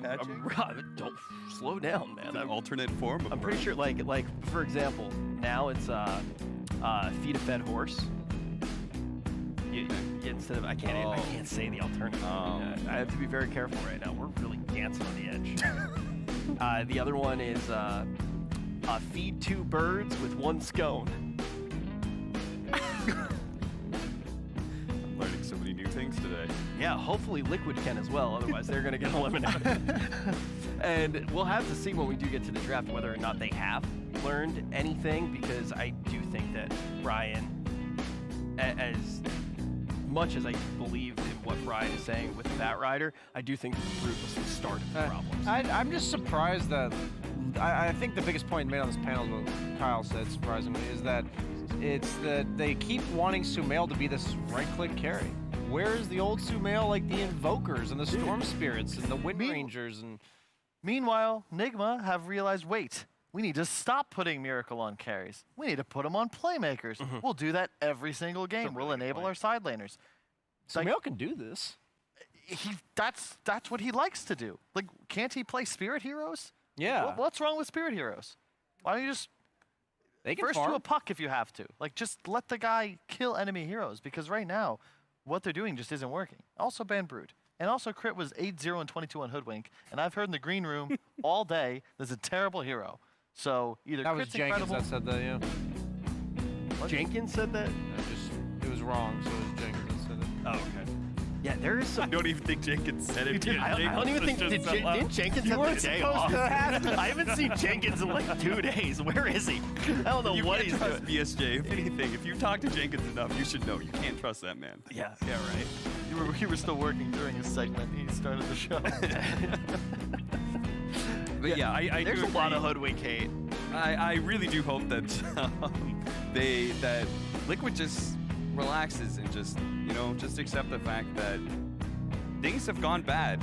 And yeah, all your wins are off of Sumail playing Templar Assassin, but like if you're gonna be going farther in this tournament, you gotta return back to the old league. Yes. They are a better team than what they're showing us here. And by God, like Mickey can carry them. Koifa is still new to the off lane, but has shown that he can carry on mid-type heroes, right? Like, trust in that. Just trust in your other side. Yeah, I preach in the choir. Like, I'm not a pro anymore, so I'm sure there's reasoning I'm not grasping as to why they don't go back to their roots. But they love openers like Oracle Lesh. That's still available to them. They can still pick Sumail's hero early. Like, they can give Mickey that ultimate carry matchup. I just don't know what ideas and concepts they're drawing from right now, because all that's working is, oh, we'll pick Sumail, hit heroes. Like, just pick them a hero that makes I want to see 3 semi-cores from there. Exactly. Not like one hard carry, put Mickey on something aggressive, put Sumail on something aggressive, and put Koifa on whatever he feels comfortable with at this time, and trust in, like, hell, go back to, like, giving Taiga something that actually wins the game later into the game as well. You know, like just trust in the fact that your aggression is what is usually carried you in most of your matches. That could be it, because you think about the success Nigma have had in the tournament. What do Liquid choose when their backs are up against the wall? Enigma. Or Taiga. This is a good pick. That was better than the last one. $5 I'll be honest. Kyle is a physical manifestation of what it's like to play Dota. Low lows, high highs. He can sound like a genius on the panel, and then 2 seconds later, it's like, why am I doing this to myself? Yeah. Did you see the post on the Reddit where it was like 8,000 hours played, and it's like terrible game, and then it's like review made at like 4,000 hours or something like that. Yeah. It's like, wait, so this means that you made a post at 4,000 and then played for another 6,000 hours? That's what it's like being Kyle's friend. But as we take a look at this draft, I do think that Kyle, incredibly, like 100% serious, very eloquently put some of the things that we should be looking for. EG, once again, though, going to get that TA out of the way very quickly, because that seems like the only way the Team Liquid knows how to win right now. Let's see how they decide to open, Brian. This is the first time I've seen them play all of DPC as well as the tournament that they did not first pick A. Lion, I think, pretty adequate selection. I want to also shout out Volvo real quick. This is just a quirk of his, and if you track back to EG's games, as long as he's been coach, he respects what enemy teams do to win. So a puppy might say, you know what, we'll give them TA, right? He looks at their Dota and says, okay guys, they can't win without TA. I'm banning TA every single game. And that has been what he does just throughout history. He makes you beat him with your B strat. Yeah, it's like, hey, why figure out a solution when you can just ban it for it? I do think that that's one of those things that you do see consistently, and it was funny because when we actually got here, you and I were sitting with a few of the managers, a few of the coaches early on, just getting to talk to everybody, and with TA in particular, like for this tournament, you either need to play in TA or you need to know how to beat TA. Take a look, Kyle. Oracle Lesh? I like it. I'm already a fan. Down, go for it. High highs, low lows. Kyle, you called it very, very well. We're not going to see the Lesh, but how do you feel about good old Davion? I still would have preferred Lesh just because I think it's an easier method of taking towers, but ultimately this is still that combination that I was hoping for. Because when Liquid look best, Insania is on this saving support. Pretty much means that Taiga now can play literally anything in the pool, and the core can pressure, and in theory, it is multi-lane, multi-goal. Who knows who plays it? And this is also, I think maybe they were also taking the DK away from Evil Geniuses, because this is what Nigma opened up against. EG was Lion plus DK. Again, big tanky here on the front lines. You need to be able to have a high damage support behind it. Lion fits that narrative beautifully. Also could just be, assuming it's Koifa's hero, Sumail has a significantly bigger hero pool. Like Koifa, he's adjusted pretty well to the offlane, about as well as you could expect. Obviously, the team isn't performing super well at this tournament, but he can't play everything just yet, and he's trying to stick to effectively just strength heroes with Blink Stun. There's the Viper. I think Liquid banned that in the last game. It was Timber Viper. Instead, they banned Brood. We agree with that, but you know, this is a pretty damn strong counter to DK, removing all the Dragon Blood. Yeah, it's probably going to go mid or off lane for EG, based on what they've done in the past. I've seen some teams do 5-position Viper. It's worth considering against DK if it's going to be an off-lane DK just for the lane matchup.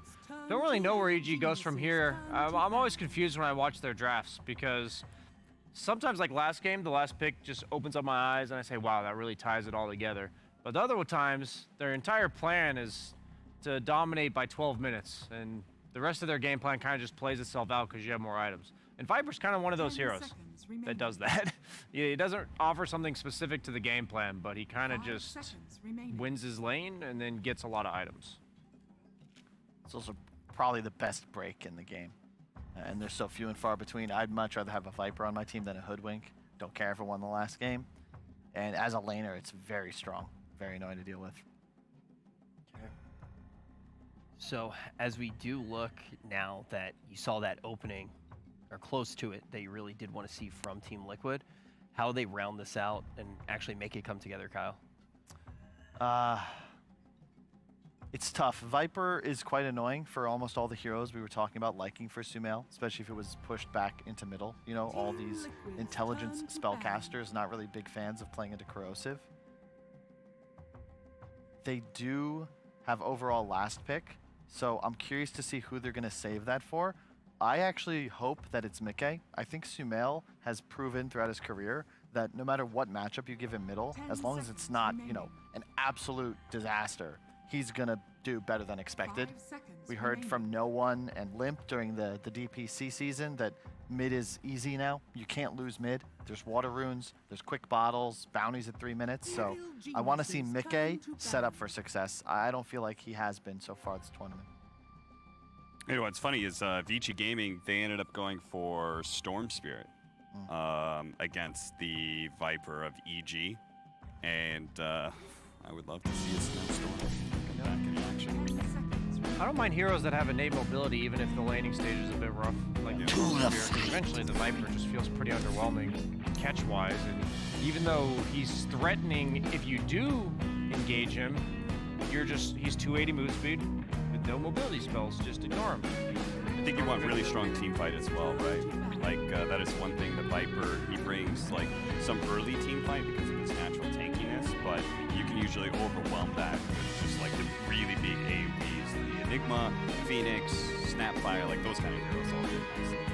I think Liquid really loves some non-foot dagger required initiation. I think the Furion ban is really prescient from EG, because that's the sort of style that Liquid tends to go into when they're down.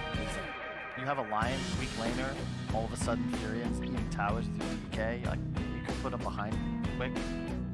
Plug in the iPad, you start looking up random words, prescient. Jeez Louise, man. Do you need a... I know, I need to plug in my iPad. Trying to figure out what's going on here. Prescient. I think Evil Geniuses, when you have Viper as an offlaner, it usually means your other cores have to make up for in the initiation department. So, you know, those pucks, faceless voids, those kind of heroes are high value for EG at this point. Oh God. Is this Treant Protector and Oracle? That's a do-nothing support duo. Oh my God. Is that a 4-position Oracle? Like, it wouldn't really make much sense to do a Treant DK lane. Or hold up, off-lane tree. Off-lane tree, Seb style, huh? I had a feeling this is what I had hoped Liquid would look at. Initiation that does not require a blink. Absolutely incredible against the support duo. Very good against DK. An excellent synergy with Viper. And oh my God, what? Luna? Back to Team Liquid? Okay. In an elimination Why'd you game? be like mid-Oracle? We saw Vici play against Clockwork. I haven't seen too many Clockwork games, but when they played, the enemy team third picked Clock, and Vici just picked Faceless Void Storm, and they just do nothing. And Clockwork does nothing to these cores, right? The idea of Clock is that he either has immense amount of kill threat because of cogs, is locks you in, or he doesn't because you just get out of the cogs. And the Clock had nowhere to play the rest of the game, and they go for Clock. And then they just pick Luna.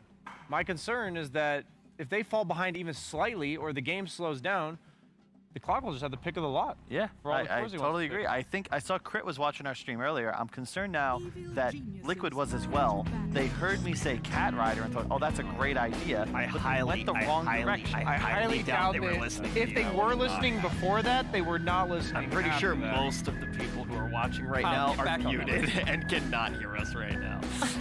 Thank you for that. EG has picked the draft I hoped Liquid would pick. And Liquid, yo, this did work for Enigma. When they were in a must-win scenario, they were in the wildcard tiebreaker, they went for a Luna, not a DK, but a Mars. You save your last aspect now, in theory, for Sumail, unless it's something wild like a mid-Oracle, which is kind of nice against Ember. You can purge the shield off and maybe help you out. It's just... I just don't know. I will eat my sock if it is mid-Oracle. Aoi had a really good point. He tweeted before. I won't actually do that, but it's not going to be mid-Oracle. But go ahead.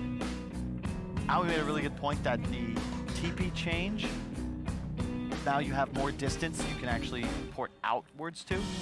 Benefits carries like Luna that can deal a lot of damage and also have then move speed and range to like back away before they get ganked.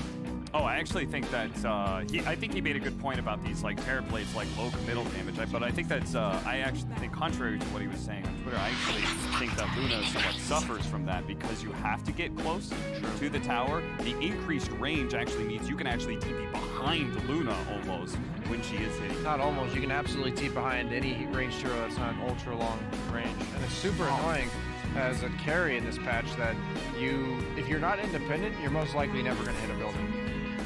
It's so scary too because Ember Clock, like EG have such a great initiation combo and they don't need any items, they just need levels to come online.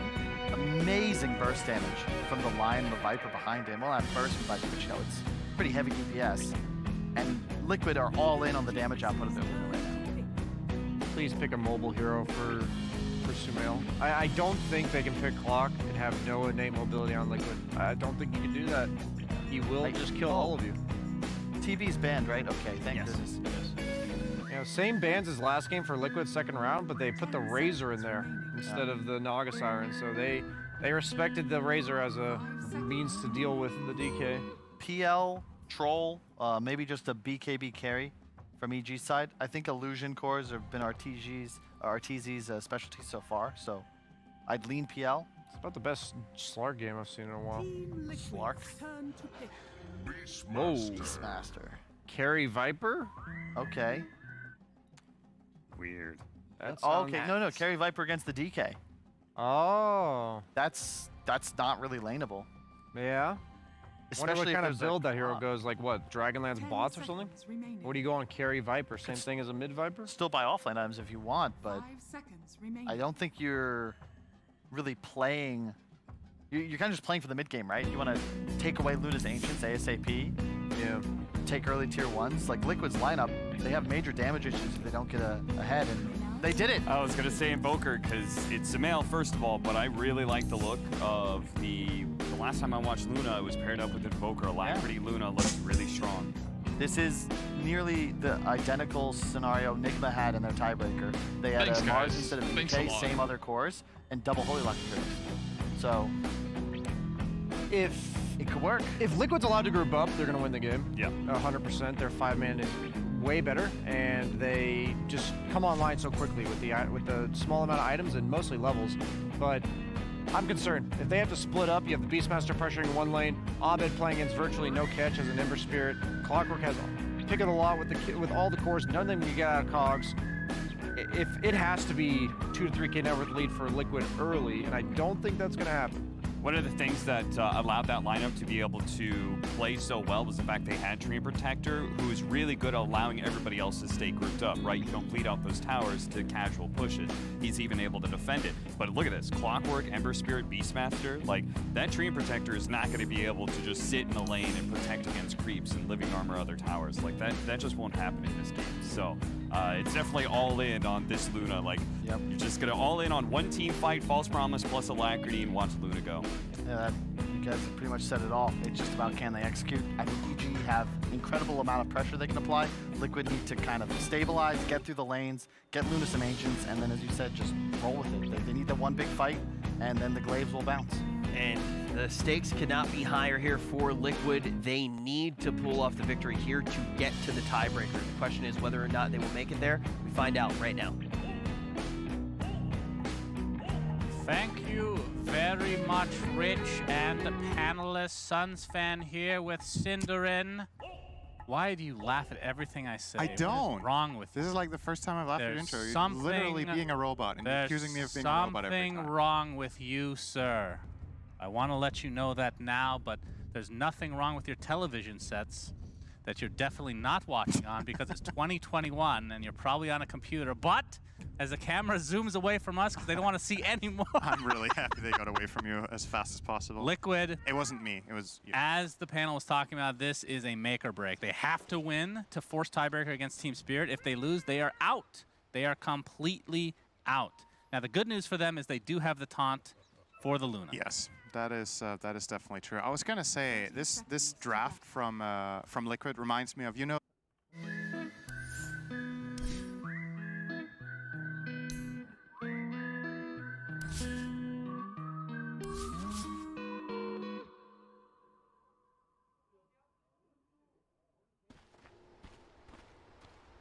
Okay, Jix, battle's starting.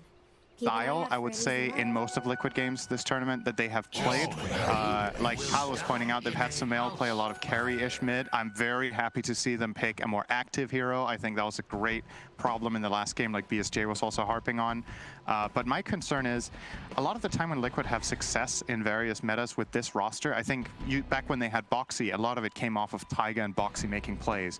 Your support duo in this game are not making plays. So Sumail really has to be the prime engine behind finding opportunities, which he's definitely capable of. But my concern is he has to do a very, very big part of the work himself here. It works for Liquid, or sorry, for Nigma. I think they're more accustomed to the style, and I think Mind Control as a player is a little bit more action hungry, maybe on average, than Koika. Yeah. So we'll see if they can adapt to that in this very important best of one.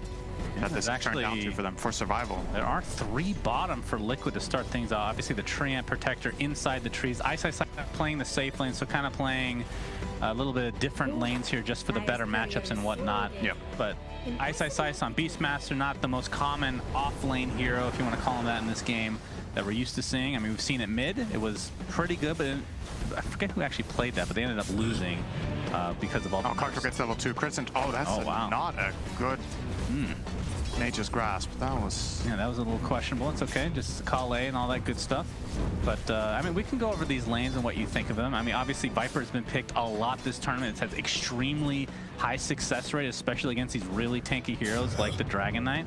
Yep. I mean, are you expecting it to go any differently for that lane in particular? Not really. I think it's the primary reason they picked it, right? They picked it as a direct response, and they made sure to get the lane where it faces the Dragon Knight. And not only that, but the one thing you want when you have Nether Toxin against these heroes where it's really impactful is that you have a way of keeping them in there, right? You're playing with a line who has a stun and a very powerful slow in the Hex. So should definitely be able to get a lot of that damage out of it. And we're seeing Battery Assault being used on Insania, but Ice not able to catch up with that little boar of his. I mean, in terms of like just out of curiosity, the build on the off-lane Beastmaster, you don't have Necronomicon anymore. He's going for the hood. Not the hood, the Helm of the Dominator. Is it just like an aura game for him at this rate? Yeah, I think pretty much. You have a lineup that's very tailored to be strong in the mid game, right? Like the panel talked about, it's kind of similar to the last game actually. They don't have like a true late game carry. Last game it was the Razor, this game is the Viper for Arteezy. But your mid game is extremely fierce, except in specific kinds of team fights where everybody just runs into each other and all spells get cast. And I really like Liquid's chances because Eclipse plus Overgrowth and Invoker spells is really powerful. But once BKBs come out, this Liquid lineup doesn't look very dangerous to me. Yeah, that's definitely true. Fly's going to get caught by the Nature's Grasp along with 3 members of Liquid. It looks like that is going to be first blood going the way of Liquid here. Going to Mickey? Yeah, Mickey couldn't ask for a better hero to get that one. But in terms of like EG's draft, since I've covered them a lot, as we're going to see the first spike here by Crit, set up with Arteezy right clicks. It's going to be turned around completely on the Crit with the Purifying Flame, and it's just too much damage. Quakelet's Breathe Fire and whatnot. It looks like it might be a trade here. Arteezy will get the position 5 Insania Oracle.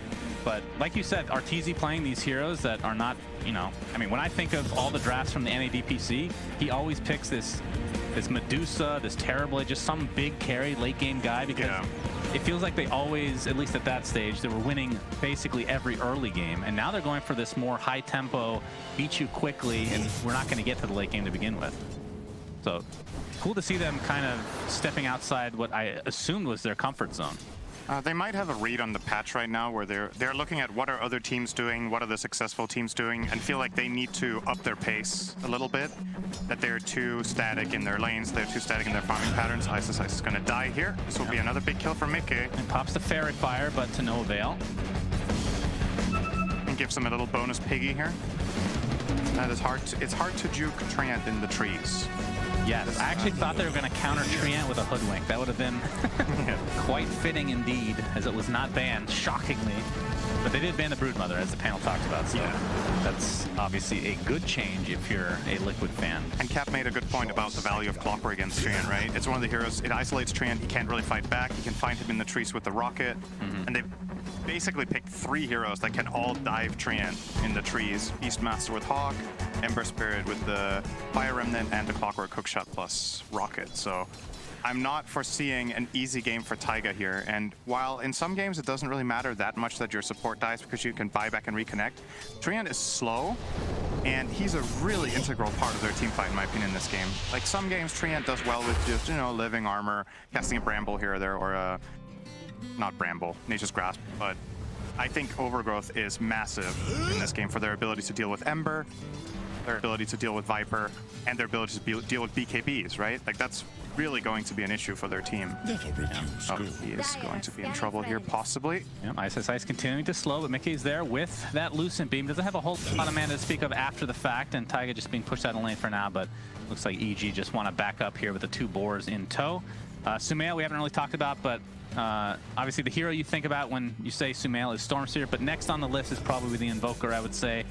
Obviously off to a very good start, has the level advantage right now, and the CS advantage as well. I mean, doing really well overall in this mid lane so far. And he has the, he has the Tornado, it's the Quas Wex build, so you can take off Flame Guard pretty much right away, dispel that with the Tornado. Oh, Fly, this could be scary for Sumail. If they have Ice getting dove though. Taiga will be the trade, but no XP for him. So 1 for 1. Dust on Clock or Lion, because this could be a kill. Yeah, Fly going in. That was not so good. I think he changed his mind. I don't actually think he was going for that after the fact. Oh, Regen. Yeah, Fly's just going to get bottled by Abed, but Abed will still be bottling it. Okay. Yeah, Fly did a sentry, so if he had a connect there, that would have been... Forcing out a TP. Here you see the Tornado dispelling that Flame Guard. Taiga's here with the Nature's Grasp. Abed trying to get out with that Remnant. Should be successful. And of course, has that regen, so feels pretty safe to do so. Meanwhile, bot lane, Mickey getting pressured. They can get this kill. This would be enormous, but just not quite enough damage for EG yet. Fly's going to backstab. This is a kill on Insania for sure. Yeah, they obviously would have preferred that Luna, but they'll take the Oracle again, this time getting some XP in the bot lane instead of the top. So, I mean, Ice, this is going to be the more interesting hero to look for this game. 20-2 right now in terms of CS. Helm the Dominator not too far away. I mean, what would you say to his... Again, I'm just not familiar with this hero played without the Necronomicon and not with that mid, Ags build. Yeah. I think you go for the Dom and some sort of boots upgrade, probably. And then, oh, hang on. We're going to have a potential team fight here. Mickey is level 6, but the Primal Roar. Arteezy is here. Like you said, that is a great combination, and Mickey's just going to get right-click down, and now inside the cogs, Taiga can't get anything off thanks to that battery assault. So amazing rotation from Arteezy. That was out of nowhere. Such an unexpected attacking. Yeah. It's a minute 7 Viper traveling on the side of bot lane. Wow. You can't fault Liquid for not expecting that. I literally thought that was a Liquid person TPing at first. Quakefoot has the Dragon Tail Sumail, not able to really connect here. But yeah, that might be the first time I've seen that one. I mean, we've seen the old school, like Tinker, Boots of Travel TPing onto Hawks, but cool to see them kind of connecting the dots here. For sure. Thank you. So let's talk about Beast's build. You go Dom into Boots, upgrade, whatever, and then either BKB could be a possibility, or you just, like you said, ramp up auras. Solar Crest could be a possible thing to put on the Viper. It's pretty nice. Pipe is good this game against all of the Dire heroes. He's going to be spotted out. Dragon Tail will keep him in place. Abed. Not much going to come from that. Yeah, quick, but no longer in Elder Dragon form, so. Very much moving on these EG supports. Both only level 4, minute 9, so kind of want the tome on both of them, to be honest, but they're obviously not both going to get it. So imagine they will end up giving it to Crit as usual, so Fly needs to find a lane. Clock being under-leveled feels really bad. There are some supports with like, okay, Clockwork needs those levels.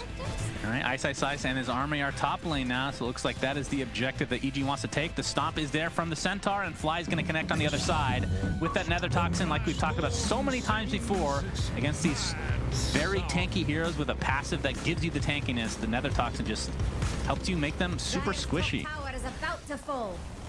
And obviously, Nether Toxin deals increased damage over time, so you can lock them down. Yeah, absolutely. you have so much control.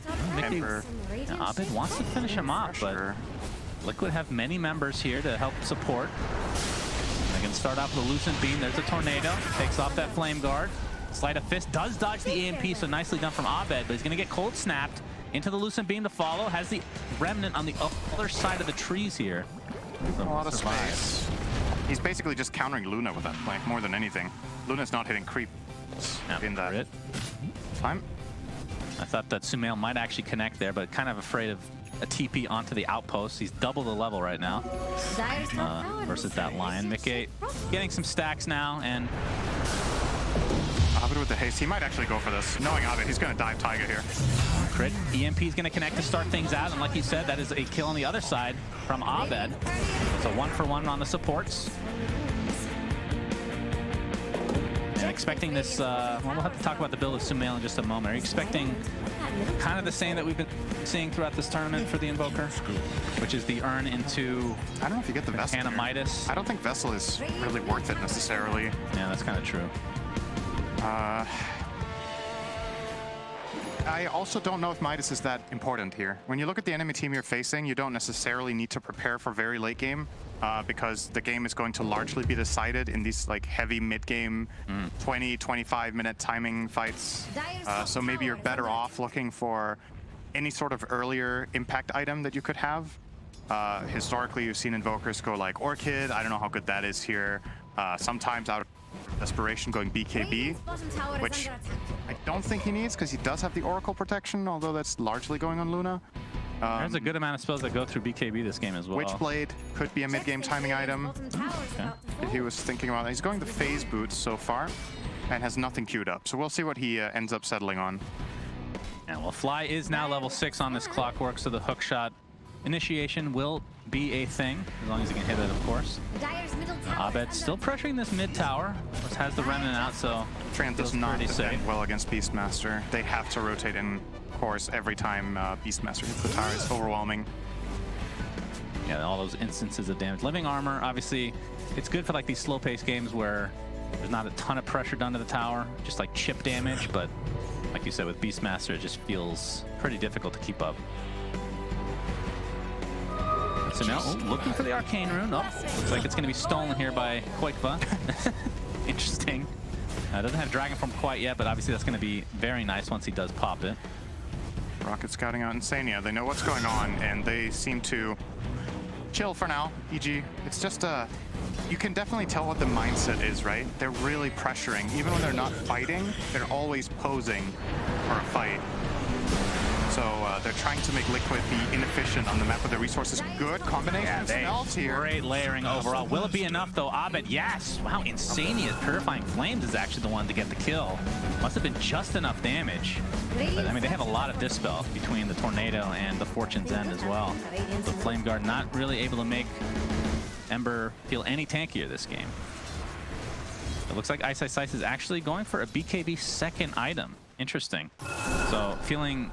I mean, they don't really have, other than hookshot, like long-range initiation. I guess you have Ember Spirit setting up chains, potentially. They feel pretty comfortable with what they have, and maybe Blink Dagger online, of course. Fly. First hookshot of the game, the Roar onto the Oracle to try to prevent. And look at the Centaur stomping as well. No really false promise for you. There. So they delete 2 heroes, and now Abed taking out the Courier of Sumail. And Taiga looks to be next. If they can just get one more stun, it should be a kill. Actually, the slow should suffice. Taiga has the overgrowth. It's going to actually connect on several heroes here, but Abed, the lead should be fine. And that's 3 dead, and EG, the pressure they're applying So fast. That was a very, very clean engage. When I saw the hookshot, I was like, oh, is this really going to end well? You need to also cover the Oracle. So they hookshot the Dragon Knight, they roar the Oracle, they then chain Centaur stun the Oracle. So Ice basically soloed him. And they isolated Koikfa in the meantime. Very nice job. Nice tornado though from Sumail as Koikfa does have his Dragon form. Will pop it, Fly basically no mana to speak of as the Eclipse pops as well. And well, looks like Fly is going to be the only casualty for EG. So if you're EG, that's absolutely great turn of events. Eclipse down now. Oh, Sumail. Wait, oh, never mind. Okay. Abed with another Remnant. Have a Remnant out. I saw he had cooldown. I was like, uh-oh, he's not getting out of that. It's all over the place right now. Definitely getting out of that. Well, the tier 1 tower stays up. And remember, this is a Treant Protector lineup, so as we see, the stun from Koikfa. Abed just walking away for now. Looks like he'll be good to go. And Crit just slowing things down here. Doesn't have much mana to speak of. The Blink Dagger is Koikfa's first item. No big surprise. I feel like this is just literally every game on Dragon Knight. But are you surprised Ice going for BKB that I mentioned earlier instead of a Blink Dagger or something like that? It was one of the options I laid out, right? Like either you go BKB or you go Auras. I did think he was maybe going to upgrade his boots, but I think it's solid. You have one clear job in this game, and that is deal with the Oracle and the Treant, right? If Beastmaster takes care of the supports, I think the core matchups are very, very playable. Luna has quite some issues in this game with... He finds Mickey. Battery Assault into the cogs. Insania is on the other side with that False Promise ready, so I don't think EG wants to go any further here. It's a very difficult arena to fight into Oracle, that one. On those slopes, Oracle has a very easy time casting all spells and protecting whoever you go on. And also Invoker, he loves fighting around these small steps where all his spells just land every time on multiple heroes. So out of experience, their EG are going to back off, and they're going to try to put more pressure mid. This Living Armor is somewhat keeping it alive against the Siege Creep and Beastmaster minions, but eventually, you would imagine they're going to be able to grab this tower. Liquid are playing in numbers to try to defend, but there's the roar to start things out. They don't really have that much damage followed up, especially with that Fate's Edict applied. Meanwhile, bottom lane, this is the bigger kill onto Mickey. They're focusing so much on mid is Liquid that their carry ends up dying bottom, and they still lose that tier 1 mid. Now Taiga has TP'd in. See the stun onto the Beastmaster, but not going to be able to follow it up with any damage. As Arteezy just going to be able to blow up this Dragon Knight again. This Viper versus Dragon Knight does not feel very good for DK players. Abed now chasing Insania. Looks like they'll leave it there. You have to think that was just a full-on divide and conquer play. That was actually beautiful. Again, EG are using some really high-level concepts in this game. Like, the way they did this, it looked like a really weird roar, right? Like, okay, there's an Oracle right behind. You can literally just save him and he probably gets out. But the thing is, what they do with this roar is they force the other Liquid heroes to stay in the neighborhood, and that gives them the kill on Luna bottom. And after killing the Luna bottom, Arteezy can actually travel mid to where they've started this fight. So they basically create two 3v3, 2v2s at the same time on the map.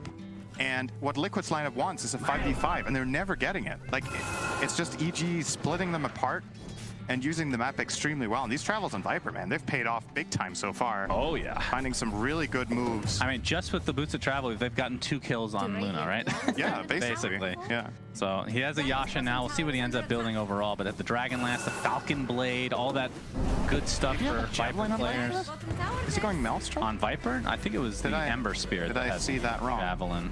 I saw it wrong. Yes. Yes. Abed has it. Okay, that seems more right. Yeah, I mean, hey, you could go Atos into whatever the hell that item is called on Viper. Gleipnir. Gleipnir, yeah. Forgot what that's actually called in Norse mythology. It's called Gleipnir or something. Yeah. Okay, every Icelandic Dota viewer right now is cringing Gigaheart. That's fine. You don't learn that in school anymore. Yeah, that's a real shame. As Roshan, #1, will be taken out in favor of EG. Not even a contest coming out from Liquid. I mean, it is a 3K net worth lead. And again, just to remind you viewers out there, Liquid has to win this game or else they are out of the tournament. And if they win, it's still a tiebreaker. Best of 1, I believe, with Team Spirit. So you have to win for a chance to win. Well, a chance to get into top 8 where you win something. That is true. So a lot of winning to win, and then getting there, and then getting a chance to get top 4 for TI. So, or top 8, 6, I think it is. It's like those loot boxes, right? You open one up, you get a better chance to get the next, and you just got to keep trying. That's true. Yeah, yeah, keep trying. If you lose this game, just start a new game. Now Abed being very annoying. Now that he has that Maelstrom, can help clear these waves a little bit faster. And oh, the Koikfa initiation, not able to be there. Abed with the quick fingers. That was sexy. That's a voice line. No, it's not. That is a voice line. I was going to say, don't make that a voice line. I am not trying to force in voice lines. I am naturally funny. If Team Spirit can do it, you can do it. Team Spirit. Damn, that's... Defend your power. Well, that's Latam Defender. Yeah, that's Latam Defender. Or Latam, I'm not sure how you say it. Either way, 4K net worth lead now for EG. They still have the Aegis on Arteezy for another 3.5 minutes plus some change on top is Mickey. Are they finally gonna get this mid tower? Yeah. Looks like it. Alacrity plus Dragonlance plus Growbow. Okay. Hitting from very far away. Yeah, Growbow is pretty good. They'll be trading for tier 2 though, so it's still bittersweet. You finally get the mid tier 1, but this trade-off is not good. You're gonna lose the outpost eventually. But they are trying to surprise EG here with this move. Fly, however, is in a really good position to break smoke. I feel like this is ill-advised. We're gonna see how it turns out though. Yeah, quite fun. They're using their initiation on the fly. They blow them up pretty quickly. That's a 5v4 in favor of Liquid right now. Still, Alacrity on Luna is quite scary, Cinderin. If they get that one kill and get out, it's actually not too bad. I think I'm getting more. Ice is clipped by the tornado, but you can see that Liquid are very scared to go in. Although Dragon Knight jumps in, and now he's just going to get blown up inside that Nether Toxin. Down he goes before he can pop any spell. And now Liquid on the run. Sumail looks like Abed has his sights set, but Taiga with that overgrowth keeping him in place. If they can turn this around with the Eclipse, they do. Abed is dead. No Aegis for him. It is on the Viper, of course, as Arteezy. Now he's running. This is such a back and forth fight. Feels like both respective teams feel like they have advantages at different times in the fight. But they don't have. Overconfidence. Arteezy, that is going to be the Aegis. He is surrounded right now. Crit does have the Blink Dagger and every spell to his disposal. Arteezy puts down another Toxin. There's a hookshot from Fly, who's actually respawned regularly, but there's a false promise keeping the Luna alive. How much damage do they have? Can they blow him up? I don't think so. He's just going to apply these right clicks to Fly. This will be a dieback. So much damage that he's going to be healed to full. And Viper, Arteezy looks like he will finally die. Tries to get out some more damage before the inevitable comes. Okay, network lead for EG, but a definite fight win for Liquid, despite it starting out horribly, really. Yeah, I mean, it worked out well for them. So they get the first Clockwork kill free, right? Yeah. So it's a 5v4, but they're fighting into Aegis, and the enemy team has like a really good position up at that top line of trees with the heroes they have. Abed just jumps in with Fire Remnant and just gets caught in overgrowth and killed. If he doesn't die like that, I think this fight could have turned out really, really badly for Liquid for following up. But Abed kind of offering them a good fight there, and they took it and they won it. So nice for Liquid. They somewhat equalize. Obviously, losing the tier 2 tower never feels good, as that outpost will more than likely be a target for EG sometime soon. And having those two outposts against the enemy team's one is very nice, of course. But Mickey, probably the big winner of that fight. Look how much he's pulling ahead now with Arteezy dying. 2.5k gold. Oh yeah. Ahead of that that Viper, and he seems to be building a butterfly in the Luna. I guess it's pretty good. I don't know if it's the best possible item here. I kind of like BKB. I kind of like Scotty as well. I don't know if the evasion's important. I don't know if they have damage problems. But either way, just getting big items here, obviously, on the Luna is what you want for this lineup. You have a lot of protection with both Oracle and Treant and Alacrity from Invoker. So as long as Luna stands and delivers with a net worth lead, Liquid have a good chance. Abed perhaps trying to bait here a bit, as the rest of EG pretty much are smoked up. Arteezy can always TP to these. Never mind, that's a Purifying Flame killing the Hawk, but he can still TP nearby thanks to the Boots of Travel. Arteezy, I believe, is about to finish a Manta Style, so that's a dispel for, a lot of things, but more notably than anything, the Overgrowth. I feel like from Abed's perspective, I feel like he needs some sort of dispel, like a BKB or a Manta himself. Yeah, I think so too. Beastmaster's buying one, right? Yeah. So you would imagine both your Ember and your Viper would kind of follow suit, and that you hit this incredible timing for your team where you were all on the same page with that, but not the case right now. This could be a big backstab. I don't think EG are expecting this at all. This attack angle. It would be a very nice way for them to start the fight, to find out the Lion here, unless he blinks in time. Oh, they showed. Yeah, they showed. But they, okay. This is a very awkward position, actually, for both teams now. You're kind of like, okay, well, EG are going to go push up mid, and Liquid, since their smoke didn't really bear fruit, they're just going to start pushing out bottom, tier 2. Tell me about EG's lineup if they start, they've started to lose a little bit of Luster, is that even the right word? I don't know, but Liquid is starting to come back. I don't know if that's even a word at all. A luster is definitely a word, 100%. I don't know, I don't remember what it means. Is that when you have more lust than someone else? No, I don't think so, but maybe in your case. But anyway, is there a point where EG's line just starts to taper off a bit? I mean, Ember Spirit can scale pretty well, but I mean, Viper feels like one of those heroes that's like, Beastmaster, it's an off lane with, you know, again, no Necronomicon. I don't know how well he scales without going for the Ags build. There are some really good talents on Viper to become a carry, similar to what we talked about with Razor last game. Level 20, you either get the Viper Strike DPS or the damage, and the level 25 talents on Viper are just amazing. Yeah, the hero naturally will not farm as fast as a Luna, so whether you can keep up with like the pace of the game is really the bigger question, rather than Viper in theory should be able, like with equal net worth, shouldn't be a bad hero against Luna Lingam. Oh, there's the roar. Maybe pop by Ice into the roar, but the Faith Edict applying a little bit of damage mitigation there for Koik, but he's super healthy. He's gonna pop that ult in turn. Or staff. Abed deep in enemy lines. They're gonna try to focus on the Oracle for now. And Mickey already half HP. He doesn't have an Aegis or anything like that. Overgrowth is there, but there's a false promise keeping him alive. We'll see if he ends up at full HP despite taking so much damage from Arteezy on the other side of his Nature's Grasp. He's definitely living. Yeah, he is full HP, good to go.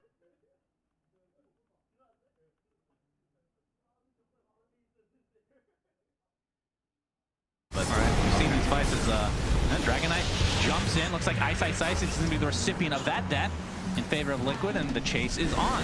Faith Edict, I mean, I have to say, Insanity is playing out of his mind right now. His spell usage is unbelievable. His Fly gets caught by his own cogs, essentially not able to hit his hook shot on teammate. He's going to go down. That's a double kill for Mickey, making a triple. Abed trying to slow them down a bit, but now Liquid, they might be doing it, Cinder.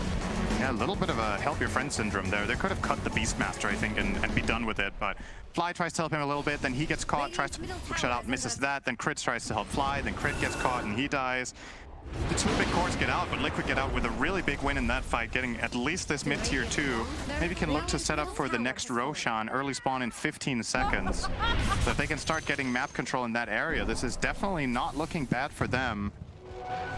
And that fight was actually really scary. I think Liquid weathered the storm very well. So what they did was, they obviously roared to start the fight, and Ember jumps in the backline and basically zones off the two support. The Treant and the Oracle have to fend for themselves, and they get some help from Invoker eventually.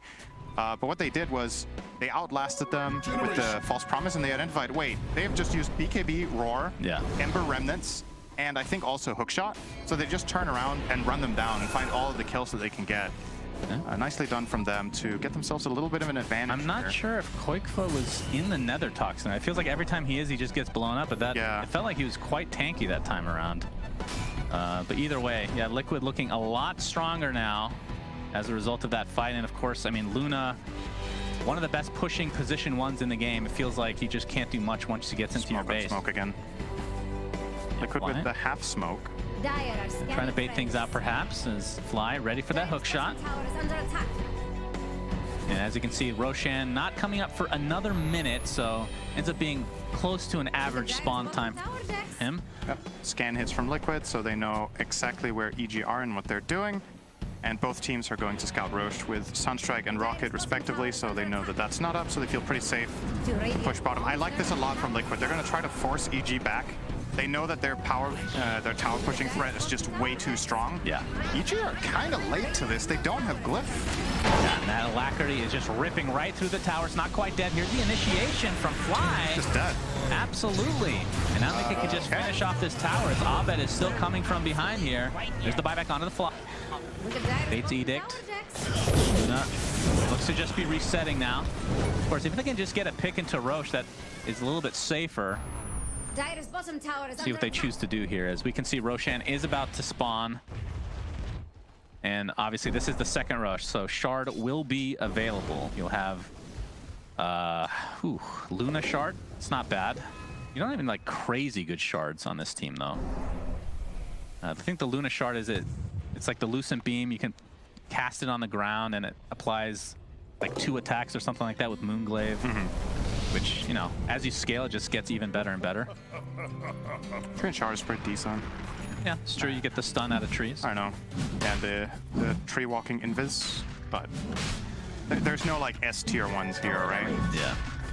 This is gonna be a pretty big fight. If EG can get this, Satanic, they can turn this back around again. Roshan at half HP. Hookshot does miss, like you said.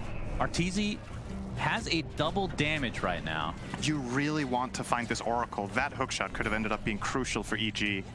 Starting on Oracle and bursting that hero if possible will really help. Mickey just picks up a Hurricane Pike. Looks like they're going to apply all their pressure to Arteezy, but there's the roar to try to counteract that. Arteezy pops that Manta style, but Mickey is just ripping right through him. Looks like the space created thanks to Fly with those cogs is there. Oracle dies, buys back into the game. Looks like Triant's going to be next to a double kill for Ice Ice Ice from the sideline. Buck was alive though.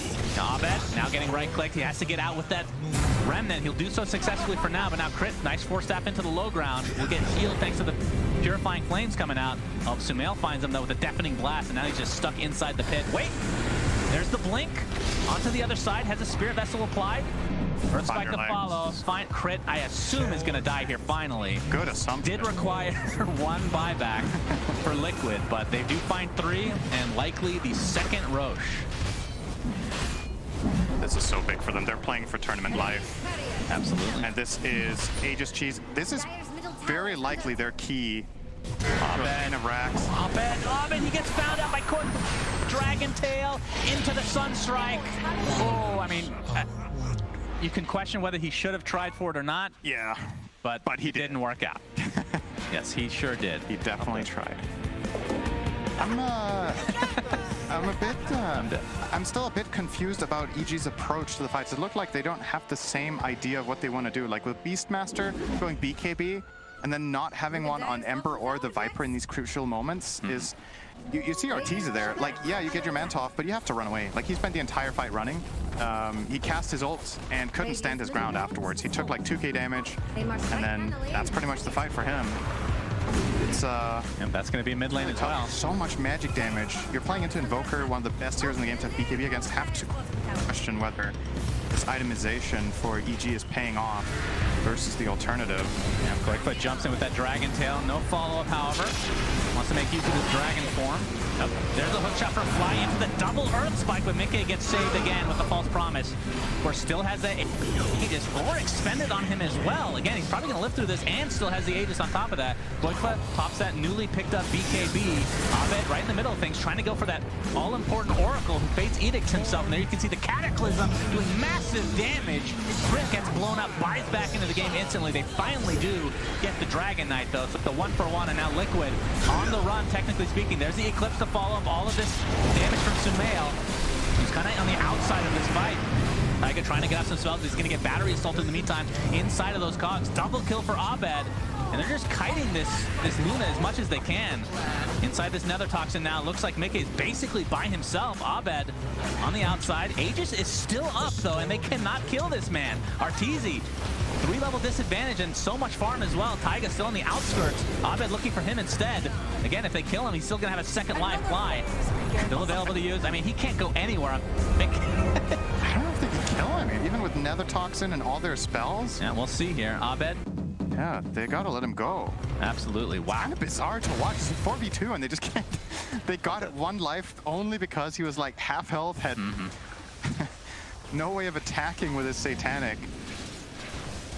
But they hold. They do hold. That is.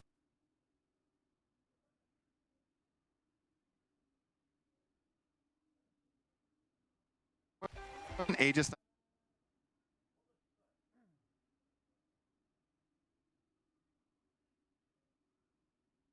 Going in first ever.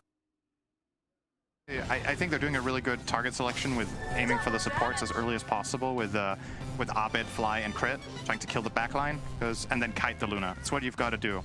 But I'm just looking at their heroes. Like, if Luna goes and hits their high ground and the other heroes are well positioned and don't get caught, right? I'm not sure how they're going to stop him with this DD from just taking a lane of barracks.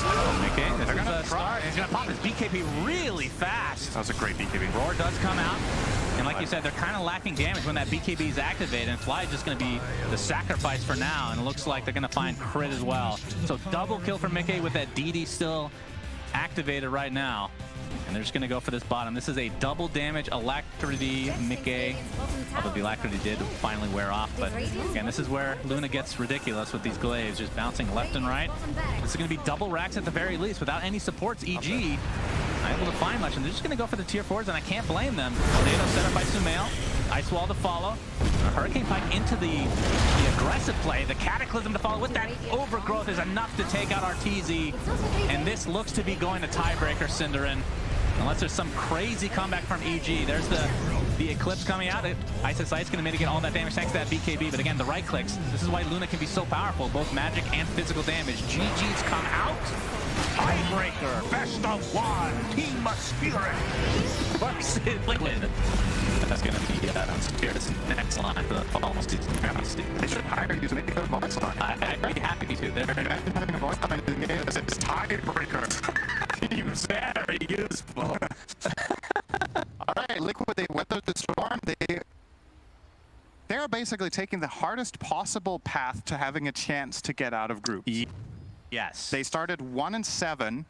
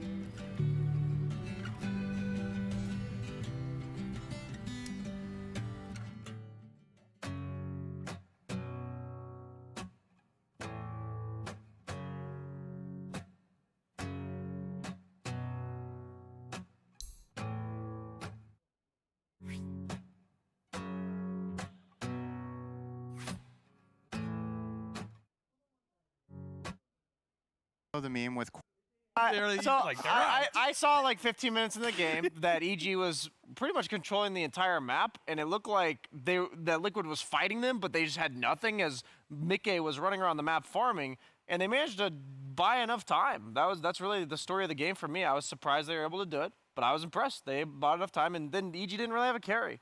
So you have one guy that carries and the other team that doesn't, and I was surprised it worked. Yeah, more surprised than impressed, I think. But yeah, I think notably, Sin said, Arteezy not on a hard carry, playing this carry Viper. You could see it work like near the end when they took out Mickey because he's outranging the Luna completely, but they didn't have the lead that they needed. And you saw the Luna network just kind of start to skyrocket. Eventually, Sumail comes online, the Cataclysm starts rocking, and altogether, well done, Liquid. But I still look at this game and think that was a draft win. Like, that was a strategy.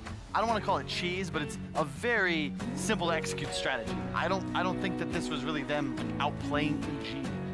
But I am very happy to see the double heal support. I thought that worked out great for them. I think this is the most crucial part of the game when they are constantly putting pressure. You're going to see Nigma does the same thing with their lineups. They just crash into the mid lane at around 10 minutes, and they just overwhelm their opponents. And people are getting used to this, and they're getting better at mass rotating back in order to defend their mid tower. And Liquid did manage to hold on to that mid tower for a while, which is part of the reason that they were able to stall this game out long enough. And that they just found like that one team fight that really worked for them. Because ultimately, like, they were all in on this Luna, right? You just give her the false promise, you have these healing lockets, holy lockets rather, with the false promise and the alacrity, and Luna just kind of does the rest. Ultimately, these damage over time heroes don't really do enough because he gets more heals than you do damage. So as we're watching this, you bring up the fact that it seems like the draft got a lot of the work done. But before we even started this series, I feel like the biggest thing that you guys kept bringing up was the idea that Liquid just looked off. And they have looked off throughout the entirety of this tournament. It looks like they were lacking confidence. This might be the thing that gives them a little bit more confidence to just do the work they need to grab one more game here tonight. But did you see any of the signs of confidence in this game yet? Purely the fact that they gave Mickey the most important role in this game, right? Yep. They put everything onto him to be able to carry the game rather than Sumail. They put Sumail on something that was going to support Mickey and be a little bit more active in the game. The only thing that I'm still skeptical about is it does feel like they're just taking from other people drafting-wise and not necessarily crafting their own identity in this patch, in this tournament. Yeah, I will say it is simplifying the game. And when you get a little lost, I think it helps a lot when, if you think about how they're going to play a fight, the positioning in an engagement, it's all understood. Like just from the drafting screen. Supports playing behind their cores, Mickey's dealing the damage, Koifa's initiating and calling out targets, and Sumail's just spell casting where he can, ensuring that Alacrity's kept on his Luna. The fights kind of play themselves, so rather than think about what do I have to do, it's just about playing Dota at that point. And that's what the Liquid boys are able to do. At a certain point, their draft comes online, and then they get to just have some fun. And ultimately, that was a needed step. They get a tiebreaker. They get hope. This is when they typically do perform. Yeah, it's a little bit late though to see them get to full form, and it's never too late, Rich. It's never too late. But when we do really get down to brass tacks, this is a tough spot for Team Liquid to be in. Not the place that we thought that they would be in this tournament at all, but they have extended their lifeline just a little bit more. Now I'm going to ask you guys the most difficult question. It's completely hypothetical, like string theory or the shape of the earth. When we look at the two teams that are still involved, that could still potentially make it, when we look at Liquid, who will be going into their tiebreaker against Team Spirit, who do you think has the best chance out of those two teams to do work in the bracket? Oof. Kyle, it's a hard question. You don't have to answer this one. We'll have Brian do it.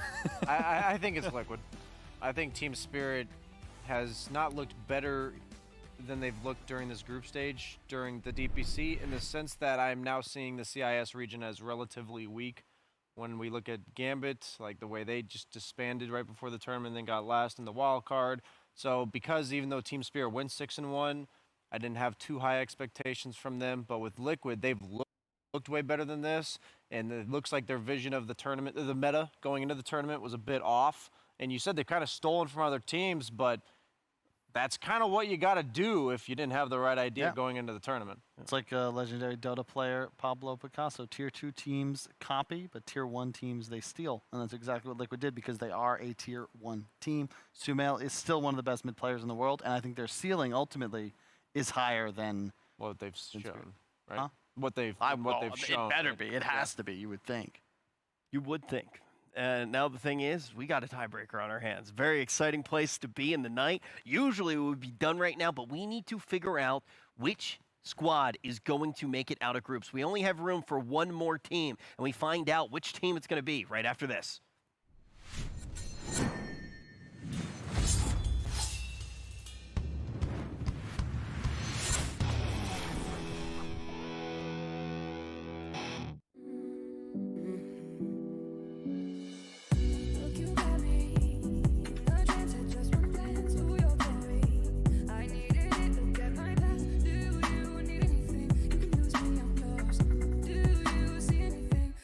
Change of range.